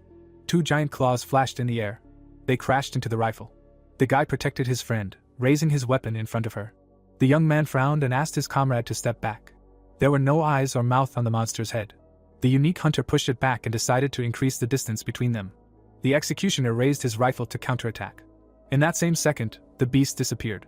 The protagonist's eyes widened in fear, not understanding how this could have happened. Taisa frowned and called out to him. Haina looked back and saw the monster behind him. Its pupils narrowed. A shot rang out from the flare gun. A wave of fire rushed forward. The monster shook its head and squealed. It dissolved into thin air again. The lights on the military suit lit up. Tyrana summoned a sword in her hand and declared that Mariam had given her all the information. The guy understood all her words, as if their meaning was transmitted directly to his brain. The young man closed his eyes and assumed that this was the setting the manager had spoken of. The beast raised its paw in front of itself. Taisa loaded the rifle and asked why everyone was frozen in place. The man opened fire and shouted that they needed to kill this creature as quickly as possible. A crack appeared on the monster's head. It opened its ugly mouth. The monster spread its paws in front of the heroes. The unique hunter opened his mouth in fear and asked what it was. The old man narrowed his eyes and explained that they had to work hard to avoid being put in body bags. The beast stuck out its tongue. The manager explained that it was a high-ranking banshee and that if it screamed, all of its brethren would come running.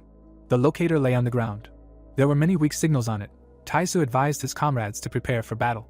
The shells fell to the ground. Another shot rang out from the rifle.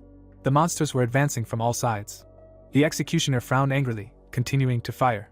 The monster approached him, not getting hit by a single bullet. The beast opened its mouth wide and roared loudly. Suddenly, it teleported high into the sky. The protagonist gritted his teeth in displeasure and thought about the enemy avoiding all of his attacks with his ability. Another banshee appeared behind him. Hainel jumped back to dodge his attack. The boy pointed a gun at the enemy. The monster evaporated as soon as the boy opened fire to kill. The unique hunter looked back and asked what kind of creatures these were. The monsters stuck out their tongues. The executioner was outraged by the fact that they suddenly disappeared if you tried to attack them, and then suddenly pounced. Taisu frowned and replied that these creatures approached their prey, hiding their mana from them, and attack by teleportation. There was nothing on the locator. The man explained that this was their doing, and added that the problems do not end there. The beast teleported behind the protagonist. The old man said that in a fight against it, you always need to watch your rear. Hainel looked back and asked how to fight them if they always dodge attacks. The manager sternly knitted his eyebrows and explained that you need to catch the moment right before they teleport, when they are vulnerable for a short time. Tyron's armor sparkled. The boy asked how to find out where the enemy was going to teleport. The girl lowered the gun and said that she trusted everything to her colleague. The rocket launcher caught fire. The woman rose high into the air and wished her comrades a great hunt. The young man looked after her in fear and asked how one could rush at the enemy so recklessly. Miriam approached him from behind and said that she would be fine. The unique hunter raised his eyebrows in excitement and said that one cannot rush at the banshee alone. The falcon's eyes lit up. The manager reminded that Ms. Tyrana was the master of the Horus Guild and one of the strongest hunters in Egypt. The awakened one approached the monsters. The monsters opened their mouths and screamed. The girl clutched the hilt of the sword in her hand. She approached the enemies closely. When the woman swung the blade, the beasts teleported. Banshees appeared behind her. Red lightning ran down their arms. Miriam smiled and told her friend the direction of attack. The princess of Egypt flashed her glowing eyes. The rocket booster sparkled. Light particles appeared in the air. The monster's head flew off its shoulders. The protagonist's mouth opened in shock and wondered how she managed to accurately determine the direction of teleportation. Master Horus waved her hand. In her hands was a sacred sword. Hainel assumed that it was a unique item. His eyes turned white when the manager said that now was not the time for admiration. The girl smiled and said that 3 more monsters were heading this way. The heroes noticed a bright flash in the air. The beasts bared their claws. The woman asked the squad to hold on until Tyrana dealt with the rest of the banshees. The guy looked up and realized that the awakened one was able to instantly react to the teleportation thanks to the telepathy skill. The young man clenched his fist and assumed that he would be able to deliver an effective blow if he used the new weapon. An energy chain appeared in his hand. The hook flew straight to the monsters. He ended up next to one of the monsters. All 3 beasts immediately disappeared. Red lightning enveloped their bodies. Thesa clenched his teeth in irritation. The unique hunter grinned. A member of the squad promised to buy time for him to use his skill.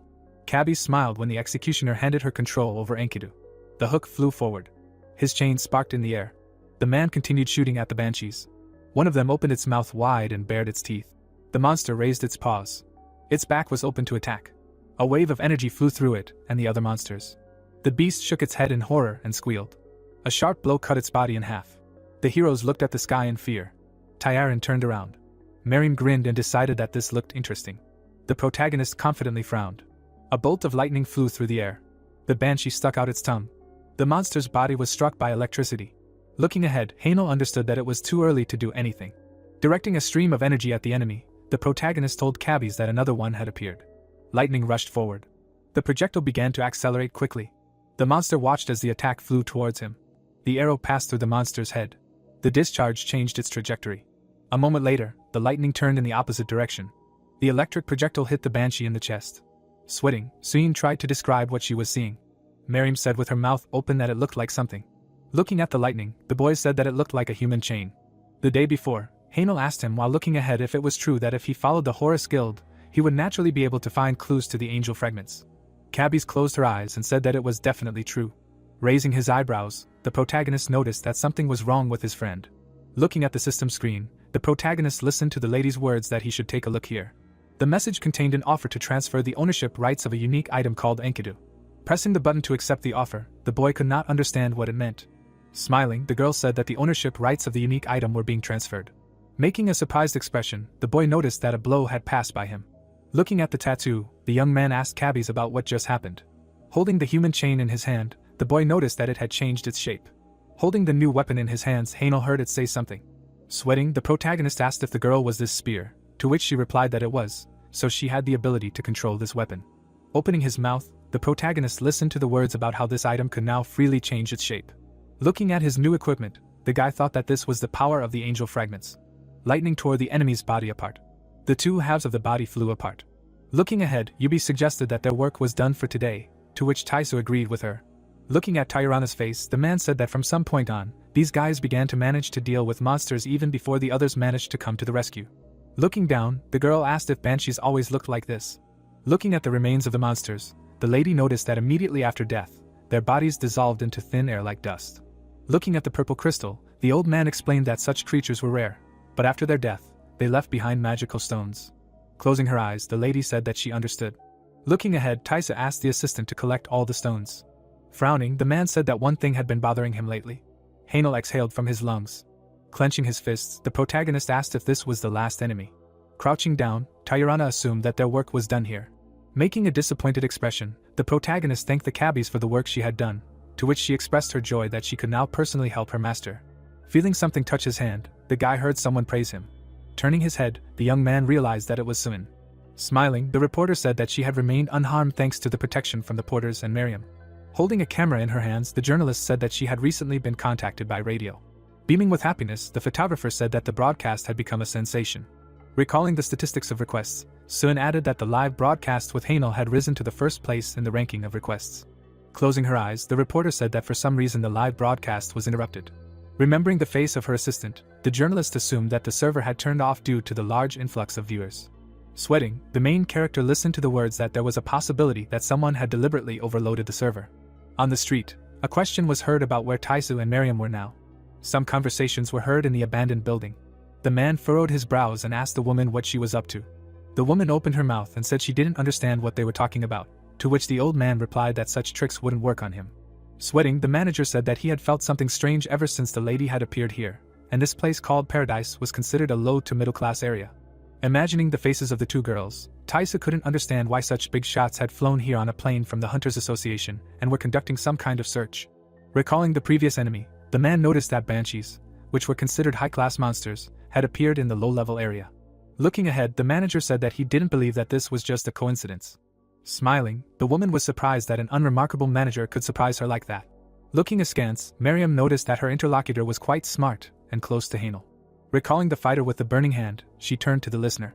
Imagining the face of her partner, the lady asked Taisu if he thought everything that happened to the protagonist before his arrival here was a simple coincidence. The lady smiled suspiciously. Lowering his head, the man asked what she was getting at. Raising his eyebrows, the girl explained that this was a kind of test for the protagonist. Imagining a dark portal, Miriam added that it was better to interpret this as a test necessary for what would happen next. Destroyed buildings were visible. Hanel stamped his foot and turned to Miriam. Smiling, the girl listened to the question of how she knew about the Banshee's approach. Closing his eyes, the young man listened to the words about her searching abilities not being based on mana, but on mental energy. Raising his eyebrows, the protagonist asked if the lady could fix the exact location, to which she replied that she only had an approximate direction. Looking up, Taisa was sure that their new ally was planning something strange for the protagonist. Remembering the lady's face, the manager thought that during their last conversation, she was talking incomprehensible nonsense, so it was difficult to judge what was on her mind. Looking ahead, the man decided that he should first observe the situation, but it would be better to warn his friend. A creature began to emerge from the ground. Opening his mouth, the young man shouted for everyone to stop. The boy turned his head. Looking at the ground shaking beneath him, Hanel could not understand what was going on.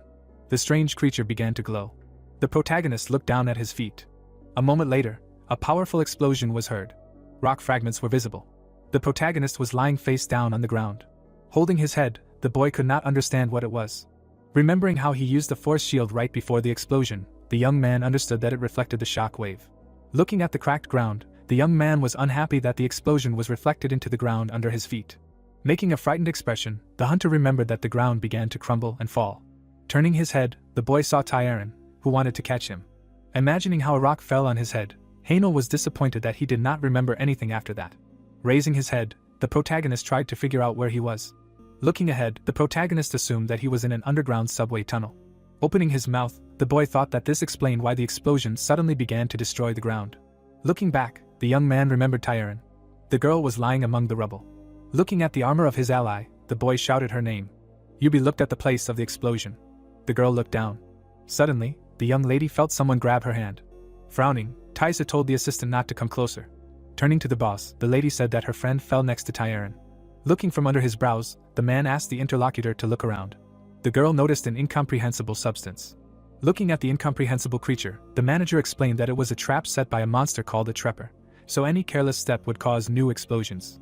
Looking at the column of dust, Taisa said that they should be grateful to Yahello, who protected them with a shield, because the trap is capable of destroying even the soil. With a frightened expression, Yubi listened to the words that something terrible could happen to a common person if they stepped on a trap.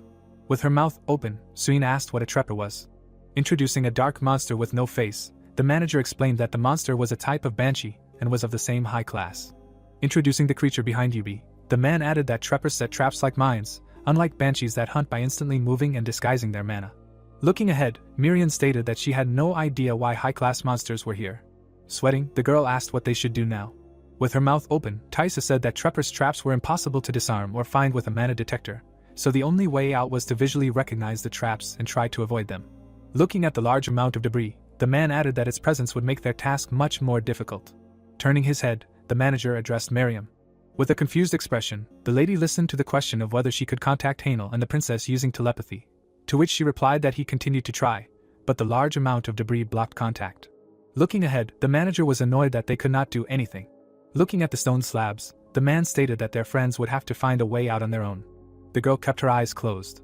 In front of her, the lady saw a guy who was saying something incomprehensible. Sweating, the protagonist asked the victim if she could hear him. Smiling, the girl was glad that the protagonist was safe. With wide eyes, the guy heard the question of whether they were in some kind of underground cave. Raising his hand, the young man realized that without Miriam, they could not understand each other. Looking away, the young lady noticed something. Looking at the broken part of the armor, the princess realized that the shockwave had broken its engine, causing them new problems. Smiling, the girl tried to explain to her friend that they first needed to get out. The guys looked at the large blockage. Looking ahead, the partners were sure that they heard some sounds. Looking at the approaching treppers, the fighters realized that they were their enemies. Sweating, the hunters were annoyed that they were attacked now. Clutching the human chain in his hands, Yahello was ready for battle. Taking her blade in hand, Tyrana decided that the fact that they did not understand each other would not be a big problem. The girl, opening her mouth, realized that the first thing they needed to do was combine their forces. The hero, frowning, also understood this. Opening his mouth, the monster made a loud sound. There was light in the dark tunnel. Shots were heard from the gun. The bullets were flying straight at the monsters. Continuing to shoot, the main character was dissatisfied with the number of enemies. Baring his teeth, the protagonist understood that one such gun would not be enough for them. Clutching the chain in his hand, the guy decided that it was time to use his new weapon again. Opening her mouth, the princess turned to her ally. Looking at the chain strike, the girl said that she would take these monsters on herself. Looking at the faces of her partners, the young man could not understand what she was doing. Making a surprised expression, the young man could not understand how she could jump forward so abruptly. Looking at his partner, the hunter understood that in this case, the chain strike would intersect with the line of fire. Looking at the lightning approaching Tyaren, Yahello called out to her. The lady dodged the blow at the last moment. Making an amazed expression, the girl could not understand why her ally was making such blows, because it was very dangerous. Looking at the assistant, the protagonist asked her to step aside. Standing with her back to the monster, the girl tried to suggest waiting a little in order to deliver the right blow with the chain. Trepper began to tremble. The creature's belly swelled. A moment later, the monster spat out a projectile from its mouth. With her eyes wide open, Tyrana watched as the projectile flew right in front of her. Looking at the incomprehensible substance, the Rebecca could not understand what it was. Raising his eyebrows, the protagonist realized something. The guy watched as the mine began to glow. Opening his mouth, the young man told his partner that she needed to move away from there as soon as possible. The ball began to swell. A moment later, a powerful explosion thundered. Questions could be heard on the street about whether they were going the right way. Stepping forward, Taisa declared that this was the right direction, to which someone replied that they were going in the opposite direction. Looking at the phone screen, the man said that he checked an old map of the area and found that there was an old subway right below the place where their comrades fell. The manager looked down and assured everyone that if they went down into the tunnel nearby, they would be able to find their friends. Looking at the mines, the hunter expressed doubt that they would be able to reach the subway, since there were a lot of traps on the street. The guys noticed something ahead. Raising his eyebrows, the old man realized that he felt some kind of vibrations. Turning his head, Taisa listened to screams about something in front of them. A column of dust rose in the distance. Opening her mouth, Yubi assumed that this was the place where Yahello fell, to which the man replied that something exploded below. With her eyes wide open, Suin listened to the words about this being a sure sign that the protagonist and the princess were still alive. Opening her mouth, Miriam assumed that the guys were fighting the treppers underground. Opening his mouth, the manager said that it was time to make a decision. Turning away, the old man said that now that the battle had begun, they had no way to help their comrades. Frowning, the lady asked what her interlocutor meant by that. Looking ahead, Taisu explained that they now needed help from the Hunters Association. Sweating, Yubi said that it was impossible to send a request for help without an exact location and without the ability to communicate. Looking at Suin, the manager said that she would help them figure it out. Looking at the drone, the man explained that it was enough to use the device that the girl had launched at the very beginning, since then she would be able to contact the outside through her comrade. Looking ahead, Taisu added that in that case, all the conditions would be satisfied. Sweating, Miriam said that the final decision would be up to the reporter. Hanel opened his mouth. Looking at the opponents, the protagonist realized that these creatures could use minds even from a long distance. Looking at his friend who covered her face, the protagonist thought that due to communication problems the guys could have suffered much more seriously. Remembering Miriam's face, the guy remembered that in the recent battle this girl acted as a mediator, so it was possible to fight much more effectively. Baring his teeth, the young man was unhappy that this time they were like ballast for each other. Looking at the enemies, the young man noticed that recently there were only more trappers. Asura smiled widely. Looking forward, the demon said that her partner got into a rather unpleasant situation. Raising her eyebrows, the girl realized that the problem was in the language. Raising her hands, the exile said that this was really unfair. Turning his head, Hanel listened to the words that Astaroth was going to give him a small gift. Smiling, the demon wished to enjoy the new opportunities, after which the system reported that a system intrusion had been detected. The protagonist looked at the red notification. The message said that a new ability called oral translation was available to the protagonist. Sweating, the boy was surprised that he now had the ability to translate. Opening her mouth, Tyrana shouted at her comrade to get ready. Looking at the opponents, the princess shouted that they were preparing to attack. Making a worried face, the young man said that he understood everything. Turning around, the huntress asked her ally what he had just said. Closing his eyes, the young man realized that he now understood the foreign language. Looking at the trapper, the lady suggested that they sort it out after the battle. The sounds of battle were heard in the tunnel. The tentacles of the monsters lay on the ground. The monster opened its mouth. A moment later, the creature's head was cut off. Baring her teeth, Tyrana was glad that she had dealt with one of her opponents. Turning around, the girl heard screams about a new group of enemies coming from the right. Opening his mouth, Hanel declared that he would deal with them himself. Lightning rushed forward. Raising her eyebrows, the princess watched as the monsters were torn apart by her partner's weapon. Looking away, the lady thanked the protagonist for his help. Looking at his ally, the protagonist thought about how not long ago they had been problems for each other, because they spoke different languages. Looking from under his brows, the guy understood that just one ability had radically changed the situation. Looking at the open mouths of the monsters, the young man understood that at this pace they would easily deal with the remaining units. Frowning, the young man turned to Tyrana. The boy began to clench his fist. Holding a chain in his hands, the hunter commanded to begin the attack. The trapper showed his teeth. A moment later, the monster fell to the ground. Looking down, Hanel asked if this was the last monster, to which the princess replied that it looked like it. Raising her head, the lady noticed something. Looking at the ceiling, the girl assumed that more would appear soon, so they needed to get out of here as soon as possible. Walking forward, the protagonist heard his partner call out to him. Opening her mouth, the lady asked how he could suddenly speak Arabic. Remembering the red notification, the protagonist thought about what to tell his friend, because it would be strange if he told her that he suddenly had a new skill. Introducing his two patronesses, the guy was sure that information about them would be very difficult to digest in his head. Remembering the text from the message, the young man was surprised that he heard Tyrana speak Korean, although she perceived his speech in Arabic. Covered in sweat, the boy said that it was all thanks to his adaptive ability of telepathy. Smiling, the huntress listened to her comrades say that he simply needed time to adapt. Looking away, he explained that he had not told Miriam about this because he did not know how long it would take. Opening his mouth, the young man wanted to add something. Looking from under his brows, the boy expressed his desire to personally introduce himself to his ally. Closing his eyes, Hanel admitted that it would sound strange in this situation, but he really wanted to greet the princess himself if he had the opportunity to speak Arabic. Looking forward, the girl said that she was also very pleased to meet him. Frowning, the lady asked not to call her Tyran, as it was too formal. The young lady opened her mouth. Making a sweet face, the princess asked to be addressed by her name Tara. Making a surprised expression, the protagonist thought that this was an affectionate nickname. Smiling, Tyrana asked her friend not to address her as you, as that was the princess's order. Beaming with happiness, the girl listened to the protagonist address her by her new nickname. Opening his mouth, he wasn't sure if it was okay to address the princess like that. Looking at the sign to the exit, the guy decided to think about it after they left this place. Looking ahead, the young man said that they had found the exit from the station. Looking at the pile of rubble, the young man noticed that the path was slightly blocked, but together they would be able to quickly clear the rubble. Smiling, the lady suggested that they start as soon as possible, as then they would be able to contact Miriam. The boy looked into the distance. Looking at her friend, Tyrana asked where he was looking. Sweating, Hainel thought about the strange feeling he had recently had. With his eyes wide open, the protagonist noticed something. The princess called out to her friend, squeezing his hand. With a worried expression, the lady asked if he was okay. Turning his head, the protagonist heard a question about what had happened. Looking into the depths of the tunnel, the guy shared a premonition that there was something on the other side. Imagining a dark portal, the young man added that it was something very dangerous. Someone's screams were heard among the destroyed buildings. Opening his mouth, Taisa screamed that he was simply being mocked.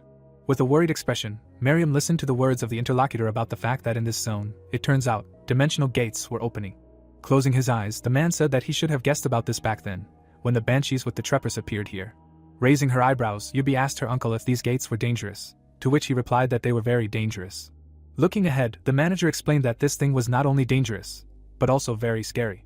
Introducing the giant insect, the old man added that monsters that only a master-ranked hunter could defeat came out of the dimensional gates beneath the city center a few days ago. The woman bared her teeth as she listened to the words about how they were currently isolated from the rest of the world and did not understand anything. Sweating, Suyin listened to the question about asking for help, to which the reporter replied that she would ask again. Conversations could be heard outside. A man with his mouth open listened to a question on the radio about whether they had managed to request help from the association. Looking at the subordinate, the girl asked him to pass the radio to her. Holding the radio to her ear, Hanul introduced herself to the person on the other end of the line. Looking at the cars, the lady said that their team had finished preparing and could come to help in about 20 minutes. The journalist's assistant frowned and asked to tell them the details after their team arrived at the site. There was not a ray of light in the passage. The name of the station was written on the sign. The protagonist looked out in fear. Tyrana called out to him with a smile. Without taking her eyes off the guy, she wanted to ask why they came here, to which the guy quickly covered her mouth with his hand. The enraged monsters growled loudly. The guys carefully looked out. The protagonist pointed forward, asking the girl to look there. Having looked closely, they noticed a whole herd of monsters in front of them. Tyrana exhaled heavily, asking where so many of them came from. Her face suddenly changed from the bright portal, asking the guy to look forward. Hainel pursed his lips, answering that this was the gate of dimensions. The princess wrinkled her nose in anger. Stones broken off from the blows of the monsters lay on the ground. The girl looked down, saying that they would first get out of here, contact the association, and take action. She then shook her head in different directions, adding that it would take too much time. Tyrana looked deep into the gate, saying that if they left the gate as it would expand even more. Without turning away, she continued that much stronger monsters would then crawl out from there and a major disaster would occur in this area. Hearing the word disaster, the protagonist's eyes widened. Without taking her eyes off the portal, the girl said if they did not close the gate now, when suddenly Hainel interrupted her, asking how she knew all this. The princess filled her chest with air, after which she replied that they were in exactly the same situation now. She looked up, saying that this fact was not disclosed abroad, but in their country, at the moment, dimensional gates were forming in different places. The girl continued to look closely at the portal, adding that this is why she knows very well that if the gate is not locked, the situation will only get worse. The protagonist was very surprised, thinking with horror about the expansion of the dimensional gate. He suddenly noticed a strange sign in front of him. Looking closely, the guy read that in front of them was a map of the nearby area. Hanul looked at Tyaren, asking her to go up and contact Miriam, to which she asked, and he. The protagonist lowered his head down, asking her not to worry. He suddenly raised his confident gaze forward, adding that he had come up with a great plan. There were 2 cars parked on the road nearby. Hanul looked at the tablet screen, saying that Hanul and Tyaren were somewhere here. The guy came closer to her, saying that before they contacted the girl, they heard the sounds of an explosion at an even further point from that place, to which Hanul swiped her hand across the screen, saying that most likely the guys went in that direction. She narrowed her eyes, adding that if they continued to go in that direction, then they probably needed to go here. She pointed her finger at a point on the map, Baekgun Station. The girl turned her head back, shouting that it was time for them to move. Suddenly, she stopped, hearing a gentle voice behind her. Sweat was running down Miriam's face from excitement, and she thanked Hanul for coming to the rescue. Hanul glared at her, replying that if the manager hadn't punched her in the gut, it would have been even better. She remembered the angry monsters, adding that it was also their fault that it all turned out this way, since they hadn't provided enough information, so they would consider themselves even. She looked at the manager, asking if she hadn't been able to contact the princess, to which Miriam turned to her, saying that she was trying to reconnect with telepathy. At that moment, her eyes widened, hearing screams in her ear. The girl quickly put her hand to her ear, asking if it was Tyaren. Miriam began to look around, asking if the princess was okay, to which the girl replied that she was fine. Tyaren exhaled heavily, adding that she had to work a little to clear the debris on her own, and they had also found a dimensional gate. The manager's face became covered in sweat and surprise. Hearing this, Hanul shouted that things had gotten complicated. Continuing to talk, Miriam said that first they would pull the princess out of there, and then they would deal with the dimensional gates, when suddenly Tyrana interrupted her, saying that it would be too late then and that there was one good idea. Hanul came closer with interest. Tyrana introduced Hanul, saying that the guy came up with her, but for everything to work out. The girl looked at the water, continuing that they needed help. It was very dark in the pipe. There was a bullet attached to the wall with tape. The protagonist came closer to it, saying that this was the last one, because that was where the hand and rifle grenades ran out. Lost in thought, Hanul remembered that he had lost his gun during the fall, but fortunately he still had the grenades with him.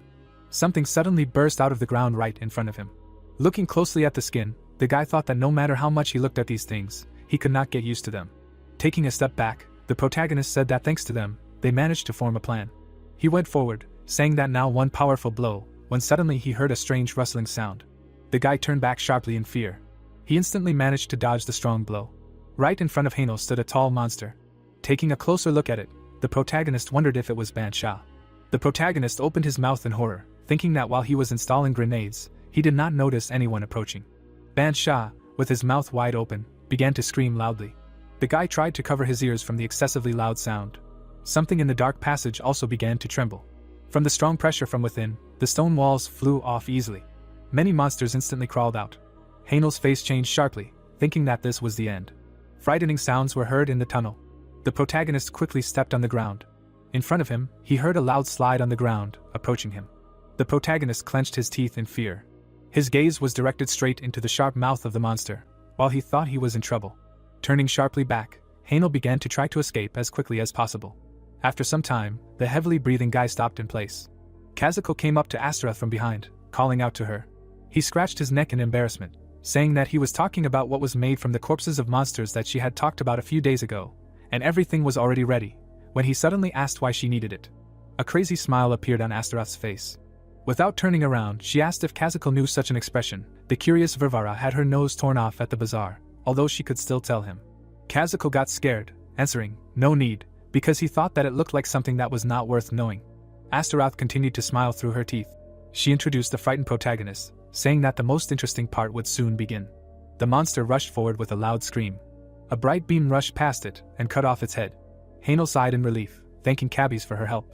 The guy turned his gaze to the side, thinking that Cabbies, of course, deals with those creatures that come closest, with the help of Enkidu. He looked closely at the screaming monster, continuing to think that if this continues, then eventually, the protagonist hit it with all his might. He loudly called out to the shadow demon, who immediately appeared next to him. Hanul looked at his back, asking him to earn the guy some time. The shadow demon smiled madly, answering, "No problem." The guy looked at the weapon, thinking that it was a little earlier than planned, but now there are no other options. He looked at the fighting shadow demon, who was stalling for time. Hanul began to pull out the bullet, thinking that he would fill it with mana as much as possible. He looked at the battle with horror, thinking that it should work as it should. The protagonist turned to the growling Ban Sha, realizing that he only had one chance. Something began to flash sharply in front of the shadow demon. Enveloped in mana, Ban Sha began to scream even louder. The shadow demon looked at the guy, shouting that the monster was heading towards him. Hanul gritted his teeth, shouting that he had just the thing. The guy quickly pointed the gun forward, adding that everything was ready. He grabbed the gun tightly. At that very second, the protagonist pulled the trigger. A bright bullet was quickly moving towards the enraged Ban Sha. The guy cut off the monster's head, activating a power strike. The bullet continued to fly forward at great speed. Another monster was standing near the stone wall. Something was attached to it with tape behind it. Taking a closer look, the protagonist noticed the grenade. The bullet immediately crashed into it. A second later, a loud blinding explosion was heard. A light strike hit the monster in the face. There was a bullet attached to the wall nearby. The protagonist stretched out his hand, deciding to activate the force shield. The girl looked at the building in front of her, thoughtfully thinking that Hanul should have come out already. She felt a strange vibration beneath her. The stones under her feet suddenly cracked into small pieces. The ground suddenly exploded. Tyrana began to cover her face from the dust with her hand. Clumps of dust rose high into the air. The princess opened one eye in confusion.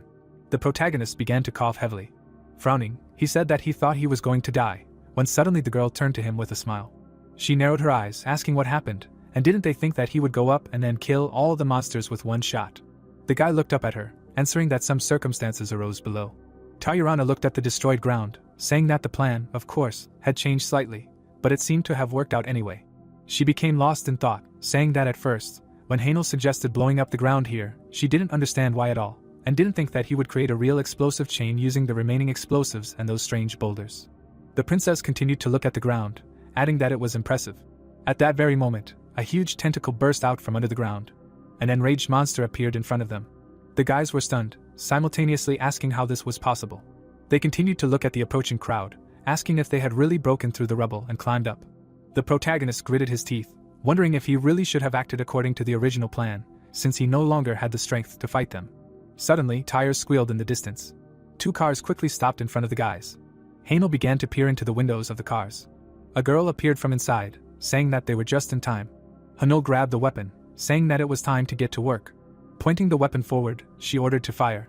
The soldiers peered out from behind the cars, trying to aim at the monsters. The girl held the weapon tightly in her hands. The monsters rushed forward with loud, deafening screams. Yahello turned her gaze to her soldier, asking how much longer, to which she heard the answer that it was almost ready. Something iron clicked behind her. The boys set the heavy weapon on the roof of the car, shouting that they were done. Yahello looked at the rotating barrel, shouting for them to fire. Bright traces were left in the air from the quickly flying bullets. The monster opened its mouth wide and began to scream loudly. A few seconds later, its head was completely torn apart by strong blows. Yahello looked at the crazy weapon, wondering what was going on, because although they asked for help from the association, they did not think that it would arrive so quickly. Someone behind him called out to the guy in a deep voice. Taisa smiled, saying that thank God the protagonist was alive. Yahello came closer to him, asking if anyone would explain to him what was going on here, since they had only recently called for help. The man looked back, saying that he had convinced Miriam right after the guys fell down, and judging by his intuition, it was obviously the right decision. Suddenly, someone abruptly threw a weapon into the protagonist's hands. Yubi smiled, saying that the guy's rifle was broken, so he clearly needed the weapon more than she did. Miriam looked at the flask, shouting that it was ready. She looked at Tyaren, saying that she had taken emergency measures, so everything would be fine for a while. The princess and Yahello looked ahead with a grin. A huge crowd of monsters stood in front of them. A bright explosion appeared between the rocks ahead. Bullets flew out of the gun barrel at high speed. The monsters screamed loudly in rage. Yahello clenched her teeth, shouting for no one to stop. Miriam clenched her teeth. She looked up, noticing that monsters were also approaching from there. Tyrana fired forward, asking to entrust them to her. With a light movement of her hand, she cut off the monster's head from its shoulders. The girl looked forward, shouting that she would take on everyone approaching from the air. The protagonist clenched his teeth, thinking that he was holding on for now, but all this was only temporary if nothing was done about the interdimensional gates underground. Monsters with long tentacles rushed forward. The guy looked at Yahello, called out to her and asked when the requested help would arrive. Without losing her goal, the girl asked that huge thing. She raised her head up, saying that she should appear any minute. The girl turned her head back sharply, shouting for everyone to hide behind the cars right now. A bright flash appeared in the air. The elongated iron figure continued to accelerate. Yahello continued to look at it, saying that the giant would soon reach the ground. She raised her hand up in front of the main character. The girl looked at the watch on her wrist, saying now. Yahello looked at her in surprise. The iron tube fell on the monsters at great speed. The entire space was immediately illuminated by a bright white light. The main character's legs could no longer stand on the ground, and he rose into the air. A few seconds later, a powerful explosion was heard. A question was heard from the side, whether everyone was safe, to which the guy removed his hand from his face, answering, "I think yes." A deep depression remained in the ground from the impact. Yahello looked forward, saying that this was a new ballistic missile invented in the troops. She was lost in thought, and began to explain that after the recent incident with the interdimensional gate, they decided to make a weapon for such situations. The girl looked at the surprised guy, asking if he wasn't talking about this kind of help, to which the guy replied that he was talking about her, thinking that according to his assumptions, they would send them explosives or artillery reinforcements. Water suddenly burst out from under the stones. It began to completely fill the space where the monsters were. Yahello looked at the incoming water, saying that it probably drowned all the underground monsters that survived the explosion. She raised her eyebrows, saying that she was very surprised, because she couldn't even believe that the guy thought of destroying the structure inside the subway with explosives, as well as creating a huge water flow using the rivers and streams adjacent to the station, thereby flooding the entire subway, and she was sure that he did not have that much information while underground. Yahello was lost in his memories, answering that he was just lucky to find a map. The guy closed his eyes, adding that things had gotten a little more complicated in the process, but the plan had still worked. The guy remembered the gate, saying that they had eliminated the emergency, but now they needed to figure out what to do next, when he suddenly received the answer that the association would introduce professionals. Yahello looked at the guy coldly, saying that they were even. She quickly turned away, trembling, ordering everyone to get out, while the guy wondered if the investigator was referring to his help last time. Yubi, standing in front of the car, asked the protagonist to go faster. Astaroth smiled maliciously. The stones suddenly began to shake unnaturally. They broke into small pieces with great force. Hanul turned around in horror at the roar he heard behind him. In front of him stood a huge black monster with a red eye on its chest. Astaroth leaned her head on her hand. The eye glowed brightly, and she said that now the real test would begin. The protagonist looked up in fear.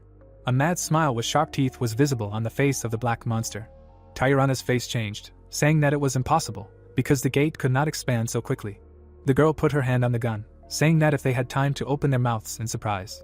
Hanul confidently began to shoot forward, continuing, "It was better to start shooting." Bullets flew out of the cars with a whistle. The black monster only mocked them. Tyson narrowed his eyes, thinking that he had clearly seen this monster somewhere a long time ago. At that very second, the monster released its sharp claws. Ignoring the attacks, it slowly walked forward. In an instant, it threw the car up into the air, behind which the people were hiding. Yubi looked after the flying car in fear. Hanul managed to dodge a strong blow at the last second. Having turned over many times, the car fell to the ground. Tyrana ducked down, saying that there was a person inside, and then asked Hanul to buy her some time. The soldiers continued to attack the monster with bullets. The protagonist also continued to shoot at it. The black monster opened its mouth wide, screaming loudly, and the guy realized that the bullets were almost useless. He immediately clenched his hand into a fist. Taisu opened his eyes wide, shouting that he remembered. Swinging, Hanul activated the chain strike. The man looked at his back, ordering him to stop. The magic chain in due time approached the monster closer. At one point, it abruptly cut off the monster's hand. The hand with huge claws fell to the ground. The guy turned back, thinking that he still felt uneasy, while Taisa said that it was too late. The man rolled his eyes, saying that it was a phantom, and he did not immediately recognize it, since it looked slightly different. He looked at the monster's arm, adding that the phantom had excellent regeneration, so the severed arm would be restored in no time. Noticing the dark storm, the old man said that now there was a real problem. Raising his head with clenched teeth, Taisa said that due to such colossal regeneration, the severed body part would turn into a new specimen. Suddenly, a huge silhouette of the monster appeared in front of them. Bullets quickly rained down on the ground. Yubi looked at the ground in fear. Hanul grabbed her weapon tightly, shouting that the situation was already dire, and now it had become even worse. Hanul dodged the blow, asking how he knew that this would happen. Tyrana clenched her teeth, asking how she could help then, if the monster could not be cut off. The protagonist turned to Taisu with horror in his eyes, asking if there was any way out. The man looked at the monster, saying that it was a raid monster that needed to be hunted by a group, and it would continue to regenerate and split until it was destroyed. He looked back and added that the best option was to eliminate the phantom by gathering many people and gathering a lot of firepower before it split, and asked if the investigator had brought any heavy weapons. Hanul took aim, saying that it wouldn't appear out of nowhere, and they were just supposed to save them in the first place. Yubi ducked, asking if they should retreat to reorganize their people and equipment. Hanul gritted her teeth, saying that it couldn't be done, because if they left the monsters on the field, much more serious problems could arise. The enraged monsters advanced on the people with a mad grin. The protagonist frowned, thinking that at this rate, they didn't stand a chance. He looked at the water, thinking that he needed to come up with something. For example, they still had impressive and non-standard firepower that would make up for the lack of manpower. Having come to his senses, the guy called out to Hanul, asking if she could use that missile again. The girl was very surprised, asking if he was joking now. Remembering the strong blow to the monsters, she said that this missile was designed for fixed targets, and to hit such monsters. She closed her eyes, adding that if he explained the circumstances of the association, then maybe it would work. Hanul opened fire on the monsters, shouting that any option would do for them now and they needed to do something. The monster opened its mouth wide. Hanul was confused, answering that then she would right now. Before she could finish speaking, she saw the car flying high into the air. The phantom effortlessly flipped the car. Some yellow liquid suddenly flowed out of the broken window. A second later, the car exploded loudly. The investigator's pupils shrank significantly, and she asked why, as luck would have it, when suddenly the guy asked her if there were any problems. The girl continued to look at the car, answering that the equipment with which it was possible to call the missile was in that car. Hanul got scared, asking if without her the missile would not fire now, to which Hanul shouted, "Of course not." Her face changed, adding that they could not say with certainty whether they would be able to hit or not, and without the equipment, they would not even be able to set the landing coordinates. Looking at the phone screen without a connection, she added that even if they received the coordinates, it would be impossible to send them to the association due to radio interference, without having special equipment with them. The protagonist looked at the thoughtful girl, saying that if they could report at least minimal information about their location to the association, they would be able to help somehow, but it would be impossible to contact them, and if the monsters left this area. Suin raised her head, answering that they would still be able to get in touch. Hanul turned her head in surprise, asking what she was talking about. Suin frowned, saying that they had one last device left. She continued to look at the girl, continuing, which would be able to in real time. The girl presented a quadcopter, saying, to transmit the location of the monsters and their situation beyond the field. The device's camera was aimed at the ground. A diner romance. The sun was shining brightly in the sky. There were bottles on the table, and a male voice said that he had been waiting in front of the door since 5 o'clock in the morning that day. The representative of the Palagon Guild cried bitterly and added that then some girls came and started cutting in line, and before he could put forward the conditions, the hunter Hanel had already been hired by the foreign guild Horus. Bowing his head, he finished saying that the world was too unfair, and there were 2 girls standing in front of him. The representative of the Hike Guild raised her eyebrows in surprise and asked how long they would listen to this drunkard's whining, to which her friend replied that he was laughable. The representative of the Palganwi Guild exhaled heavily and added that it really was sad about the hunter Hanel, because he had so much potential, anyone would want to take such a talent for themselves. The representative of the Hike Guild remembered the battle with the monster and said that her colleague was right, of course, because the broadcast was abruptly interrupted. It was not possible to clearly see how the hunter Hanel used the chain, but this skill was still impressive. And as soon as she exhaled heavily, the representative of the Palganwi Guild said that it was so, adding that the Horus Guild had provided him with a unique item, after which she asked if that was why he joined them, and who knows, if so, then they were no match for Horus from the very beginning, after which she asked why the broadcast suddenly ended, to which her interlocutor replied that it was unknown. But it seemed to her that the problem was not in the equipment. At this time, the representative of the Palagon Guild saw a vibrating phone on the table. When he picked it up, the girls leaned towards him and asked what was there. Hanul launched a live broadcast called Urgent Live. The network broadcast how the guys fought a powerful monster. It was all broadcast through a drone that was flying in the air. Hanul frowned in fear and said to herself that this time she would not be saved by just a written explanation. Hunters Association. The sun was shining in the clear sky. The door suddenly opened sharply.